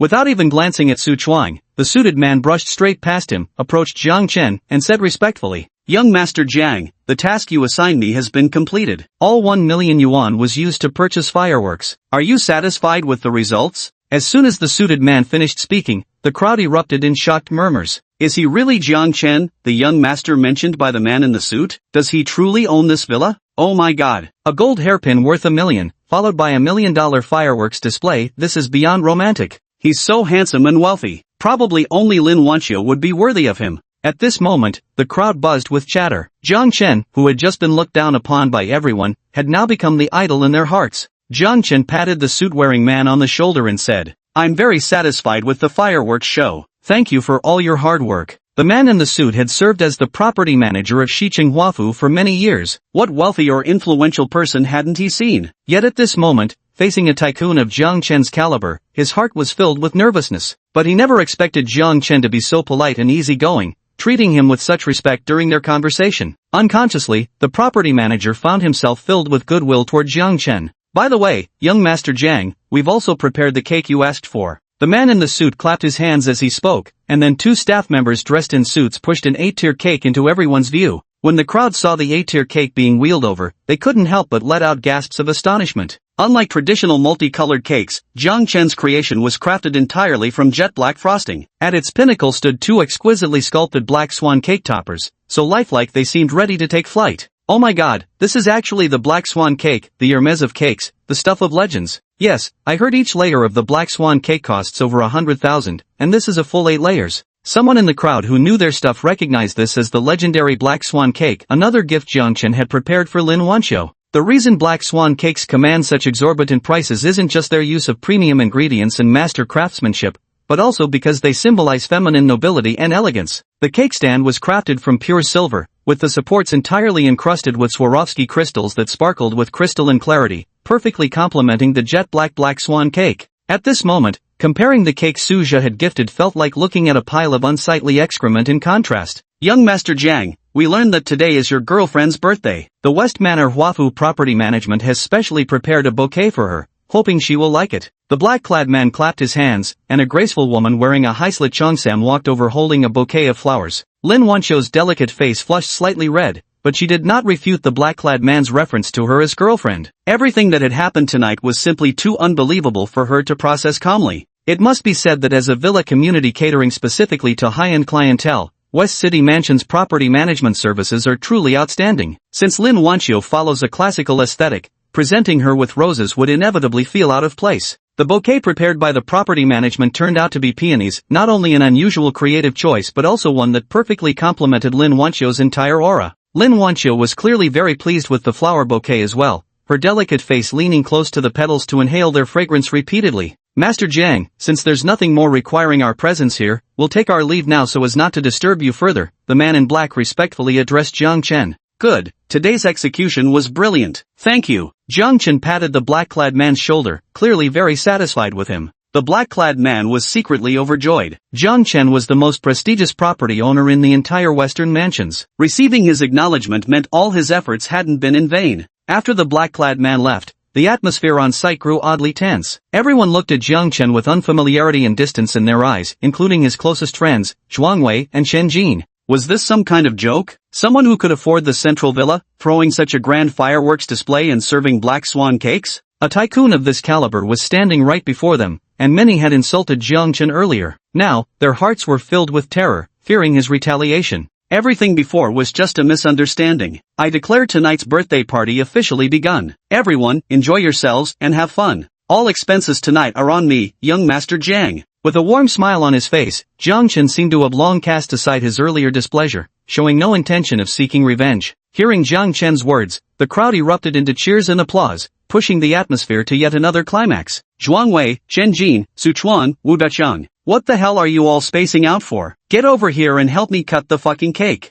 Jiang Chen's tone suddenly changed, and he yelled at the group of people. But few realized this wasn't genuine scolding. Jiang Chen was warm to others because they were guests, while his blunt words for these few friends were precisely because they were his closest comrades. The sense of distance that had just arisen in their hearts vanished instantly. They began helping Jiang Chen cut and distribute the cake to everyone present. It had to be said that the Black Swan cake, crafted from premium ingredients, justified its high price, melting on the tongue with an endlessly rich aftertaste. Everyone's faces wore expressions of euphoria and cautious reverence. After all, a single bite might cost thousands. Jiang Chen cut out the most exquisite piece of the cake, then scooped up a portion with a spoon and brought it to Lin Wanqiu's lips. Lin Wanqiu's fair face flushed slightly, but she still parted her cherry-like lips to accept the cake Jiang Chen fed her. Jiang Chen then used the same spoon to scoop another piece into his own mouth, deepening the blush on Lin Wanqiu's cheeks. The entire venue was filled with laughter and joy. Only Suja stood in the corner like a schoolboy being punished. Recalling how he had previously taunted and insulted Jiang Chen, his heart was now overwhelmed with endless fear. The crowd that had been wildly adoring him moments ago now looked at Suja with nothing but contempt in their eyes. Chapter 64, Watching a Horror Movie. Looking at Suja standing in the corner with his head bowed in punishment, Jiang Chen helplessly shook his head. He cut a piece of cake and walked over to Suja, saying, "Have something to eat, then come join us." Suja stared at Jiang Chen in disbelief, while Jiang Chen still wore his warm smile. Despite all the insults Suja had hurled at him earlier, Jiang Chen showed not the slightest intention of seeking revenge. Jiang, young Master Jiang, I'm sorry for what happened before. It was just my vanity that led me to do so many foolish things. I promise it won't happen again. Suja's gaze was firm, resembling an elementary school student giving a repentance speech. It's fine. It was all just a misunderstanding, and it's all in the past now. Jiang Chen was amused by Suja's expression. Truth be told, Jiang Chen had already forgiven him long ago. After all, he was Su Qingxua's cousin. Young Master Jiang, I have a question for you. You want to ask me how this villa, which clearly belongs to your cousin Su Qingxua, ended up being mine, right? Jiang Chen said. Suja nodded, surprised that Jiang Chen had seen right through his unspoken question. Jiang Chen smiled and patted Suja's shoulder before saying, "Don't call me young Master Jiang anymore, call me brother-in-law." With that, Jiang Chen turned and walked away, leaving Suja stunned in place with only his dashing silhouette to remember him by. By now, everyone at the scene, intoxicated by alcohol, had completely forgotten what happened earlier and were all mingling together in high spirits. Shen Jin and Wang Jingjing seemed to be getting along well, with Wang Jingjing already wearing the necklace Jiang Chen had given Shen Jin around her neck. Su Chuang had somehow hooked up with a girl from a vocational college, and the two were chatting and laughing merrily. If things went smoothly tonight, Su Chuang probably wouldn't need to return to school. Wu Daxian kept trying to converse with Feifei, but she only responded half-heartedly, her eyes never leaving Jiang Chen the entire time. Zhuang Wei had also found his target, still his preferred type of voluptuous woman. The sheer amplitude of her chest was so overwhelming it even made Jiang Chen feel a bit dizzy. "It's too noisy downstairs. How about we go upstairs to watch a movie?" Jiang Chen said to Lin Wanqiu. Lin Wanqiu nodded. She didn't like overly noisy environments either. Compared to staying downstairs, she'd much rather find a quiet place to watch a film. Holding Lin Wanqiu's hand, Jiang Chen led her to the third-floor home theater, a space he had personally renovated. Because Jiang Chen is also a film enthusiast, he spared no expense and put meticulous thought into creating this home theater. First, the entire theater space is as large as half a basketball court. The selected speakers and projector are all top-tier equipment, with an enormous screen occupying an entire wall. The ceiling above the cinema was adorned with a romantic starry sky design, greatly enhancing the immersive viewing experience. At the center of the cinema stood a massive sofa bed, handcrafted with premium goose down for unparalleled comfort. Jiang Chen and Lin Wanqiu sat on the sofa bed, feeling as though they were resting on a cloud. "What movie would you like to watch?" Jiang Chen asked, turning to Lin Wanqiu beside him. To be honest, this was Jiang Chen's first time observing Lin Wanqiu at such close range. True to her reputation as a 98-point super beauty, Lin Wanqiu was utterly breathtaking in her beauty. Her delicate, exquisitely crafted face boasted flawless bone structure. Beneath crescent-shaped willow leaf brows lay a pair of peerless, autumn water eyes that could drown a man's soul. Most hypnotic of all was her petite, alluring cherry mouth, which stirred the most primal desires deep within Jiang Chen's core. Jiang Chen nearly lost control, overwhelmed by the urge to sweep Lin Wanqiu off her feet and thoroughly savor the sweetness between her lips and teeth. Under Jiang Chen's molten gaze, Lin Wanqiu felt her cheeks burn. "You're staring," she whispered, her voice as faint as a mosquito's hum. "Didn't you say we were going to watch a movie? Why do you keep staring at me?" Jiang Chen finally snapped out of it, coughing twice to ease the awkwardness. "What kind of movie would you like to watch? We've got all sorts here, you can find whatever you're in the mood for." Jiang Chen turned on the projector and turned to Lin Wanqiu. "I'm easy. Any genre is fine with me," Lin Wanqiu replied. Hearing Lin Wanqiu's words, Jiang Chen's face broke into a lecherous grin as he sidled up to her and said in a cheeky tone, "Really acceptable no matter what type. Then do you want to watch that?" "Ha, what do you mean?" Lin Wanqiu was completely baffled by Jiang Chen's remark, having no idea what he was referring to. "You know, that kind. From the island country. The really exciting kind of films." Jiang Chen's sleazy smile widened as he whispered this right by Lin Wanqiu's ear. Upon hearing Jiang Chen's words, Lin Wanqiu's face instantly turned crimson. Though still untouched in matters between men and women, she had occasionally encountered risque content while browsing the internet, so of course she understood exactly what Jiang Chen was hinting at. "Ugh, I'd never watch that sort of thing," Lin Wanqiu protested coyly, delivering a sharp pinch to Jiang Chen's waist at the same time. Ouch! A sharp pain shot through Jiang Chen's side, forcing a pained cry from him. He hadn't expected Lin Wanqiu, who appeared so delicate, to possess such formidable strength in those slender hands of hers. "Why'd you pinch me?" "I was talking about Japanese horror movies, the really intense ones," Jiang Chen said through gritted teeth, his face twisted in exaggerated agony. "Oh, you mean that thing," Lin Wanqiu said sheepishly. "Exactly. What else did you think it was? Don't tell me you thought." A teasing smile played on Jiang Chen's lips as he discovered how endlessly amusing it was to rile up Lin Wanqiu. "Of course not. Forget it. Let me help you rub it then." Lin Wanqiu's face had turned red as a ripe apple. As she spoke, she reached out with her delicate jade-like hands and began massaging Jiang Chen's waist. Although Lin Wanqiu pinched with considerable force, her current massage for Jiang Chen was extraordinarily gentle. Jiang Chen only felt a pair of soft, boneless little hands kneading continuously around his waist. The pain in his lower back was almost instantly replaced by this comforting sensation. "How about we watch the Japanese horror film Ringu? What do you think?" Jiang Chen asked Lin Wanqiu for her opinion. Because the movie is terrifying enough, it's perfect for watching with a girl. Moreover, Jiang Chen had already watched this film many times, so he wouldn't embarrass himself in front of Lin Wanqiu by showing fear. "Great. I think that sounds good." Lin Wanqiu rarely watched horror films. Although The Ring is a classic, she had never seen it before, so she was quite eager to give it a try. Moreover, Lin Wanqiu considered herself quite brave. She absolutely refused to believe some fictional horror movie could frighten her. Seeing Lin Wanqiu nod in agreement, Jiang Chen's lips curled into a triumphant grin. What followed would be simplicity itself for Jiang Chen. All he needed to do was press play and wait for a terrified Lin Wanqiu to throw herself into his arms. Chapter 65 A Wonderful Night. Actually, the horror of The Ring doesn't lie in its visuals, but in its sound effects. When the movie began and those eerie, terrifying sound effects filled the air, the entire room was plunged into an extremely frightening atmosphere. Since Jiang Chen had purchased top-of-the-line audio equipment, the sound effects produced were 100 times more intense than what you'd experience in a cinema. Just moments ago, Lin Wanqiu had been stubbornly defiant, but now she couldn't help but inch closer to Jiang Chen, overwhelmed by the immersive horror. Moreover, the projector and screen Jiang Chen had purchased were top-notch,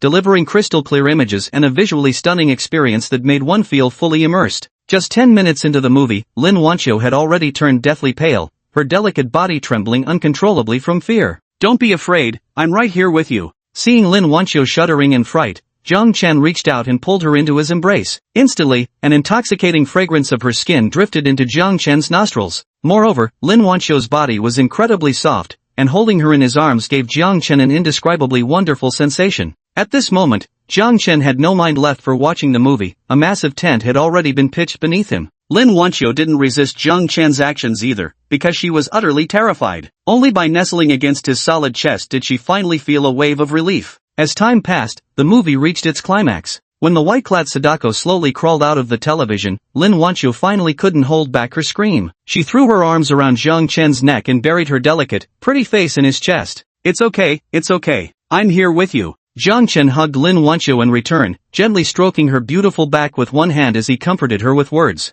The corners of Jiang Chen's mouth curled into a triumphant smirk. Taking girls to horror movies was a tried-and-true method that never failed. His investment in this home theater system was clearly worth every penny. It wasn't until 2 or 3 minutes had passed, after that terrifying moment had completely faded, that Lin Wanqiu dared to raise her head again. Only now did she realize she was maintaining an extremely intimate posture with Jiang Chen. Her face was so close to his that she could even feel the masculine cadence of his breathing. Lin Wanqiu's cheeks flushed slightly as she tried to break free from Jiang Chen's embrace, but to her surprise, his arms remained locked tightly around her, showing no intention of letting her go. What are you going to do? Lin Wanqiu asked coyly, already knowing the answer despite Jiang Chen's burning gaze fixed upon her. Jiang Chen remained silent, lowering his head to lightly brush Lin Wanqiu's cherry lips with a kiss. Though it was merely a fleeting touch, the softness of Lin Wanqiu's lips fully ignited the primitive desires Jiang Chen had long suppressed. He kissed Lin Wanqiu once more, but this time it was like a tempestuous storm, fierce and profound. Lin Wanqiu's mind went blank as her hands instinctively wrapped around Jiang Chen's neck. Only after a long moment did she realize what was happening, yet she offered no resistance. Instead, she responded to Jiang Chen with matching passion.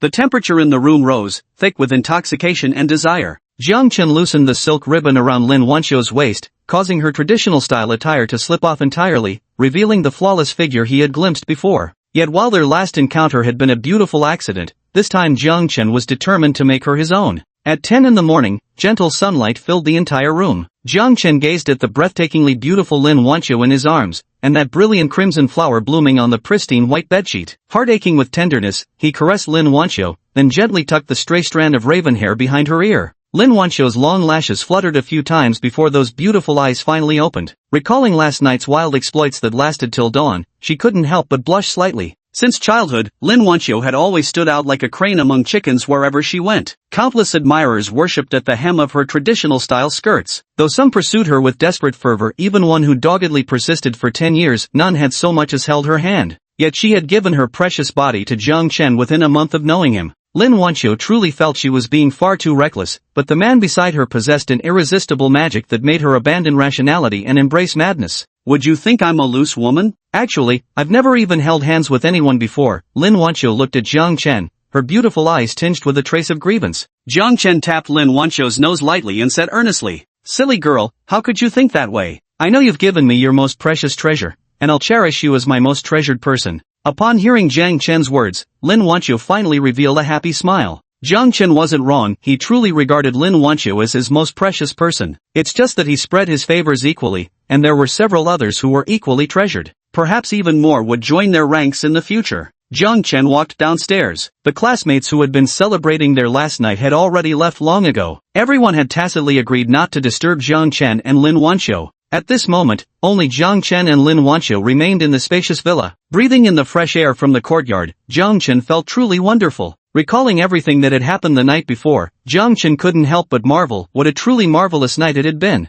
Opening the refrigerator, he took out a few tomatoes and a pack of noodles before getting to work in the kitchen. A little over 10 minutes later, 2 steaming bowls of tomato and egg noodle soup were placed on the dining table, with Lin Wanqiu already seated there, waiting. The two of them were like an ordinary couple, savoring simple happiness. Since it was still Sunday, Jiang Chen didn't have much to do. However, Lin Wanqiu had to return to school for dance club rehearsals, so he accompanied her back to campus. Back in the dorm, Jiang Chen realized neither Chen Jing nor Su Chuang had returned yet. Only Wu Dashan lay on his bed, watching some mindless soap opera. These two have done well for themselves, seems they both scored last night. Seeing his buddies successfully escape singlehood, Jiang Chen felt genuinely happy for them. Chang, didn't you go out with Fei Fei last night? Jiang Chen asked. Last night Fei Fei said she had something to do and left first, Wu Chang replied honestly, completely unaware of how strange his relationship with Fei Fei actually was. Jiang Chen saw through it but didn't comment. It seemed he'd need to find time to deal with the Fei Fei situation. He couldn't let his good friend sink deeper into this mess. Bored in his dorm room, Jiang Chen suddenly remembered he'd completed the mission of making Lin Wanqiu cry yesterday, which meant he was now officially the big boss of Starry Sky Media. So Jiang Chen stood up and walked outside, deciding to visit Star Media, his very first company.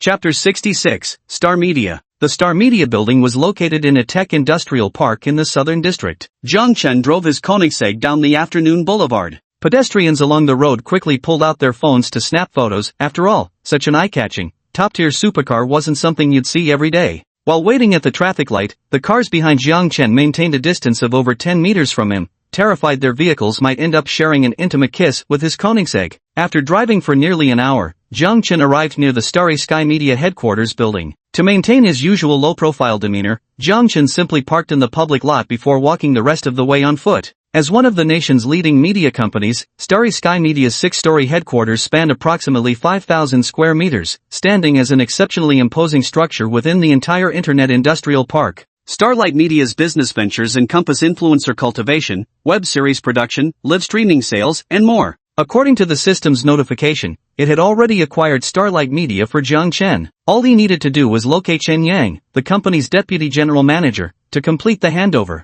At this moment, the entire building was hushed during the lunch break. Just as Jiang Chen was about to step inside, a burly security guard stopped him. "What business do you have here?" The guard eyed Jiang Chen's unfamiliar face with suspicion and asked warily. "I'm here to see Chen Yang," Jiang Chen said calmly. However, Jiang Chen's words immediately irritated the security guard, who snapped at him with displeasure. Where did this brat come from, daring to address Vice President Chen so casually? Get lost. Starlight Media was originally co-founded by the big boss, Xiao Dawei, and Chen Yang. Although Xiao Dawei was nominally the decision-maker at Starlight Media, he was actually just a useless playboy who only knew how to indulge in pleasure. The achievements of Star Media today are all attributable to Chen Yang's strategic planning. But with Xiao Dawei's inaction and increasingly fierce industry competition, Star Media has lost its former glory in recent years, with only Chen Yang still struggling to keep it afloat. This is why Chen Yang is highly respected at Star Media, and also why the security guard was displeased when Jiang Chen directly called Chen Yang by his full name. However, just yesterday, a mysterious tycoon offered to acquire Star Media at several times its current valuation.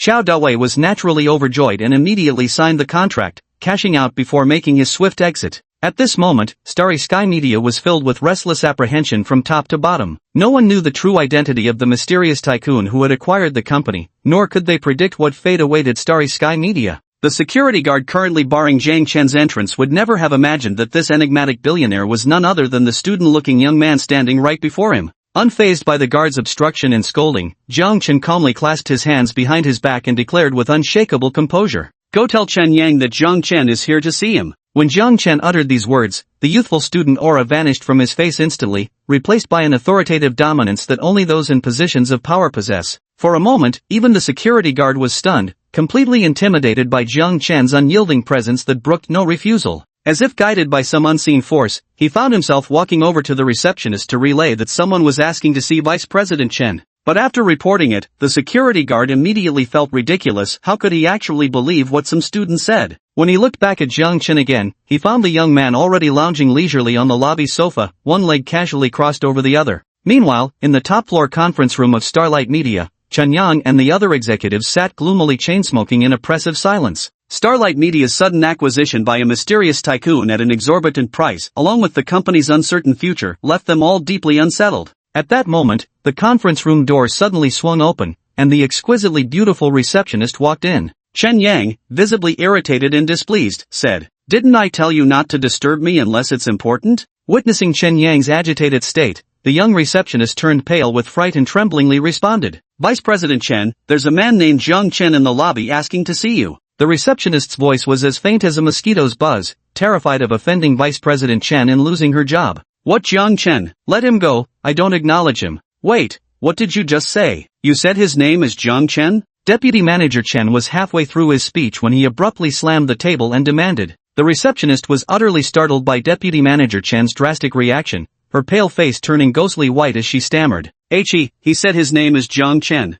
Meanwhile, Jiang Chen sat leisurely on the sofa, casually playing with his phone. The burly security guard spoke to him sternly. "Young man, if Vice President Chen really knows you, that's fine. But if you're here to cause trouble, don't blame me for being rude." The burly security guard swung his expandable baton twice to assert his authority. At that moment, a group of people in suits emerged from the elevator. The burly guard took a closer look. It was actually the entire senior management team of Starry Sky Media. Leading the group was a bespectacled man in his mid-30s wearing gold-rimmed glasses, none other than Chen Yang, the core figure of Starry Sky Media. The group of people marched imposingly toward Jiang Chen and the security guard, startling the guard into immediately standing at attention as he saluted the procession of high-ranking executives. After all, there was a vast disparity in status between these executives and the security guard. At this moment, the burly guard shuddered at the sight of all the top brass gathered together, wondering what kind of major event was about to unfold. However, Chen Yang didn't even glance at the security guard as he swept past him and approached Jiang Chen. With an unruffled expression,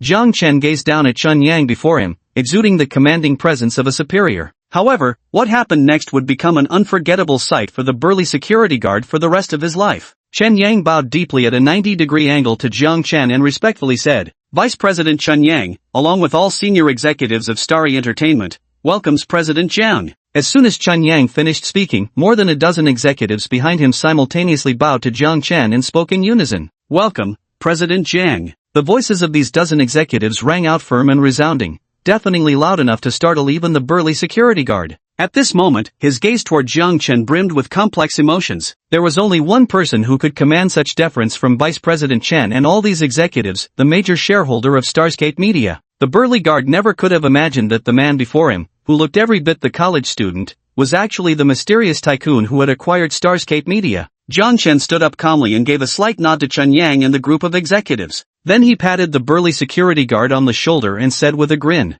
You take your work very seriously, I have high hopes for you. Then, under Chen Yang's guidance, she headed into the building, leaving only the bewildered security guard standing frozen in place, unable to snap out of it for the longest time. Chapter 67, An Unexpected Encounter with Sun Yuan. At the top floor of Starry Sky Media, within the sprawling conference room, Jiang Chen sat in the central seat, flipping through the files of the company's signed hosts. The executives seated on either side of Jiang Chen were all observing him intently. They could never have imagined that the mysterious tycoon who acquired Starry Sky Media would turn out to be such a young man. Jiang Chen's expressions kept shifting, sometimes frowning, sometimes smiling, occasionally shaking his head with a sigh, then nodding in satisfaction. The senior executives exchanged bewildered glances, utterly clueless about what was going through their new big boss's mind. The awkward truth was, Jiang Chen himself felt completely overwhelmed by suddenly taking over such a sprawling corporate empire. He had zero experience managing a company, let alone leading Starry Sky Media back to its former glory. As Jiang Chen flipped through the streamers' profiles, the executives assumed he was pondering major strategic decisions. In reality, he was just checking out legs and faces. TSK,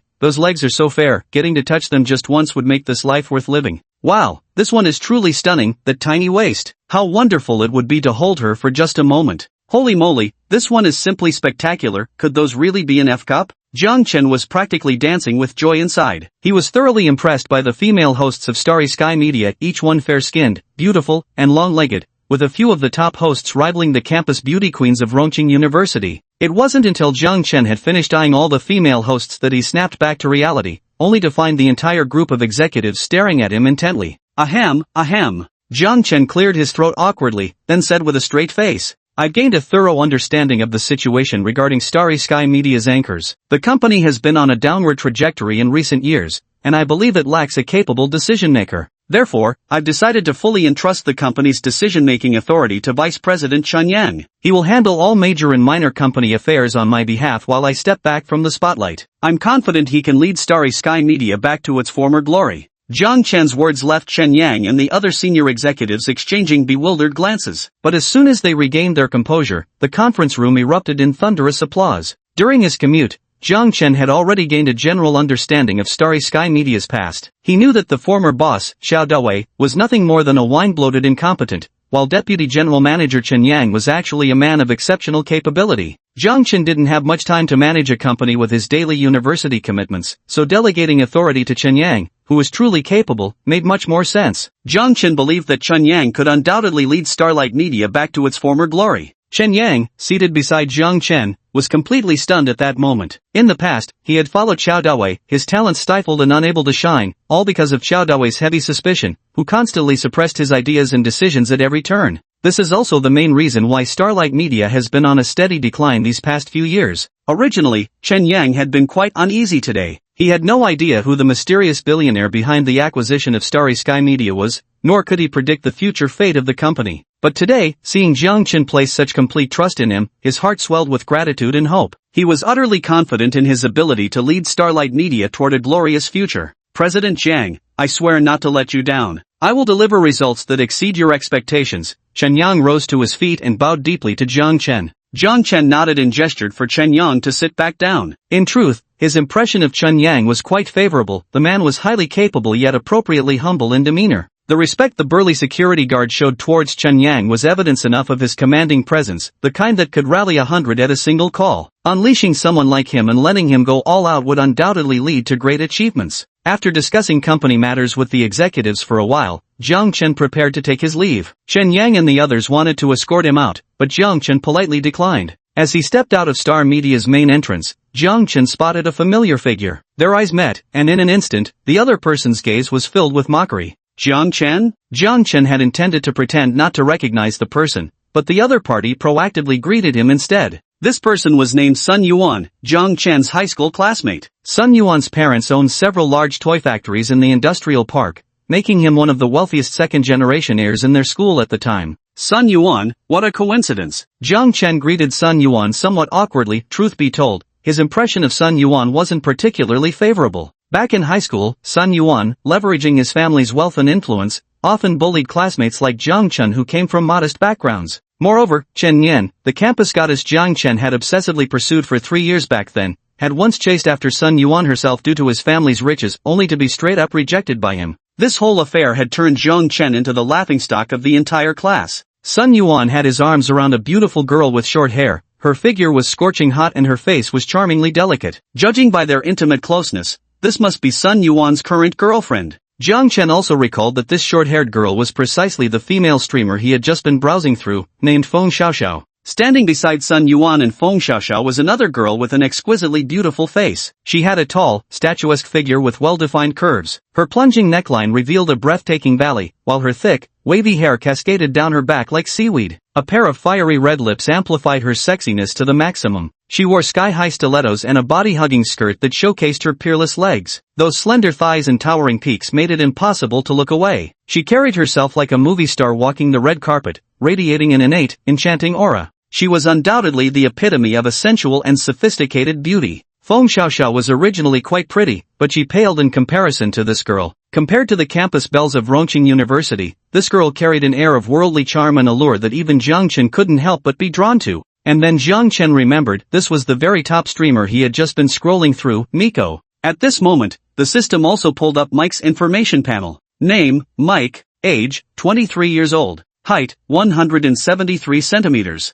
weight, 48 kg, appearance, 97 points, favorability, 0, charge, 1. She's actually a 97-point beauty, just 1 point short of the incomparably stunning Lin Wanshou. Hey, what are you staring at? It wasn't until Sun Yuan's shout that Jiang Chen snapped out of his daze. That's Miko, the top anchor of Star Media Network. So many rich second-generation heirs couldn't win her over. You should just consider yourself lucky to feast your eyes. Sun Yuan looked at Jiang Chen with undisguised disdain, clearly not regarding his old classmate as worth consideration. By the way, let me introduce you. This is my girlfriend, Feng Xiaoxiao, also a hostess at Starry Sky Media. Sun Yuan pulled Feng Xiaoxiao even closer in his arms, clearly showing off his gorgeous girlfriend to Jiang Chen. Thinking back to high school days, when the goddess Jiang Chen desperately pursued ended up chasing him instead, Sun Yuan's heart swelled with indescribable superiority. Little did Sun Yuan know, the current Jiang Chen was no longer the same person. Not only was he an ultra-tycoon with boundless wealth, but also the hidden boss behind his own girlfriend. Chapter 68, Seeing Things? After introducing his girlfriend, Sun Yuan pointed at Jiang Chen and said,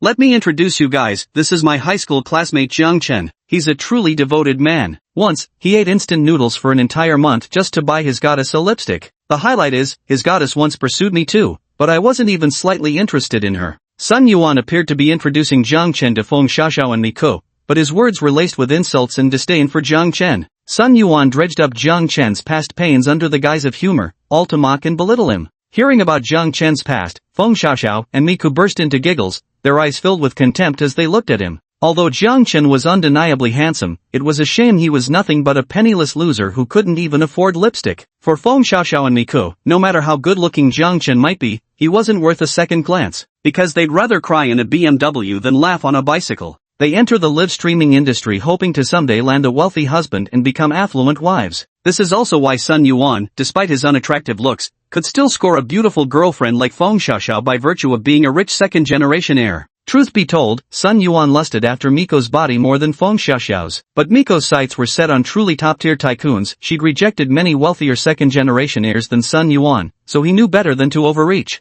Jiang Chen wasn't angered by Sun Yuan's insults, maintaining a faint smile throughout. At his current level, he simply couldn't be bothered to engage with someone like Sun Yuan. "By the way, Jiang Chen, why did you come out of Stellar Media's building?" Sun Yuan asked curiously. "I came to visit someone, and took the chance to look around," Jiang Chen replied calmly. Jiang Chen wasn't lying, he just didn't mention that the person he'd come to see was Vice President Chen Yang. Sun Yuan didn't press Jiang Chen about who exactly he was looking for, but continued mocking him instead. Heard you got into Rongcheng University. What a coincidence, my dad's company just hired several interns who graduated from there. All the decade of grueling study just to end up working for families like ours with 3 generations in business. I dated a girlfriend before, also a Rongcheng University student. Never went to college myself, but I've had college girls. Listening to Sun Yuan's string of taunts, both Feng Xiaoxiao and Miko wore mocking smiles on their faces. The trio before Jiang Chen disgusted him thoroughly, yet he maintained a faint smile. After all, he never regarded these 3 shallow snobs as worth his attention in the first place.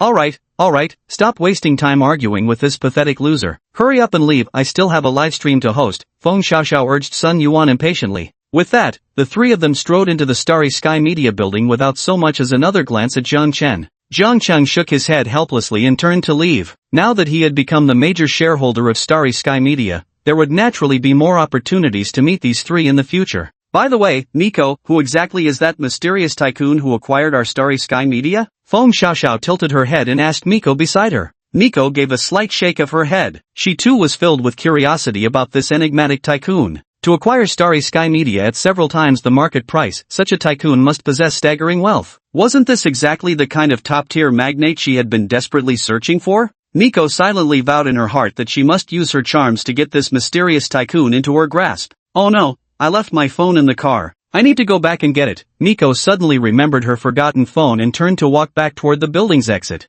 However, the moment she reached the parking lot, Miko witnessed a scene that shocked her to the core. There was that poor bastard Jian Chen, whom Sun Yuan had mocked relentlessly just moments ago, actually climbing into a Koenigsegg Jesko. Miko, as a woman who had always dreamed of marrying into wealth, had extensive knowledge about various luxury sports cars. Naturally, she recognized the value of this limited edition Koenigsegg. But just moments ago, Sun Yuan had clearly described Jiang Chen as a penniless loser who couldn't even afford lipstick, so how could he possibly be driving a rare, top-tier hypercar? Could she have been seeing things? Yet Miko was certain she hadn't mistaken it. Just as she tried to get a closer look, the Koenigsegg roared away with a thunderous engine note. Miko was positive the person inside that Koenigsegg was the very same Jiang Chen Sun Yuan had mocked earlier. She decided to probe Sun Yuan for information, determined to uncover Jiang Chen's true background. After all, there are plenty of young tycoons out there, but one as handsome as Mike is truly a first. As for such a high-quality prey, Mike definitely wouldn't let it slip away. Jiang Chen was unaware that he had become the prey in Mike's eyes, currently driving his Koenigsegg toward the central villa with a smirk on his lips. Meanwhile, the lit screen of his phone displayed the message Su Qinxue had just sent. Meeting tonight. I just bought a really sexy set of pajamas. On the other side, both Mike and Feng Xiaoxiao were in the dressing room applying makeup to prepare for the afternoon livestream, while Sun Yuan sat beside Feng Xiaoxiao playing with his phone. Mikao casually turned to Sun Yuan and asked, Sun Yuan, is that classmate of yours really that poor? Otherwise, how could she not even afford a single lipstick? Sun Yuan felt curious about Miko suddenly mentioning Jiang Chen, but he still replied, he's just some loser, his parents are both ordinary office workers. Honestly, I barely know him, we just happen to be in the same class. Sun Yuan was right. During their high school days, Jiang Chen had been practically invisible in class. The only thing that made him memorable was his 3-year-long desperate pursuit of Chen Nian. Miko nodded thoughtfully, then continued asking, has he ever driven any luxury cars before, like a Koenigsegg Jesko? What? A Koenigsegg? Miko, are you feeling unwell? Did the fever fry your brain? Sun Yuan widened his eyes and said, he couldn't wrap his head around why Miko would associate someone like Jiang Chen, that despicable scumbag, with a top-tier supercar like the Bugatti Veyron. Throughout all 3 years of high school, the only thing I ever saw him ride was a second-hand electric bike, nothing more. Upon hearing Sun Yuan's words, Mika nodded thoughtfully. At this moment, the doubts in her heart grew even greater. According to Sun Yuan's account, Jiang Chen was nothing short of a gold-digging scumbag. Yet she had clearly seen Jiang Chen speeding away in a Koenigsegg. What on earth was going on? Filled with doubts, Miko was determined to uncover Jiang Chen's true identity. If Jiang Chen really was a big fish, then she would be just one step away from her goal. Chapter 69, Campus Host Recruitment Event. The next morning, as the mild dawn sunlight streamed into the room, Jiang Chen stretched lazily and ambled out of his bedroom. Watching Su Qinxue busily preparing breakfast in the kitchen, Jiang Chen smiled knowingly. The two of them resembled a blissful newlywed couple. You're awake, come and have breakfast, Su Qinxue said softly as she noticed Jiang Chen, who had already risen. Recalling the multiple instances of passion from last night, Su Qinxue couldn't help but blush. It was only after meeting Jiang Chen that she truly experienced the joys of womanhood. Su Qinxue prepared a simple breakfast, 2 bowls of steaming plain noodles and broth, along with 2 soft-boiled sunny-side-up eggs. It must be said that despite coming from a wealthy family, Su Qinxue showed none of the typical spoiled young lady's affectations. The breakfast she prepared was incredibly delicious, leaving Jiang Chen utterly satisfied. Since Jiang Chen had an 8 a.m. class that day, he bid farewell to Su Qinxue and headed back to campus after breakfast. After planting a sweet kiss on his lips, Su Qinxue watched as Jiang Chen departed. Just as he entered the campus grounds, Jiang Chen had originally intended to go straight to class, but the crowd gathered around the bulletin board piqued his curiosity, drawing him over to see what was happening. After squeezing through the throng of people with some difficulty, a large poster came into view before Jiang Chen's eyes. Starry Sky Media Campus Anchor Recruitment Program. The bold headline immediately caught Jiang Chen's interest. He hadn't expected Chen Yang, who had just taken over the reins of Starry Sky Media yesterday, to already launch new initiatives today. One had to admit Chen Yang's strong execution capabilities. The poster's main content outlined Starry Sky Media's collaboration with Rongqing University for a campus anchor recruitment drive. A Starry Sky Media team would conduct anchor interviews at Rongqing University during the weekend. Successful candidates wouldn't just become sign anchors with Starry Sky Media, but would also receive the company's traffic support resources. Moreover, since they are students, Star Media imposes no requirements on campus streamers regarding broadcasting venues or schedules. It has to be said that this is a highly successful marketing strategy. College students, as a youthful group radiating vitality, are perfectly suited for online streaming. Furthermore, Star Media provides college students with an effortless opportunity to earn extra income while also cultivating a positive reputation, truly a mutually beneficial arrangement. One must admit that Chen Yang's marketing tactics are exceptionally clever. Jiang Chen couldn't help but marvel at having judged the man correctly. Oh my god, the interviewer is actually Miko, she's my online goddess. As one person exclaimed, the crowd began to stir with excitement. Miko looks so beautiful in her live streams. I wonder what she's like in real life. Now we finally get to see her in person. Sexy and sophisticated Miko, I'm so hyped for this. The surrounding students were visibly thrilled, clearly brimming with anticipation for Miko's arrival. Jiang Chen finally noticed that the interview team sent by Star Media included top anchor Miko. Clearly, Miko also enjoyed immense popularity among the students, as the surrounding crowd was now cheering wildly at the news of her arrival at Rongqing University. Truth be told, Miko had initially shown zero interest in campus events of this nature. To her, universities were just filled with immature kids who couldn't possibly include the top-tier tycoons she sought to encounter. Yet this time she changed her mind, specifically seeking out Chen Yang to request participation in Rongqing University's event, all because the Jiang Chen she wanted to understand happened to be at Rongqing University. Chen Yang readily agreed to Miko's request, as her popularity among students was extraordinarily high. Having Miko join would significantly boost the event's hype and visibility. Jiang Chen had no idea that Miko had come specifically for him. At that moment, his phone rang. It was Shin Kursen calling. Jiang Chen, have you seen Starry Media's anchor recruitment program? The moment the call connected, Shin Kursen's excited voice came through. Shin Kursen always seemed to be full of energy every day, forever that adorable and playful mortal world peach. And as a law student, Shin Kursen's grades were actually among the top in the entire department. Jiang Chen really couldn't imagine what Shin Kursen would be like as a lawyer or judge in the future. I saw it. What's up? Do you want to participate? Jiang Chen seemed to have already guessed Shin Kursen's thoughts. Yeah, but I'd be too nervous going to the interview alone. Would you come with me? Of course I can. I'll be there to cheer you on then. Shin Kursen was originally a campus streamer, though she hadn't signed with any media agency. This campus streamer recruitment event was undoubtedly a golden opportunity for Shin Kursen. Moreover, Shin Kursen had a very distinctive streaming style, and Jiang Chen was completely confident she would pass the interview. After hanging up the phone, Jiang Chen headed towards the classroom. The group of teasing friends in the dormitory were sitting in the back row, but Jiang Chen didn't choose to sit with them. Instead, he took a seat beside Shangguan Yenyu. It was currently the transition between summer and autumn, and the weather had begun to cool slightly. Shangguan Yenyu was wearing a sexy camisole top,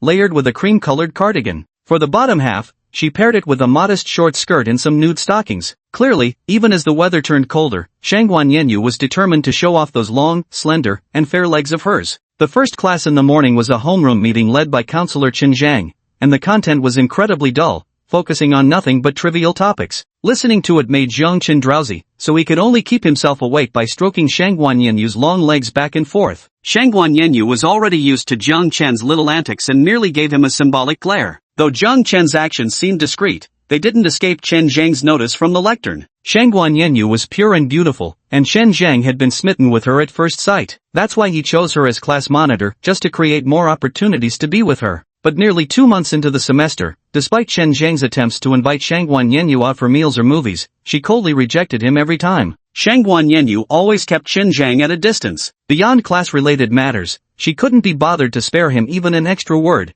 which left him disheartened. Yet he never imagined that right under his nose, Shangguan Yenyu would flirt so openly with Jiang Chen, even letting his hand caress her shapely legs. The sight made Chen Zhang grind his teeth in fury. "You little flirt, acting all coy in front of me when you're clearly a slut." Chen Zhang cursed venomously in his mind, casting a poisonous glare at Jiang Chen and Shangguan Yenyu. But Jiang Chen and Shangguan Yenyu remained oblivious, continuing their intimate banter and playful physical exchanges. Little did they know, a crisis was quietly approaching, about to descend upon both of them. Chapter 70 The Enchanting Mika. Time flew by in a flash, and before they knew it, the weekend had arrived. The day Star Sky Media was scheduled to hold their campus streamer recruitment event at Rongqing University. Shen Jin had already successfully pursued Wang Jingjing from the neighboring class, and they were currently in the honeymoon phase of their relationship, so he wasn't the slightest bit concerned about this recruitment event. Su Chuang had also managed to find a girlfriend during that mixer, though she was a vocational school student. As a result, Su Chuang would visit his girlfriend at the vocational college every weekend.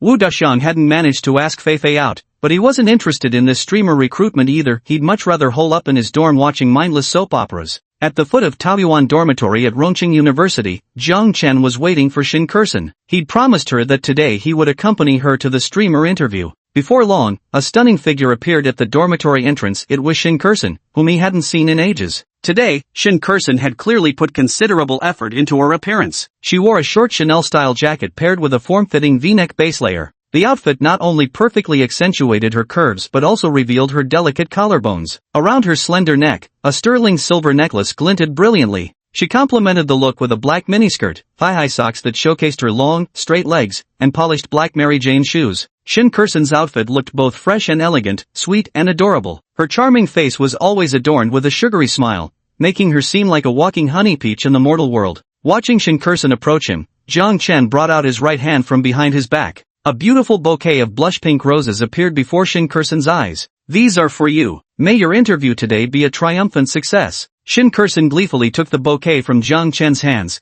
happily stood on her tiptoes, and planted a kiss on his cheek. A few passing male students witnessing this scene collectively wore heartbroken expressions. This was Shin Kursen, after all, the goddess of the law school, one of Rongqing University's 4 campus belles. To openly bestow a fragrant kiss upon some guy in public, how could they possibly accept this? Even Shin Kursen felt her actions were outrageously bold. In truth, her relationship with Jiang Chen was still in that ambiguous, undefined phase of mutual attraction. Yet, carried away by the moment, she'd taken such a proactive step. Shin Kursen's delicate face instantly flushed crimson. Jiang Chen noticed Shin Kursen's embarrassment and, with a gentle smile, took her hand as they walked toward the interview location together. The campus broadcaster recruitment event was set up at Ringhu University's largest sports field, where the school had prepared both interview spaces and a performance stage in advance. The massive field was already packed with students who had come to watch, more than half of whom were Miko's fans clutching her posters or holding up cheering signs. Some people were even wearing t-shirts printed with Miko's photo or carrying Miko's merchandise,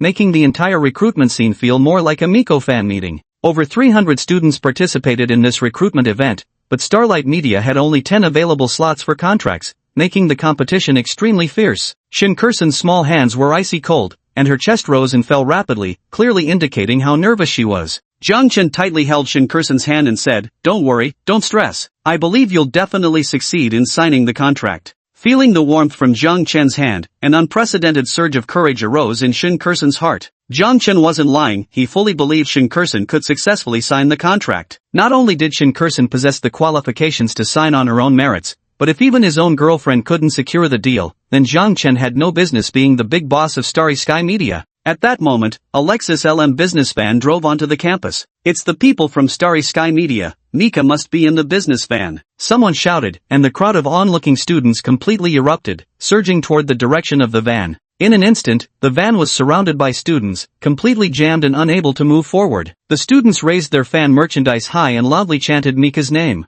Jiang Chen couldn't help but feel embarrassed. Isn't she just another internet celebrity live streamer? What's there to get so worked up about? It wasn't until the school staff intervened, pushing through the excited crowd, that the van was finally able to pass through smoothly. 3 people stepped out of the commercial vehicle, forming the judging panel assembled by Starscape Media. The first among them was Chen Yang, the deputy general manager of Starscape Media. Chen Yang's personal attendance was enough to demonstrate how seriously he took this event. Truth be told, Chen Yang had long harbored plans to recruit campus live stream hosts, but previously his hands were tied, leaving him without an opportunity to go all out. After being granted authority by Jiang Chen and learning that Jiang Chen was still a student at Rongqing University, Chen Yang proceeded to implement his campus recruitment plan specifically at Rongqing University. As Chen Yang stepped out of the vehicle and scanned the surroundings, his gaze happened to meet Jiang Chen's in the crowd. Jiang Chen made a quiet gesture toward Chen Yang, who immediately understood the message. It seems this mysterious big boss of theirs preferred to keep a low profile, not wanting his true identity to be known.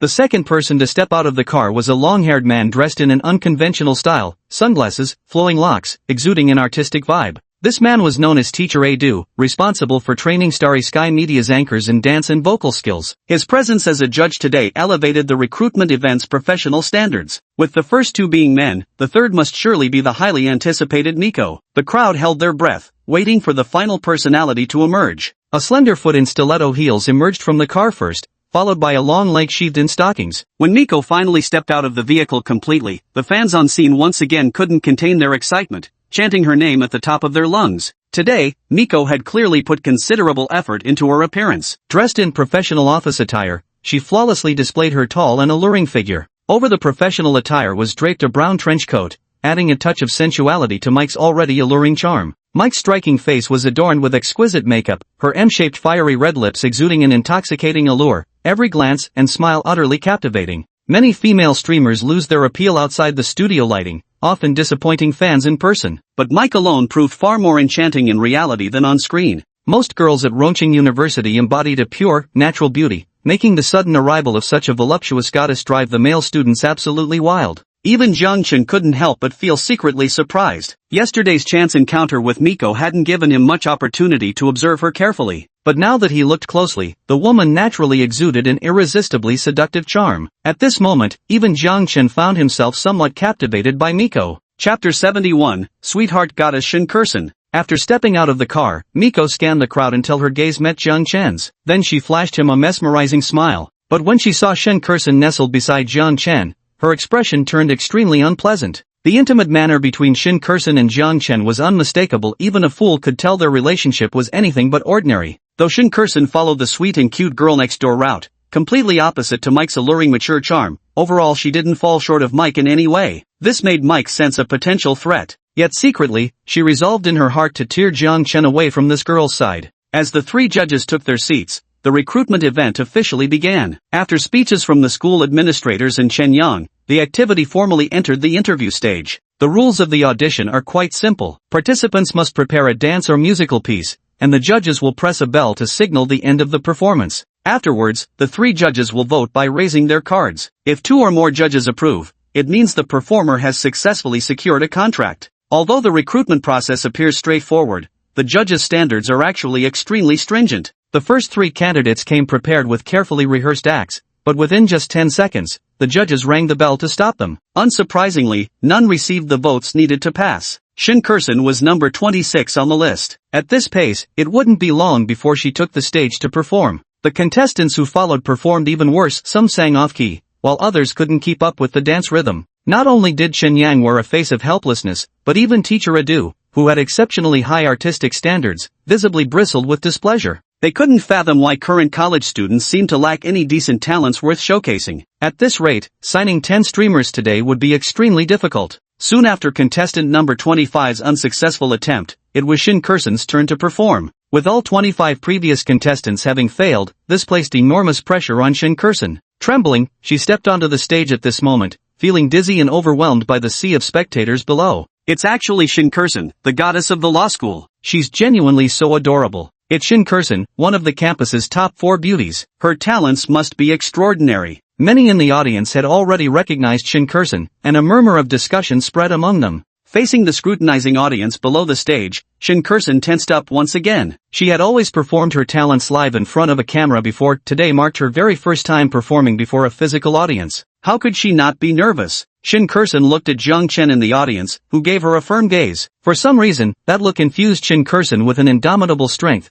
instantly filling her heart with unwavering confidence. Shinkursen closed her beautiful eyes and took a deep breath. The melody of her prepared piece began to play on stage, none other than Cindy Wang's Dimples of Love, the Sweetheart Queen's iconic tune. As the prelude music began, Shin Kursun started moving her body to the rhythm. The song's light-hearted and cheerful style perfectly complemented her sweet and adorable persona. Since Shin Kursun frequently danced during her live streams, her dance skills were exceptionally solid. Shin Kursun's arms danced through the air like ribbons, her silhouette gracefully hopping and twirling with every musical note, light as a hovering butterfly. Her sparkling eyes radiated joy and mischief, lips curled in an effortless sweet smile. As the song's prelude approached its climax, Shin Kursun's performance was hitting its stride. Then she lifted her microphone, and instantly her crystalline singing voice cascaded across the playground. My heart goes pitter-patter, my soul's about to scatter, this feeling's all that matters. Oh, you, smiling at me, the temperature keeps rising.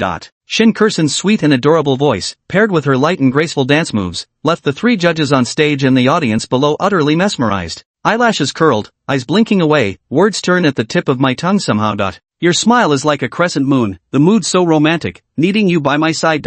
As the song reached its climax, the atmosphere at the venue instantly peaked. The audience had forgotten about their sultry goddess Miko, now all raising their arms and shouting Shin Kursun's name in unison. If Cindy Wang is the sweetheart queen of the entertainment industry, then Shin Kursun is undoubtedly the sweetheart queen of Rongqing University. Not one of the three judges on stage pressed the termination bell throughout the entire song performance, suggesting Shin Kursun's chances of getting signed were exceptionally high. Next came the judges' scoring phase. Truth be told, Shin Kursun was extremely satisfied with her performance today and felt confident about securing the contract. However, something entirely unexpected happened. When Miko raised her judging paddle, it displayed a prominent red cross instead of a score. The entire venue erupted in murmurs. No one could understand why Shin Kursun, despite her outstanding performance, had been rejected by Miko. Shin Kursun, who had just regained her confidence moments earlier, instantly tensed up again. Tears of injustice welled up in her eyes. Trembling on the verge of falling, the sight was utterly heartbreaking. Miko raised her microphone and declared, "Although this student's performance is significantly better than the previous contestants, I still feel it lacks some stage presence, so I must regrettably decline." Miko's words left the audience thoroughly bewildered. If such stage presence wasn't considered strong enough, then what exactly would qualify as excellent? In truth, this was merely an excuse Miko concocted on the spot. Her rejection of Shin Kursun stemmed purely from jealousy. She envied Shin Kursun for having Jiang Chen, for being able to flirt playfully with him. Although Shin Kursun's performance was impeccable, she could still arbitrarily find reasons to cast a veto. After all, she was the judge of this recruitment event. Currently, one judge had already voted against, which meant the remaining two judges had to pass her unanimously, or Shin Kursun would completely lose the opportunity to sign the contract. The second judge to vote was Chun Yang, vice president of Star Sky Media. Adjusting his gold-rimmed glasses with a smile, he raised his voting card without hesitation. A large green checkmark was clearly displayed on the card and approval vote. The audience instantly erupted in cheers, all elated that Shin Kursun received a pass. Compared to Mike, Chen Yang's thoughts were considerably simpler. Leaving aside that Shin Kursun's performance was flawless, even if it had been complete garbage, Chen Yang would still have given her a pass. After all, he'd seen firsthand how intimately Shin Kursun interacted with Jiang Chen on stage. Any fool could tell their relationship was special. This sweet girl might well become the future madam of Starry Sky Media. So Chun Yang would naturally give his approval without hesitation. Chapter 72, Mentor Du accepts a disciple. Now only Mentor Du among the judges hasn't cast his vote, and his deciding vote would determine whether Shin Kursun gets successfully signed. The atmosphere on site was extremely tense, and Shin Kursun on stage kept nervously fiddling with her skirt to ease her anxiety. Because Teacher Du had extremely high artistic standards, all 20-some students who performed before were scolded so harshly by him that many girls ran off the stage in tears. But Teacher Du didn't rush to vote. Instead, he raised the microphone and said, "Your singing amazed me, and your dancing delighted me. It's been many years since I've discovered a talented contestant like you. So today, I'm not only giving you a pass, I'm also making an important decision." Teacher Ado's words silenced the entire room, as everyone held their breath, eager to know what decision he was referring to. With a faint smile, Teacher Ado then said slowly,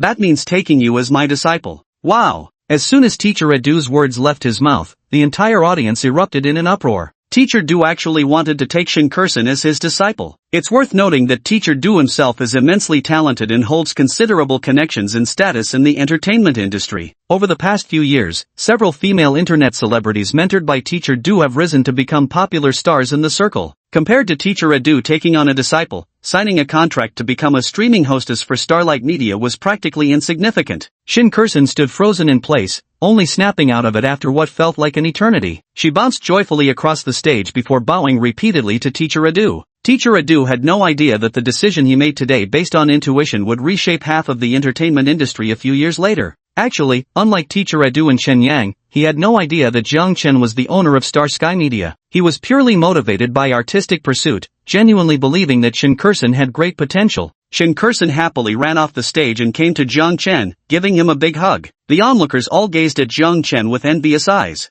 I told you could do it. You have to believe in yourself. Jiang Chen gently brushed a strand of hair from Shin Kurson's ear and smiled at her as he spoke. Deeply moved, Shin Kurson nodded and then buried her adorable little face in Jiang Chen's chest. The recruitment event lasted until evening. Star Media fell short of expectations, signing only 4 students, including Shin Kurson. After the recruitment event came Mike's fan interaction session, where students formed a long queue on the playground, waiting for Mike to sign autographs for them. While engaging with her fans, Mike subtly inquired whether anyone at Rongqing University had seen a Koenigsegg. To her disappointment, everyone shook their heads in ignorance. Mike's heart was once again tangled in doubt. She couldn't determine whether Jiang Chen was truly the owner of that Koenigsegg. Had her eyes really deceived her that day? Finding herself empty-handed, Mike cited physical discomfort as a reason to end the fan interaction session early. She boarded the company's Alfred and prepared to return to Star Media. Meanwhile, Jiang Chen was preparing to take Shin Kurson to the central villa to celebrate. Since Su Qinxue was scheduled for night duty at the hospital this evening, he could have the villa all to himself with Shin Kurson.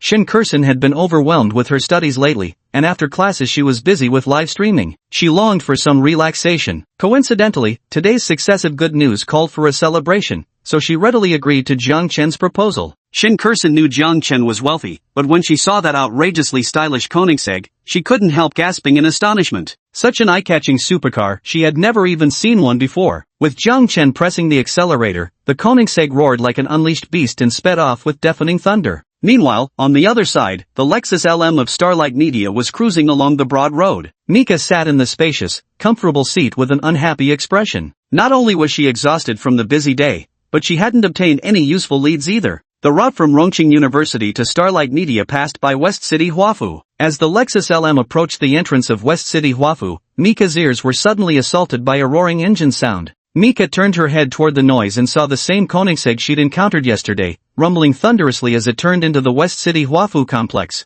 Old Chen, stop the car. Miko's eyes sparkled with excitement as she shouted at the driver. Startled, Old Chen slammed on the brakes. What's going on? Why the sudden commotion? Chen Yang, sitting beside Miko, asked in confusion. I have something to take care of. You two go ahead without me. Without further explanation, Miko opened the car door and stepped out. Chen Yang and Teacher Adu in the car exchanged glances. Miko had been acting very strangely lately. First, she voluntarily attended a campus recruitment fair she'd never shown interest in, and then suddenly got off the car during the return trip. Women are truly unfathomable. After getting out of the car, Miko walked straight toward the gate of Shicheng Huafu Villa, where a tall, straight-backed security guard promptly stopped her in her tracks. Apologies, miss. Only residents of this villa community are permitted entry. The security guard's eyes were filled with astonishment. In all his years, he had never seen a woman as stunning as Mike. Handsome, I just wanted to ask, what's the name of the owner of that Koenigsegg that just drove in? Is he a resident here? Mike asked the guard. Since the Koenigsegg had been able to enter the villa area without issue,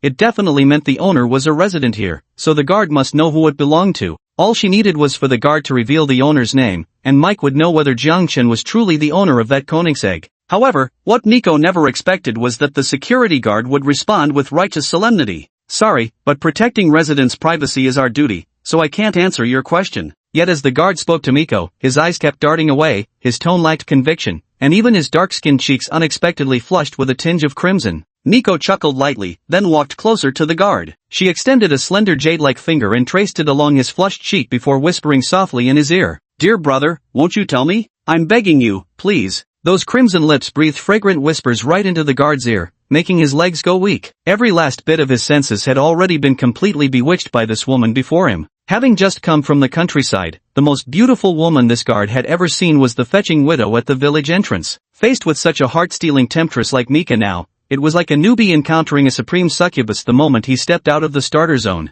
With intoxicated, delirious eyes, the guard spoke as if possessed. The owner of the Koenigsegg is named Jiang Chen. He lives in the largest central villa and is the wealthiest resident in our Shicheng Huafu community. Chapter 73 Master-Level Mixology Proficiency. Hearing the security guard's words, Mike couldn't help but feel astonished. Not only had he confirmed Jiang Chen's identity as the Koenigsegg owner, but he'd even gotten an unexpected bonus. Miko had originally thought Jiang Chen was just an ordinary villa owner in Shicheng Huafu, never imagining that he possessed the one and only central villa. As someone who dreamed of marrying into wealth, Miko naturally understood the value of the central villa. Some time ago, she had heard that the central villa was discreetly purchased by a mysterious tycoon, but despite her inquiries, she couldn't uncover any clues about this wealthy figure. Little did she expect that the tycoon who bought the central villa would turn out to be Jiang Chen. Miko also felt relieved that she hadn't taken Sun Yuan's nonsense to heart. Otherwise, missing out on a tycoon like Jiang Chen would have been a lifelong regret. "Thank you, little brother."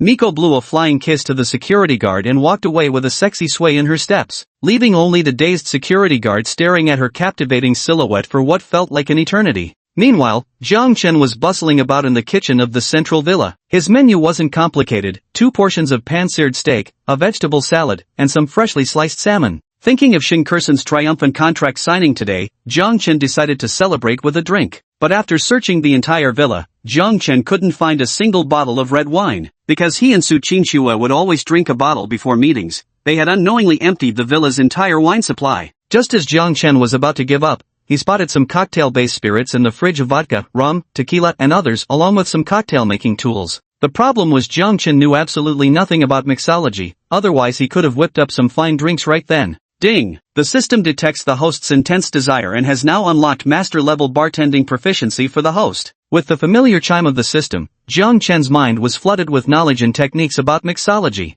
Jiang Chen couldn't help but smile. The system was like timely rain, always maximizing its value at just the right moments. Jiang Chen took out gin, tequila, rum, vodka, and a bottle of cola from the fridge, arranging them neatly on the dining table. Shin Kursen opened her adorable big eyes and asked, "What are you doing?" Jiang Chen smiled and said, "Don't you know I'm really good at mixing drinks? You're in for a treat tonight. Ordinary people don't get to taste this." Jiang Chen's words filled Shin Kursen with delightful surprise, for he always managed to bring her unexpected joy. With a flick of his wrist, the cocktail shaker that had been resting on the dining table soared into the air before landing securely back in Jiang Chen's palm. Then his other hand drew an arc through the air, grabbing the bottle of rum on the table and aligning it with the cocktail shaker in his other hand. With a slight flick of his wrist, the rum poured smoothly from the bottle into the shaker. After repeating the process several times, several different liquors were mixed into the cocktail shaker in precise proportions. Jiang Chen added 2 ice cubes and then vigorously shook the shaker with both hands. As his hands shook intensely, Jiang Chen occasionally incorporated a few high-difficulty moves. His wrists continuously twisted and turned,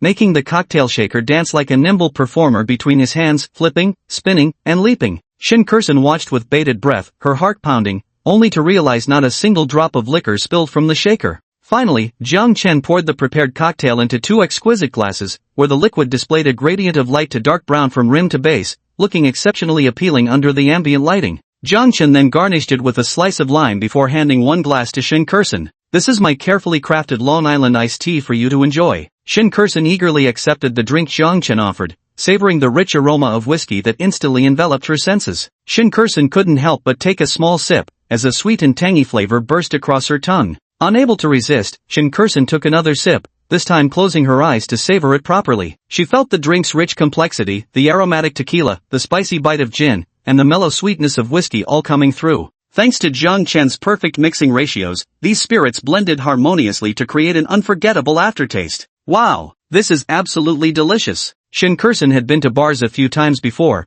but none of the cocktails she'd tried could compare to this one, not even by a fraction. Shin Kursen had never been much of a drinker, yet now she found herself utterly enchanted by this glass. Jiang Chen also took a sip of the cocktail he'd prepared, and indeed, the taste was astonishing. It seemed the talent gifted to him by the system was truly invaluable. As they chatted, Jiang Chen and Shin Kursen ate and drank together. Before long, her Long Island iced tea was drained to the last drop, and she swayed the empty glass with eager anticipation sparkling in her eyes. This time Jiang Chen decided to create his own original cocktail. With a dazzling display of skill using various tools, he presented Shin Kursen with a deep blue cocktail. Original creation. Heart of the Ocean. When Jiang Chen announced the drink's name, Shin Kursen realized the liquid truly resembled an expanse of deep blue ocean, possessing that unique dreamlike beauty of the sea. Taking a sip, Shin Kursen was instantly overwhelmed by its rich, sweet flavor that conquered her taste buds. Blinking her wide eyes at Jiang Chen, her curiosity about this man grew stronger, for he never ceased to amaze her with endless surprises. Although the cocktail Shin Kursen was drinking was mixed to taste more like an alcoholic beverage with just a hint of liquor, But after all, it was still a blend of various high-proof spirits, and the delayed intoxication was unusually strong. Moreover, Shin Kursun had hardly ever drunk before, and right now,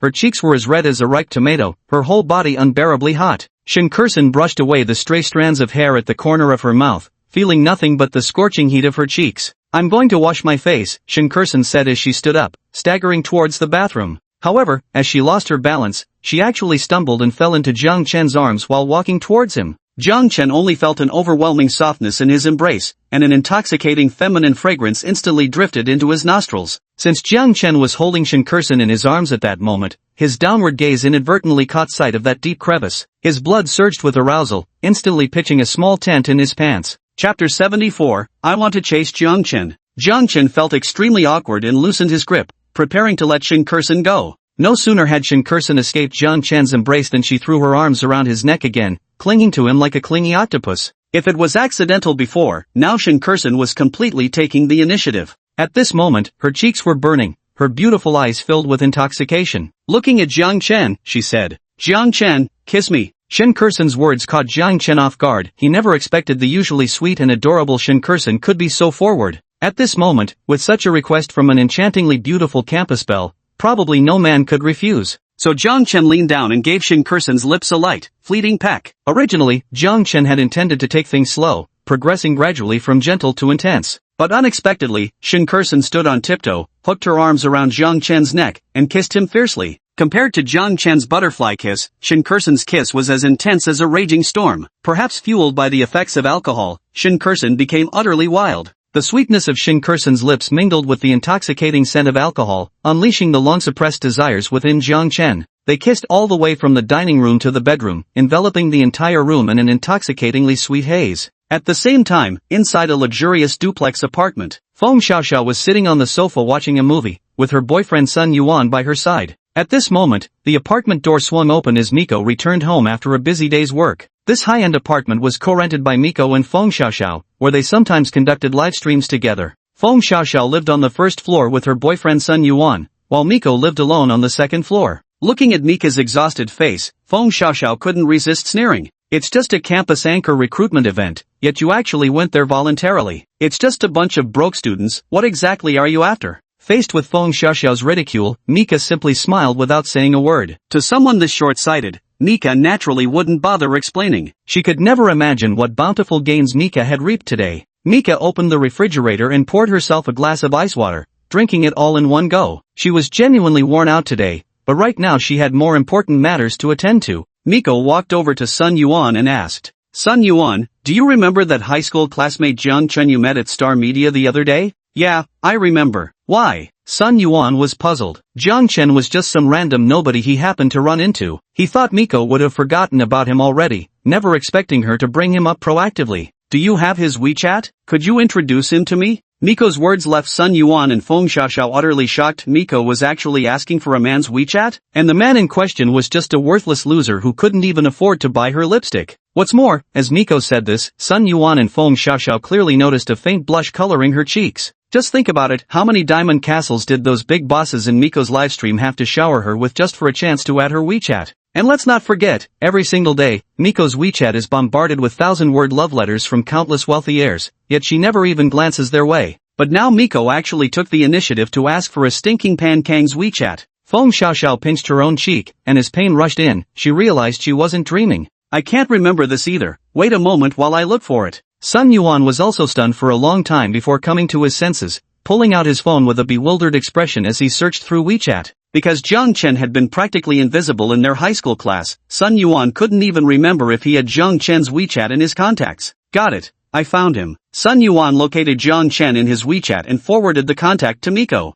"Wait, why do you need Jiang Chen's WeChat anyway?" Only then did Sun Yuan snap to attention, regarding Miko with puzzled curiosity. No matter how Sun Yuan racked his brains, he couldn't fathom why Miko would possibly want Jiang Chen's contact information. To him, these two people existed in entirely separate worlds with zero connection between them. "Of course I'm chasing him, why else would I add his WeChat?" After throwing out this line, Mike turned and headed up to the second floor. Yet this single sentence detonated like a massive bomb, exploding with reverberations deep within Sun Yuan and Feng Xiaoxiao's hearts. Both of them stood there wide-eyed, frozen in place, and it took a long while before they finally regained their senses. What did she just say?" Feng Xiaoxiao asked with a face full of shock, her voice almost trembling. She said she wants to pursue Jiang Chen. Sun Yuan was equally shocked in his heart. Leaving aside the fact that Miku had never pursued any man before, even if you pick just one from the crowd of people chasing after Miku, they could easily outshine that scumbag Jiang Chen by 1,000 miles. At the same time, Sun Yuan's heart was filled with jealousy toward Jiang Chen. He had always coveted Miku's beauty but had the self-awareness not to pursue her. Never did he expect that Miku would break tradition and actively pursue that scumbag Jiang Chen.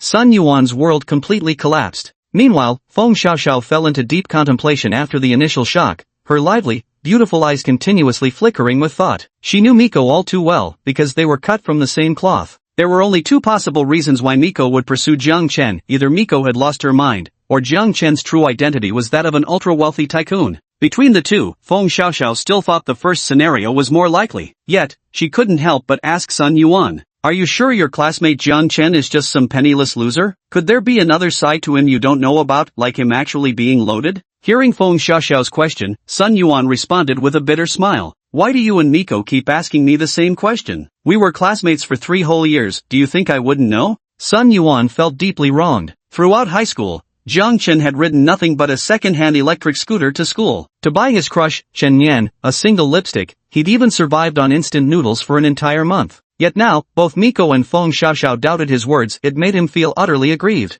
"Hand me your phone. I want to check his social media feed." Feng Xiaoxiao still wouldn't give up as she spoke to Sun Yuan. Sun Yuan, exasperated as he was, unlocked Jiang Chen's profile anyway and handed the phone to Feng Xiaoxiao. Taking the phone from Sun Yuan, Feng Xiaoxiao began scrolling through Jiang Chen's updates one by one. But as her fingers flicked across the screen, she let out a long sigh of relief, the worry etched across her face melting instantly into reassured calm. October 15th, today's food at the 4th canteen is 20% off, guys hurry up and feast. October 18th, 38 yen unlimited pork bone buffet? Watch me teach this clueless owner a lesson. October 25th, whoa, today I forgot to lock the shared bike and got charged 10 yuan, heartbroken. Chapter 75, Miko's confession gets rejected. Feng Xiaoxiao's fingers froze midair as she stared at Jiang Chen's friend's circle post. This was clearly a scumbag, and the lowest of the low-tier scumbags at that. Feng Xiaoxiao couldn't help but think Mika must have lost her mind to pursue someone like Jiang Chen. Yet a smug smile tugged at Feng Xiaoxiao's lips. While she appeared to be Mika's closest friend, in truth, she'd always been secretly jealous of her. Actually, she really didn't want Mike to meet a perfect man who was both handsome and wealthy, so she was also quite anxious about Jiang Chen's true identity. After all, there are many tycoons, but one as handsome as Jiang Chen is truly rare to come by. Any woman who could have someone so handsome and rich would indeed be a winner in life. But now it seems that Jiang Chen is still that wretched loser through and through, while Mike is just a shallow romantic who only likes pretty boys. Time flew by, and it was already the next morning. The morning breeze gently stirred the white curtains as Jiang Chen woke from his slumber. Beside him, Shin Kursen slept soundly, her long lashes quivering slightly, looking utterly adorable. If the students of Rongqing University's law school knew their campus goddess had her first time taken by Jiang Chen like this,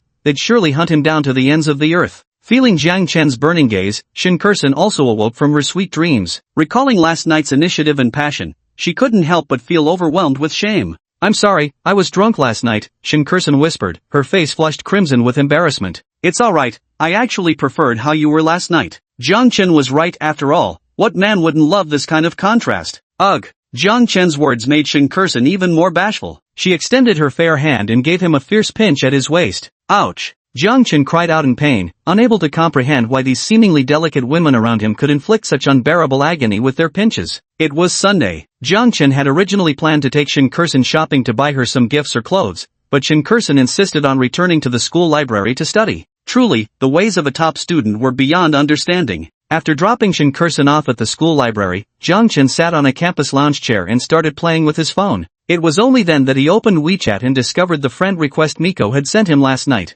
Miko? Why would she want to add him on WeChat? Jiang Chen was momentarily puzzled but still accepted her request. On Miko's end, the friend request she'd sent remained unanswered, leaving her restless and unable to eat or sleep. How could she have known that while she waited for Jiang Chen's reply, he was in the central villa passionately entangled with Shin Kursen? "The other party has accepted your friend request. You can now start chatting." Just then, Miko's phone screen suddenly lit up. Seeing that Jiang Chen had accepted her friend request, Miko bounced excitedly on her bed. After all, she had successfully completed the first step of her plan. Now, all that remained was to rely on her charm to pursue Jiang Chen. After glancing through Jiang Chen's social media feed, Miko couldn't help but make the same expression as Feng Xiaoxiao. Jiang Chen's feed was so unabashedly flashy that if Miko hadn't personally seen him driving a Koenigsegg, she would have sworn he was just some tacky nouveau riche. Miko sent Jiang Chen an emoji, and he quickly replied with several extremely abstract ones. Think you can beat me in an emoji battle? Let me show you what I've got. With that, Miko dug out all her best emojis from her collection and sent them to Jiang Chen in one go. To Miko's surprise, not only did Jiang Chen have more emojis than her, but each one was even more abstract,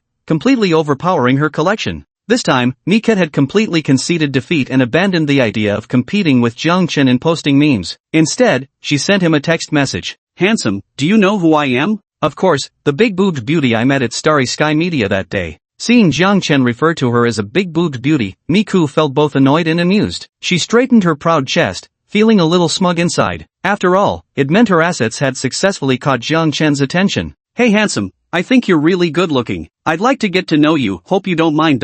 Looking at the message from Miko, Jiang Chen couldn't help but sneer. He certainly didn't think Miko had added his WeChat because she was attracted to him. The disdain in her eyes that day at Star Media had made that abundantly clear. So in Jiang Chen's eyes, Miku must have added him because she knew he was wealthy. Could she already have discovered that he was the big boss of Star Media? However, the likelihood wasn't very high. In order to maintain a low profile, Jiang Chen had expressly instructed Chen Yang not to reveal his identity to anyone outside senior management. Therefore, there was no way Mike could know that he was actually the big boss of Star Media. As for how Miko actually found out about his wealth, Jiang Chen decided to test the waters first. So he typed in reply. No objection, I enjoy having beautiful women as fuck buddies. Put. Let's be friends. Reading Jiang Chen's reply, Miku burst into laughter. She had assumed tycoons like Jiang Chen would all be tight-lipped types, never expecting him to be quite this humorous. By the way, do you have a girlfriend? Of course I've got 6 girlfriends, each as beautiful as you are. Yeah right, like I'd believe that. Miko couldn't help rolling her eyes. She simply didn't buy that anyone could have 6 girlfriends simultaneously.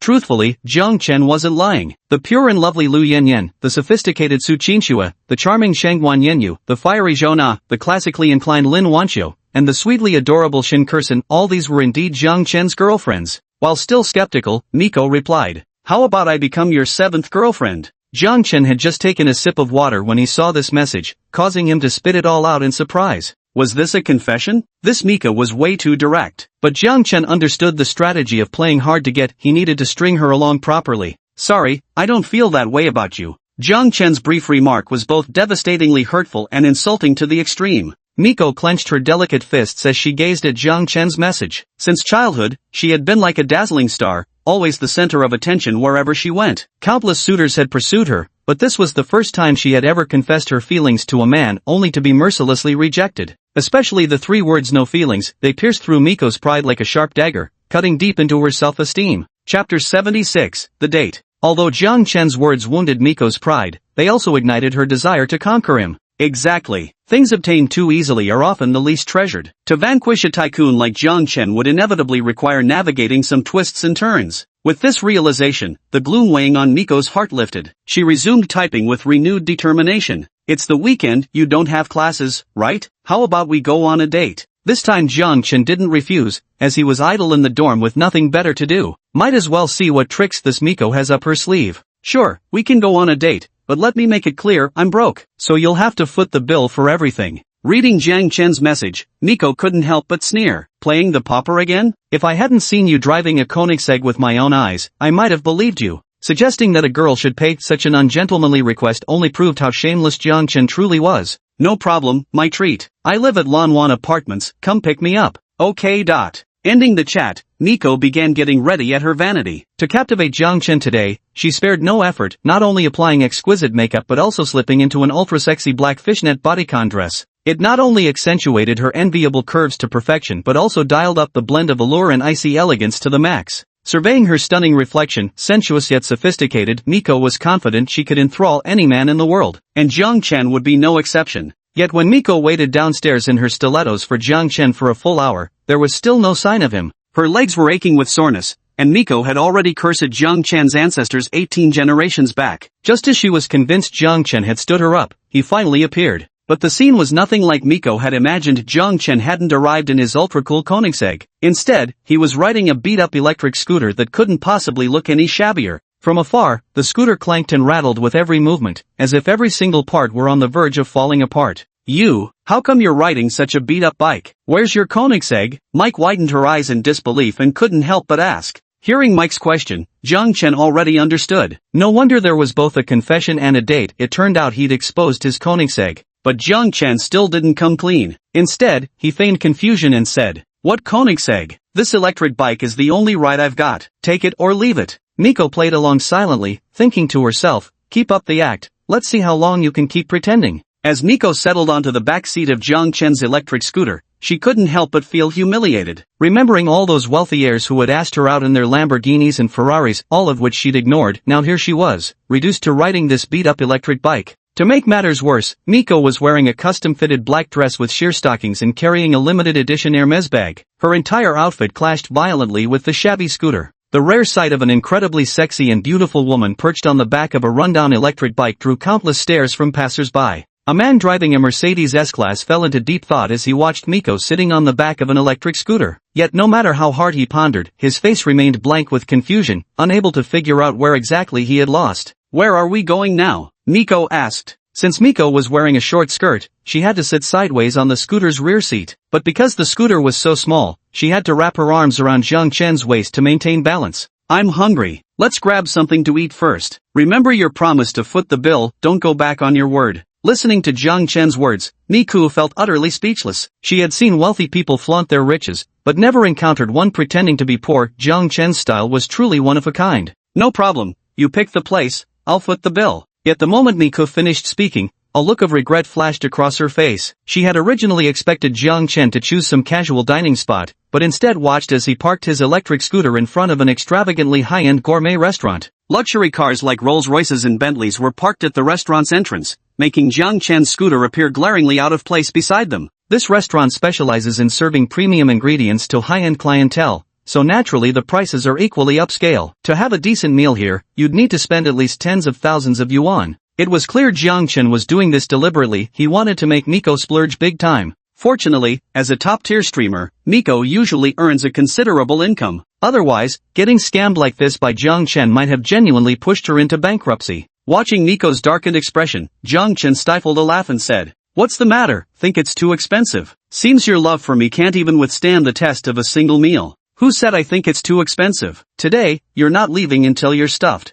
Jiang Chen's provocation clearly worked like a charm. After speaking, Mike took the lead and entered the restaurant. "Good afternoon, sir and miss. Here is our menu for your perusal." Jiang Chen and Miko had just settled into a windowside table when a handsome waiter in a suit approached them. The waiter couldn't help but be captivated by Miko's alluring beauty when he saw her gorgeous yet icy charm. When his gaze shifted to Jiang Chen, he noticed that while the young man was undeniably handsome, his cheap casual attire seemed completely mismatched with Miko's refined elegance. To make matters worse, Jiang Chen showed no trace of gentlemanly manners. Without even glancing at Miko sitting across from him, he grabbed the menu first and started flipping through it. The waiter had dark lines all over his face, thinking to himself that this guy had absolutely no class, a complete and utter nouveau riche loser. He couldn't wrap his head around why this sexy woman in a black fishnet bodycon dress would be willing to share dinner with such a boorish nouveau riche scoundrel. Jiang Chen couldn't care less about what others were thinking. At this moment, he flipped through the menu and then said loudly, 3 servings of caviar, 3 servings of mussels and white wine, 2 Australian lobsters, 2 Hokkaido red king crabs, and 1 bluefin tuna."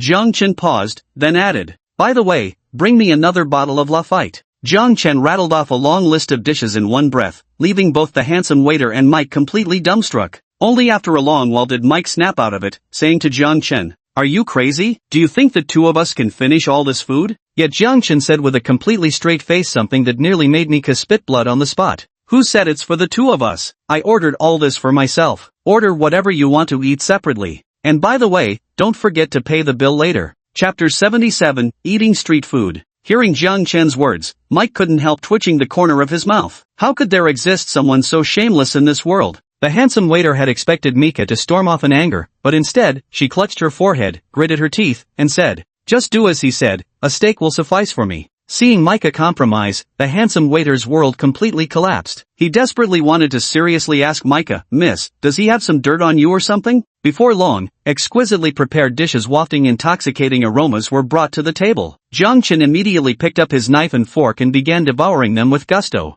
It must be said this restaurant's high prices were justified. Not only were the ingredients top tier, but the cooking techniques were absolutely world-class, doing full justice to these premium ingredients. Jiang Chen's taste buds exploded with pleasure as he sampled the table full of supreme delicacies. He shoveled caviar into his mouth by the spoonful and tore into an Australian lobster bigger than his face with bare hands. Jiang Chen chomped away with loud grunting noises, like a wild boar devouring its meal, creating a stark contrast to the elegantly dining customers around them and drawing countless strange looks. Especially when everyone caught sight of the stunningly beautiful Miko sitting across from him, their faces couldn't help but show pity and envy. They simply couldn't fathom how such an elegant and beautiful lady could share a table with what looked like a starving ghost. Miko's face was also covered in black lines. She already regretted going on this date with Jiang Chen. But remembering Jiang Chen's identity as a top-tier billionaire, she could only grit her teeth and swallow her frustration. Why the long face? Come on, let's have a toast. Jiang Chen poured Lafite into Miko's glass and clinked glasses with her. As the fine wine flowed down his throat,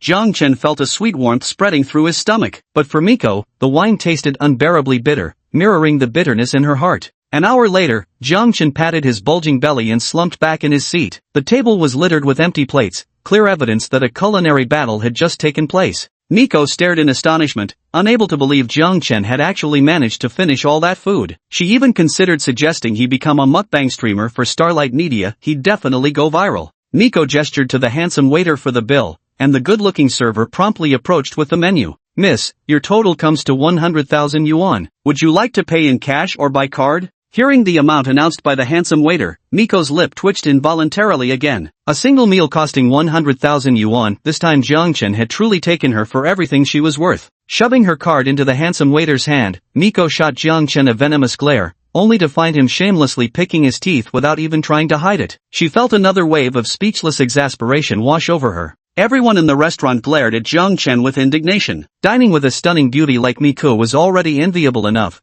yet he actually had her pay the bill. What a blatant display of gold-digging behavior. If looks could kill, Jiang Chen would have been dead 10,000 times over by now. Stepping out of the restaurant, the gentle afternoon sunlight embraced the earth. Jiang Chen drove Mika along the road, the comfortable autumn breeze brushing across their faces, giving them a fleeting sense of tranquil happiness. Dates between men and women are usually just about watching movies or strolling through parks. Jiang Chen and Miko were no exception. The two wandered around the park for a while, then watched a light-hearted romantic comedy. By the time they emerged from the cinema, it was already dusk. At noon, Miko was mercilessly fleeced by Jiang Chen for a meal, leaving her in no mood to eat. She only took a couple of hasty bites of the Wellington steak. Now, after another afternoon had passed, Miko's stomach couldn't help but growl. Since you generously treated me to a lavish meal at noon, I've decided to return the favor by treating you to a big dinner tonight. How about that? Pretty decent of me, right? Hearing Miko's stomach growling, Jiang Chen smiled knowingly and said to her. Jiang Chen's words excited Miko greatly. It wasn't that she particularly looked forward to this lavish meal, but rather that Jiang Chen was finally going to reveal his tycoon alter ego. Otherwise, how could a poor guy like him afford to treat her to a big meal? Just as Miko was fantasizing about what kind of high-end restaurant Jiang Chen would take her to for their feast,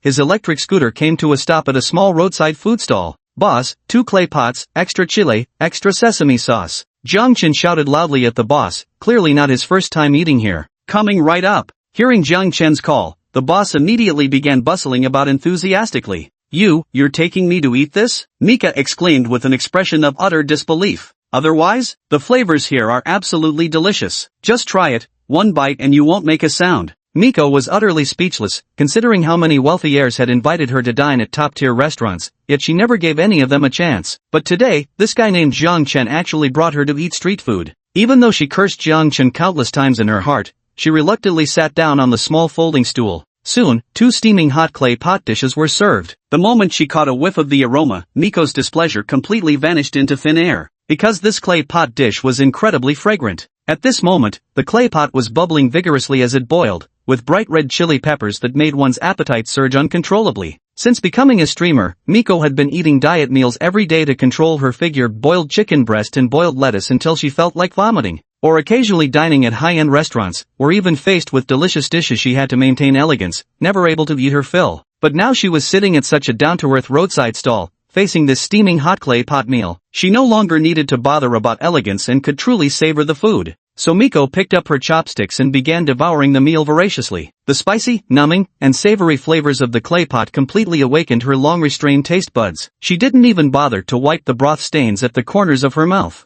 "Boss, 2 more grilled gluten skewers and 2 starch sausages for me," Miko called out to the vendor, mimicking Jiang Chen's mannerisms perfectly. At this moment, she was no longer Mika the dazzling star anchor, but just an ordinary foodie enjoying street snacks. Just then, a Bentley Flying Spur pulled up smoothly beside the food stall. A driver in a suit and white gloves stepped out. He jogged to the rear seat and respectfully opened the door. Then a man dressed head to toe in designer brands, wearing an expensive wristwatch and handsome features, stepped out of the car. His movements were exceptionally graceful, clearly the mark of an excellent upbringing. The man stared directly at Miko, his face filled with disbelief, then spoke in an utterly astonished tone. "Miko, is it really you?" Chapter 78, She was the obsessed one. Shangguan Chao? Miko, who was currently feasting heartily, was mildly surprised to see the newcomer. But soon, the astonishment on her face turned into displeasure. She hadn't expected that even when she finally found a chance to properly enjoy the delicacies, someone would still interrupt her. The newcomer was named Shangguan Chao, the eldest son of the Shangguan Group, one of the 4 great families of Rongqing, and also the future heir of the Shangguan Group. The Shangguan Group has been entrenched in Rongqing for many years. As the leading local enterprise, it has established its own businesses in industries such as real estate, catering, and hotels. It can truly be considered an elite wealthy family. Shangguan Chao has long admired Miko, but his countless confessions have all been ruthlessly rejected by her. Although Shangguan Chao can be considered a top-tier rich second generation, he still falls slightly short of the ultimate tycoon Miko wishes to find. Moreover, Mika strongly dislikes the pretentious air of high society that Shangguan Chao carries, in other words, what one might call being a poser. Shangguan Chao scanned the entire roadside stall, then noticed the soup stain at the corner of Mika's lips. With undisguised disdain, he remarked, "Miko, how could you eat at a place like this? This is where the lower class gathers. You're supposed to marry into the Shangguan family someday. I've invited you to so many top-tier restaurants and clubs, yet you refuse them all. And today, you're here eating a 10 yuan clay pot meal? And why did you leave me on read after I sent you that heartfelt 1,000-word essay last night? I poured my soul into writing that for you."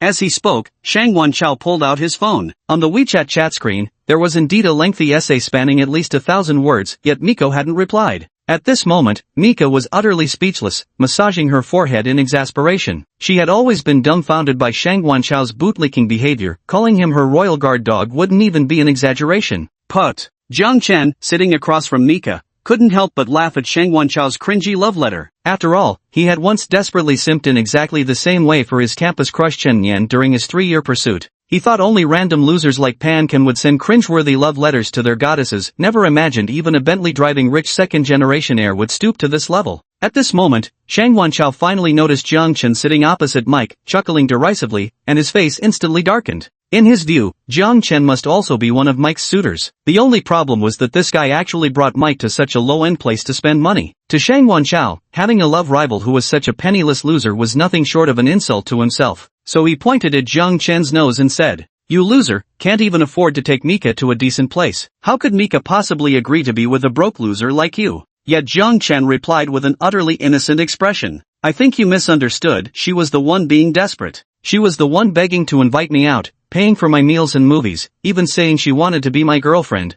Jiang Chen helplessly spread his hands as he spoke, appearing utterly at a loss. Jiang Chen's words drew a mocking laugh from Shangguan Chao. Mike had countless suitors, including several top-tier rich second-generation heirs like himself, yet she rejected every single one. Now, the idea that Miko would actually take the initiative to pursue some good-for-nothing was something Shangguan Chao would never believe. But when she turned her gaze to Miko, expecting her to refute Jiang Chen's words, she was stunned to find Miko nodding in agreement with his statement. "Shangguan Chao, I forgot to tell you. I already have someone I like now. It's Jiang Chen here beside me. Although I haven't won his heart yet, I believe one day he'll come to like me too. So please stop pestering me, I'm afraid he might misunderstand." Miko's words pierced Shangguan Chao's heart like a sharpened blade, and he could almost hear the sound of his own heart breaking. Alright, I get it." Shangguan Chao uttered 3 good S's in succession before turning away heartbroken. Jiang Chen even caught sight of 2 glistening teardrops falling from the corners of his eyes. TSK.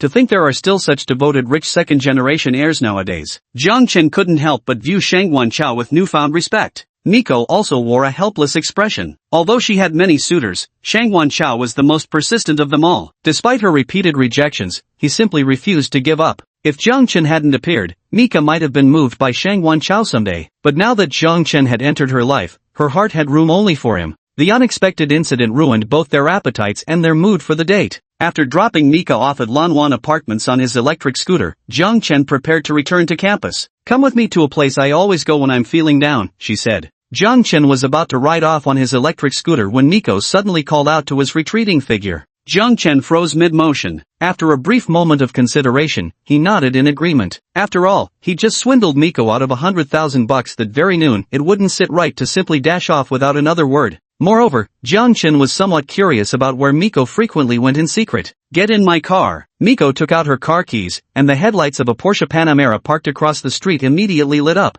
Although Miko is a girl, her driving skills are truly excellent. The Panamera sped toward the western suburbs at an incredible pace. As the car progressed, the number of vehicles and buildings along the road grew increasingly sparse. The Panamera passed by the campus of Rongqing University and continued racing westward. Rongqing University is located in the western suburbs, but Jiang Chen had never been further west than the university. Before long, the Panamera actually entered a winding mountain road. The path ahead grew darker, and the trees on either side rapidly receded in the rearview mirror. Where are we actually going? Jiang Chen was utterly confused. What was this woman doing dragging him up the mountain in the middle of the night instead of sleeping? "What, afraid I'll rape you here?" Mike curved her lips into a smirk, teasing him playfully. "Of course, a handsome guy like me has to stay vigilant when going out." Jiang Chen's humorous reply drew a bell-like peal of laughter from Mike. Before long, the Panamera reached the mountaintop and parked in a large open clearing. Jiang Chen stepped out of the car curiously, only to be utterly stunned by the scenery before him. Standing on the open mountaintop, the entire city of Rongqing unfolded before his eyes. Night fell at this moment, transforming the cityscape into scattered starlight that Jiang Chen surveyed from his vantage point. An autumn breeze swept by, carrying the distinct fragrance of mountain meadows into his nose. It invigorated both body and mind, instantly washing away all exhaustion. Having lived in Rongqing for so many years, Jiang Chen had never imagined the city concealed such a hidden gem. Chapter 79, Miko's Heart-to-Heart. "So, isn't this spot I picked pretty good?" Without warning, Miko produced 2 bottles of beer from the car and handed one to Jiang Chen beside her. "It's truly wonderful." Jiang Chen spread his arms to feel the wilderness breeze, as if merging with nature at that moment. "Whenever I'm feeling down, I come here. I pour out all my bad emotions to the trees and the wind here." Mike leaned against the hood of the Panamera, taking a sip of beer as he spoke. At that moment, Jiang Chen suddenly sensed that Mike's heart seemed to harbor many stories, burdened with even more painful memories from the past. "Since we have drinks already, why not share your story?" Jiang Chen raised his beer can towards Mike and said.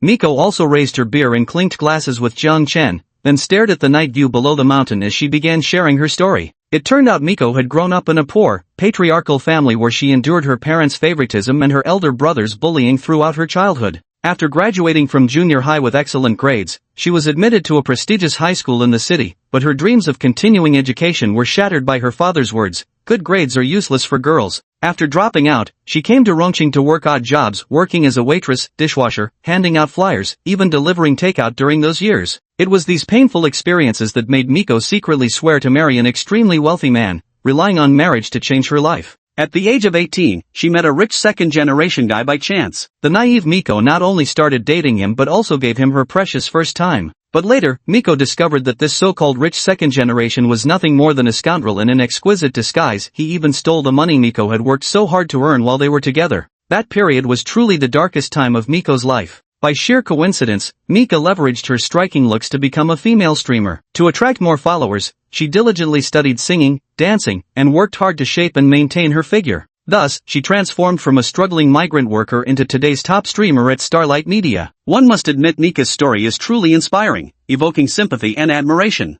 Jiang Chen downed a fierce gulp of liquor. He never imagined Mika had endured such a painful past. No wonder she's become so materialistic now. It's clearly intertwined with those hardships she faced. "All these years, I've been searching for someone who could change my life," she said quietly. "Now, I've finally found that person. Jiang Chen, I really like you. Can we be together?" Miko said to Jiang Chen with a serious look on her face, then waited expectantly for his response. Jiang Chen drained his beer in one gulp, then let out a heavy sigh and said, "You fool, this isn't real love, and you don't even actually like me." Jiang Chen wasn't wrong. Even when Miko had just confessed her feelings, the system detected that her affection level for him still remained at 0. Perhaps Miko had always secretly yearned to date a billionaire playboy, which led her to mistake this desire for genuine attraction and what she imagined to be love. Hearing Jiang Chen's words, Miko shook her head. She took his hand, her delicate face gradually drawing closer to his, and spoke in a flirtatious tone. "This is what true love is, like how you actually like me too, right?" Seeing those blazing red lips slowly drawing closer to him,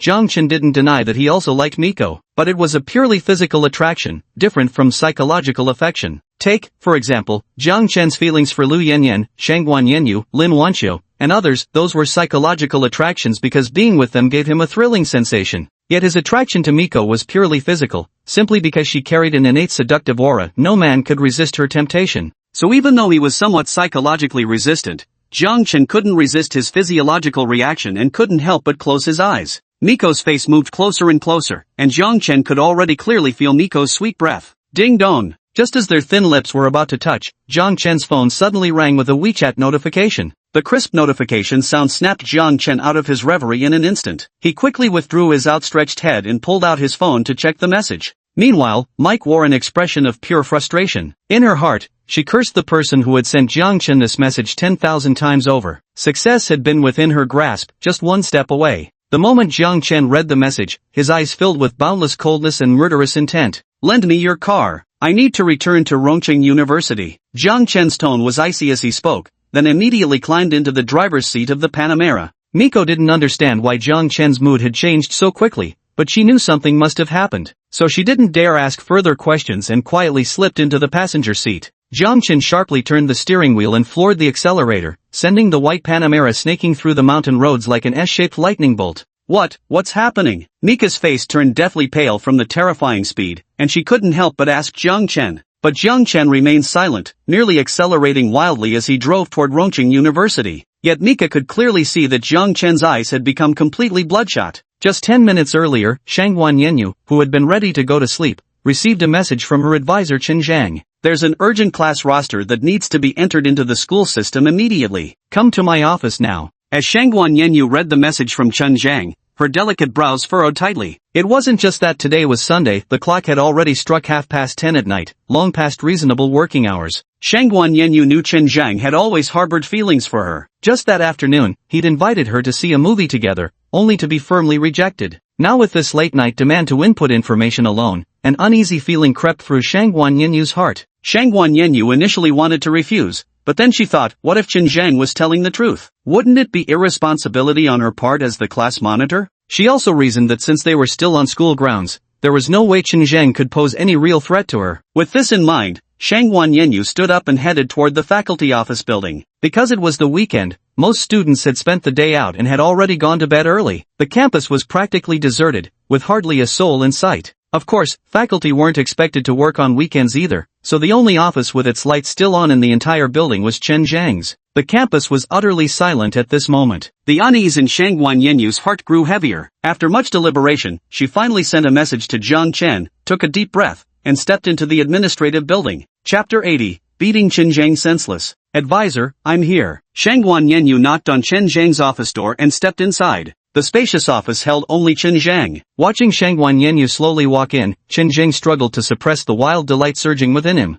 Since she had been preparing to sleep moments ago, Shangguan Yanyu was only wearing a lightweight nightgown. Despite being quite loose, the nightgown couldn't conceal her flawless figure. Shangguan Yanyu's fair and slender legs were exposed to the air, adorned with a pair of cute pink slippers that revealed her delicate, rosy little feet. Even without makeup, Shangguan Yanyu's natural beauty remained fresh and refined, exuding an ethereal charm. Chen Zhang couldn't help but gulp. This Shangguan Yanyu was truly exceptional, comparable in every way to the four campus belles of Rongqing University. This marked the first time Chen Zhang had been alone with Shangguan Yanyu, and his eyes burned with undisguised desire. Noticing Chen Zhang's lecherous gaze sweeping over her, Shangguan Yanyu's face twisted with disgust as she said coldly, "Didn't you say class information needs to be entered? If there's nothing else, I'm going back." As Shangguan Yanyu turned to leave, Chen Zhang immediately pulled out a stack of documents and shoved them into her hands. "Of course there's something. Why else would I call you here so late?" Looking at the documents in her hands, Shangguan Yanyu sighed in relief. It seemed there really was data that needed inputting.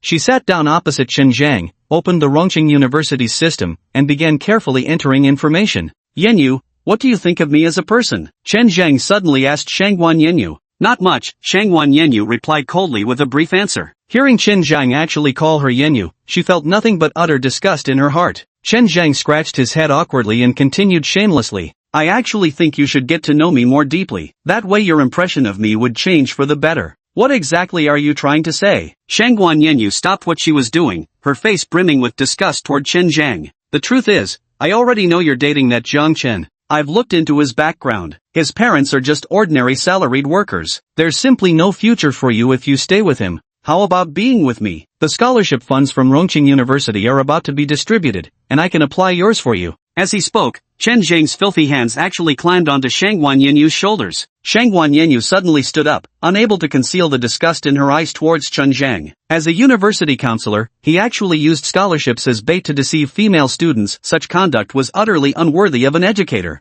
From now on, I resign as class president because I refuse to have any further contact with scum like you. With those words, Shangguan Yinyu turned and walked toward the door. Who would have guessed that Chen Zhang would actually step forward first to block Shangguan Yinyu's path, saying in a low voice, "Yinyu, I'm only doing this for your own good. If you stay with a worthless guy like Zhang Chen, your future will only be filled with endless cheap clothes from street stalls and endless trips to the market. As long as you're with me, I can arrange for you to stay at the university after graduation and become a teacher at Rongqing University." However, Shangguan Yinyu had no interest at all in the conditions Chen Zhang offered. She replied with utter disdain, "How dare a scumbag like you compare yourself to Jiang Chen? I like Jiang Chen, while you only make me sick." Hearing Shangguan Yinyu speak of him with such disdain, Chen Zhang's face gradually twisted in anger. His voice lowered as he said, "What kind of saint are you pretending to be with me? When I was lecturing on the platform, I saw every move you and Jiang Chen were making under the stage. She's clearly a little strumpet, yet she tries to act all innocent in front of me. Tonight,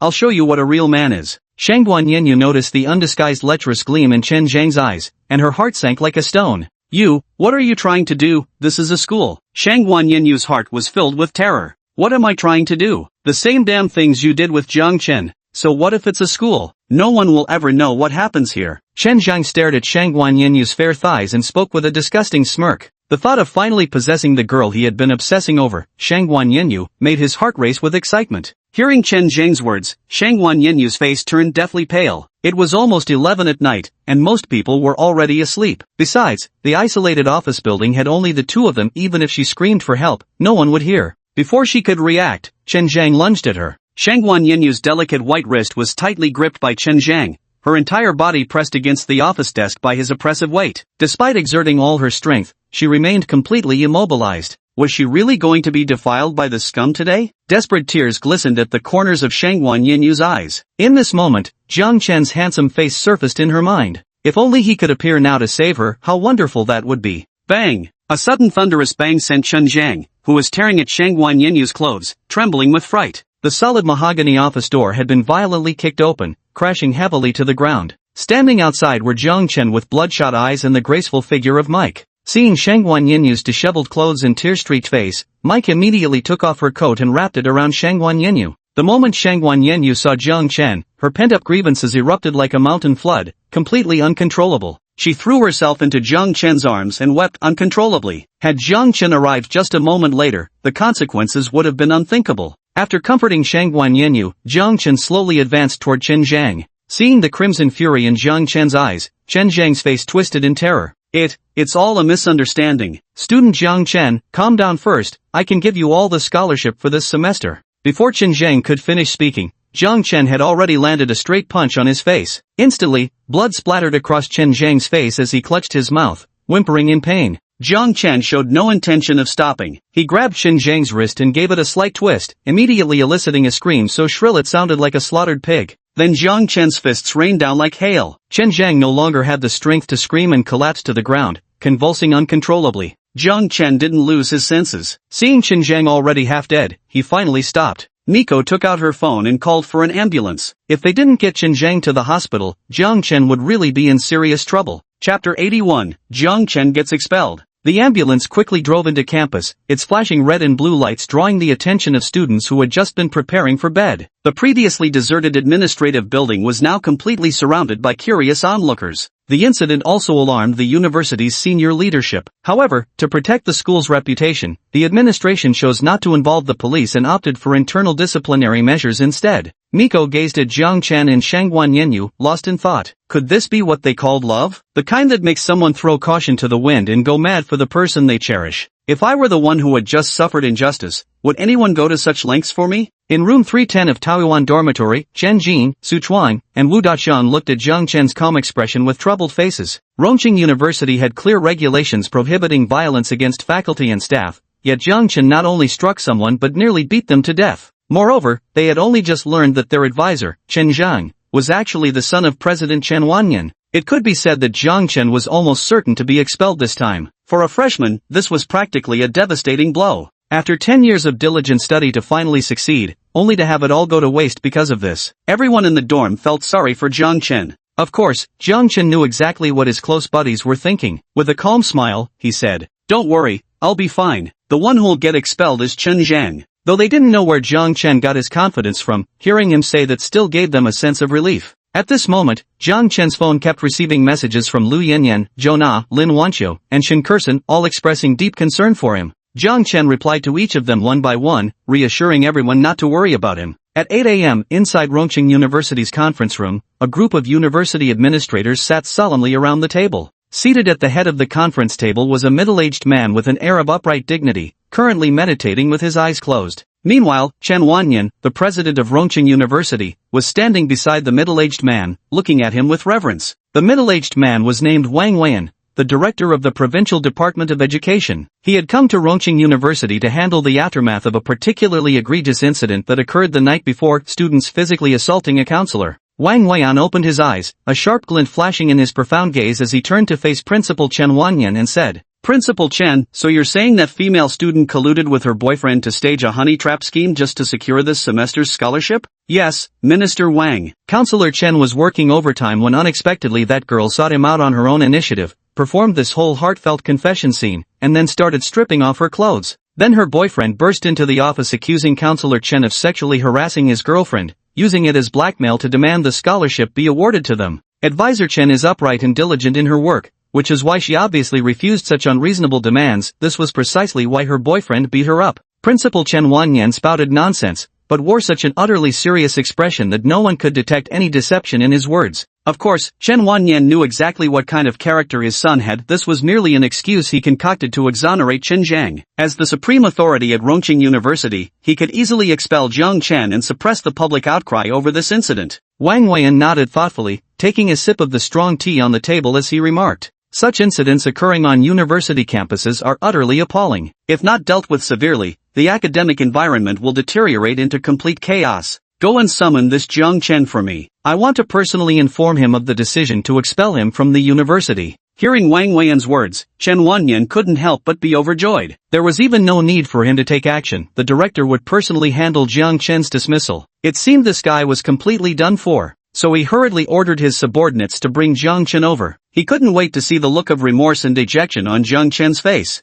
Daring to beat my precious son into that half-dead state, this is the consequence. Meanwhile, Jiang Chen walked calmly toward the meeting room. If today's outcome satisfied him, all well and good. But if not, he wouldn't mind turning Rongqing University upside down. Wang Weian, who had been resting with his eyes closed, was startled awake by the sound of approaching footsteps. Upon seeing Jiang Chen enter the meeting room, his expression flickered with surprise. As soon as Jiang Chen stepped inside, his gaze locked onto Wang Weian, seated imposingly at the center. For a moment, even he was taken aback. "It's really you." Both of them spoke almost in unison, their eyes brimming with barely suppressed delight. Wang Weian was none other than the bespectacled middle-aged man who had been bullied by thugs that night at Beijing Bar and was rescued by Jiang Chen. That day, Wang Weian had a conflict with his wife and, feeling upset due to work pressure, casually went to a bar to drown his sorrows. Little did he expect to fall victim to extortion by bar thugs. As the saying goes, a scholar meets a soldier, reason won't prevail. Wang Weian might be a respected leader in his workplace, but in the mixed company of a bar, he was just an easy target for bullies. Fortunately, when Jiang Chen stepped in to help him out,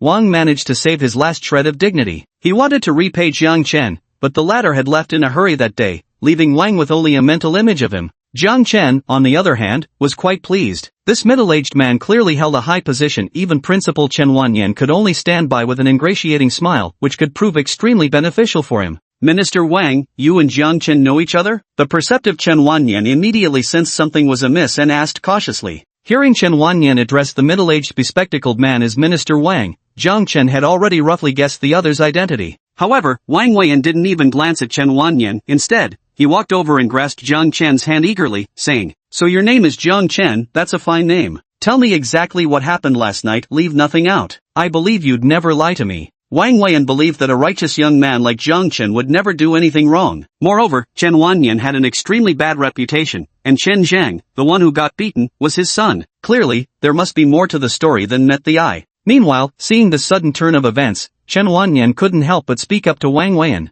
Director Wang, didn't you say you were going to expel Jiang Chen? Little did he expect. Wang Weian's expression turned stern as he rebuked sharply. I'm just trying to understand the truth. Are you telling me how to do my job? Seeing Wang Weian's stern expression, Chen Wanyan was so frightened that he immediately shut his mouth and retreated to the side. Chapter 82, The True Identity of Shangguan Yanyu. Wang Weian pulled Jiang Chen to his side, and Jiang Chen earnestly recounted everything that had happened the previous night. After listening to Jiang Chen's detailed account, Wang Weian sank into deep contemplation. Frankly speaking, both sides were sticking to their own stories, but he was more inclined to believe Jiang Chen's version. However, the school's surveillance only recorded Shangguan Yanyu entering Chen Zhang's office. What happened afterward was known only to Chen Zhang, Jiang Chen, and Shangguan Yanyu themselves. Without concrete evidence, Wang Weian couldn't outright side with Jiang Chen either. Seeing that Wang Weian was starting to believe Jiang Chen's words, Chen Wanyan immediately raised his voice and said to Wang Weian, Principal Wang, you mustn't listen to this kid's nonsense. It's obvious he conspired with Shangguan Yanyu to set up a honey trap scheme to extort scholarship money from Counselor Chen.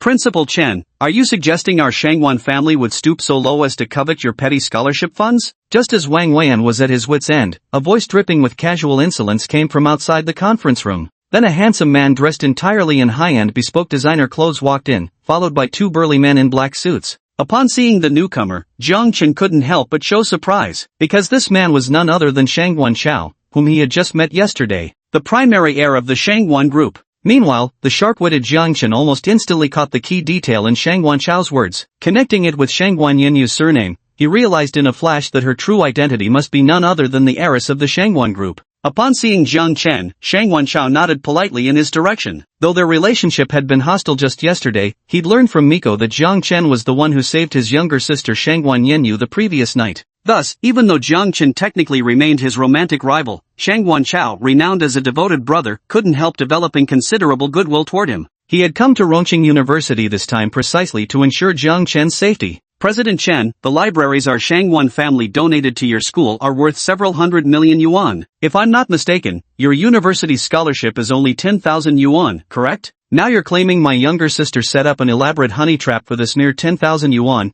Don't you find that utterly ridiculous? By the end of Shangguan Chao's speech, his tone had turned icy cold. The two intimidating men in black suits standing behind him wore equally menacing expressions that sent chills down one's spine. At this moment, Chen Wanyan had already cursed his son Chen Zhang hundreds of times in his heart. He never would have imagined that Shangguan Yanyu was Shangguan Chao's younger sister, the heiress of the Shangguan group. The Shangguan group, as one of the top conglomerates in Rong City, possessed wealth beyond calculation. Now, Chen Wanyan was claiming that Shangguan Yanyu was trying to extort a mere 10,000 yuan in scholarship money. Wasn't that like lifting a rock only to drop it on his own feet? I think there must be some misunderstanding here. Shangguan Yanyu excels both in character and academics. Of course she would never do something like a honey trap, Chen Wanyan stammered. Beads of sweat the size of peas appeared on his forehead. Clearly, he could no longer control the situation. Principal Chen, if I recall correctly, wasn't your statement quite different just now? At that very moment, a melodious female voice sounded from outside the meeting room. Following the voice, the crowd turned to see an exceptionally tall beauty with extraordinary grace walking in unhurriedly. Her striking eyes were cold and profound, with eyebrows like distant mountain silhouettes and a delicate yet well-defined nose bridge. Her entire face resembled a masterpiece carefully sculpted by divine hands, exuding an aura of untouchable elegance and aloofness that refused worldly compromise. She wore skin-tight black jeans that perfectly accentuated the graceful curves of her long legs. Paired with a fitted black base layer, the ensemble hugged her shapely figure flawlessly. Over it draped a bold black trench coat that radiated sophistication. Her tall frame and perfectly proportioned shoulders merged seamlessly with the coat's innate nobility, creating nothing short of sheer perfection. Jiang Chen couldn't help but stare momentarily at the approaching figure. The icy detachment in her demeanor seemed designed to repel intimacy, yet the fathomless depth in those beautiful eyes paradoxically drew him closer against his better judgment. Especially the trace of aloofness between the brows bore an uncanny resemblance to Shangguan Yanyu. What are you doing here, Shangguan Ruyue? Chen Wanyan's headache doubled the moment he recognized the newcomer as Shangguan Ruyue, the renowned figure from the business school. Why did everyone seem determined to oppose him today? Principal Chen, it seems you're not aware yet I'm also a member of the Shangguan family, and Shangguan Yanyu happens to be my biological sister. As for you falsely accusing my sister, I think it's time we settled this matter. Hearing Shangguan Ruyue's words, Chen Wanyan couldn't help but slump into his seat. Only now did he realize that Shangguan Ruyue was also the heiress of the Shangguan group, and he had thoroughly offended the entire Shangguan business empire. Shangwan Ruyue walked up to Shangwan Chao and called out "Big bro," to which the latter responded with a somewhat displeased expression. "Little sister, before school started, I repeatedly reminded you to take care of our youngest sister. Yet here we are, just 1 month into the semester. If Jiang Chen hadn't arrived in time, Dad would definitely have had your head." As he spoke, Shangwan Chao pointed to Jiang Chen standing nearby. Only then did Shangwan Ruyue's cool gaze shift onto Jiang Chen. Until this moment, a faint smile finally appeared on her cold face as she nodded toward Jiang Chen in gratitude. Only then did Jiang Chen realize she was one of the 4 campus belles at Rongqing University, Shangwan Ruyue, a junior in the business school. He never expected her to be Shangwan Yinyu's elder sister. No wonder that hint of aloofness between her brows felt so familiar. At this moment, the system also displayed Shangwan Ruyue's information panel for Jiang Chen. Name, Shangwan Ruyue. Age, 23 years old. Height, 175 centimeters. Weight, 48 kg. Appearance, 97 points. Affection level, 5. Charge, 0. With this unique aura of detached elegance, Shangwan Ruyue truly deserved her 97-point beauty score. But Jiang Chen hadn't expected her to hold a 5-point favorability rating toward him, probably because he'd saved her younger sister. At that moment, Shangwan Ruyue pulled out a delicate, compact voice recorder from her coat and handed it to Wang Weian. "Minister Wang, I believe everything that happened last night will become clear once you listen to this." Wang Weian curiously turned on the recorder, and the conference room was immediately filled with the unmistakably smarmy voice of Chen Zhang. "How about you be with me? The scholarship funds from Rongqing University will be issued soon, and I can apply for you to receive them." Clearly just a little tease, yet here you are acting all high and mighty with me. As Chen Zhang's nauseating voice came through,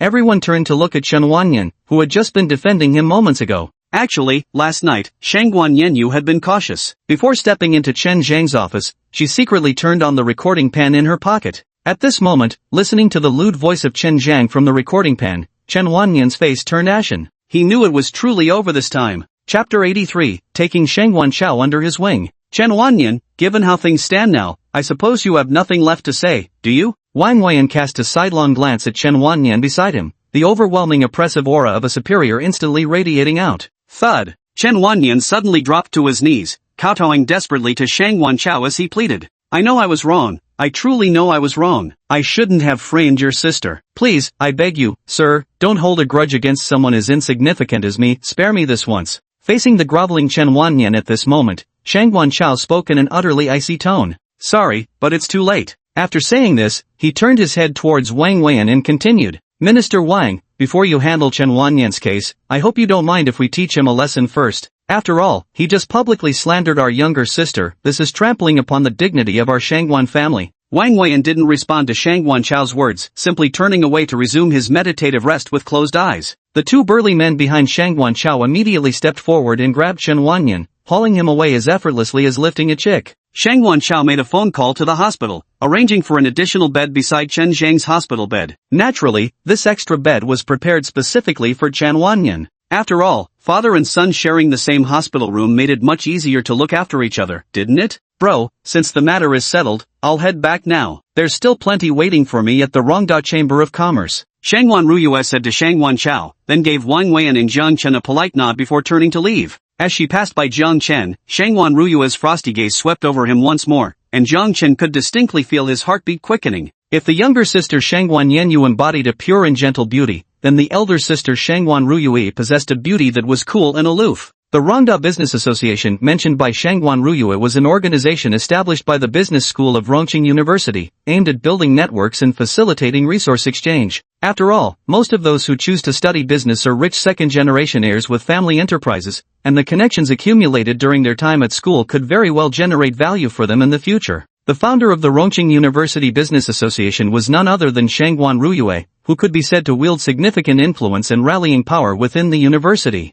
This was precisely why Chen Wanyan had felt a headache coming on when he spotted Shangwan Ruyue earlier. After Shangwan Ruyue left, only Shangwan Chao, Wang Weian, and Jiang Chen remained in the spacious conference room. Wang Weian looked at Jiang Chen with unconcealed admiration in his eyes. Smiling, he said to him, "Xiao Chun, to be honest, ever since that incident last time, I've been wanting to find an opportunity to thank you. I never expected we'd meet again here today. Perhaps this is fate." Jiang Chen felt somewhat embarrassed by Wang Weian's words. Scratching his head, he replied, "Minister Wang, actually it's I who should be thanking you. After all, you just helped me out of that awkward situation. Calling me Minister Wang is too formal, just call me Uncle Wang." I didn't really help much. Chen Wanyan and his worthless son brought this upon themselves. After today's events, I believe he can retire immediately. With just one sentence from Wang Weiyan, Chen Wanyan's political career was terminated. Perhaps this is the allure of power. Unlike an honorable retirement, ending his career this way rendered all of Chen Wanyan's lifelong efforts worthless, leaving nothing but lifelong infamy. Hearing Wang Weiyan's words, Jiang Chen also unabashedly called out Uncle Wang. Are you kidding? With an uncle who's the Minister of Education, I'd basically own the school from now on. If he didn't take advantage of such a bargain, then he wouldn't be Jiang Chen. Xiao Chun, how about this? Come over to my place for dinner tonight, and let's have a good drink together. There's still a meeting at the ministry, I need to leave now. Wang Weiyan's typical leadership style was on full display at that moment. He gave Jiang Chen no chance to refuse, simply leaving his home address behind before nodding at Shang Wanchao and striding off in a whirlwind of energy. Jiang Chen looked at the address in his hand with a helpless smirk. It seemed there was no escaping this dinner tonight. My father had wanted to invite you home for dinner to express his gratitude, but it seems we'll have to find another day for that now. Hearing Shang Wanchao's words, Jiang Chen felt completely overwhelmed. Shang Wanchao's father inviting him as a guest, wasn't that essentially meeting his future father-in-law? Remembering his previous experience meeting his mother-in-law at Lu Yanyan's home, Jiang Chen still carried a trace of psychological trauma. Moreover, this prospective father-in-law was none other than the head of the Shangwan family, one of Rongqing's 4 major clans, a man capable of making the wind and rain move at his command throughout the city. At this thought, Jiang Chen suddenly felt waves of anxiety surging within him. What are you so nervous about? My dad is really easygoing, he won't bite you. Seeing the worry on Jiang Chen's face, Shang Wanchao couldn't help feeling somewhat gleeful. Screw you, who's nervous? With my dashing good looks and extraordinary talent, your dad's actually lucky to get such a treasure of a son-in-law. Shang Wanchao was speechless. He genuinely couldn't understand how his sister could have fallen for such a shameless bastard. Let's take a walk? I've got more questions for you. Having said this, Shang Wanchao turned and walked outside, with Jiang Chen following close behind him. By the lakeside of Qinhu, Jiang Chen and Shang Wanchao lounged in deck chairs, gazing at the shimmering ripples on the water. The picturesque scene made passing girls turn their heads repeatedly. The reason being both young men were extraordinarily handsome, as if 2 flawless male leads had stepped right out of a novel. Some girls who'd read too many dual male protagonist stories even began secretly shipping them as a couple in their hearts. Unaware of these thoughts, Shang Wanchao studied Jiang Chen carefully before speaking. So you're really dating my little sister? My future brother-in-law? Genuine as real can be. Shang Wanchao was utterly astonished. No one understood his younger sister better than he did. From childhood to adulthood, hundreds if not thousands had pursued her, yet she had never so much as glanced their way. But now, out of the blue, she suddenly had a boyfriend, something that left Shang Wanchao completely flabbergasted. Apart from being somewhat handsome, Jiang Chen didn't seem to have anything particularly outstanding, yet even his own goddess, Niku, had taken a liking to him. You should know, like his younger sister, Mike is a goddess that countless admirers can only yearn for but never attain. In Shang Wanchao's eyes, Jiang Chen must be a top-notch pickup artist, so he said somewhat awkwardly, "Then could you teach me how to pursue Mike?" Jiang Chen gave Shang Wanchao a strange look. At this moment, Shang Wanchao didn't seem like a top-tier rich kid at all, but rather more like an innocent, love-struck teenage boy. Jiang Chen couldn't help but find it amusing. After all, he didn't like Mike, and the other guy was his future brother-in-law. Might as well do him a favor. So Jiang Chen grinned slyly. I can help you chase Mike, but you have to acknowledge me as your boss. Chapter 84, Visiting Wang Weiyan's home. What kind of joke is this? Me, the eldest young master of the Shangwan family and first-in-line heir to the Shangwan Corporation, acknowledge you as my boss? Ridiculous. Upon hearing Jiang Chen's terms, Shang Wanchao couldn't help but leap 3 feet in the air. Since childhood, Shang Wanchao had always been the standout among his peers, consistently commanding the center stage wherever he went. Now being asked to acknowledge some obscure college student as his boss was something he simply couldn't accept under any circumstances. TSK, you claim to like Miko so much, yet you're not even willing to sacrifice such trivial things. How could you possibly win Miko over with that attitude?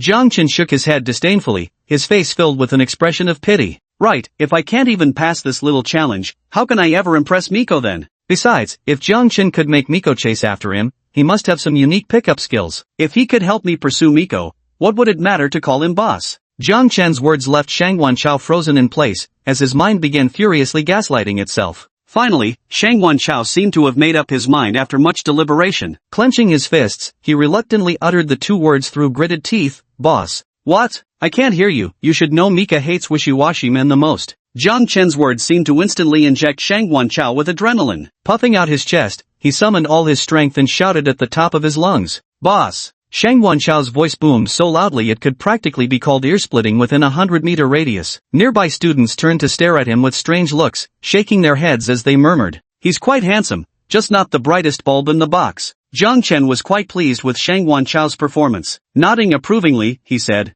"Not bad, but calling me boss isn't just something you say with your mouth. As my underling, you must follow these 3 rules. First, whenever you encounter me in public, you must proactively greet me as boss. Second, no matter where you are or what time it is, you must be available at a moment's notice. Third, any order I issue must be strictly carried out without exception. If you can do all this, I promise to help you win Mika's heart." Hearing Jiang Chen promise he could help him win over Mike, Shang Wanchao could no longer care about those humiliating conditions and immediately nodded eagerly like a pecking chick. Jiang Chen was exceedingly pleased with this newly acquired underling. After all, the other party ranked among Chengdu's top-tier rich second generations. Such a figure would undoubtedly help him avoid many unnecessary hassles. As twilight fell, Jiang Chen advanced toward the address provided by Wang Weian, bathed in the radiant hues of sunset. Once more, he parked his Koenigsegg some distance from Wang Weian's residence before proceeding on foot. Discretion remained the guiding principle in all matters. Wang Weian lived in a mid-range residential complex in the old district of Rongqing. At this moment, every household was preparing dinner, filling the entire neighborhood with the bustling atmosphere of home life. Jiang Chen bought some fruit at the supermarket near the entrance of the complex. After all, it would be impolite to visit someone's home empty-handed for the first time.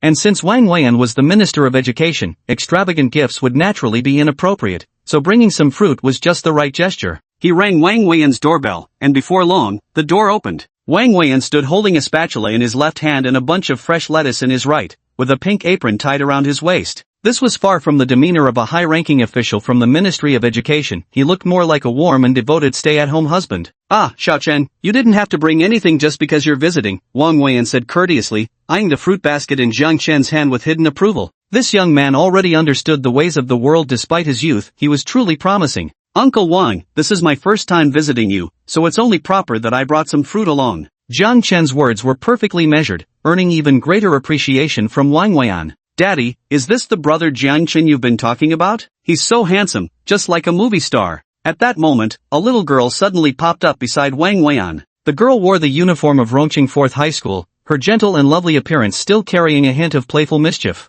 Her delicate features and graceful posture were complemented by large, clear eyes as pure as a mountain spring. To be honest, this girl was exactly Jiang Chen's ideal type from his high school days. It wasn't hard to imagine that she must have had plenty of admirers at school. "Xiaoxiu, don't be rude," Wang Weian scolded with feigned sternness. The girl called Xiaoxiu stuck out her tongue playfully before continuing to observe Jiang Chen with unabashed curiosity. Wang Weian ushered Jiang Chen into the house while making introductions. "Xiao Chen, this is my only daughter, Wang Wanqiu. She's currently a senior at Rongqing No. 4 High School. We spoiled this child since she was little, so please don't mind her manners." Jiang Chen nodded at Wang Wanqiu with a smile, silently marveling how someone as plain-looking as Wang Weian could have fathered such a delicate and beautiful daughter. It wasn't until Jiang Chen saw the family portrait on the coffee table that the doubt in his heart was resolved. In the portrait, Wang Weian stood beside an elegant and dignified middle-aged woman. It wasn't hard to tell that this woman must have been a stunning beauty in her youth. Wang Wanqiu's eyes and brows bore some resemblance to hers. This was presumably Wang Wanqiu's mother.